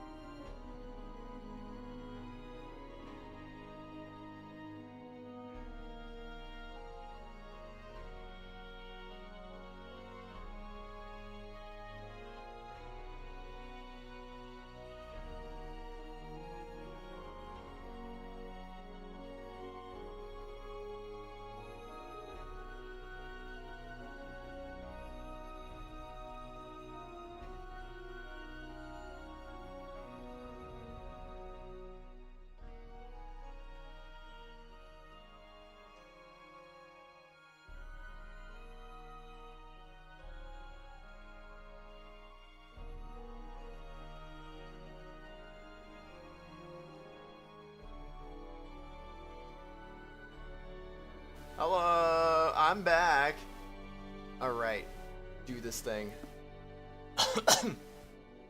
Let us do this thing. Your Highness, are you unhurt?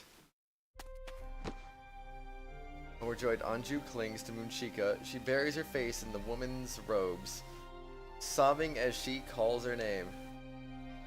Moonchika, Moonchika, why did you not send word that you were safe? I was so worried about you. Your Highness, I am sorry. Sob, sob. I am so glad to see you again. I figured you'd be alive and kicking somewhere, Moonchika. Having Moonchika back is as good as having 100 more soldiers at our side. Everyone crowds around Moonchika and Anju as we rejoice. More now. Only fitting that our master have more to attend to his needs. I'm not really sure that's supposed to be welcoming, but I'll ignore it for now. We've succeeded in reclaiming Rumoi Pass. Seems like the Imperial Army has any follow-up planned. Yes, they retreated once they saw we had the upper hand. A little surprising they retreated so fast, even still. I mean, this elaborate must have taken a lot of effort to set up, and yet, if the third Imperial attack is over, then I have other duties to attend to. Must not waste this chance. We shall seize full control of Rumoi Pass. We shall increase the number of station troops threefold. Outside the pass, we'll leave half of Enakui's military forces.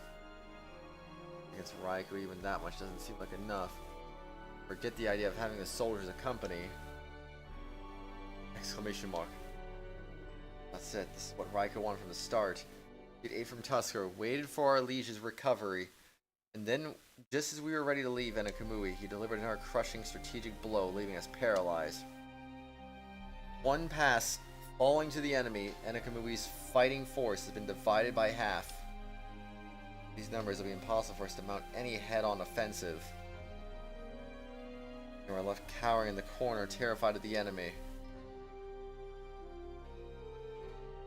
The matter, brother? Stop mid-command.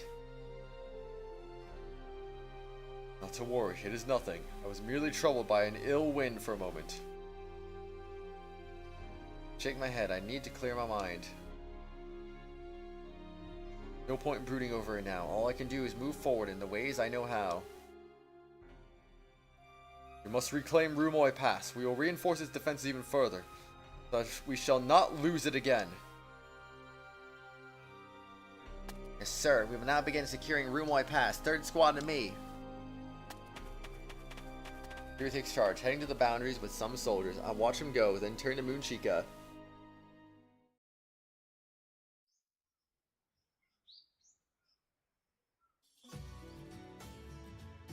Glad to see you were safe. I was worried we lost you after you stayed behind as the rear guard back in Tusker. Yes, I owe you both thanks and an apology. I was unable to leave Tusker for a while and... Tusker? But you were not a part of that war effort, were you?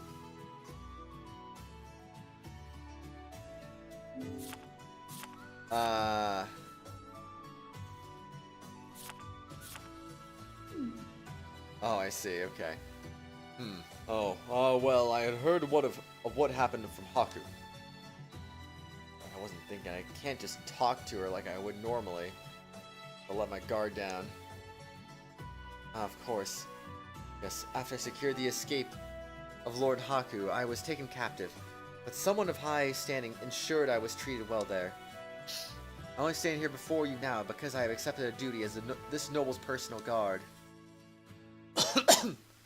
To listen to Moonchika talk, I quickly regained my composure as Oshtor. What exactly are you and your highness doing in such a place? I had heard that our liege had passed, but... Well, that is... heart heavy. I explained everything that's happened since she's left. Yeah, she kind of missed a lot, didn't she? Mikado's death, the attempt on Anju's life in the Imperial capital, and our flight to Enakamui. On our way to Enakamui, we lost Haku, but we somehow managed to keep our liege safe until we arrived. Haku is dead then. Yes, he was caught in the battle between Vurai and I. See, that is a grave loss indeed. It truly is. Anju's grip on Moonchika's robes tightens, and it seems like she's trying to keep herself from shivering. And hearing the whole story, Moonchika looks to Anju, her expression pained. Even so, I am so glad to have you back, Moonchika.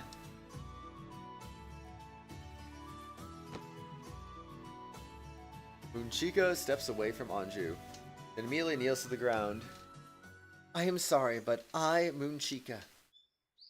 What is it?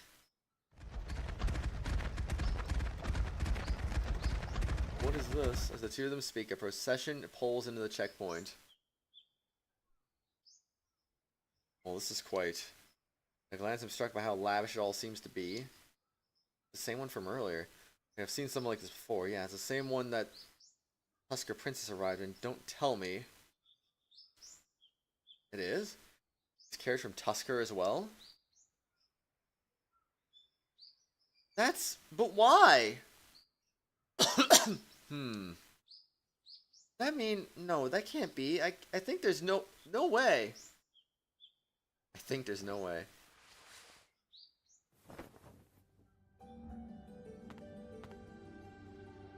Gohan mumbles to herself.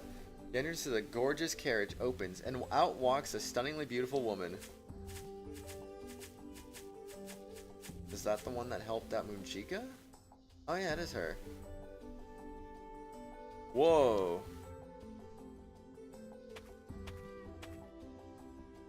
Brother, the perimeter is... Oh, she's so beautiful. Oh my gosh, don't get distracted that easily.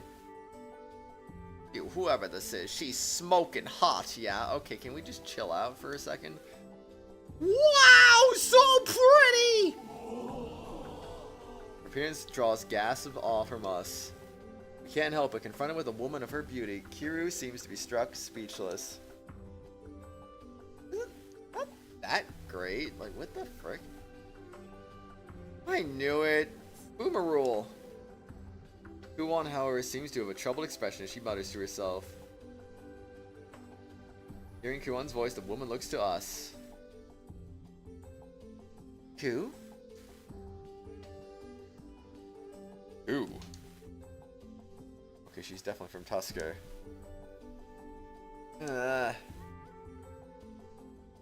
Oh, it is you, Ku. With a mystic air about her, she beams at the sight of Ku. Starts prancing in our direction. Bruh. Are you serious? Boing, boing, boing. She runs a distinct bouncing occurs, and the awed gaze of the onlookers are drawn up, then down. Bruh. Nekone, well, you misunderstand, Kira eventually notices Nekone's cold gaze and hastily tries to explain himself. What? Huh? Wait. Kuon's expression freezes as she sees the woman coming closer to her and backs up several steps. Ku.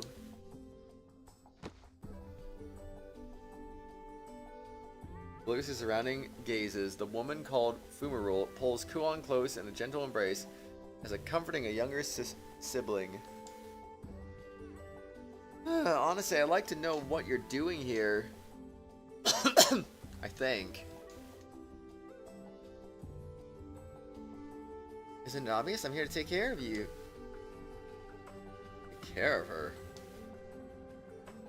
What? Hold it! Kuon quickly covers Fumarule's mouth and shuffles a little further from the group, whispering frantically in the woman's ear. You want me to keep it a secret? Shh, I said be quiet! Understood, so we must keep your identity a secret. Nobody must ever know. You see? Whisper, whisper. Oh, that sounds like fun. Trying to be awfully secretive about this. I can't really catch what they're saying. Everyone looks dead serious, whereas Fumero still looks pretty nonchalant, but I think it's fair to assume the two must be close. Like they know each other pretty well. Upon our situation, I realize they've finished their little talk. Kuon turns back to us looking exhausted already.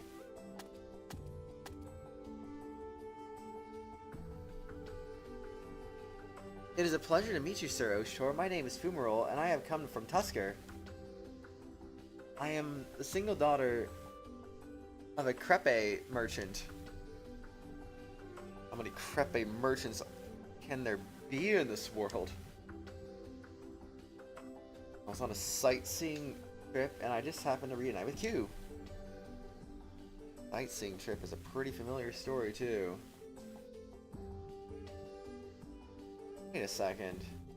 Has the crepe salesman thing come up before? Specifically with Tusker people? Like, I don't even know anymore. My household is very wealthy, and I've been friends with Q ever since we were both little. I am like a sister to her. To top it off, she outright says she's loaded. I don't even know where to start. Also, is very wealthy. Says it outright. That's funny. Not the dot. I think Q, and I see she's making a face like she's just swallowed a swarm of bugs. I never really thought of it until now, but once the question arose, I can't stop wondering what they'd say. May I ask you just one question? Of course. Exactly, what does a crepe merchant sell in their business? Crepes, obviously. Excuse me. Everyone makes a series of increasingly desperate noises, waving your arms furiously. Well, naturally, a crepe merchant would sell... Bruh. I don't know what a crepe merchant would... Crates of apes? You saying they got rich off of this? It's... I have so many more questions now. Or the case the fact that Kuon's so close to some wealthy girl must mean that her own family's pretty well off too. I mean, otherwise this all makes even less sense. Also my thoughts, I hear Moonchika speak up. My benefactor, she ensured I was treated well in Tusker. Took care of you? I'm trying to find clarification. Fumarole begins to speak. Sir Oshtor, I presume that the person there must be Lady Anju. If I may, I would like to formally introduce myself to her. A moment, please. With a brief bow, I move to act as an intermediary for Anju, who's been listening this whole time. I am the successor to the title of Mikado and the rightful ruler of Yamato, the divine scion Anju.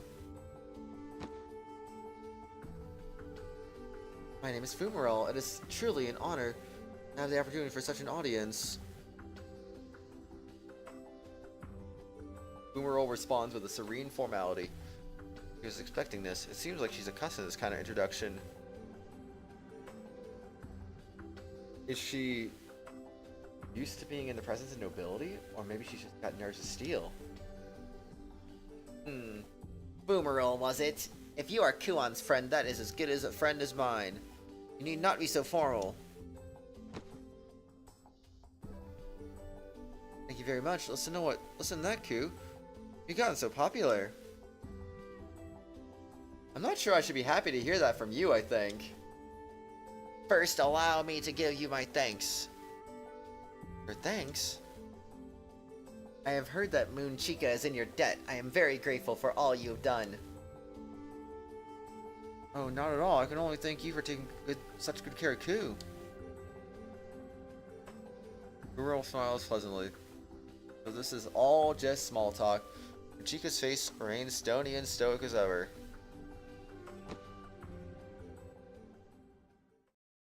My gosh, it's Noodle! Hi, Noodle! What's up? Good morning to you. How are you?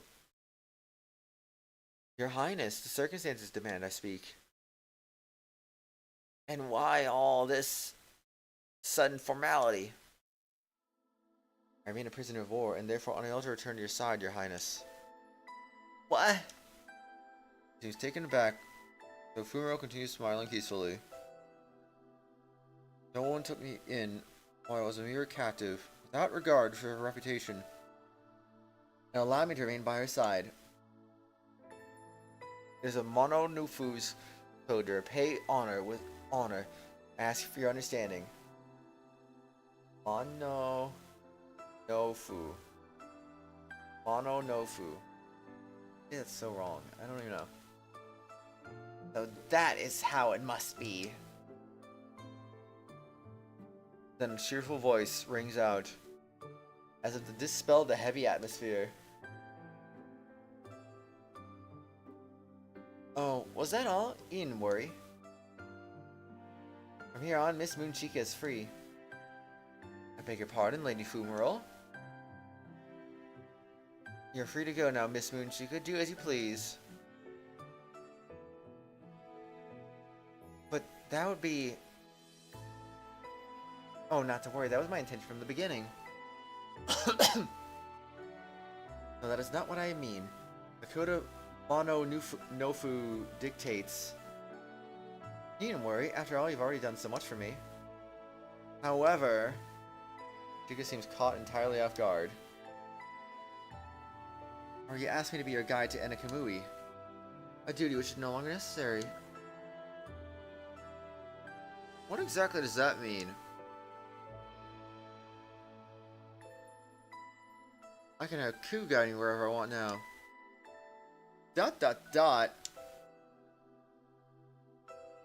Fronted with Fumaro's delighted smile, Ku unfurrows her brow.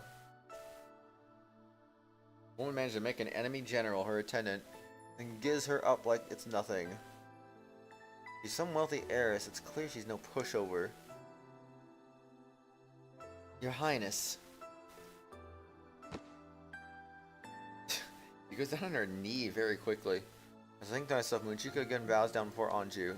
As unworthy as I may be, I, Moonchica, now return to your side. It seems to me to admit that my abilities were not enough to win victory. I was taken prisoner, and the Akaruka bestowed upon me was taken away. I will accept any punishment you deem worthy. Moonchica keeps her head bowed, faithfully, awaiting the answer of her liege. Listen well, Moonchica. All I ask of you is to remain by my side. At that, I think I see something glisten in Moonchica's eyes. I, Moonchica of the 8 Pillar Generals, hereby swear here that I will protect you with my very life, your highness. No, my liege. Indeed, it does me good to see you in high spirits once more. Moonchica the Guardian lost her Akaruka. The fact that Moonchica, one of the 8 Pillar Generals, has joined our cause helps our prospects immensely. Seeing such a display of loyalty, the only thing I can think of is logistics? With a wry smile, I realize how calculating I'm being about all this. Should be celebrating. At the very least, this should make the burden on everyone else a little lighter. Well, this is no conversation for a battlefield. Let us continue to our heart's content while on the road back to Enakamui. I'm afraid I cannot allow that. And why not? Not only must we welcome the Tusker caravan, the return of Lady Moonchica deserves celebration. A grand ceremony would be only appropriate.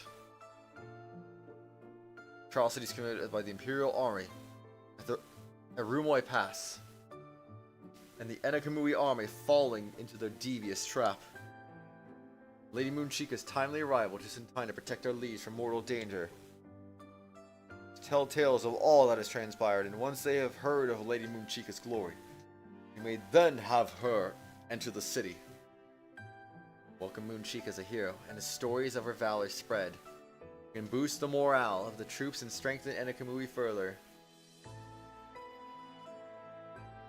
And she can't use the Akaruka. The impact of her fame is of a great effect. I can't pass up an opportunity like this.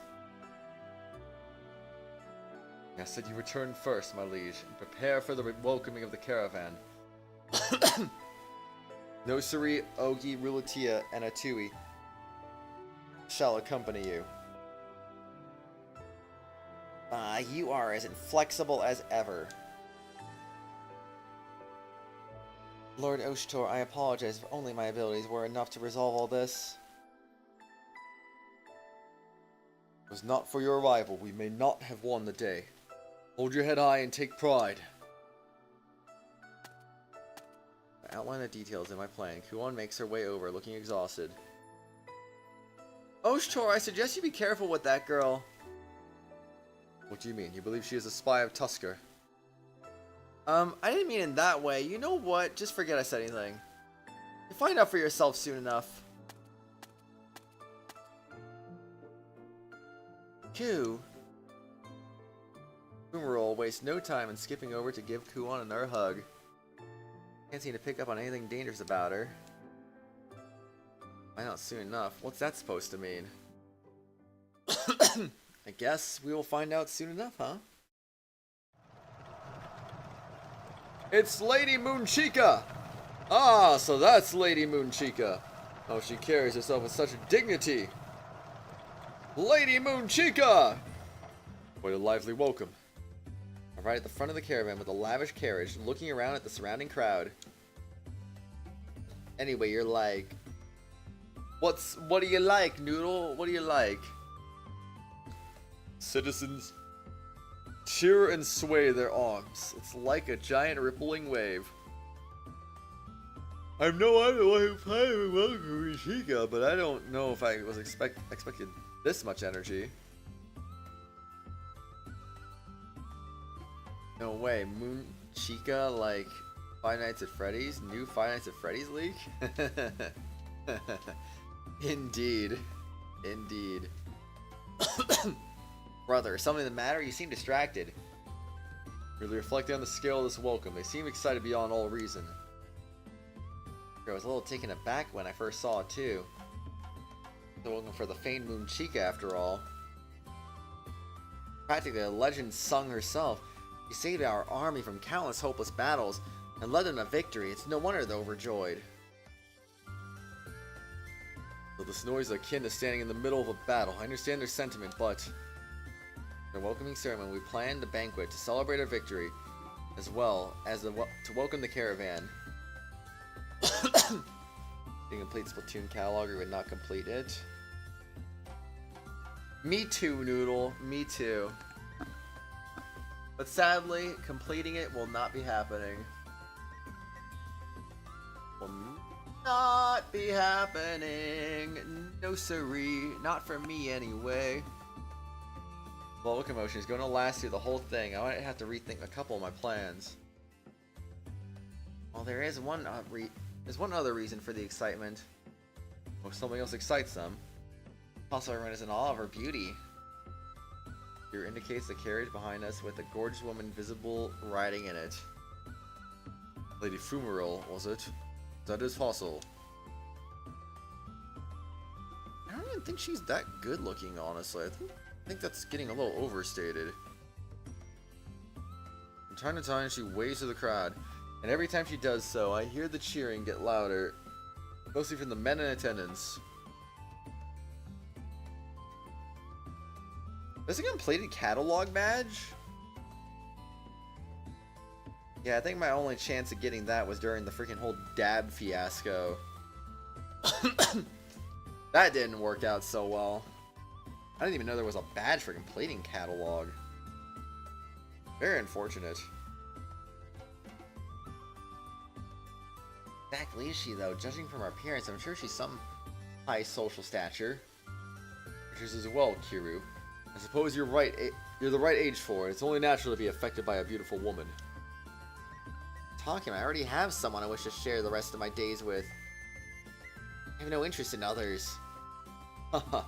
I merely jest. You needn't be so defensive about it. Kiru mumbles to himself, looking a little surly, and I give him a wry smile.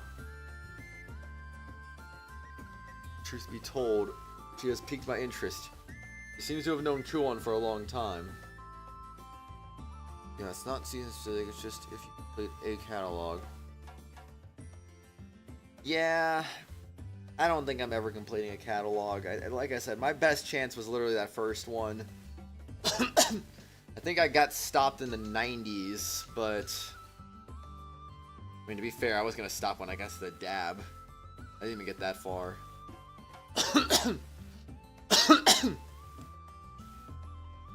Go on, that must be why they seem to get along so well then.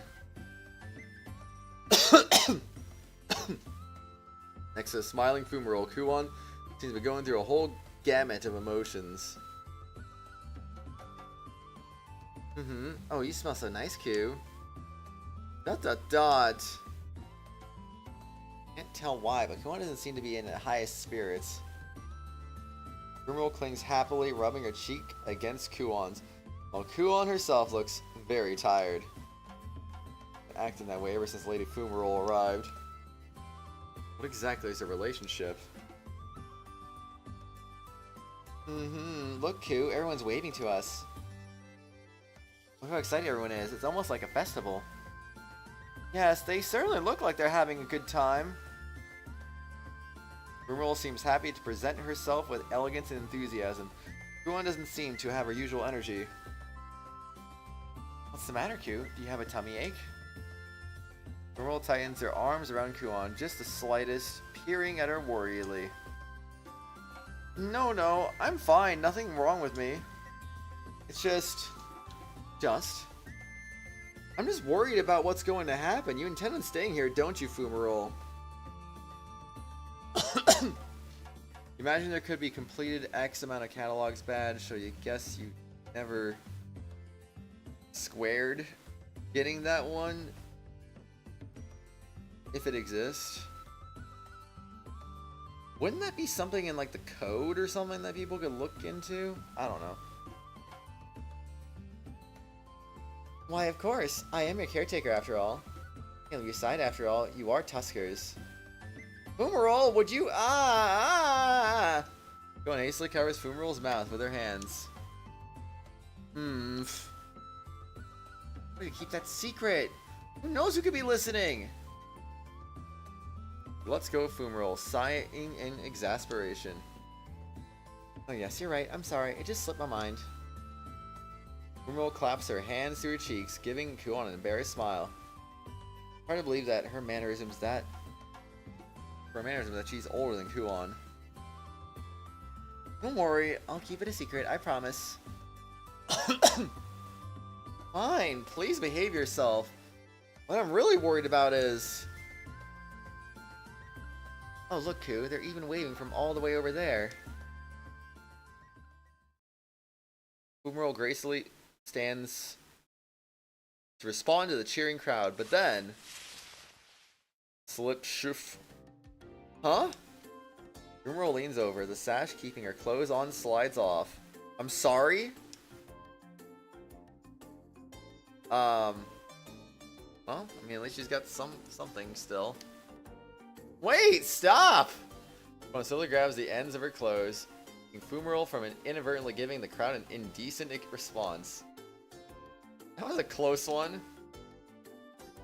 So her worst fears quickly became apparent. Oh my, I wonder when it got loose. Thank you, Q. You don't have to thank me, just hurry up and keep your clothes on. Honestly, how does this keep happening to you? Is this what Kuon meant about you'll see? It really is quite mysterious. Yeah, it really is. And back home, it seems like Fumarole's clothes could fall off at any moment, even if she wasn't doing much at all. Why is this a thing? You know, badge has been data mined, but you're too lazy to look. You know you wanna look, Noodle. I can only imagine what I'll have to deal with ahead. Look, Q, I think we've arrived. Carriage rumbles, coming to a stop before the Palace of Enakamui. Well, let's get off. Oh, I wonder what kind of things they have in this country. I can hardly wait. Are you sure you'll be alright, Fumarole? Representing this caravan, you need to make an introduction without getting distracted, and also without losing your clothes, too. Oh, I'm older than you, Q. You have nothing to worry about, really. Precisely the reason why Kuon is so concerned. Kuon swallows her words. Oh no, not characters like this. Characters like what, Noodle? Characters that lose their clothes? Hello everyone, it's a pleasure to meet you all. My name is Fumero and I have come from Tusker. Fumero introduces herself in front of the palace. Atop her carriage, a large crowd is gathered. Some of them, mostly men, sigh in awe at the sight. Oh. Realizing she's the center of attention, she smiles and waves to the crowd. I'm so glad I've lived to see this day. What a breathtaking view. Why, everyone's so polite. This must be a very respectful country. Come on, they're just ogling you. Some of them are even leaning over to get a better look. Lady Fumero, please come inside. Her Highness has already returned and awaits you within. Thank you, young lady. Please watch your footing on these steps. Kiru, go offer her a hand. Hey, wouldn't it be better for you to do so, brother? You are the Prince of Enakamui. This is your duty. My duty as prince? You're not an esteemed guest of high status. Yes, she is the representative of the caravan, after all. Clear from her demeanor that she's had a noble upbringing. So naturally the responsibility of greeting her would fall to you, as prince of this land. I understand. If you insist, brother. Kiru steps forward and respectfully offers his hand. Please take my hand, Lady Fumero. Oh, why, thank you. He takes his hand and slowly begins to descend the steps, but in that moment... Oh. She loses her footing on the final step and loses her balance. Yes, how hard can it be to get fitting, stable clothes? Watch out! In danger, Kiru immediately moves to catch her. Huh? Seeing an odd softness in his palm, he looks uncertainly downwards. Ah! As in supporting Fumero, he has inadvertently grabbed her chest. Freezes in place. You can let go now, Kiru. Fumero shifts slightly in Kiru's terrified grasp. Ah! Ah! Ah! This was definitely not my intent, I swear. Oh no, I can only thank you for catching me. Apparently unbothered by Kiru's mistake, she gives him a radiant smile. Thank you. I'm pretty sure that's not the appropriate response here. Well then, if you would excuse me, Kiru? Yes, right. Farewell. Kiru's still locked in place. Fumero makes her way into the palace. So soft. I see. Soft, was it? Yes. What am I saying? Can I let my mind be clouded by such base thoughts? How am I ever look her in the face again? Base thoughts? Does that make you based? Also, your stream isn't behind, you're just taking 3 billion years to reply? That's fair. Don't dwell on it. Lady Fumero did not seem especially offended anyway. No, I am talking about Nekone, Dot dot dot. Dot dot dot dot. Suddenly we seem to be surrounded by a group of men. I can't help but tense up. I look around at their faces and recognize some of them as the men who were enthralled by the caravan's passing. Base bazongas indeed. That be a statement. Everyone is something wrong? One man steps forth as if the self-appointed representative of the group. We have no business with you, Lord Ostro. We wish to speak to Lady Kiru. I mean, Lord Kiru. Lady Kiru. Sure, whatever. Not my brother, but me. There's something to ask you, just one thing. How soft were they? What would you ask? And suddenly drops to his knees, clasping his hand to his chest, practically groveling. Oh, you gotta be kidding me. Please allow me to shake your hand. Huh? Kira looks dumbstruck, but the other men also speak up all at once. I want to shake your hand too. Please let me as well. What's gotten into you all? Don't understand it either. We just really want to shake your hand all of a sudden. I understand. Can't say exactly why, but I just need to touch your hand immediately. Me too. Huh? What? Huh? Please, please. He takes an uncertain step back, alarmed by the sheer craze of passion in their expressions.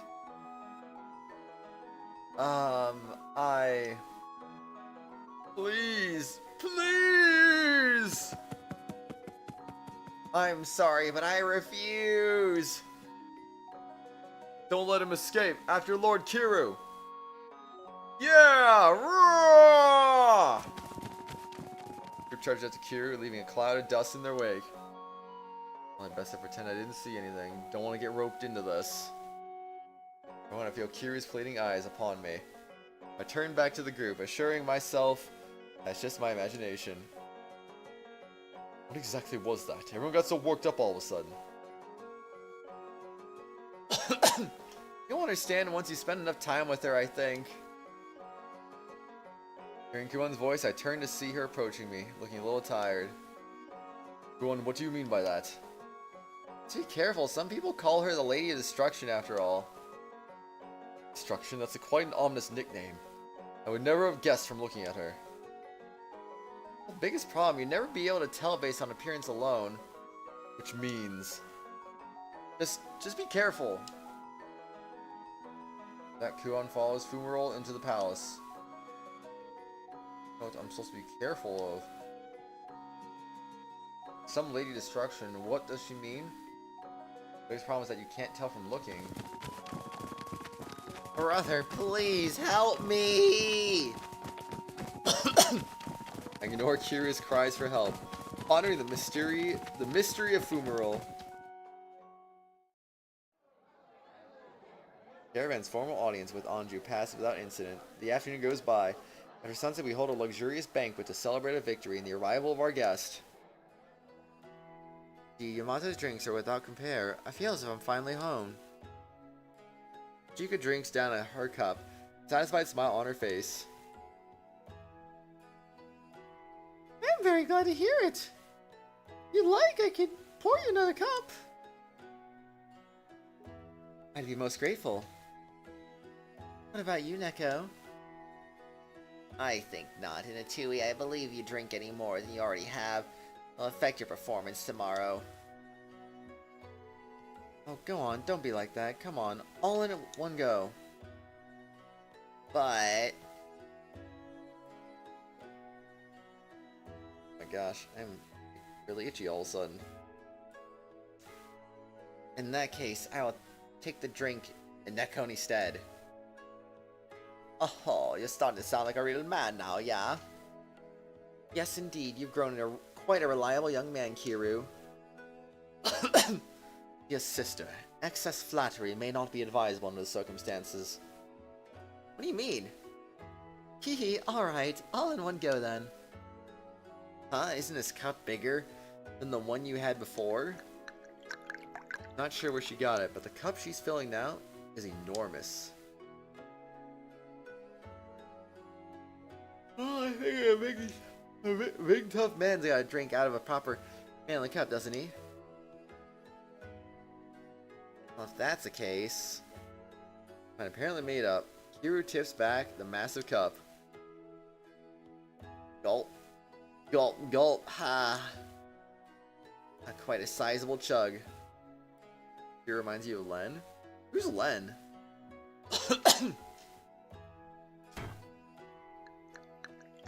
Alright. One more time. Len is a module that's very similar to his outfit. A module similar to his outfit. Not quite sure what that means. Len Kagamine. The Vocaloid. Oh. I see. Alright, one more time. Time to Google Len Kagamine.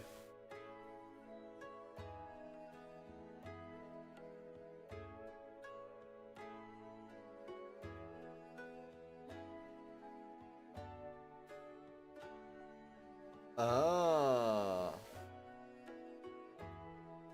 I don't even know if I've ever actually seen this one before.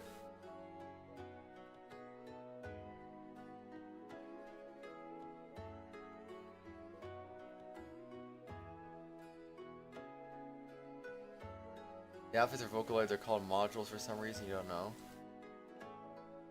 Yeah, I don't know either.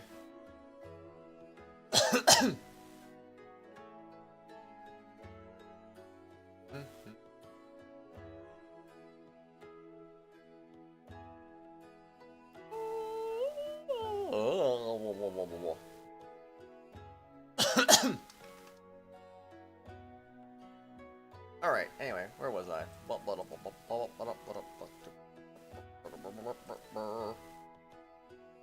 gulp, gulp, gulp. Kiru swigs down one cup after another as if they're nothing.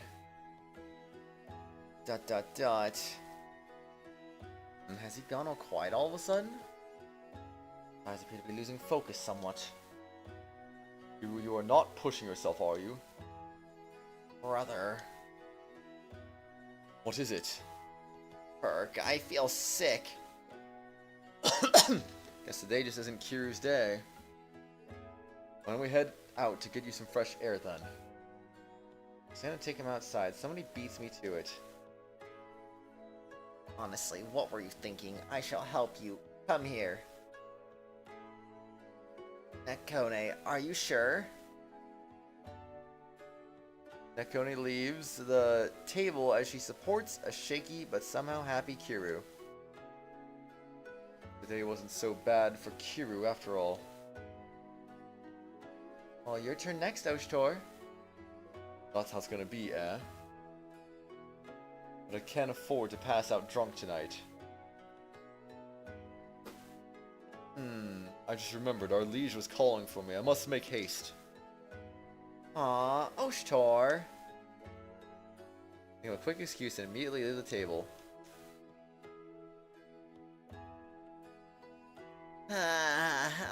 Oshtor. It's like Anju's worn out from having to greet all the guests. So how is everyone? Enjoying themselves? Yes, to their heart's content. I am glad to hear it. Not that I am sleepy, mind you, but there are those who might find my presence a little stifling. Therefore, I think I'll be taking my leave now. You're free to drink as much as you please. I'll leave the rest to you, Yawn. Understood. Good night and rest well, my liege. Watch Anju leave with her attendants, stifling a yawn. Anju said the party gradually becomes more casual as the evening wears on. People split off into their own groups to chat and joke. Things seem especially cheerful over here. Suppose that's thanks to her presence. Guest honor is in the very center of the banquet, happily serving drinks to everyone around here. All soldiers haven't even touched their drinks, but they're still red in the face, practically entranced by Fumarole. The Lady of Destruction, eh? True, she's a...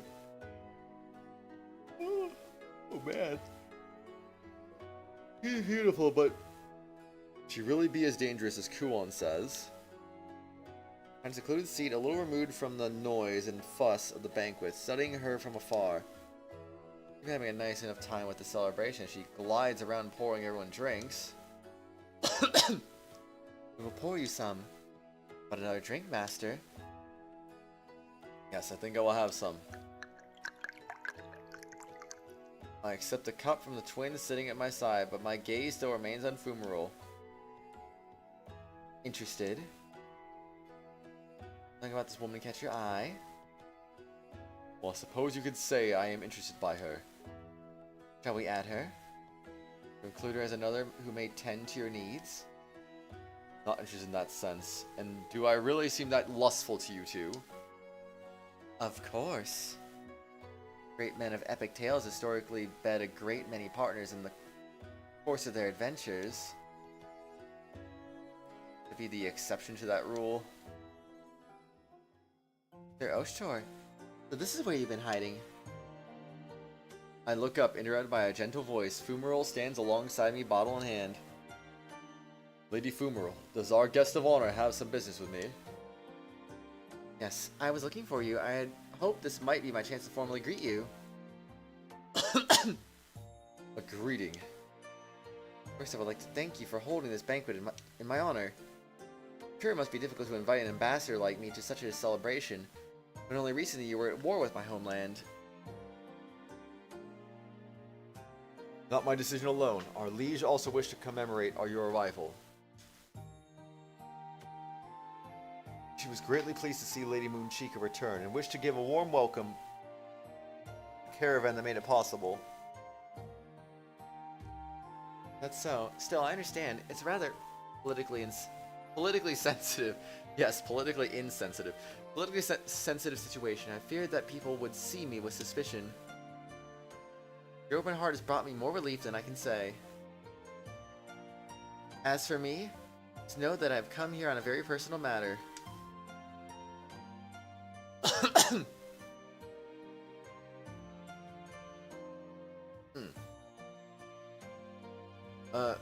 Personal matter.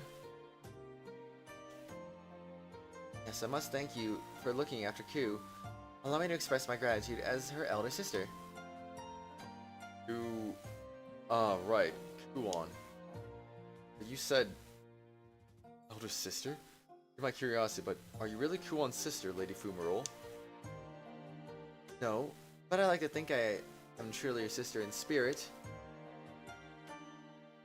Ah, so it feels like family. Back in our homeland, we would spend almost every day together. She would be such a child sometimes. She would always follow me around. She was the one taking care of Kuon, sure. Now may I pour you a drink as a sign of our friendship? Ah, yes, a fine idea. Raise my cup towards Fumarole.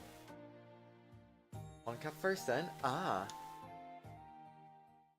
Fumarole tips the bottle forward. She seems to trip on something and lose her balance. Huh? Ah. Toss right into me as she falls forward. Ugh, Fumarole, are you unhurt? Her clumsiness? That makes her the Lady of Destruction? Fumarole falls on top of me. I try to lean back up to support her.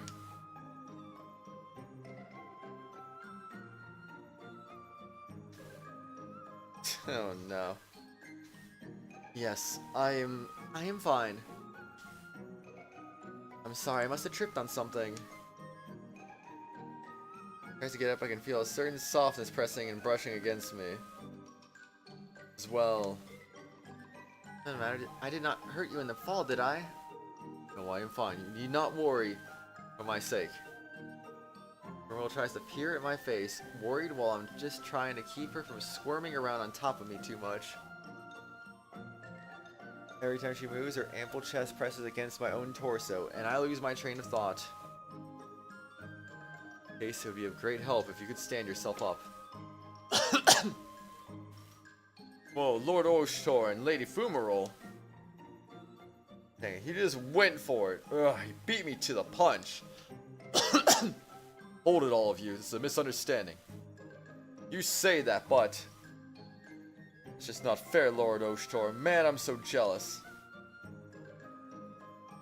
Not even listening to me. I can feel the stares of envy and admiration from the soldiers around us. Anyway, I've got to fix this somehow. Excuse me. Wow, everyone looks as though they're having fun. I wonder if something's happened. Why is she so calm in a situation like this? I'm dumbfounded seeing Fumarole smiling innocently at the soldiers gathering around us. Lady Fumarole, might I ask you to move aside? You stay like this, it could lead to some, problems. Really? Well, if you insist, Sir Oshtor. Doesn't seem to quite understand, but she pushes herself up with a puzzled look. Finally, that's a relief, huh? Slip. As she moves, I hear the sound of some kind of fabric shifting. Where's that sound coming from? I'm trying to find the source of the noise and freeze. Lost her clothes again. Good job. Sir Oshtor, why do you look so surprised? Ah, Lady Fumaro, your clothes have. Oh my, you're right. I don't know why I was feeling so chilly. That's it? Shouldn't you be more concerned about this? Seems amused rather than flustered. Treating it like a simple hair tie had come undone. That explains what I tripped on. I wonder why my sash got loose. So loose. Seems wholly unconcerned that her clothes are falling off, reaching instead for the bottle she had a moment ago. The slightest movement and it looks as if her bosom would burst out of her remaining clothes. Now then, Sir Oshtor, I believe I was going to pour you a drink. Wait, how did we get to that? Are you not forgetting somewhere important? Ah, you're right. How careless of me. Forgot to bring refreshments as well. Yeah, sure, that's careless of you and everything, but I think there's something a little more important that you're still overlooking. No, that's not what I mean. I'm referring to something a little more important than snacks. Oh, you should drink first? Yes, I suppose you're right.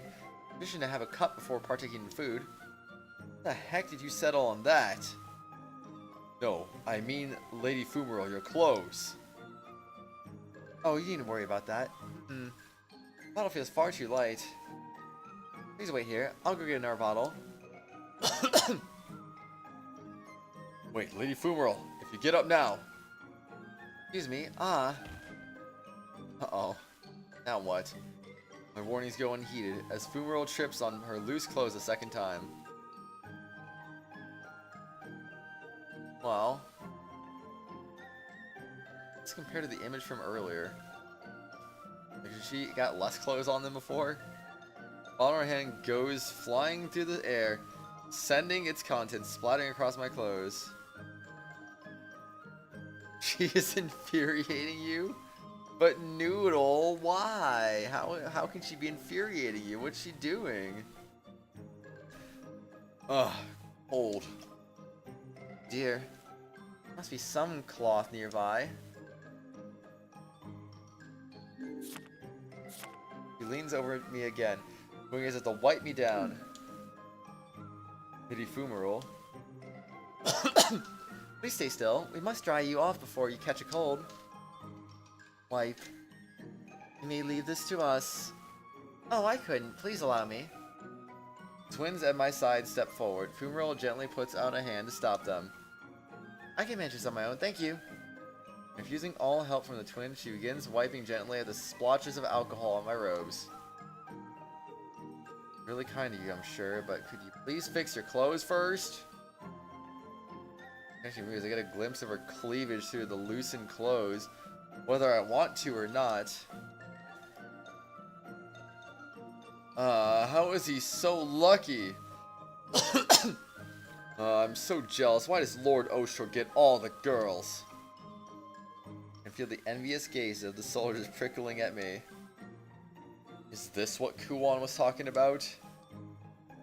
Smooth but oblivious, her actions could accidentally drive men into total chaos. I started to think of the effect she's having on everyone. On God, just fix your clothes. Indeed. What scares me the most, the fact that she seems completely oblivious about what she is doing. The biggest problem is that never expected from looking at her, just like Kuon said. In case I have to fix this somehow. Thanks to Fumaro's efforts, I can barely see any trace of the split drink. Lady Fumaro, I think that should do. There is no more need for such attentions, so if you could... Yeah, cold. Ooh, Sarada, what are you doing? The sudden splash, I whirl around to find that the twins have poured the rest of the bottle over me. Favorite. Look as you're enjoying it, Master. Could use improvement. We believe we could do a better job. What are you talking about? How can you interpret that situation like that? We will not lose. Please lay there. and simply count the spots in the ceiling. We will not lose against Lady Fumarole. This has nothing to do with winning or losing. Ah, you two will help me. Why, thank you. Fumarole only responds with a serene smile. It's fine being innocent and all, but I'm the one who has to deal with all this. Wait, just calm down now. No use wasting your breath. Well, time for me to clean you up a bit. Would not cost you your entire life for real, for real. Whoa. That's good though. Surrounded by Fumarole and the twins, 6 hands work over me. Dab. Whoa, dab, let's go. And wipe at the alcohol drenching my clothes. So jealous. So jealous. Lord Oshra gets 3 beautiful girls all over him. I can't believe this. Feel the envious stares intensifying all around me. I'm starting to feel a little murderous. Dad, my life might be on the line here. So wet. Village appears concentrated around his stomach. Allow us to clean there. In that case, allow me to see his chest. Good delegation. I'll leave it to you then. Once that is done, we can wipe off the head. Hehe, we should be done soon. 3 of them continue to happily wipe me off without a care for the fury and anguish of the onlookers. Things have devolved into complete chaos. I have no idea what's going on anymore. Lady of Destruction with power? Ugh, that could bring entire nations to their knees. What terrifying power.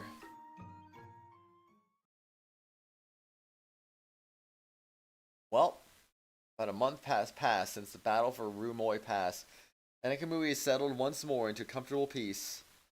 Starting to get a little thirsty. Guru Sarana, could you acquire some tea for... Oh, guess they're not here. Looking around, I realize that the study is still and silent. They're right nearby, but this time I can't find them.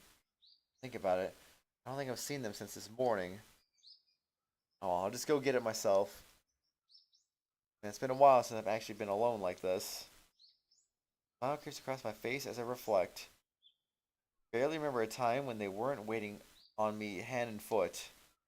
Well, I guess even they get busy from time to time. I can get my own tea for once.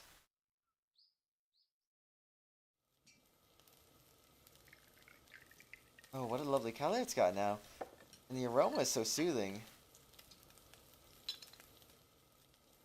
That sounds like... I recognize the voice from the large kitchen up ahead. I look to the source of the voice, and sure enough, I see someone familiar in a corner of the room. Timing is key. Each leaf requires different water temperatures and must be left to sit for different durations. Check first. Dealing with a leaf you have never brewed before, you must test it yourself before serving it to others. Try it yourself. I see. I'll remember that. Fumarole? And I'm taken back, standing there listening intently. Intently listening to the twins' lecture. Got a close at least, that's good. On the table in front of them, various canisters are laid out with tea leaves, tea sets, and cups. Are they having tea together? No, not quite. Oh, Sir Oshro, good afternoon. Master. Haven't saved in a hot minute. Let's save again. I like the save is just called Master. It's just funny. What's the matter, Master? No, not at all. It was just surprised to see you all together. I wasn't interrupting a serious discussion. They were teaching me the proper methods for brewing tea. Teaching you? How did that come about? The entire time I've been here, I've been so impressed by how delicious your tea is. They were always serving you. I decided to ask them about some of the finer details. Fumarole smiles brightly, pressing her fingers against her cheek. They've been gone because Fumarole got a hold of them then.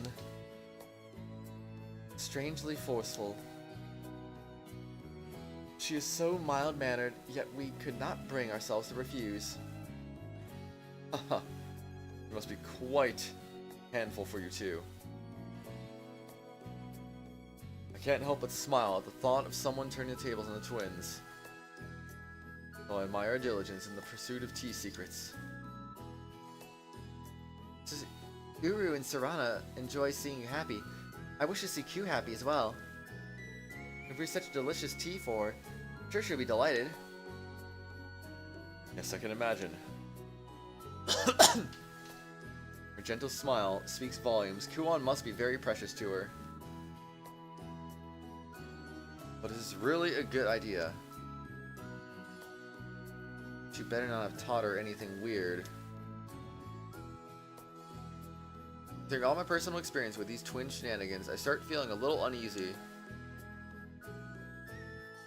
It is fine. There's nothing to worry about. We gave her an appropriate lesson. That's so. That is all well and good then. Hard for me to reprimand them when they talk like they can read my mind. They don't mind. May I listen in? I confess I am somewhat curious. Can't fool me. I can almost guarantee you're plotting something. Of course, please take a seat over there. Muro moves aside, allows space for me, gesturing me to sit back before turning back to the twins. Now then, if I may, would you continue? Understood. Next we'll provide some general tips. So they spread out the tools in front of them, launch into an explanation of proper use and care for each. Lesson spent in the proper storage of leaves, the aeration of the water, even specific mannerisms among tea drinkers. Used by size. Large leaves used for drinking. If the leaves are small, they can be mixed in and boiled. Fermentation level. Complete fermentation, partial fermentation, and non-fermented. Each tea leaf has unique features. They explain their methods in great detail. I start to realize how much work they must have put into brewing tea. Didn't expect them to be this genuinely informative. And that is all. Here are the basic elements. Was the explanation clear? Uru and Serana finish their explanation, looking satisfied with themselves. It went so much longer than expected. Who knew that there was so much depth to tea? It was fun just listening to you talk about it. Why, I was entranced. Thank you for teaching me in such great detail. However, Grimroll closes her eyes, looking momentarily puzzled about something. we will allow it. Not gonna lie, I want to go to sleep. Ay. Might honestly just consider ending the stream maybe a little early. We'll see though. Feel free to ask any questions. Was there anything you did not understand? I don't get that second win soon, that is. Oh no, your explanations, they were all very thorough, easy to understand. I learned so much. I've only been up for like 13 and a half hours, so it's not like I've been up that long, but Because I'm tired. It's really weird. There are some things I feel I won't understand unless I try them for myself.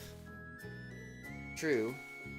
Elements must be learned through practice rather than theory. Yes, I think so as well. So, Sir Oshtor, yes. you might help me practice. Me help you? Request catches me off guard. Yes, certainly. I couldn't practice much without someone to taste my tea. Surely, Uru and Serana could do this. The twins uncertainly. Master. I believe that you're perfect for this role, Master. If we're to have a taster who can offer me an impartial opinion. Fair point, I suppose. Very well. If that would please you, I will help. Really? Thank you so much. Umaro gives a small bow. her face lit up with a radiant smile. Our example first. We will demonstrate how it is properly done. Please wait a moment. Immediately, the two start preparing the tea with deft, quick movements. Two of them work in perfect synchronicity, and in no time at all, a fresh cup of tea is on the table for me. Enjoy.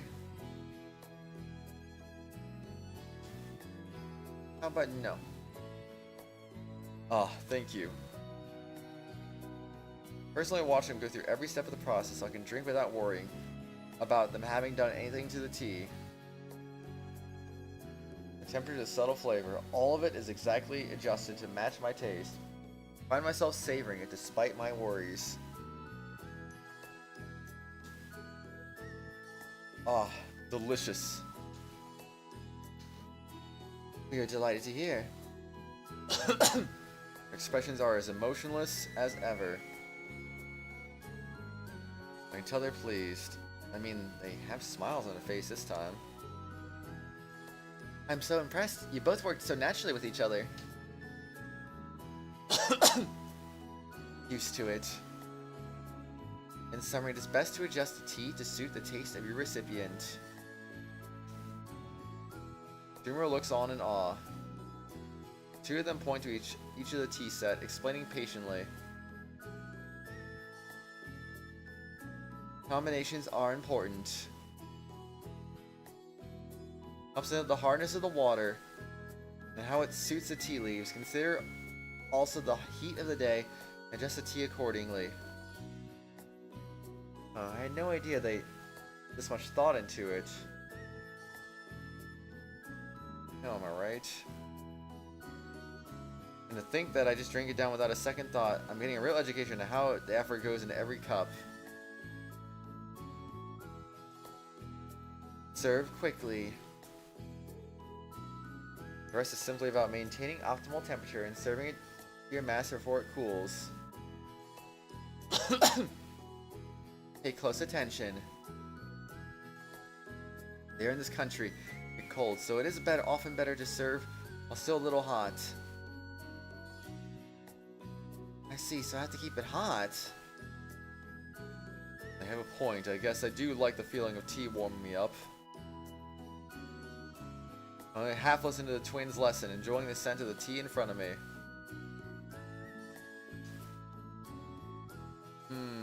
Tea. Then I suppose it's my turn. Time to make some tea? Let's freaking go. Please wait just a moment. I promise I'll have some delicious tea for you soon. And Fumero bustles around at the makeshift brewing station, mimicking the twins' movements. So she's got the motions down pretty well, but not hesitating or faltering, but she keeps using the wrong tools, and she's doing a couple of steps out of order. In the end, Fumero manages to pour a cup of tea and gracefully carries it towards me. She's walking fine, but I can't help being a little on edge. Because I have a habit of tripping out of nowhere. I have to stay on my toes.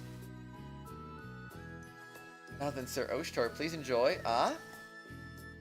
Absolutely nothing on the floor to trip her up, yet somehow Fumero will still lose her balance and topples forward. Whoa. Catch Fumero before she falls to the ground. He manages to steady the cup before it spills. Phew, that was a close one. Thank goodness. Good thing I was ready. Squeeze, squeeze.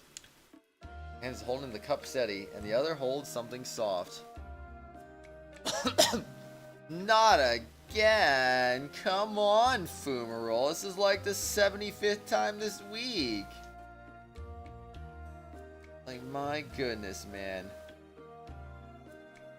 This truly do be a moment. A moment to end all moments. It can't be. I nervously look down and try to move my hand again. Squeeze. So oblivious too. You just hate this kind of character. Now, Noodle, hear me out. What if she's not being oblivious? What if she's not being oblivious, but instead she wants this stuff to happen. And she's just playing it off as obliviousness.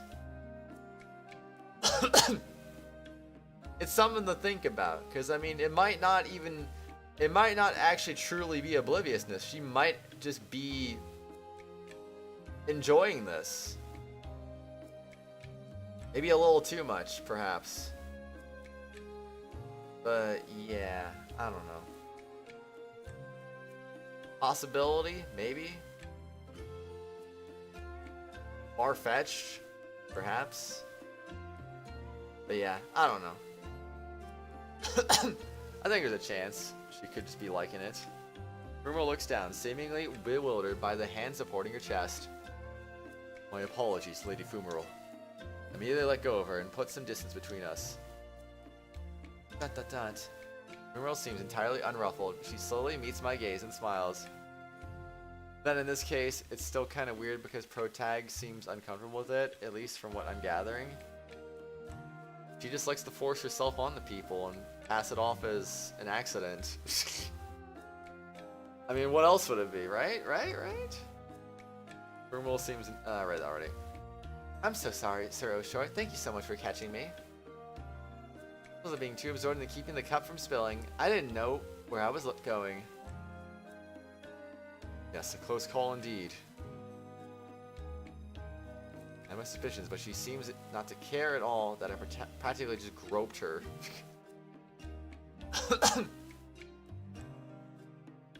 Seems like a slight skill issue anyway.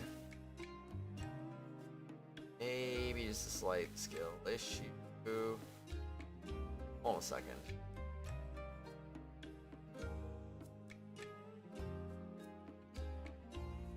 But yeah, it's like, yep, I look down at my hand. Still feel a sensation of warmth in my hand from when I was holding her.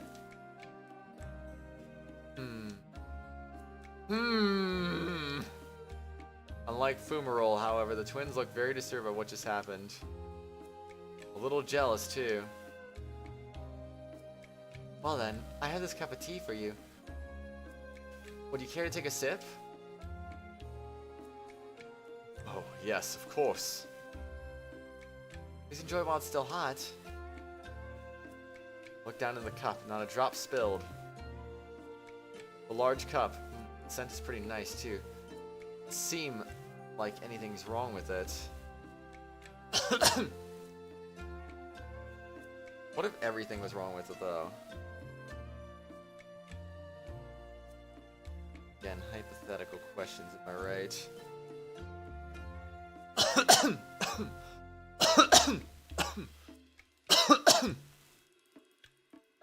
Well then, without further ado...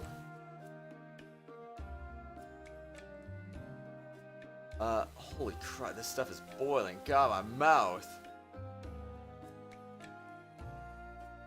Is something the matter? Yeah, if there is no consent, then, get out of my house. True. Gotta have some consent around here, you know? If there's no consent, then what the frick is going on here, right?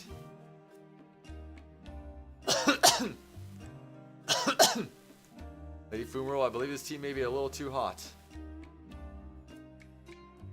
I speak around the scalding pain on my tongue. Huh? Oh, but they said it'd be good to serve it a little hot. Does this girl have any sense of proportion?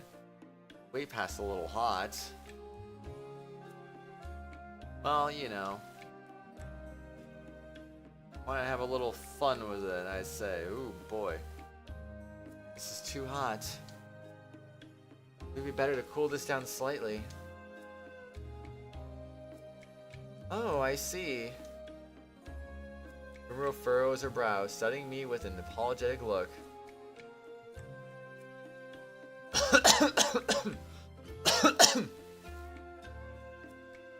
You burn your tongue, Sir Oshtor.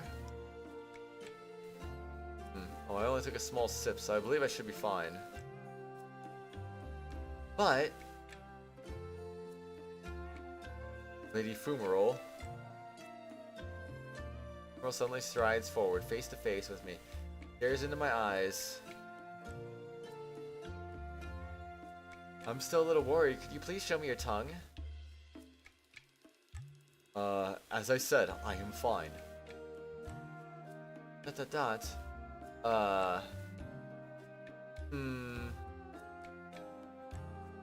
This is... Ah. Girl's innocent eyes pierce into mine, her gaze full of worry and determination. Oh man. When you think it's not gonna get any crazier, it's about to get even crazier, isn't it?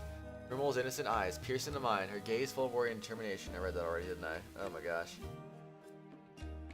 So tired of reading things twice.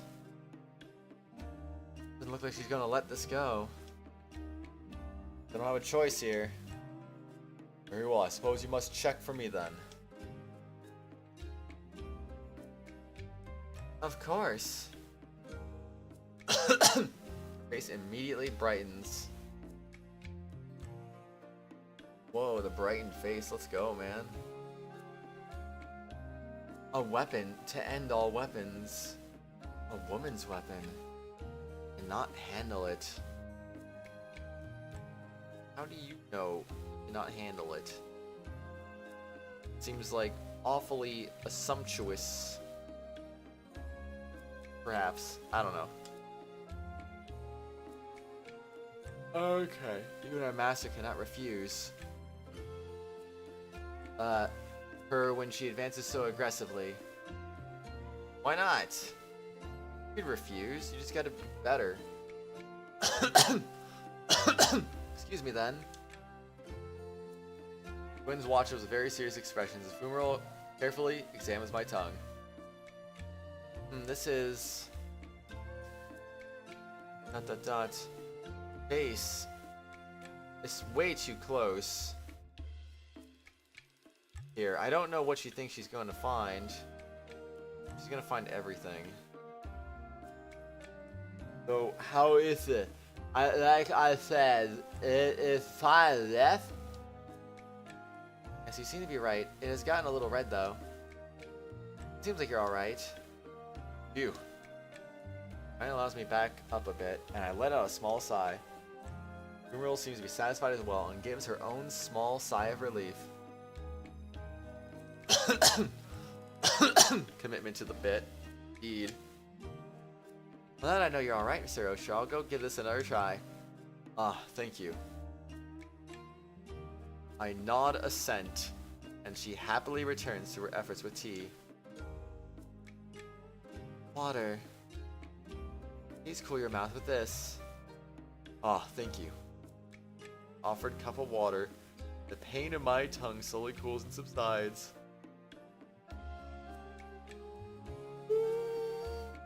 Must have been a disaster so far. This might end up more trouble than I expected. I sit there thinking to myself. Merle returns a second cup of tea. All done. This time it should be perfect temperature. I think it's cool enough this time. I'm about to check the tea before. Now I tilt the cup as subtly as I can. It looks okay from what I can see. Without further ado. Alright, one more uncertain sip, but in that moment, Bruno was sprayed that mouthful out. Sir Oshtor? Ugh. Is it too hot? But I thought I had cooled it enough this time. No, truly the temperature was not the issue. Back down in the cup, I nearly dropped it in shock. It is far too bitter. The ponds of the cup are thick, dark green, practically verging on black. Very thick. Let it sit for too long after pouring in the hot water. You put it in later. Must allow the hot water to cool a bit before adding the tea leaves. Is that how it must be done? Pretty sure this is all basic stuff. Not that I would know. Oh. Sir Oshtor, your face. Must be from when I spat it out.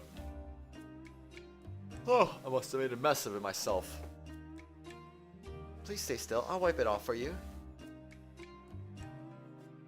No need, I am a grown man. I can clean myself up. You spilt has gotten on your clothes. Come now, it will stain if we don't hurry and take care of that.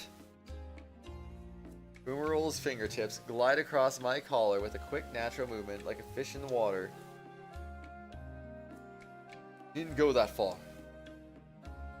You almost had me undressed in the blink of an eye. Okay, jeez Louise. I hastily raise my hand to stop her. Expert technique. She does not force it, but allows it to happen fluidly and naturally. Very educational. Friends observe us, nodding with admiration. What the heck is going on here? And let's continue, Sir Oshtor.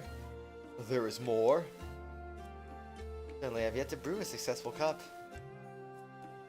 She's right. We've not taught her all we know yet. Right. Exactly when is this going to end? Hello. Thank you so much, you two. Boomerroll bows with a very joyous smile. Likewise. No need for thanks. You taught us just as much today. Things look like they always do, but I can tell they're happier than usual. I think I'll try brewing a cup for Ku right now. Or Protag, I think he just wants men. Nah. I don't think so. Not this time. I hope I'll have time to learn more from you two soon. Leave it to us. It will be a learning experience for everybody. We will be glad to. Goodbye then. The Fumero leaves, humming a cheerful tune. Finally over. Once I'm sure Fumeroll's left the room, I sag with a deep sigh. My stomach. And I lost count of how many cups they had me drink. I ruefully rubbed my stomach. How did it turn out in the end? Perfect. Completely flawless. Well, yeah, I suppose she's bound to get it after all that much practice. Very educational. Perhaps we are the ones who learn more from this exchange. She's a good example. We must hone our techniques to become more like her. I get the impression these two aren't talking about tea. Another exasperated sigh escapes me. Well, that's probably tea scented by now, I figure. We'll come too. We'd love for you to join us, like you did today. I don't want to do this ever again. Urgh, my stomach. Rub my aching belly, my shoulders drooping. A long while before I can even look at a cup of tea again.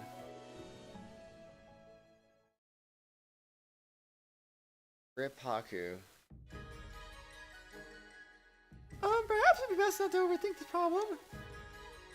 But you must see, Lady Rulatia. Stroll for some fresh air, I noticed the two talking nearby. Very serious expressions. I gradually come to a halt.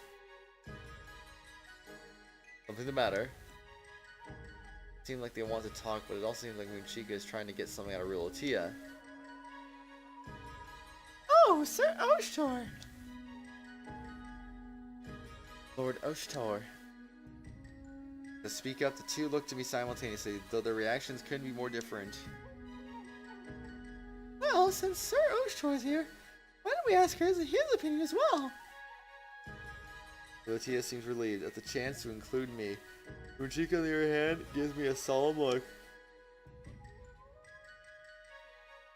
Oh. What? Perhaps Sir Oshtor can offer some insight on this?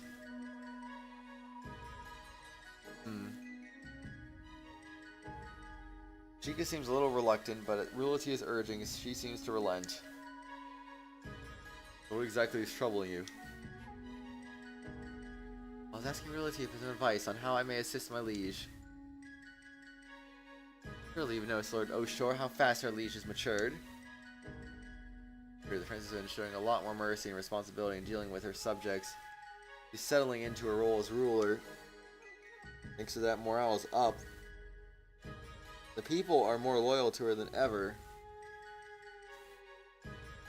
I guess she does slip every so often, and the old Anju comes out.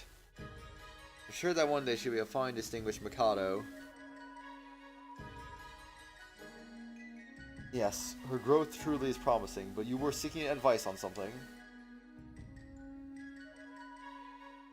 She's adapted to her governmental role as well. In her heart, she carries a longing for all that she's left behind. Longing. I give her a look, concerned by the vague statement Realtia murmurs to me. Seems that lately people have been seeing Miss Andrew stop and gaze toward the Imperial capital. See, she gave the impression that she had been moved past it. Guess I shouldn't be surprised.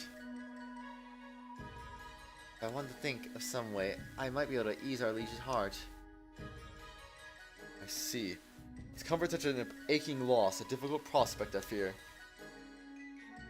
Indeed, as our liege's retainer, I hoped Lady Realtia might have some ideas.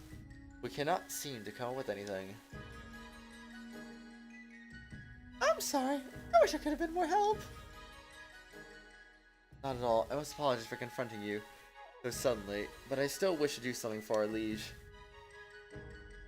Munchika crosses her arms, knitting her brow in something in thought.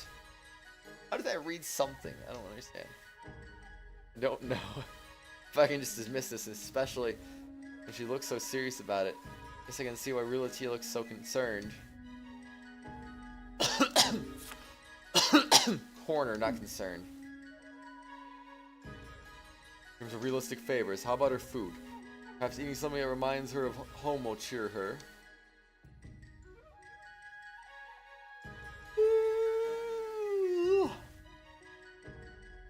It'd be difficult to recreate the fare served at the Imperial Palace. Under the circumstances, we hardly have access to high-quality ingredients from across the land. We cannot offer such luxurious meals. Oh! Oh, I assure you, I'm sure our liege is quite satisfied with what she's had here. You have my utmost gratitude, Lady Realtia. Thank you. Guess the best solution would be if she could go back to her home, but... Realtia sighs. Of course, we all know how impossible that would be right now. So we can only solve this problem by taking back the Imperial capital. Rika looks grim once more. She knows as well as we do.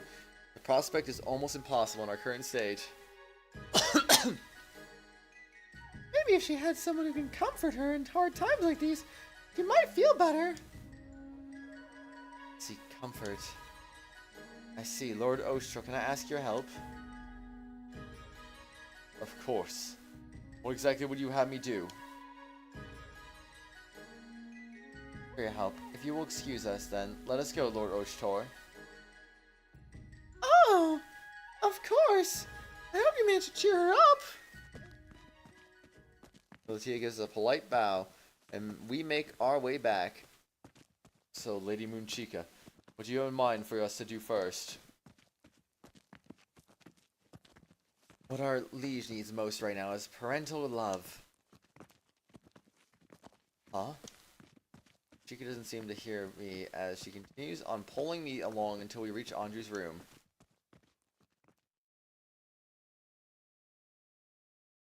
Excuse us.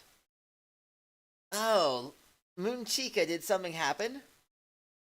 Find Andrew sprawled lazily in the middle of her room, looking up from some questionable reading material. Questionable reading material? Oh no.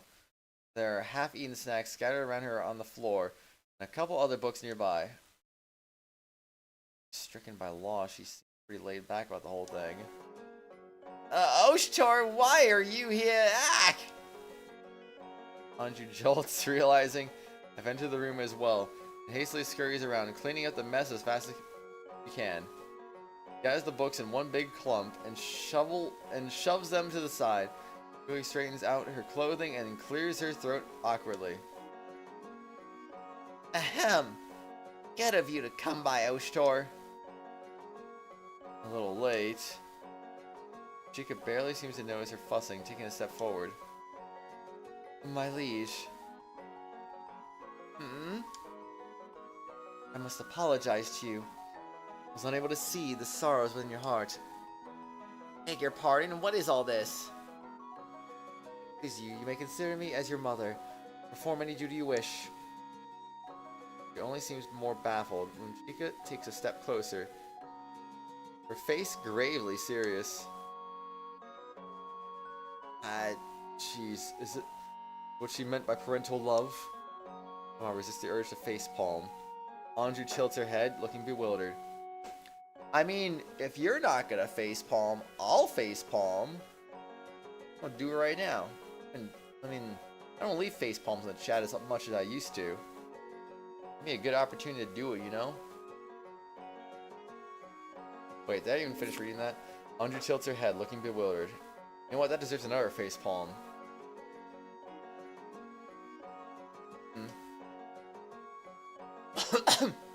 There we go. Let's try 6 more facepalms. Moon Chica, is this some sort of joke? You need not hide it. I've seen you look at the Imperial capital many a time, accompanied by a sigh of grief. So you saw me then?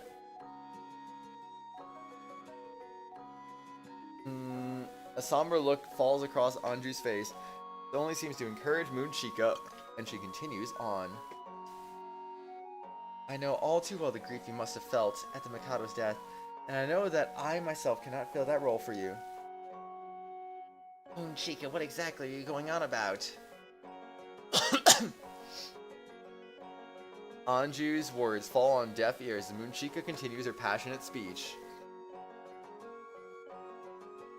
You wish it, I shall do anything you require. Sleep beside you at night, anything. So why exactly is Oshtar with you? Despite the passion in Moon Chica's speech, Anju still looks uncertain. Yeah, I'd like to know that myself. I really hope she has a good reason for getting involved in this. In response, Moon Chica straightens with pride.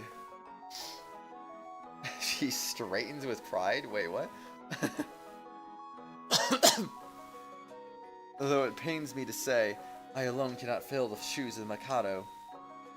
So I thought it may be more appropriate for you to consider me your mother, and Lord Oshtor as your father. You gotta be kidding me. What? Chica's declaration stuns us both. You mean to say you and Oshtor are husband and wife? Anju sinks weakly into her chair, apparently in shock at the revelation.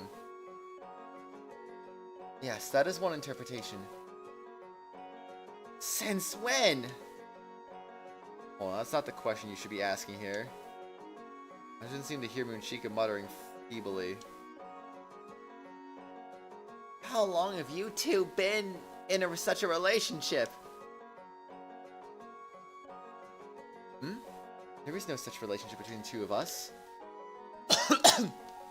Huh? My liege. I hastily cut in, hoping to keep this from getting any more complicated. What Lady Moon Chica means to say is that she would like you to consider her as a mother figure, and rely on her more. Oh, so that is your intent. Anju brightens for a moment. She quickly lowers her gaze in embarrassment. Should have said so to begin with. Perhaps then I wouldn't have misunderstood. My deepest apologies. It appears my explanation lacked clarity. Chica bows her head in apology, and Anju settles back into her usual carefree attitude. Quite alright. I suppose I jumped to conclusions as well. The more I think on it, the more bizarre it feels to see you two as husband and wife. The points to herself as she continues. Different examples, say Oshtor and I, be far more plausible. What? Ah, I see. Then I shall play the part of the child. Huh? Well, that is... And Munchika's words, Anju falters once more, looking entirely out of her depth. I get it. Don't worry, Prince. I understand completely. What you want to say is... Definitely no way she could be mistaken for a child.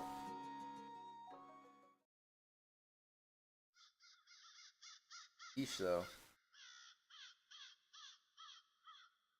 By the way, how exactly did this idea of yours come about?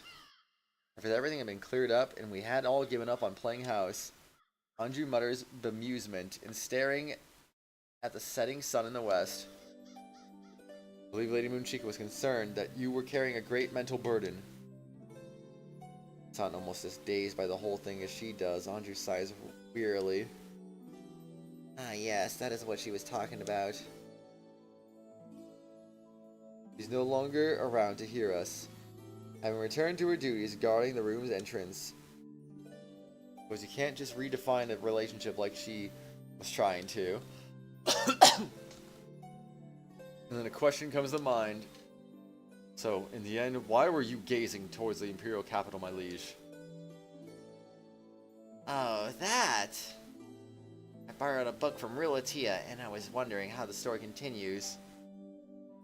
It is quite difficult to find new publications in this land. I got caught up in this mess just because of that?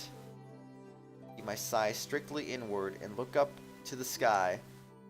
I don't know how long she's been here. I can see Moonchika at our side, bowing her head deeply. Rest assured, my liege. I, Moonchika, can sympathize. Pardon, Lady Moonchika. Nothing. A veil of darkness settles over the sky. I can see the twinkling of the first star of the night.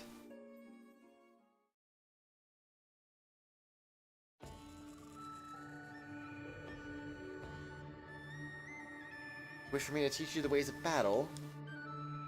Yes, I know it is an unreasonable request. Lord General or not, I'm still comparatively only a novice. To teach one of Lord Oshtor's skill, here would only embarrass myself. No surprise she'd be hesitant. The Imperial Guard of the Right himself coming to her looking for lessons on warfare. Honestly, we've only gotten this far in brute force and seat of the pants last-minute plans. Right now, as a general, I need to make sure I have a firm grasp on the essentials of battle, tactics, and war. Apologies, I've been thinking lately myself. We rely too much upon my Akaruka. As long as I get with this Akaruka, I would like to cast off my dependence on it. Yeah, I believe I must relearn the art of warfare, fundamentals upward. I wish to truly expand my perspective.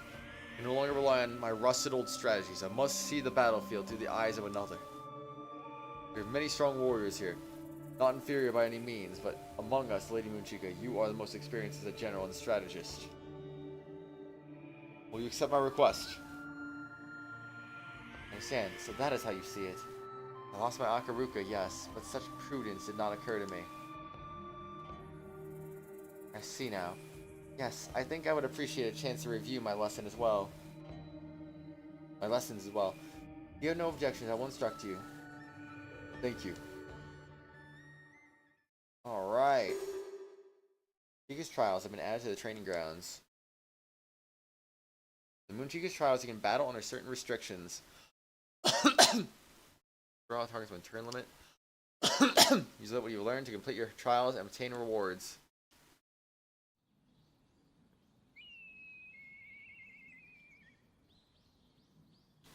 Man, I'm kind of curious about that now. Okay. Frick it, let's try it. Let you challenge stages with set requirements. Use what you've learned in combat to achieve your goals.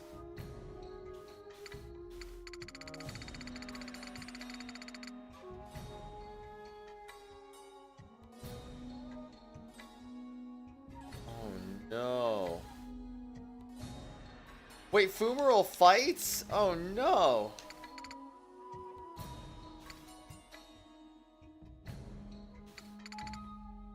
The fact that freaking...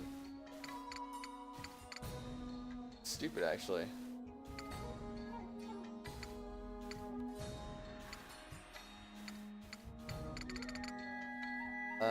Learn turn order.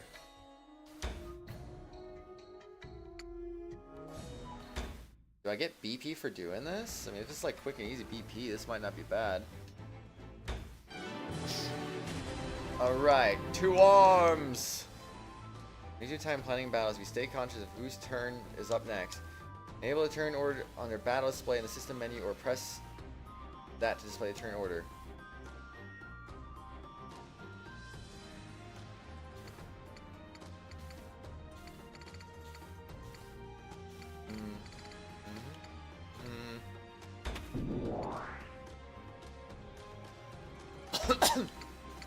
Alright, die, monster. Don't let the dummies have a turn. Press LB to temporarily display the turn order. Holding LB and pressing up and down will navigate between units on the list. I'm gonna forget about this detail, probably. How infrequent battles happen. But I can try. Nice. Alright, get some. Kaboom!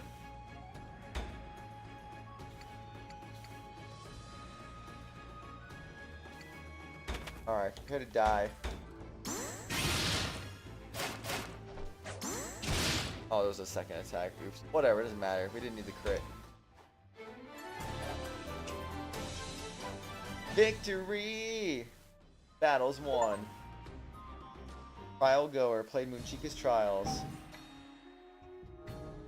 So you don't get any BP for it then?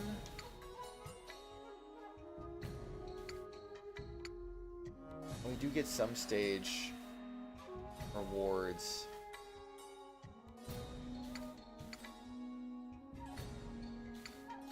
Scroll resistance, transients, falling heart.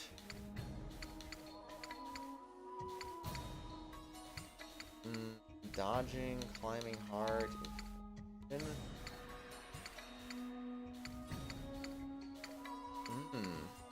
Awakening 2. Interesting though. Murder or something. Hi, Fuhua. Welcome back.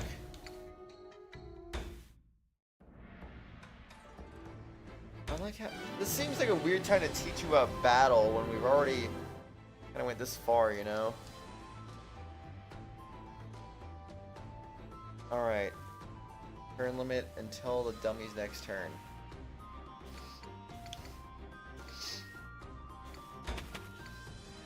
All right, if you say so.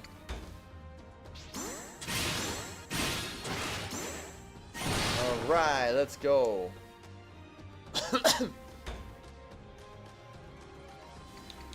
Gotta land those crits, man.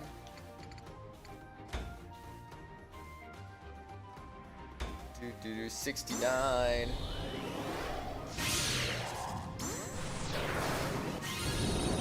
All right, let's go.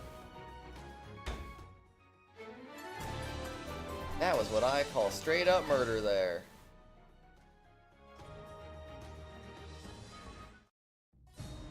We're getting anything out of this. I gotta complete a stage in the main story to use my skills. Oh boy.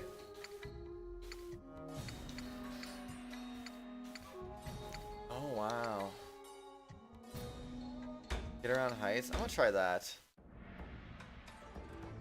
Get around heights. Destroy targets within turn limit. 2 arms! Different capacities for traversing terrain with variable elevation. Destination lies outside the blue movement indicator. You can still press A while hovering over it. Doing so will display the number of turns required to reach that area.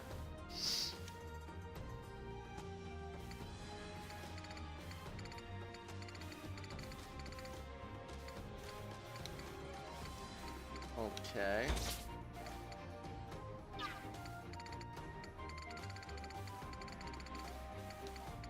I'm failing to see how I'm gonna make this work.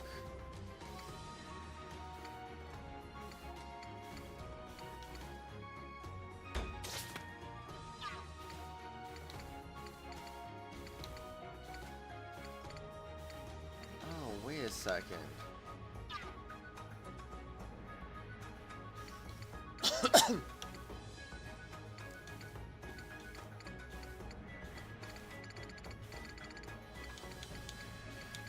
Possible that I could attack from over here?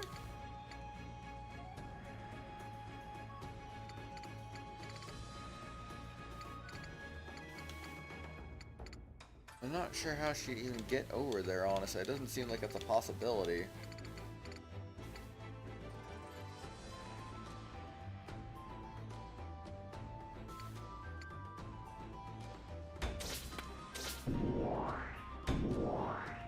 Okay.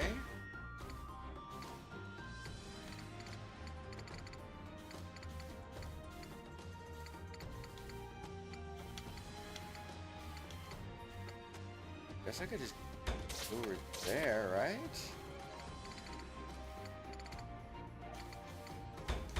Should be fine, especially if she gets in our turn beforehand, too.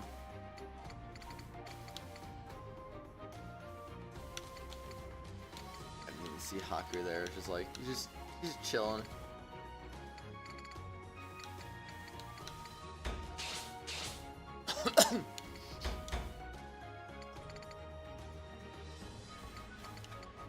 And then you're just here because yes, for some reason.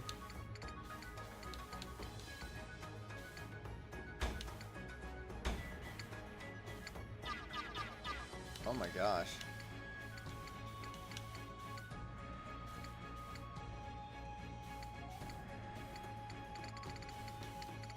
I hate to say it, but yeah, that might not be possible then.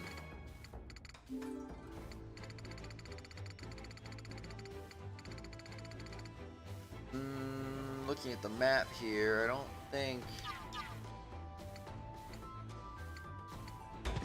I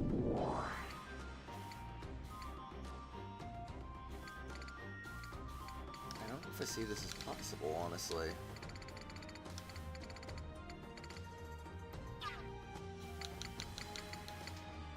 There's that one over there.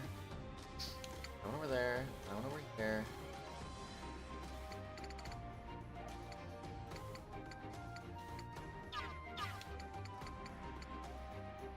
Oh.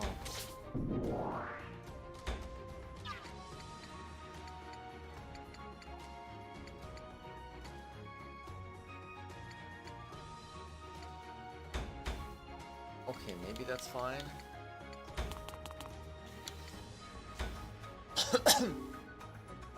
Magic attack range stupefy.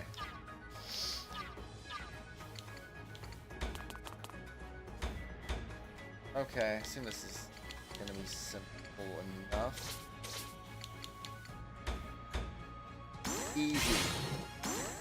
Boom. First dummy down. Second dummy down.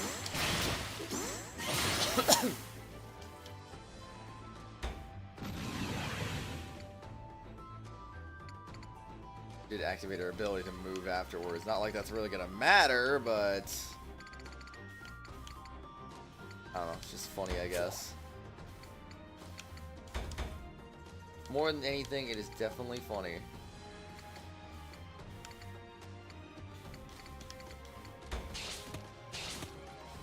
Okay, do that. Boom. Smack him up.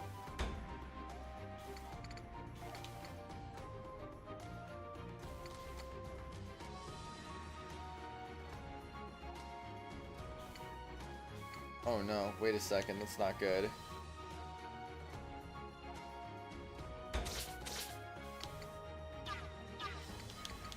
Why is she not gonna make it?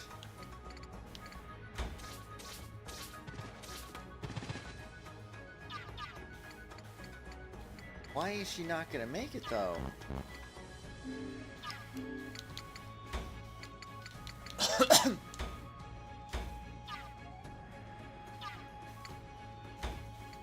Let's go back to that turn, because I need to see what's up here.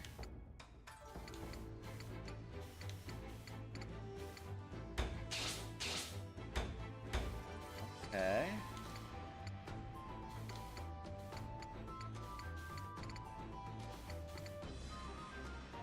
I think I'm failing to see what I could do differently here.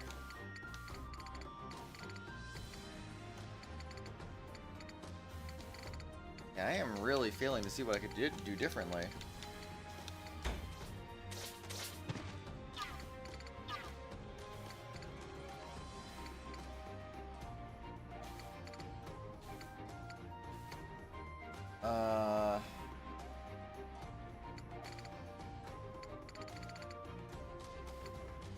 Well, her was the only option for that one. Was maybe Haku supposed to go?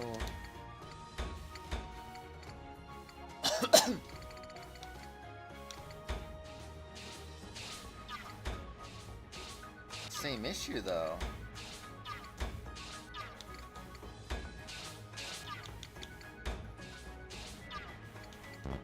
It would literally be 3 turns. That would not be reachable. Cannot reach this area.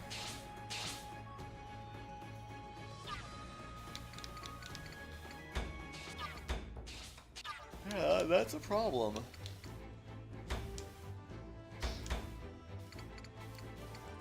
That is definitely a problem. There's no way to get over there.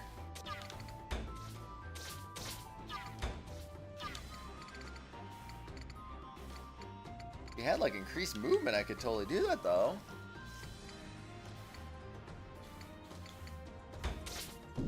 At this point, I don't even know. I'm just gonna go ahead and just go that way, I guess.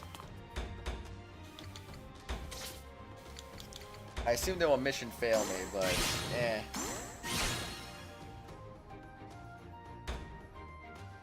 Doesn't mean I can't try. Boom and boom.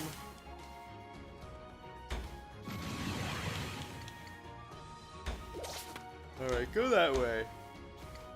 Crazy.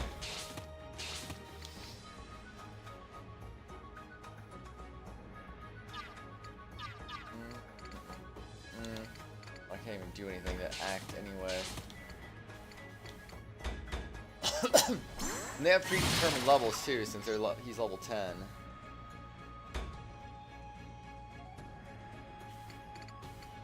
I wonder why they had to spoil the fact that she's gonna be a playable character. Like, I kind of wish they didn't do that.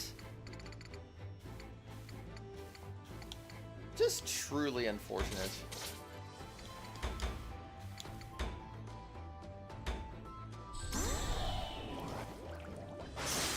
All right.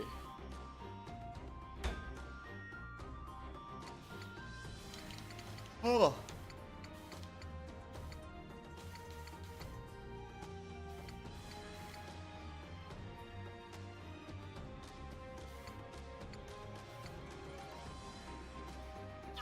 Wait.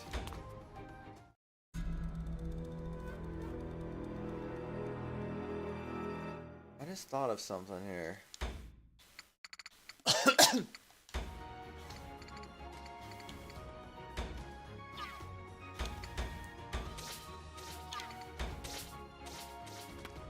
Oh.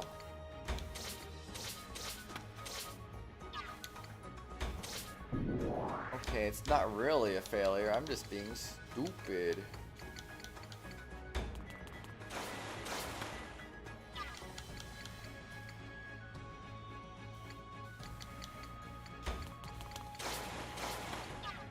Alright. That works for me, I guess. Wait. It still wouldn't work, though. That just wouldn't work.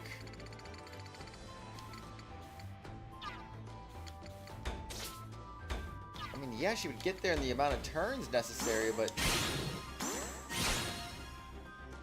Huh.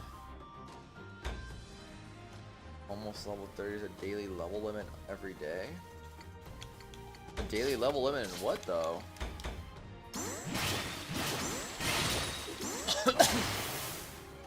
What exactly would that be?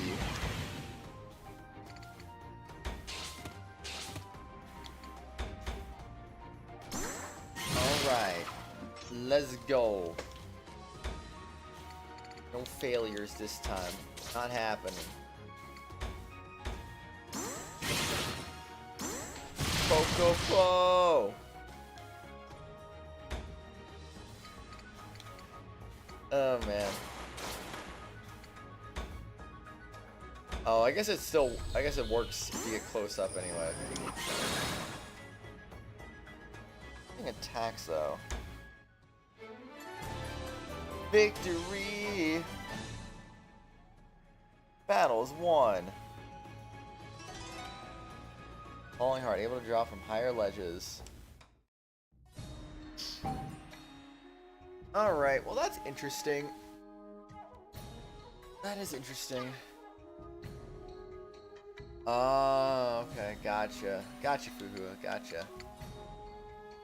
How do you have time for all these gacha games? You're literally playing, like, at least 4 of them. You're playing Tower of Fantasy, you're playing Honkai Impact the 3rd, you're playing Honkai Star Rail, you're playing Genshin Impact. That's like, that's at least 4. How do you have time for that? I could never, I feel like I would go crazy. I don't know. That's fair. You find a way somehow to do it, I guess. That's cool though.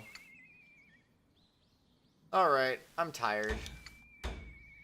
We're 11 hours and 20 minutes into this. I think we can call it like slightly early. I need to go to bed. I'm trying to reset my sleep schedule anyway, so.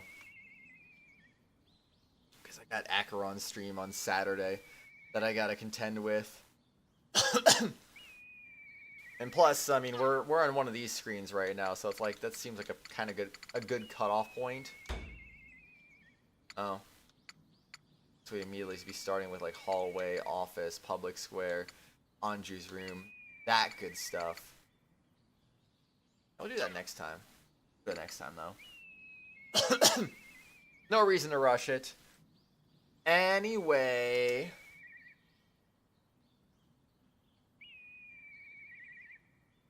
The emojis keep getting on the other side of my buy. I don't understand how that works. Oh well. Anyway, Noodle, Fuhua, thank you for being here at the end of the stream today. Anyone was here earlier, anyone watching the archive, anyone present and lurking, if I didn't call your name, thank you for being here. Appreciate ya. Love you all. You guys are awesome. Stay cool. Stay fresh. Thank you to... I know I have someone to shout out. Thank you to Thomas Gaming 696 for 4 months of membership. Much appreciated. And shout out to all the Tier 4 members. Phoenix Edgeworth, Acheron next to Gamer Mario 64, Fuhua, and Ratatosk. Sylveon, bye-bye, hello, and goodbye. See you later, man. Take care. Honestly, I'll probably see you guys a little, like 5 hours, 5.5 hours. If I don't oversleep, that is. Stream some Xenoblade. That's what we're going to be doing later today. Anyway, bye-bye. See you.